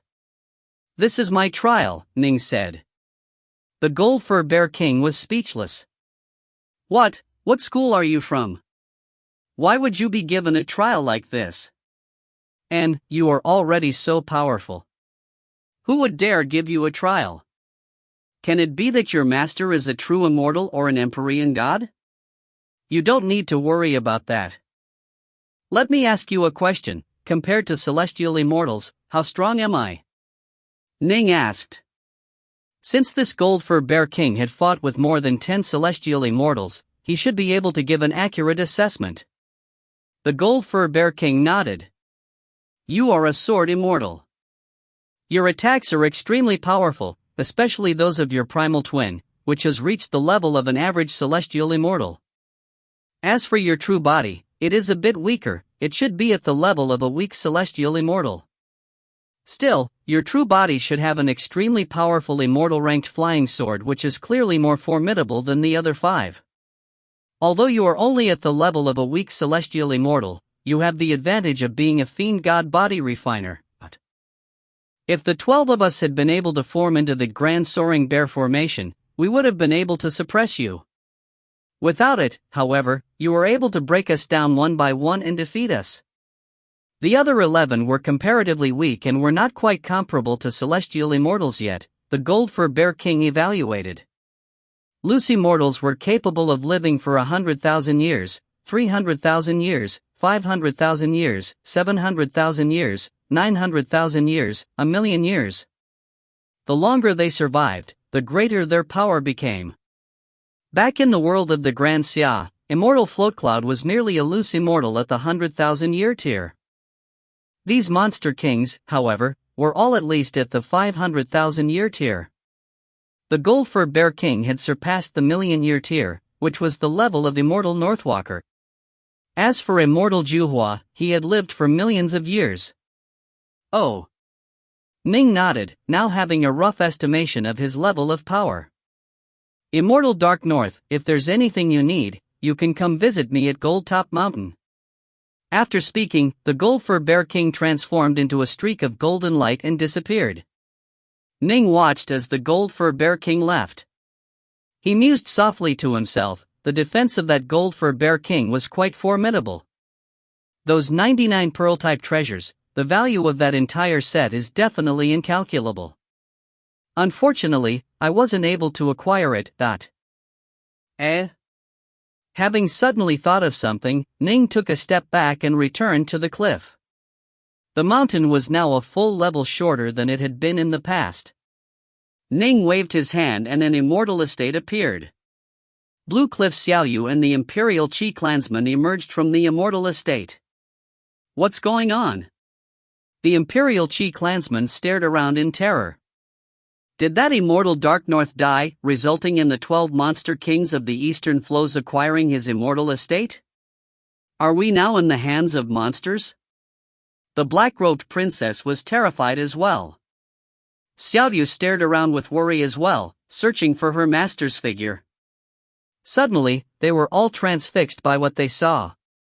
This was because they saw Ning seated next to the cliff, a gourd of wine in his hands.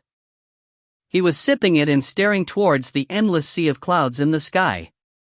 Where are the monsters? Shi Ruffing was awestruck. But, the black-robed princess was stunned as well. Master. Xiaoyu ran over to Ning's side. Amongst immortal cultivators, masters and disciples had extremely close relationships. As the saying went, one who is your master for a day should be revered as a parent for a lifetime. The saying was no joke. After all, the benevolence shown by a master in transmitting the Tao was extremely great. Xiaoyu was very excited to discover that the seemingly young-looking youth was still alive and perfectly fine. Senior Dark North, where are the 12 monster kings of the Eastern Flows? Shi Ruffing didn't dare believe that Ning had the power to defeat the 12 of them, and he couldn't help but ask this question. Unfortunately, I only killed 8 of them. Ning shook his head inside. What? Shi Ruffing's eyes bulged out. Ning paid him no attention. He continued to drink his wine and stare at the scenery. Although he was in quite a good mood, he still felt rather regretful. His trial for acquiring the 8-9 arcane art was to kill 10 great sinners, but he had only killed 8. He was still missing 2. If he had just killed 2 more of them, he would be able to go back to Mount Innerheart and learn the 8-9 arcane art right away. Now, however, he would need to remain here for at least another short period of time and find 2 more great sinners to kill. Senior Dark North, Senior Dark. Shi Ruffing couldn't help but call out repeatedly. Master. Xiaoyu called out softly as well. At the same time, she couldn't help but use her dainty little hand to gently touch Ning. Ning turned to look at her. Xiaoyu's face was full of questions. She whispered, "Master, you said you killed 8 of them?" But she was a mere Zifu disciple. The 12 monster kings were incomparably exalted figures in her eyes. The entirety of the eastern flows were ruled by them. Her master had claimed to kill 8 of them? He must have actually just killed 8 ordinary loose immortal monsters, right? Look.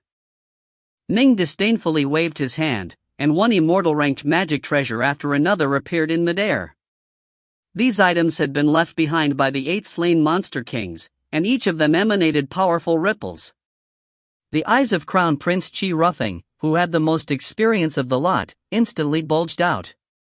He had seen immortal-ranked magic treasures back in the Imperial Palace, which was why his eyes were bulging out right now. These are all immortal-ranked magic treasures? So many, how, what? This set of immortal-ranked treasures. Chi Ruffing suddenly stared at 6 scimitars that hung in the skies.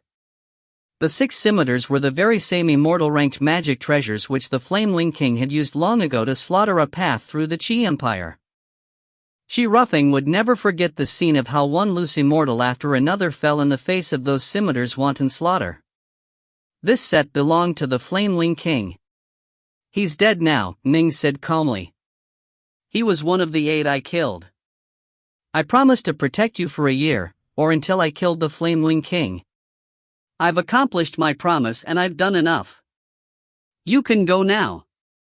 Ning began to walk towards his immortal estate, then instructed to Xiaoyu, "Come with me." "Why, yes, master." Bluecliff Xiaoyu immediately followed Ning into the estate obediently. As the two entered the immortal estate, the Crown Prince and the Princess simply stood there and stared at the estate for a long moment. If you find any errors, ads pop up, ads redirect, broken links, non-standard content, etc., please let us know. Report chapter so we can fix it as soon as possible. Book 13, Chapter 26, Success. Chapter 26, Success. The Crown Prince and the Princess were indeed rather dazed. They could clearly see that the person before them was merely a primal Taoist. For him to kill hundreds of Flamewing guards was one thing, but how was it that he had killed 8 of the 12 monster kings of the eastern flows? Although they hadn't personally witnessed it, the tens of immortal-ranked magic treasures before them were real. They didn't believe that the Flameling King and the other monster kings who had used these immortal-ranked magic treasures to dominate the region would just voluntarily give them to Senior Dark North. "Big brother, we must take on this Senior Dark North as our master. Once we miss this opportunity, we might never encounter someone like him again for the rest of our lives," the black-robed princess suddenly said. "Right." The Crown Prince's eyes lit up as he nodded repeatedly. "Senior Dark North is even more formidable than the 12 monster kings. He is far more powerful than our Chi Empire ever was." The black-robed princess said solemnly, "The Flamewing King is now dead. The Flamewing guards under his command were sent fleeing in panic. They know that we are under Senior Dark North's protection, and so the surviving ones definitely will not pursue us any longer. In the future, we will no longer need to flee." The Crown Prince was startled for a moment, but then he nodded repeatedly with excitement. He hadn't seen the situation as clearly as his little sister. "But the only 2 survivors of the Imperial Chi clan are the 2 of us. How are supposed to grow stronger?" The black-robed princess said in a low voice, "The 2 of us, relying on our own efforts, we will probably never see the Chi Empire return to its former glory again in our lifetimes. But by borrowing the strength of Senior Dark North, we would still have hope." "Right." Chi Ruffing nodded solemnly. "Let's go take him on as our master, but we have to do so with sincerity. For someone as formidable as Senior Dark North, if he detects even a hint of insincerity, he will probably refuse," the black-robed princess warned. The 2 siblings thus entered the Immortal Estate as well. Within a hall in the Immortal Estate, Bluecliff Xiaoyu was seated there, watching as the 2 Imperial siblings entered the estate. "We wish to see Senior Dark North," Chi Ruffing said. "Master is in seclusion right now." "Wait a bit." Xiaoyu didn't shoo them away, because she knew that the only reason why the two were able to enter the Immortal estate was because Ning had permitted it.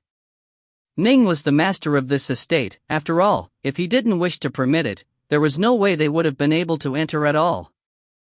The reason why Ning had let them enter was because he had discovered some interesting things. A treasure trove? Ning flipped through the maps in front of him. There were 8 maps, all identical, and all pointing towards a treasure trove. Although the 8 slain monster kings were formidable, their storage-type magic treasures were all merely heaven-ranked items. It was naturally quite easy for Ning to bind them. As he sorted through their items, he discovered to his surprise that every single storage item contained a map of a treasure trove. All the maps were completely identical. The treasure maps only had some simple markings atop them, such as Qi Empire, River Fang Mountains, etc.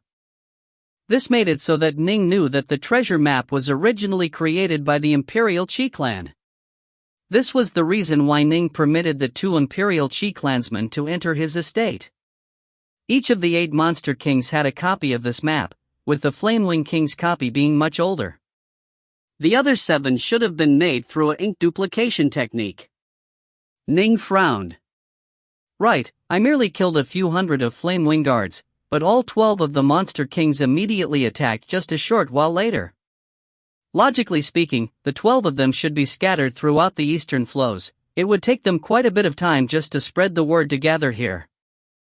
There can only be one explanation. When word of my slaughter of hundreds of Flamewing guards made its way to the Flamewing King, the other monster kings were already present. What sort of a situation would cause all 12 monster kings to gather together? Given that every single one of them had a copy of this treasure map, Ning had his answer. They were most likely gathering for the sake of this treasure trove. Ning immediately began to search through the other items, paying especially close attention to the storage treasure of the Flamewing King. And indeed, although he didn't find anything in the other storage treasures, within the Flamewing King's items, Ning found an ancient book with golden parchment. Clearly, it was designed to be able to withstand the passage of ages. The first time I ventured to the River Fang Mountains, I was merely adventuring and entered by accident.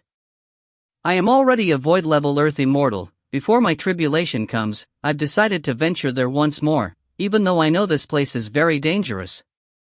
I've only investigated a very small portion of this treasure trove. I trust that if I can acquire some more treasures, I will have a good chance of overcoming my celestial tribulation and becoming a celestial immortal.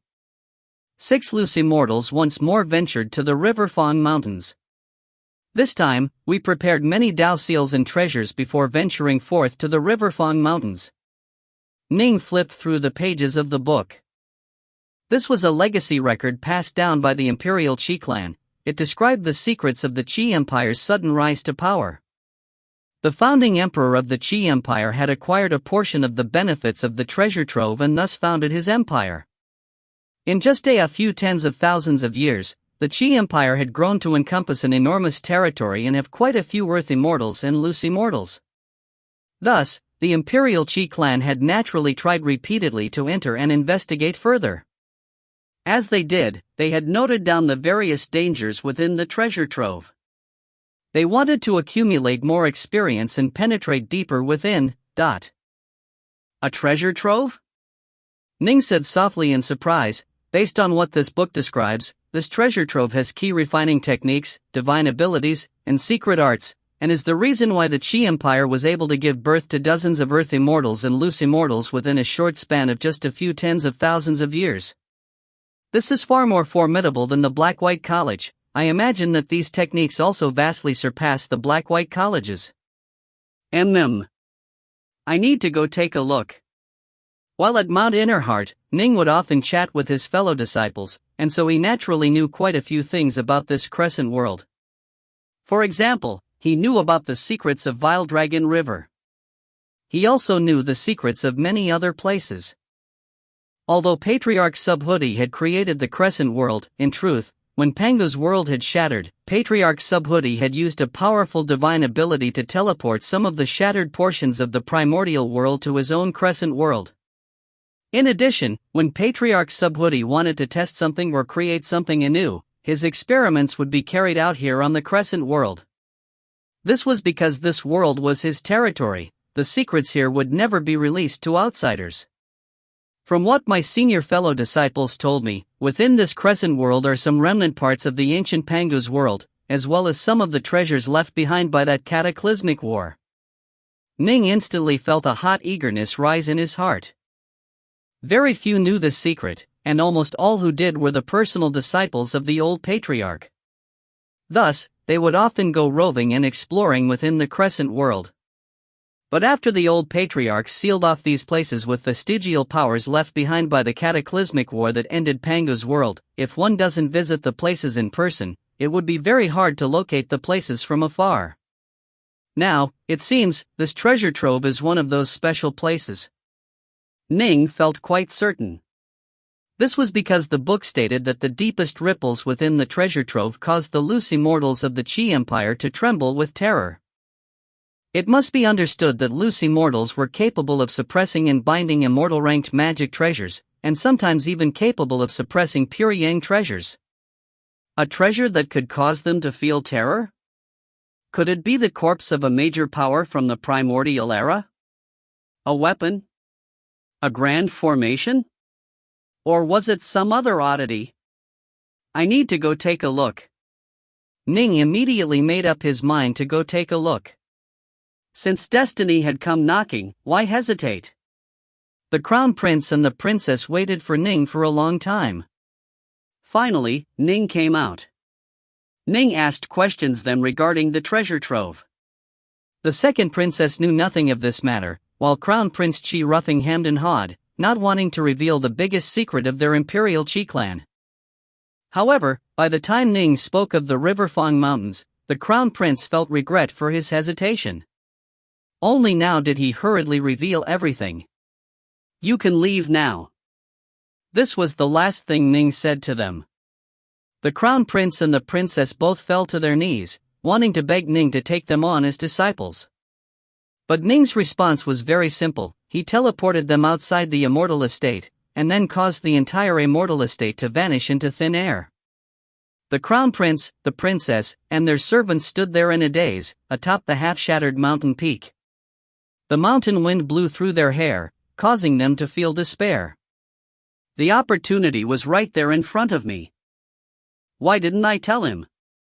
It's just a treasure trove.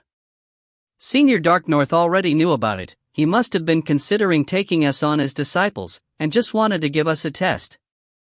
But I didn't tell him. Damn me. Crown Prince Qi Ruffing was utterly tormented by regret. But he had no idea that even if he had been honest, Ning still wouldn't have taken him on as a disciple. How could one accept disciples in such a casual manner? Ning didn't immediately hurry to the treasure trove area in the River Fang Mountains. Instead, he went to search for those two other great sinners. He first went to search for the 3 surviving monster kings of the 12 monster kings of the eastern flows who had fled. Unfortunately, the only one Ning found was the 4th, the Venom Spike King.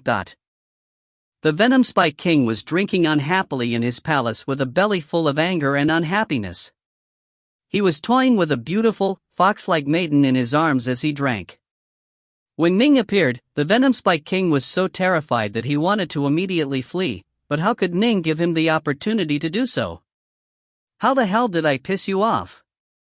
The Venom Spike King was only able to let out one final enraged bellow before being killed by Ning. Ning then spent more than half a month before finally finding a loose immortal within a school whose evil reputation was widespread. This was a human loose immortal, and the most powerful expert of his school. This was an old fellow who had lived for 600,000 years. His school was an evil one, and so Ning immediately went to uproot this vile base. He first slaughtered 3 loose immortals who charged towards him, causing the old fellow to appear at last. As the many disciples of the school watched with anticipation, their infinitely powerful and savage patriarch battled against Ning for a period of time, then was pincered and slain by Ning's true body and primal twin. What a fellow! His power was close to the gold-furred bear king's, only, his defense was a bit weaker.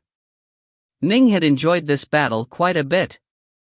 He had also acquired 2 more immortal ranked magic treasures from the old fellow, one a high-grade immortal ranked magic treasure, one a top-grade immortal ranked magic treasure. This was the most powerful person Ning had slain. Wonderful, wonderful.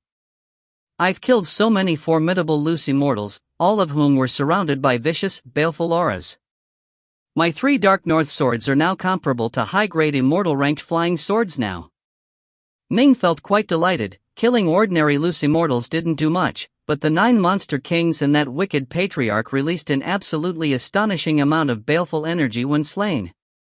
The wicked patriarch in particular, his baleful aura was comparable to 4 or 5 of the monster kings combined. If I kill 10 more figures like that wicked patriarch, I imagine that my Dark North swords will be comparable to top-grade immortal ranked flying swords. This was Ning's estimation. He had successfully taken on a disciple. He had also killed 10 great sinners. Now, Ning led his disciple, Blue Cliff Xiaoyu, to the Riverfang Mountains. So these are the Riverfang Mountains? Ning stared towards the distance. The mountains here stretched out past the horizon and were perpetually shrouded by fog and clouds. From Ning's vantage point, these mountains did indeed look like a series of sharp fangs that were jutting towards the skies. If you find any errors, ads pop up, ads redirect, broken links, non-standard content, etc., please let us know. Report chapter so we can fix it as soon as possible. Book 13, Chapter 27, Riverfang Mountains. Chapter 27, Riverfang Mountains. As Ning stared at the distant Riverfang Mountains, he couldn't help but feel his heart skip a beat. He could vaguely sense an incomparably terrifying threat that lay coiled deep within the mountains. At my current level of power, there are very few people in the entire Crescent world who can pose a threat to me. The ones who are more powerful than me have almost all been recruited into Mount Innerheart. When they see me, they might even have to address me as Uncle Master. Even the true immortals and Empyrean gods would be my fellow disciples, Ning mused to himself. Roaming within the Crescent world should be like roaming within his own family garden. This was the very first time he felt a thrill of fear. It seems there really is some danger here, enough danger to threaten me. Nin nodded lightly. If the situation looks bad, I'll immediately hide in the underwater estate. Later, I'll ask Master to help me escape back to Mount Innerheart. When trapped in dire circumstances, ask for Master's aid. Although this was a bit shameless, Ning was within the Crescent world. After all, his master couldn't be too strict with him. In addition, after he truly left the Crescent world, Ning wouldn't even be able to mention his master's name. He'd have to rely on himself for everything. Master? The nearby Blue Cliff Xiaoyu called out softly. Ning glanced sideways at his disciple, then said with a laugh, Xiaoyu, I am going into the mountains to take a look. These mountains are very dangerous, go into the Immortal estate first. Yes, Master, Xiaoyu said obediently. Ning waved his arm, immediately drawing Xiaoyu into his Immortal estate. And then, by himself, Ning transformed into a streak of light that flew straight into the Riverfang Mountains. Ning had acquired the detailed records produced by successive generations of Qi Empire experts. He soon reached the outer perimeter of the treasure trove. As he strode through the mountains, Ning felt a strange sensation coming to him through the earth. Kill, kill, kill. He could vaguely sense as though an invisible howl was being transmitted from far away through the dirt, as though an unfathomably long period of time ago, an enormous battle had occurred in this place. Even now, after so many years had passed, the murderous intent from that battle remained unabated. The earth here is different from the ordinary earth found elsewhere in the Crescent world. It's clearly much heavier, and the earth's aura in this region is significantly denser as well. Nin nodded lightly. This might truly be a tiny remnant of Pangu's shattered primordial world which was teleported here. With the aid of the tests the Imperial Qi clan had carried out, Ning quickly found a mountain valley and began to walk through it. The clouds and the mists coiled about here, making it so that even Ning was only able to see to 1 or 2 kilometers. As for divine sense? What his divine sense found was completely different from what his physical eyes could see. This was because my divine sense has been completely fooled. Everything my divine sense is showing me is false. Ning even stretched his hand out to touch a place, ascertaining that his eyes weren't being deceived as well. He carefully advanced. Far away, up ahead, he saw an enormous ravine. Ning could sense a terrifyingly sharp saber intent radiating from that ravine. Apparently, although this ravine looks as though it was naturally formed, it was actually carved out through saber ki. Ning walked forward for the amount of time needed to boil a kettle of tea. Suddenly, he felt an invisible pressure envelop him. This is the same as what was recorded within the Qi Empire's book. According to the book, the deeper one goes in, the greater the pressure shall become. The experts of the various generations of the Qi Empire were all ultimately forced to give up by this pressure and return. The pathway I'm walking through right now should be the pathway with the least amount of pressure. Ning quickly advanced. As he did, the strength of the pressure rose dramatically. When Ning had first entered this region, 5,000 kilograms of pressure was evenly being applied to his body. But now, it had already reached 500,000 kilograms, 50 million kilograms. Rumble! A powerful repulsive force collided against Ning's body, causing a series of rumbling sounds. The amount of pressure pushing down against Ning was now comparable to a series of massive mountains that were smashing down repeatedly towards him. Even most loose immortals wouldn't be able to withstand this amount of pressure. Ning waved his hand, and the thousand-bull sword appeared within it. Brandishing the thousand-bull sword, Ning caused a divine black dragon to suddenly howl forth, striking against the pressure that was crushing down against Ning and lessening it. Pretty easy. Ning continued to advance forward while using the thousand-bull sword to chop apart the invisible pressure.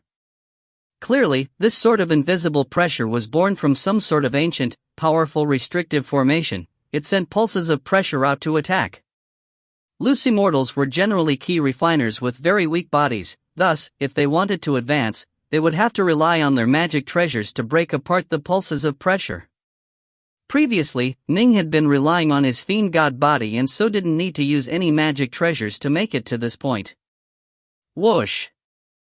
Yet another divine black dragon howled forth, leaving behind a dazzling arc in the mist and blasting apart yet another pulse of pressure. After walking for another period of time. Change! Ning suddenly transformed into his three-headed, six-armed form. 5 more immortal swords appeared in his hands, all of them the illusory black Heavenraker swords. In such a dangerous region, Ning was unwilling to let his primal twin appear. Thus, his true body would temporarily use the Heavenraker swords. After all, the power of top-grade immortal ranked flying swords was very great. With 6 top-grade immortal ranked swords in his hands, as well as the 3 heads, 6 arms, divine ability, Ning once more found it easy to advance through the region.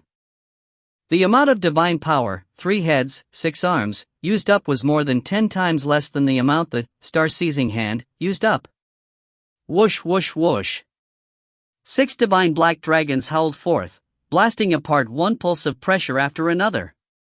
However, some remnant pulses still made their way through and struck Ning, causing explosive sounds when they did. Ning, however, was a fiend god body refiner. So long as the remnant pressures didn't contain too much power, he would be fine. This place is a place the Imperial Qi clansmen have never reached. After walking for another period of time, Ning realized that even with 6 immortal swords, he was beginning to feel a bit taxed.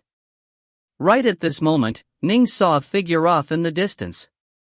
The figure saw Ning as well. Immortal Dark North. A booming voice rang out. Gold Fur Bear King.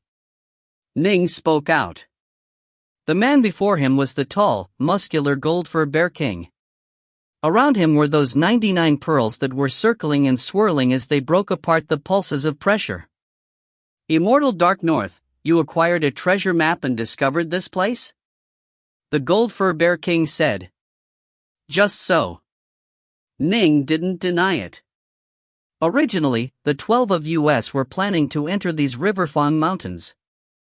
We were discussing this matter with our third brother, but when we received word that hundreds of his Flamewing guards had been slain, all of us immediately followed him to your place to provide support. But who would have thought that most of the others would die, and that today I would be the only person to come to this treasure trove? Oh, and you, Immortal Dark North, the slayer of so many monster kings, you came as well. Truly, anything can happen in this world. The Gold Fur Bear King sighed. Ning laughed. I do indeed need to thank the Flamewing King. Otherwise, how could I have learned about this treasure trove? Still, why have you come to a halt here? Are you unable to move any further? There was something quite strange about this region. If one advanced, no matter towards which direction, one would feel tremendous amounts of pressure crashing down upon one's body.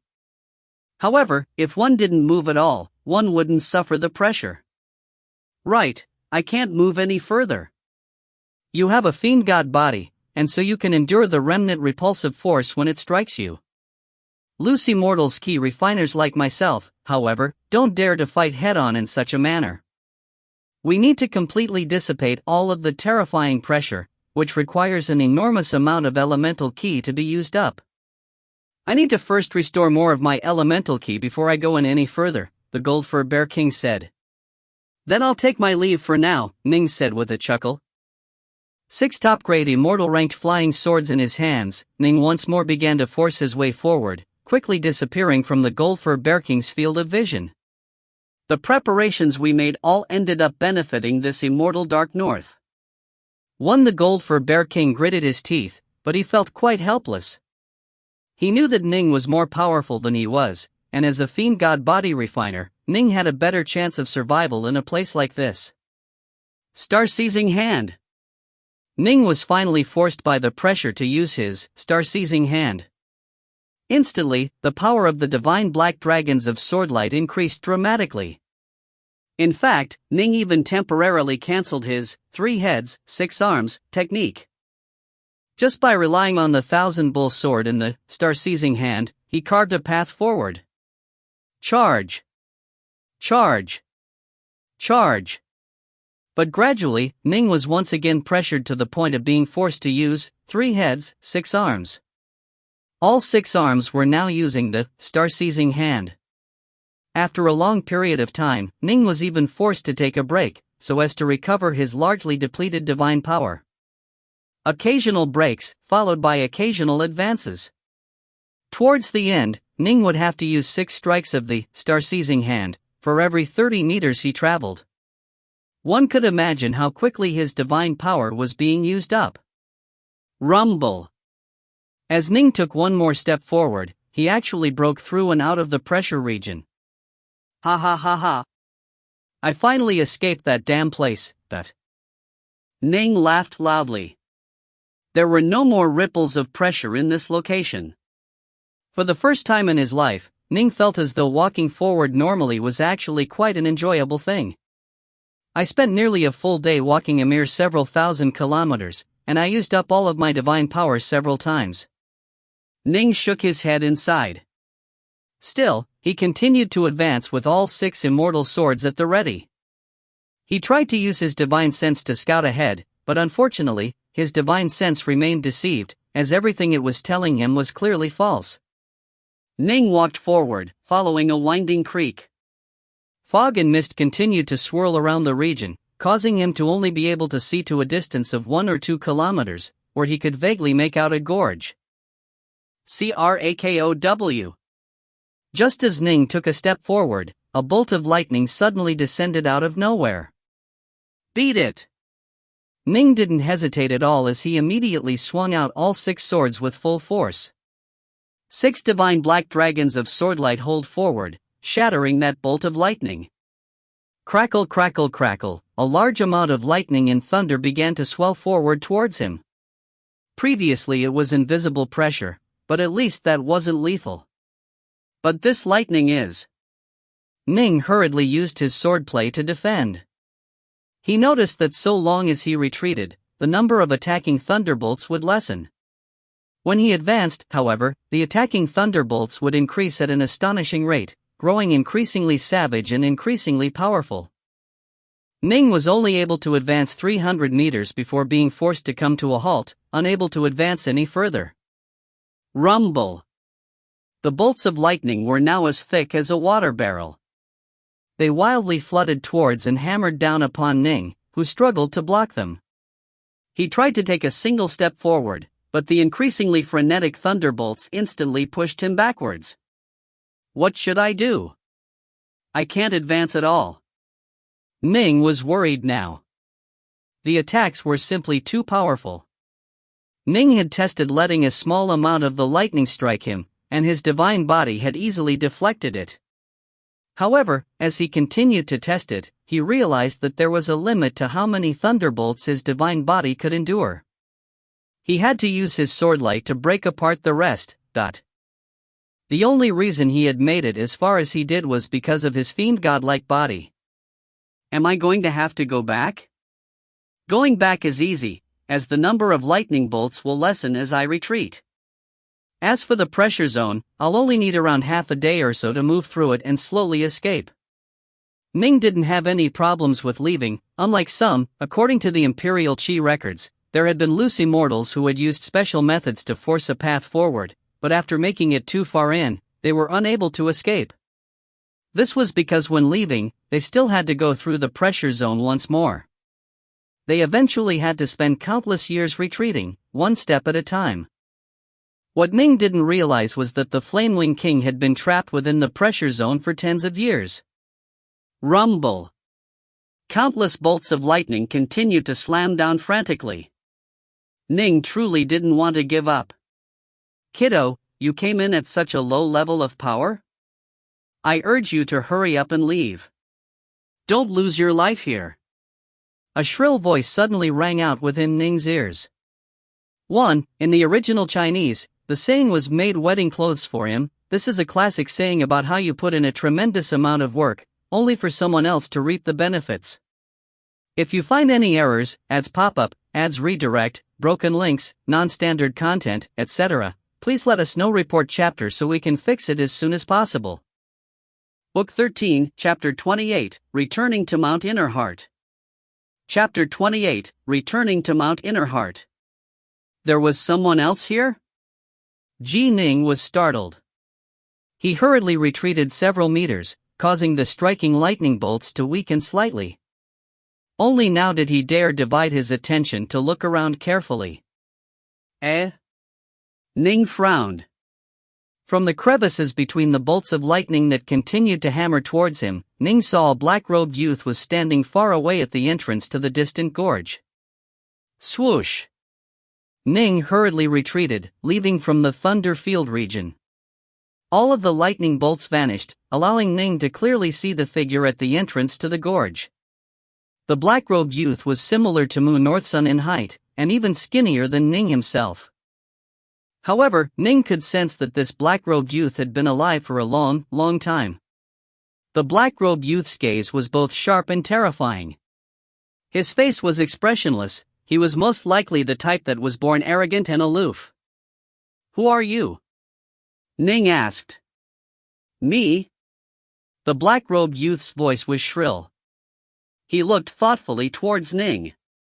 Even if I told you my name, kid, you wouldn't recognize it. You should be at the early void stage, but you actually broke through the first forbidden zone, and were even able to advance 300 meters in the second zone, the lightning zone.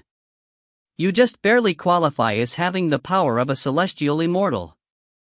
For someone to have such power at the early void stage, which school do you belong to? Who is your master? Ning was secretly surprised. Celestial immortal? Since the black-robed youth had already arrived at the entrance to the gorge, he clearly should have already made it past the lightning zone. This meant he was far more powerful than Ning. Ning's primal twin at full power would be just barely at the average celestial immortal level. Some particularly formidable and monstrously talented celestial immortals were far more powerful than him. My master's name is not for the likes of you to learn, Ning said. Oh, is he a true immortal or Empyrean god? The black-robed youth chuckled softly as he carefully scrutinized Ning's face. Ning, however, remained calm. The black-robed youth shook his head. Leave, hurry up and leave. Even I am unable to acquire the treasure within. Even if you were 100 times stronger than you are now, it wouldn't suffice. 100 times? Ning frowned, not believing it. You don't believe it? Then listen to this. This treasure trove is divided into 3 forbidden zones. The first zone simply uses pressure and repulsive force. It is quite safe. The second zone is the lightning zone, and it is 540 meters long in total. As for the third forbidden zone, it forbids the usage of all magic treasures. Even I am unable to break through it. The black-robed youth looked disdainfully at Ning. And you? You haven't even overcome a celestial tribulation. You might be a peerless genius, but you are unable to advance past 300 meters of the lightning zone. You must know by now that with each step forward, the power in the lightning zone increases dramatically. Only if your power increases tenfold will you be able to break through the second zone, but the third zone is even more terrifying. I imagine not even many celestial immortals are capable of breaking through it. What is in the third forbidden zone? Ning couldn't help but ask. That's not for you to worry about, the black-robed youth said. Why haven't you left? Ning asked. I'm a celestial immortal with an infinite lifespan. Since the treasure is here, I will slowly train here. Perhaps a chance will present itself and I'll be able to acquire it, the black-robed youth said. Hearing this, Ning instantly felt irritated. He could sense the faint ripples of power coming from within the valley. The ripples were extremely old yet very powerful. The Thousand Bull sword is almost at the level of pure Yang treasures in power, but its ripples are vastly inferior. The treasure within must have been an extremely powerful one that was left behind from Pangu's world. However, I can't even make it through the second forbidden zone. How am I supposed to pass all 3? Ning stood there by the creek outside the lightning zone. He pondered quietly for a moment, then gritted his teeth, turned, and left. Whoosh!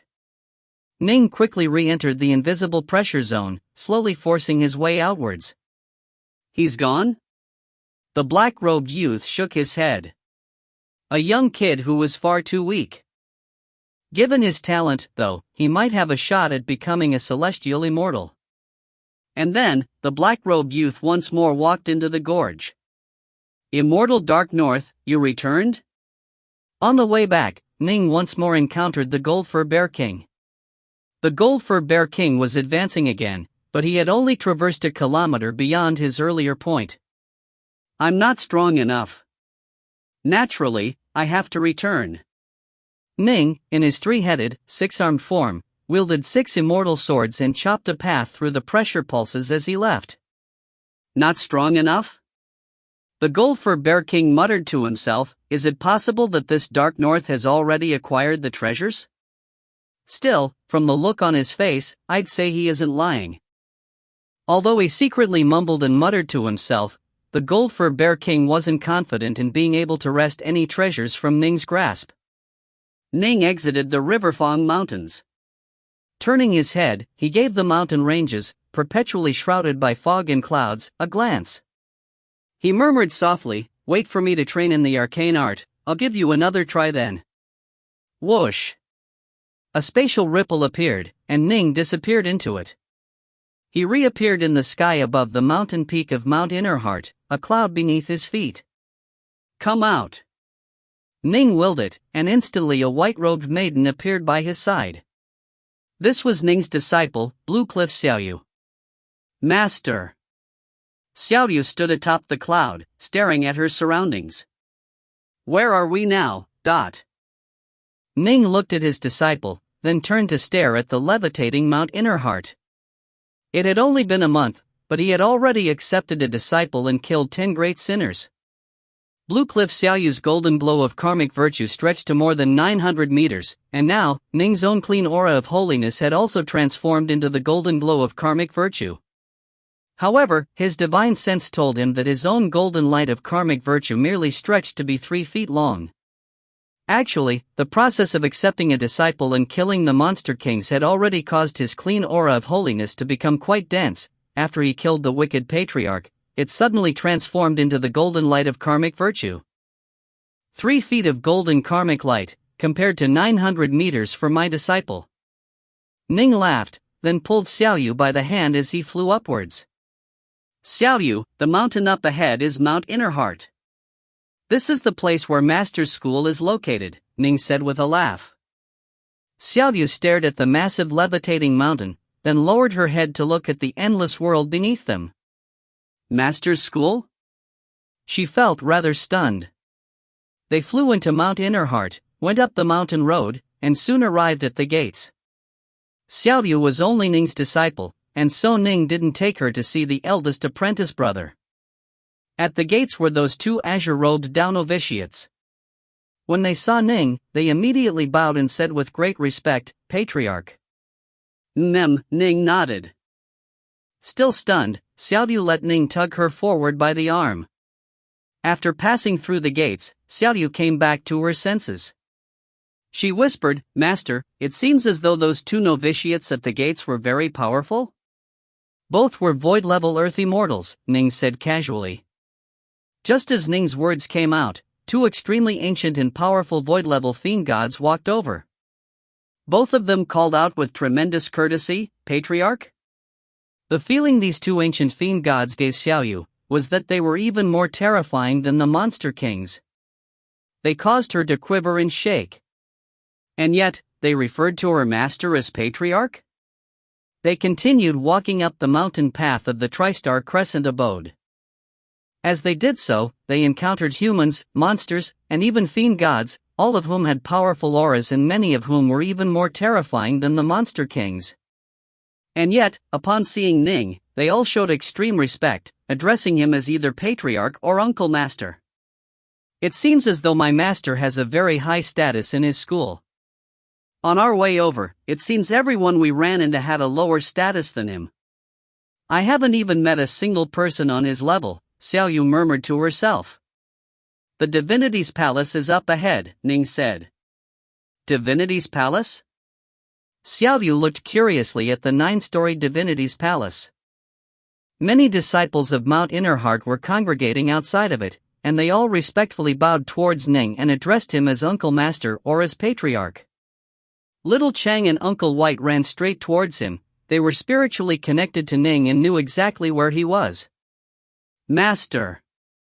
"Ning, child." Both Little Chang and Uncle White ran over. Right at this moment, a handsome, white-robed man walked over from the entrance to the divinity's palace. This was naturally the controller of the divinity's palace, Silvermoon. Silvermoon smiled as he walked over. "I heard, junior apprentice brother, that you accepted a disciple and subdued viledoers in the world below us. This would be the apprentice you took on, yes? What a pretty little lass, I've finally met someone of the same generation as Master, and they seem quite friendly. He doesn't have any frightening aura at all," Xiaoyu mused silently to herself. "Xiaoyu, hurry up and pay respects to your Uncle Master," Ning instructed. "Greetings, Uncle Master," Xiaoyu said as she hurriedly bowed with respect. "Since you've addressed me as Uncle Master, I need to prepare a gift for you." Silvermoon shook his head and laughed. "It'll be hard for a little girl like you to make proper use of a good treasure. Keep this little toy with you. Even if a celestial immortal wants to kill you, it'll be able to protect you for the time needed to boil a kettle of tea." As he spoke, he tossed a jade brooch towards Xiaoyu. Xiaoyu was rather stunned. A celestial immortal's attacks? Able to withstand them for a short period of time? This tiny little brooch? Not even the treasure which her master had given her was this incredible. But, Xiaoyu couldn't help but feel awkward at the pricelessness of this treasure. "Hurry up and take it," Ning chortled. "This jade brooch is nothing to your Uncle Master. He kills celestial immortals as easily as killing chickens. Junior apprentice brother, fine, I admit that I did indeed make this jade brooch in a rather casual manner. I'll also give you another gift then, a greater teleportation Dao seal. I'm not capable of forging them, I use treasures to trade for it. Silvermoon handed over a Dao seal to her. Ning's smile became incandescent. His senior apprentice brother was an Empyrean god. Although a greater teleportation Dao seal was a treasure to Ning, it wasn't much to Silvermoon. It was only fair for him to seize this opportunity to milk Silvermoon for a few things. Xiaoyu blinked repeatedly. 2 treasures? Given away so casually? Kill celestial immortals as easily as chickens? What the hell type of school had she been recruited into? Little Qing, show Xiaoyu around the Tri-Star Crescent abode and help her familiarize herself with this place. Chat with her a bit as well, she still doesn't know what sort of a school the Tri-Star Crescent abode is, Ning said with a laugh. Yes, master. Little Qing immediately responded with excitement. Ning immediately said, Senior apprentice brother, I am going to go to the Three Realms Palace. Go, Silvermoon said, nodding his head and smiling. It seems you are going to leave our master's tutelage soon. The Three Realms Palace. Second apprentice brother Crazy G was beaming merrily here as he waited for Ning. Senior apprentice brother. Ning bowed. Master told me that you passed the trial. This is the full copy of the 8-9 arcane art. You can learn it now. Crazy G held his fan in one hand and used the other to hand over a scrolled bamboo book. Ning's eyes instantly lit up. The 8-9 arcane art? After he gained a basic level of expertise in it, his body would be like an immortal ranked magic treasure. He would definitely be able to give the Riverfang Mountains another try by then. Thank you, senior apprentice brother. Ning immediately accepted the bamboo book.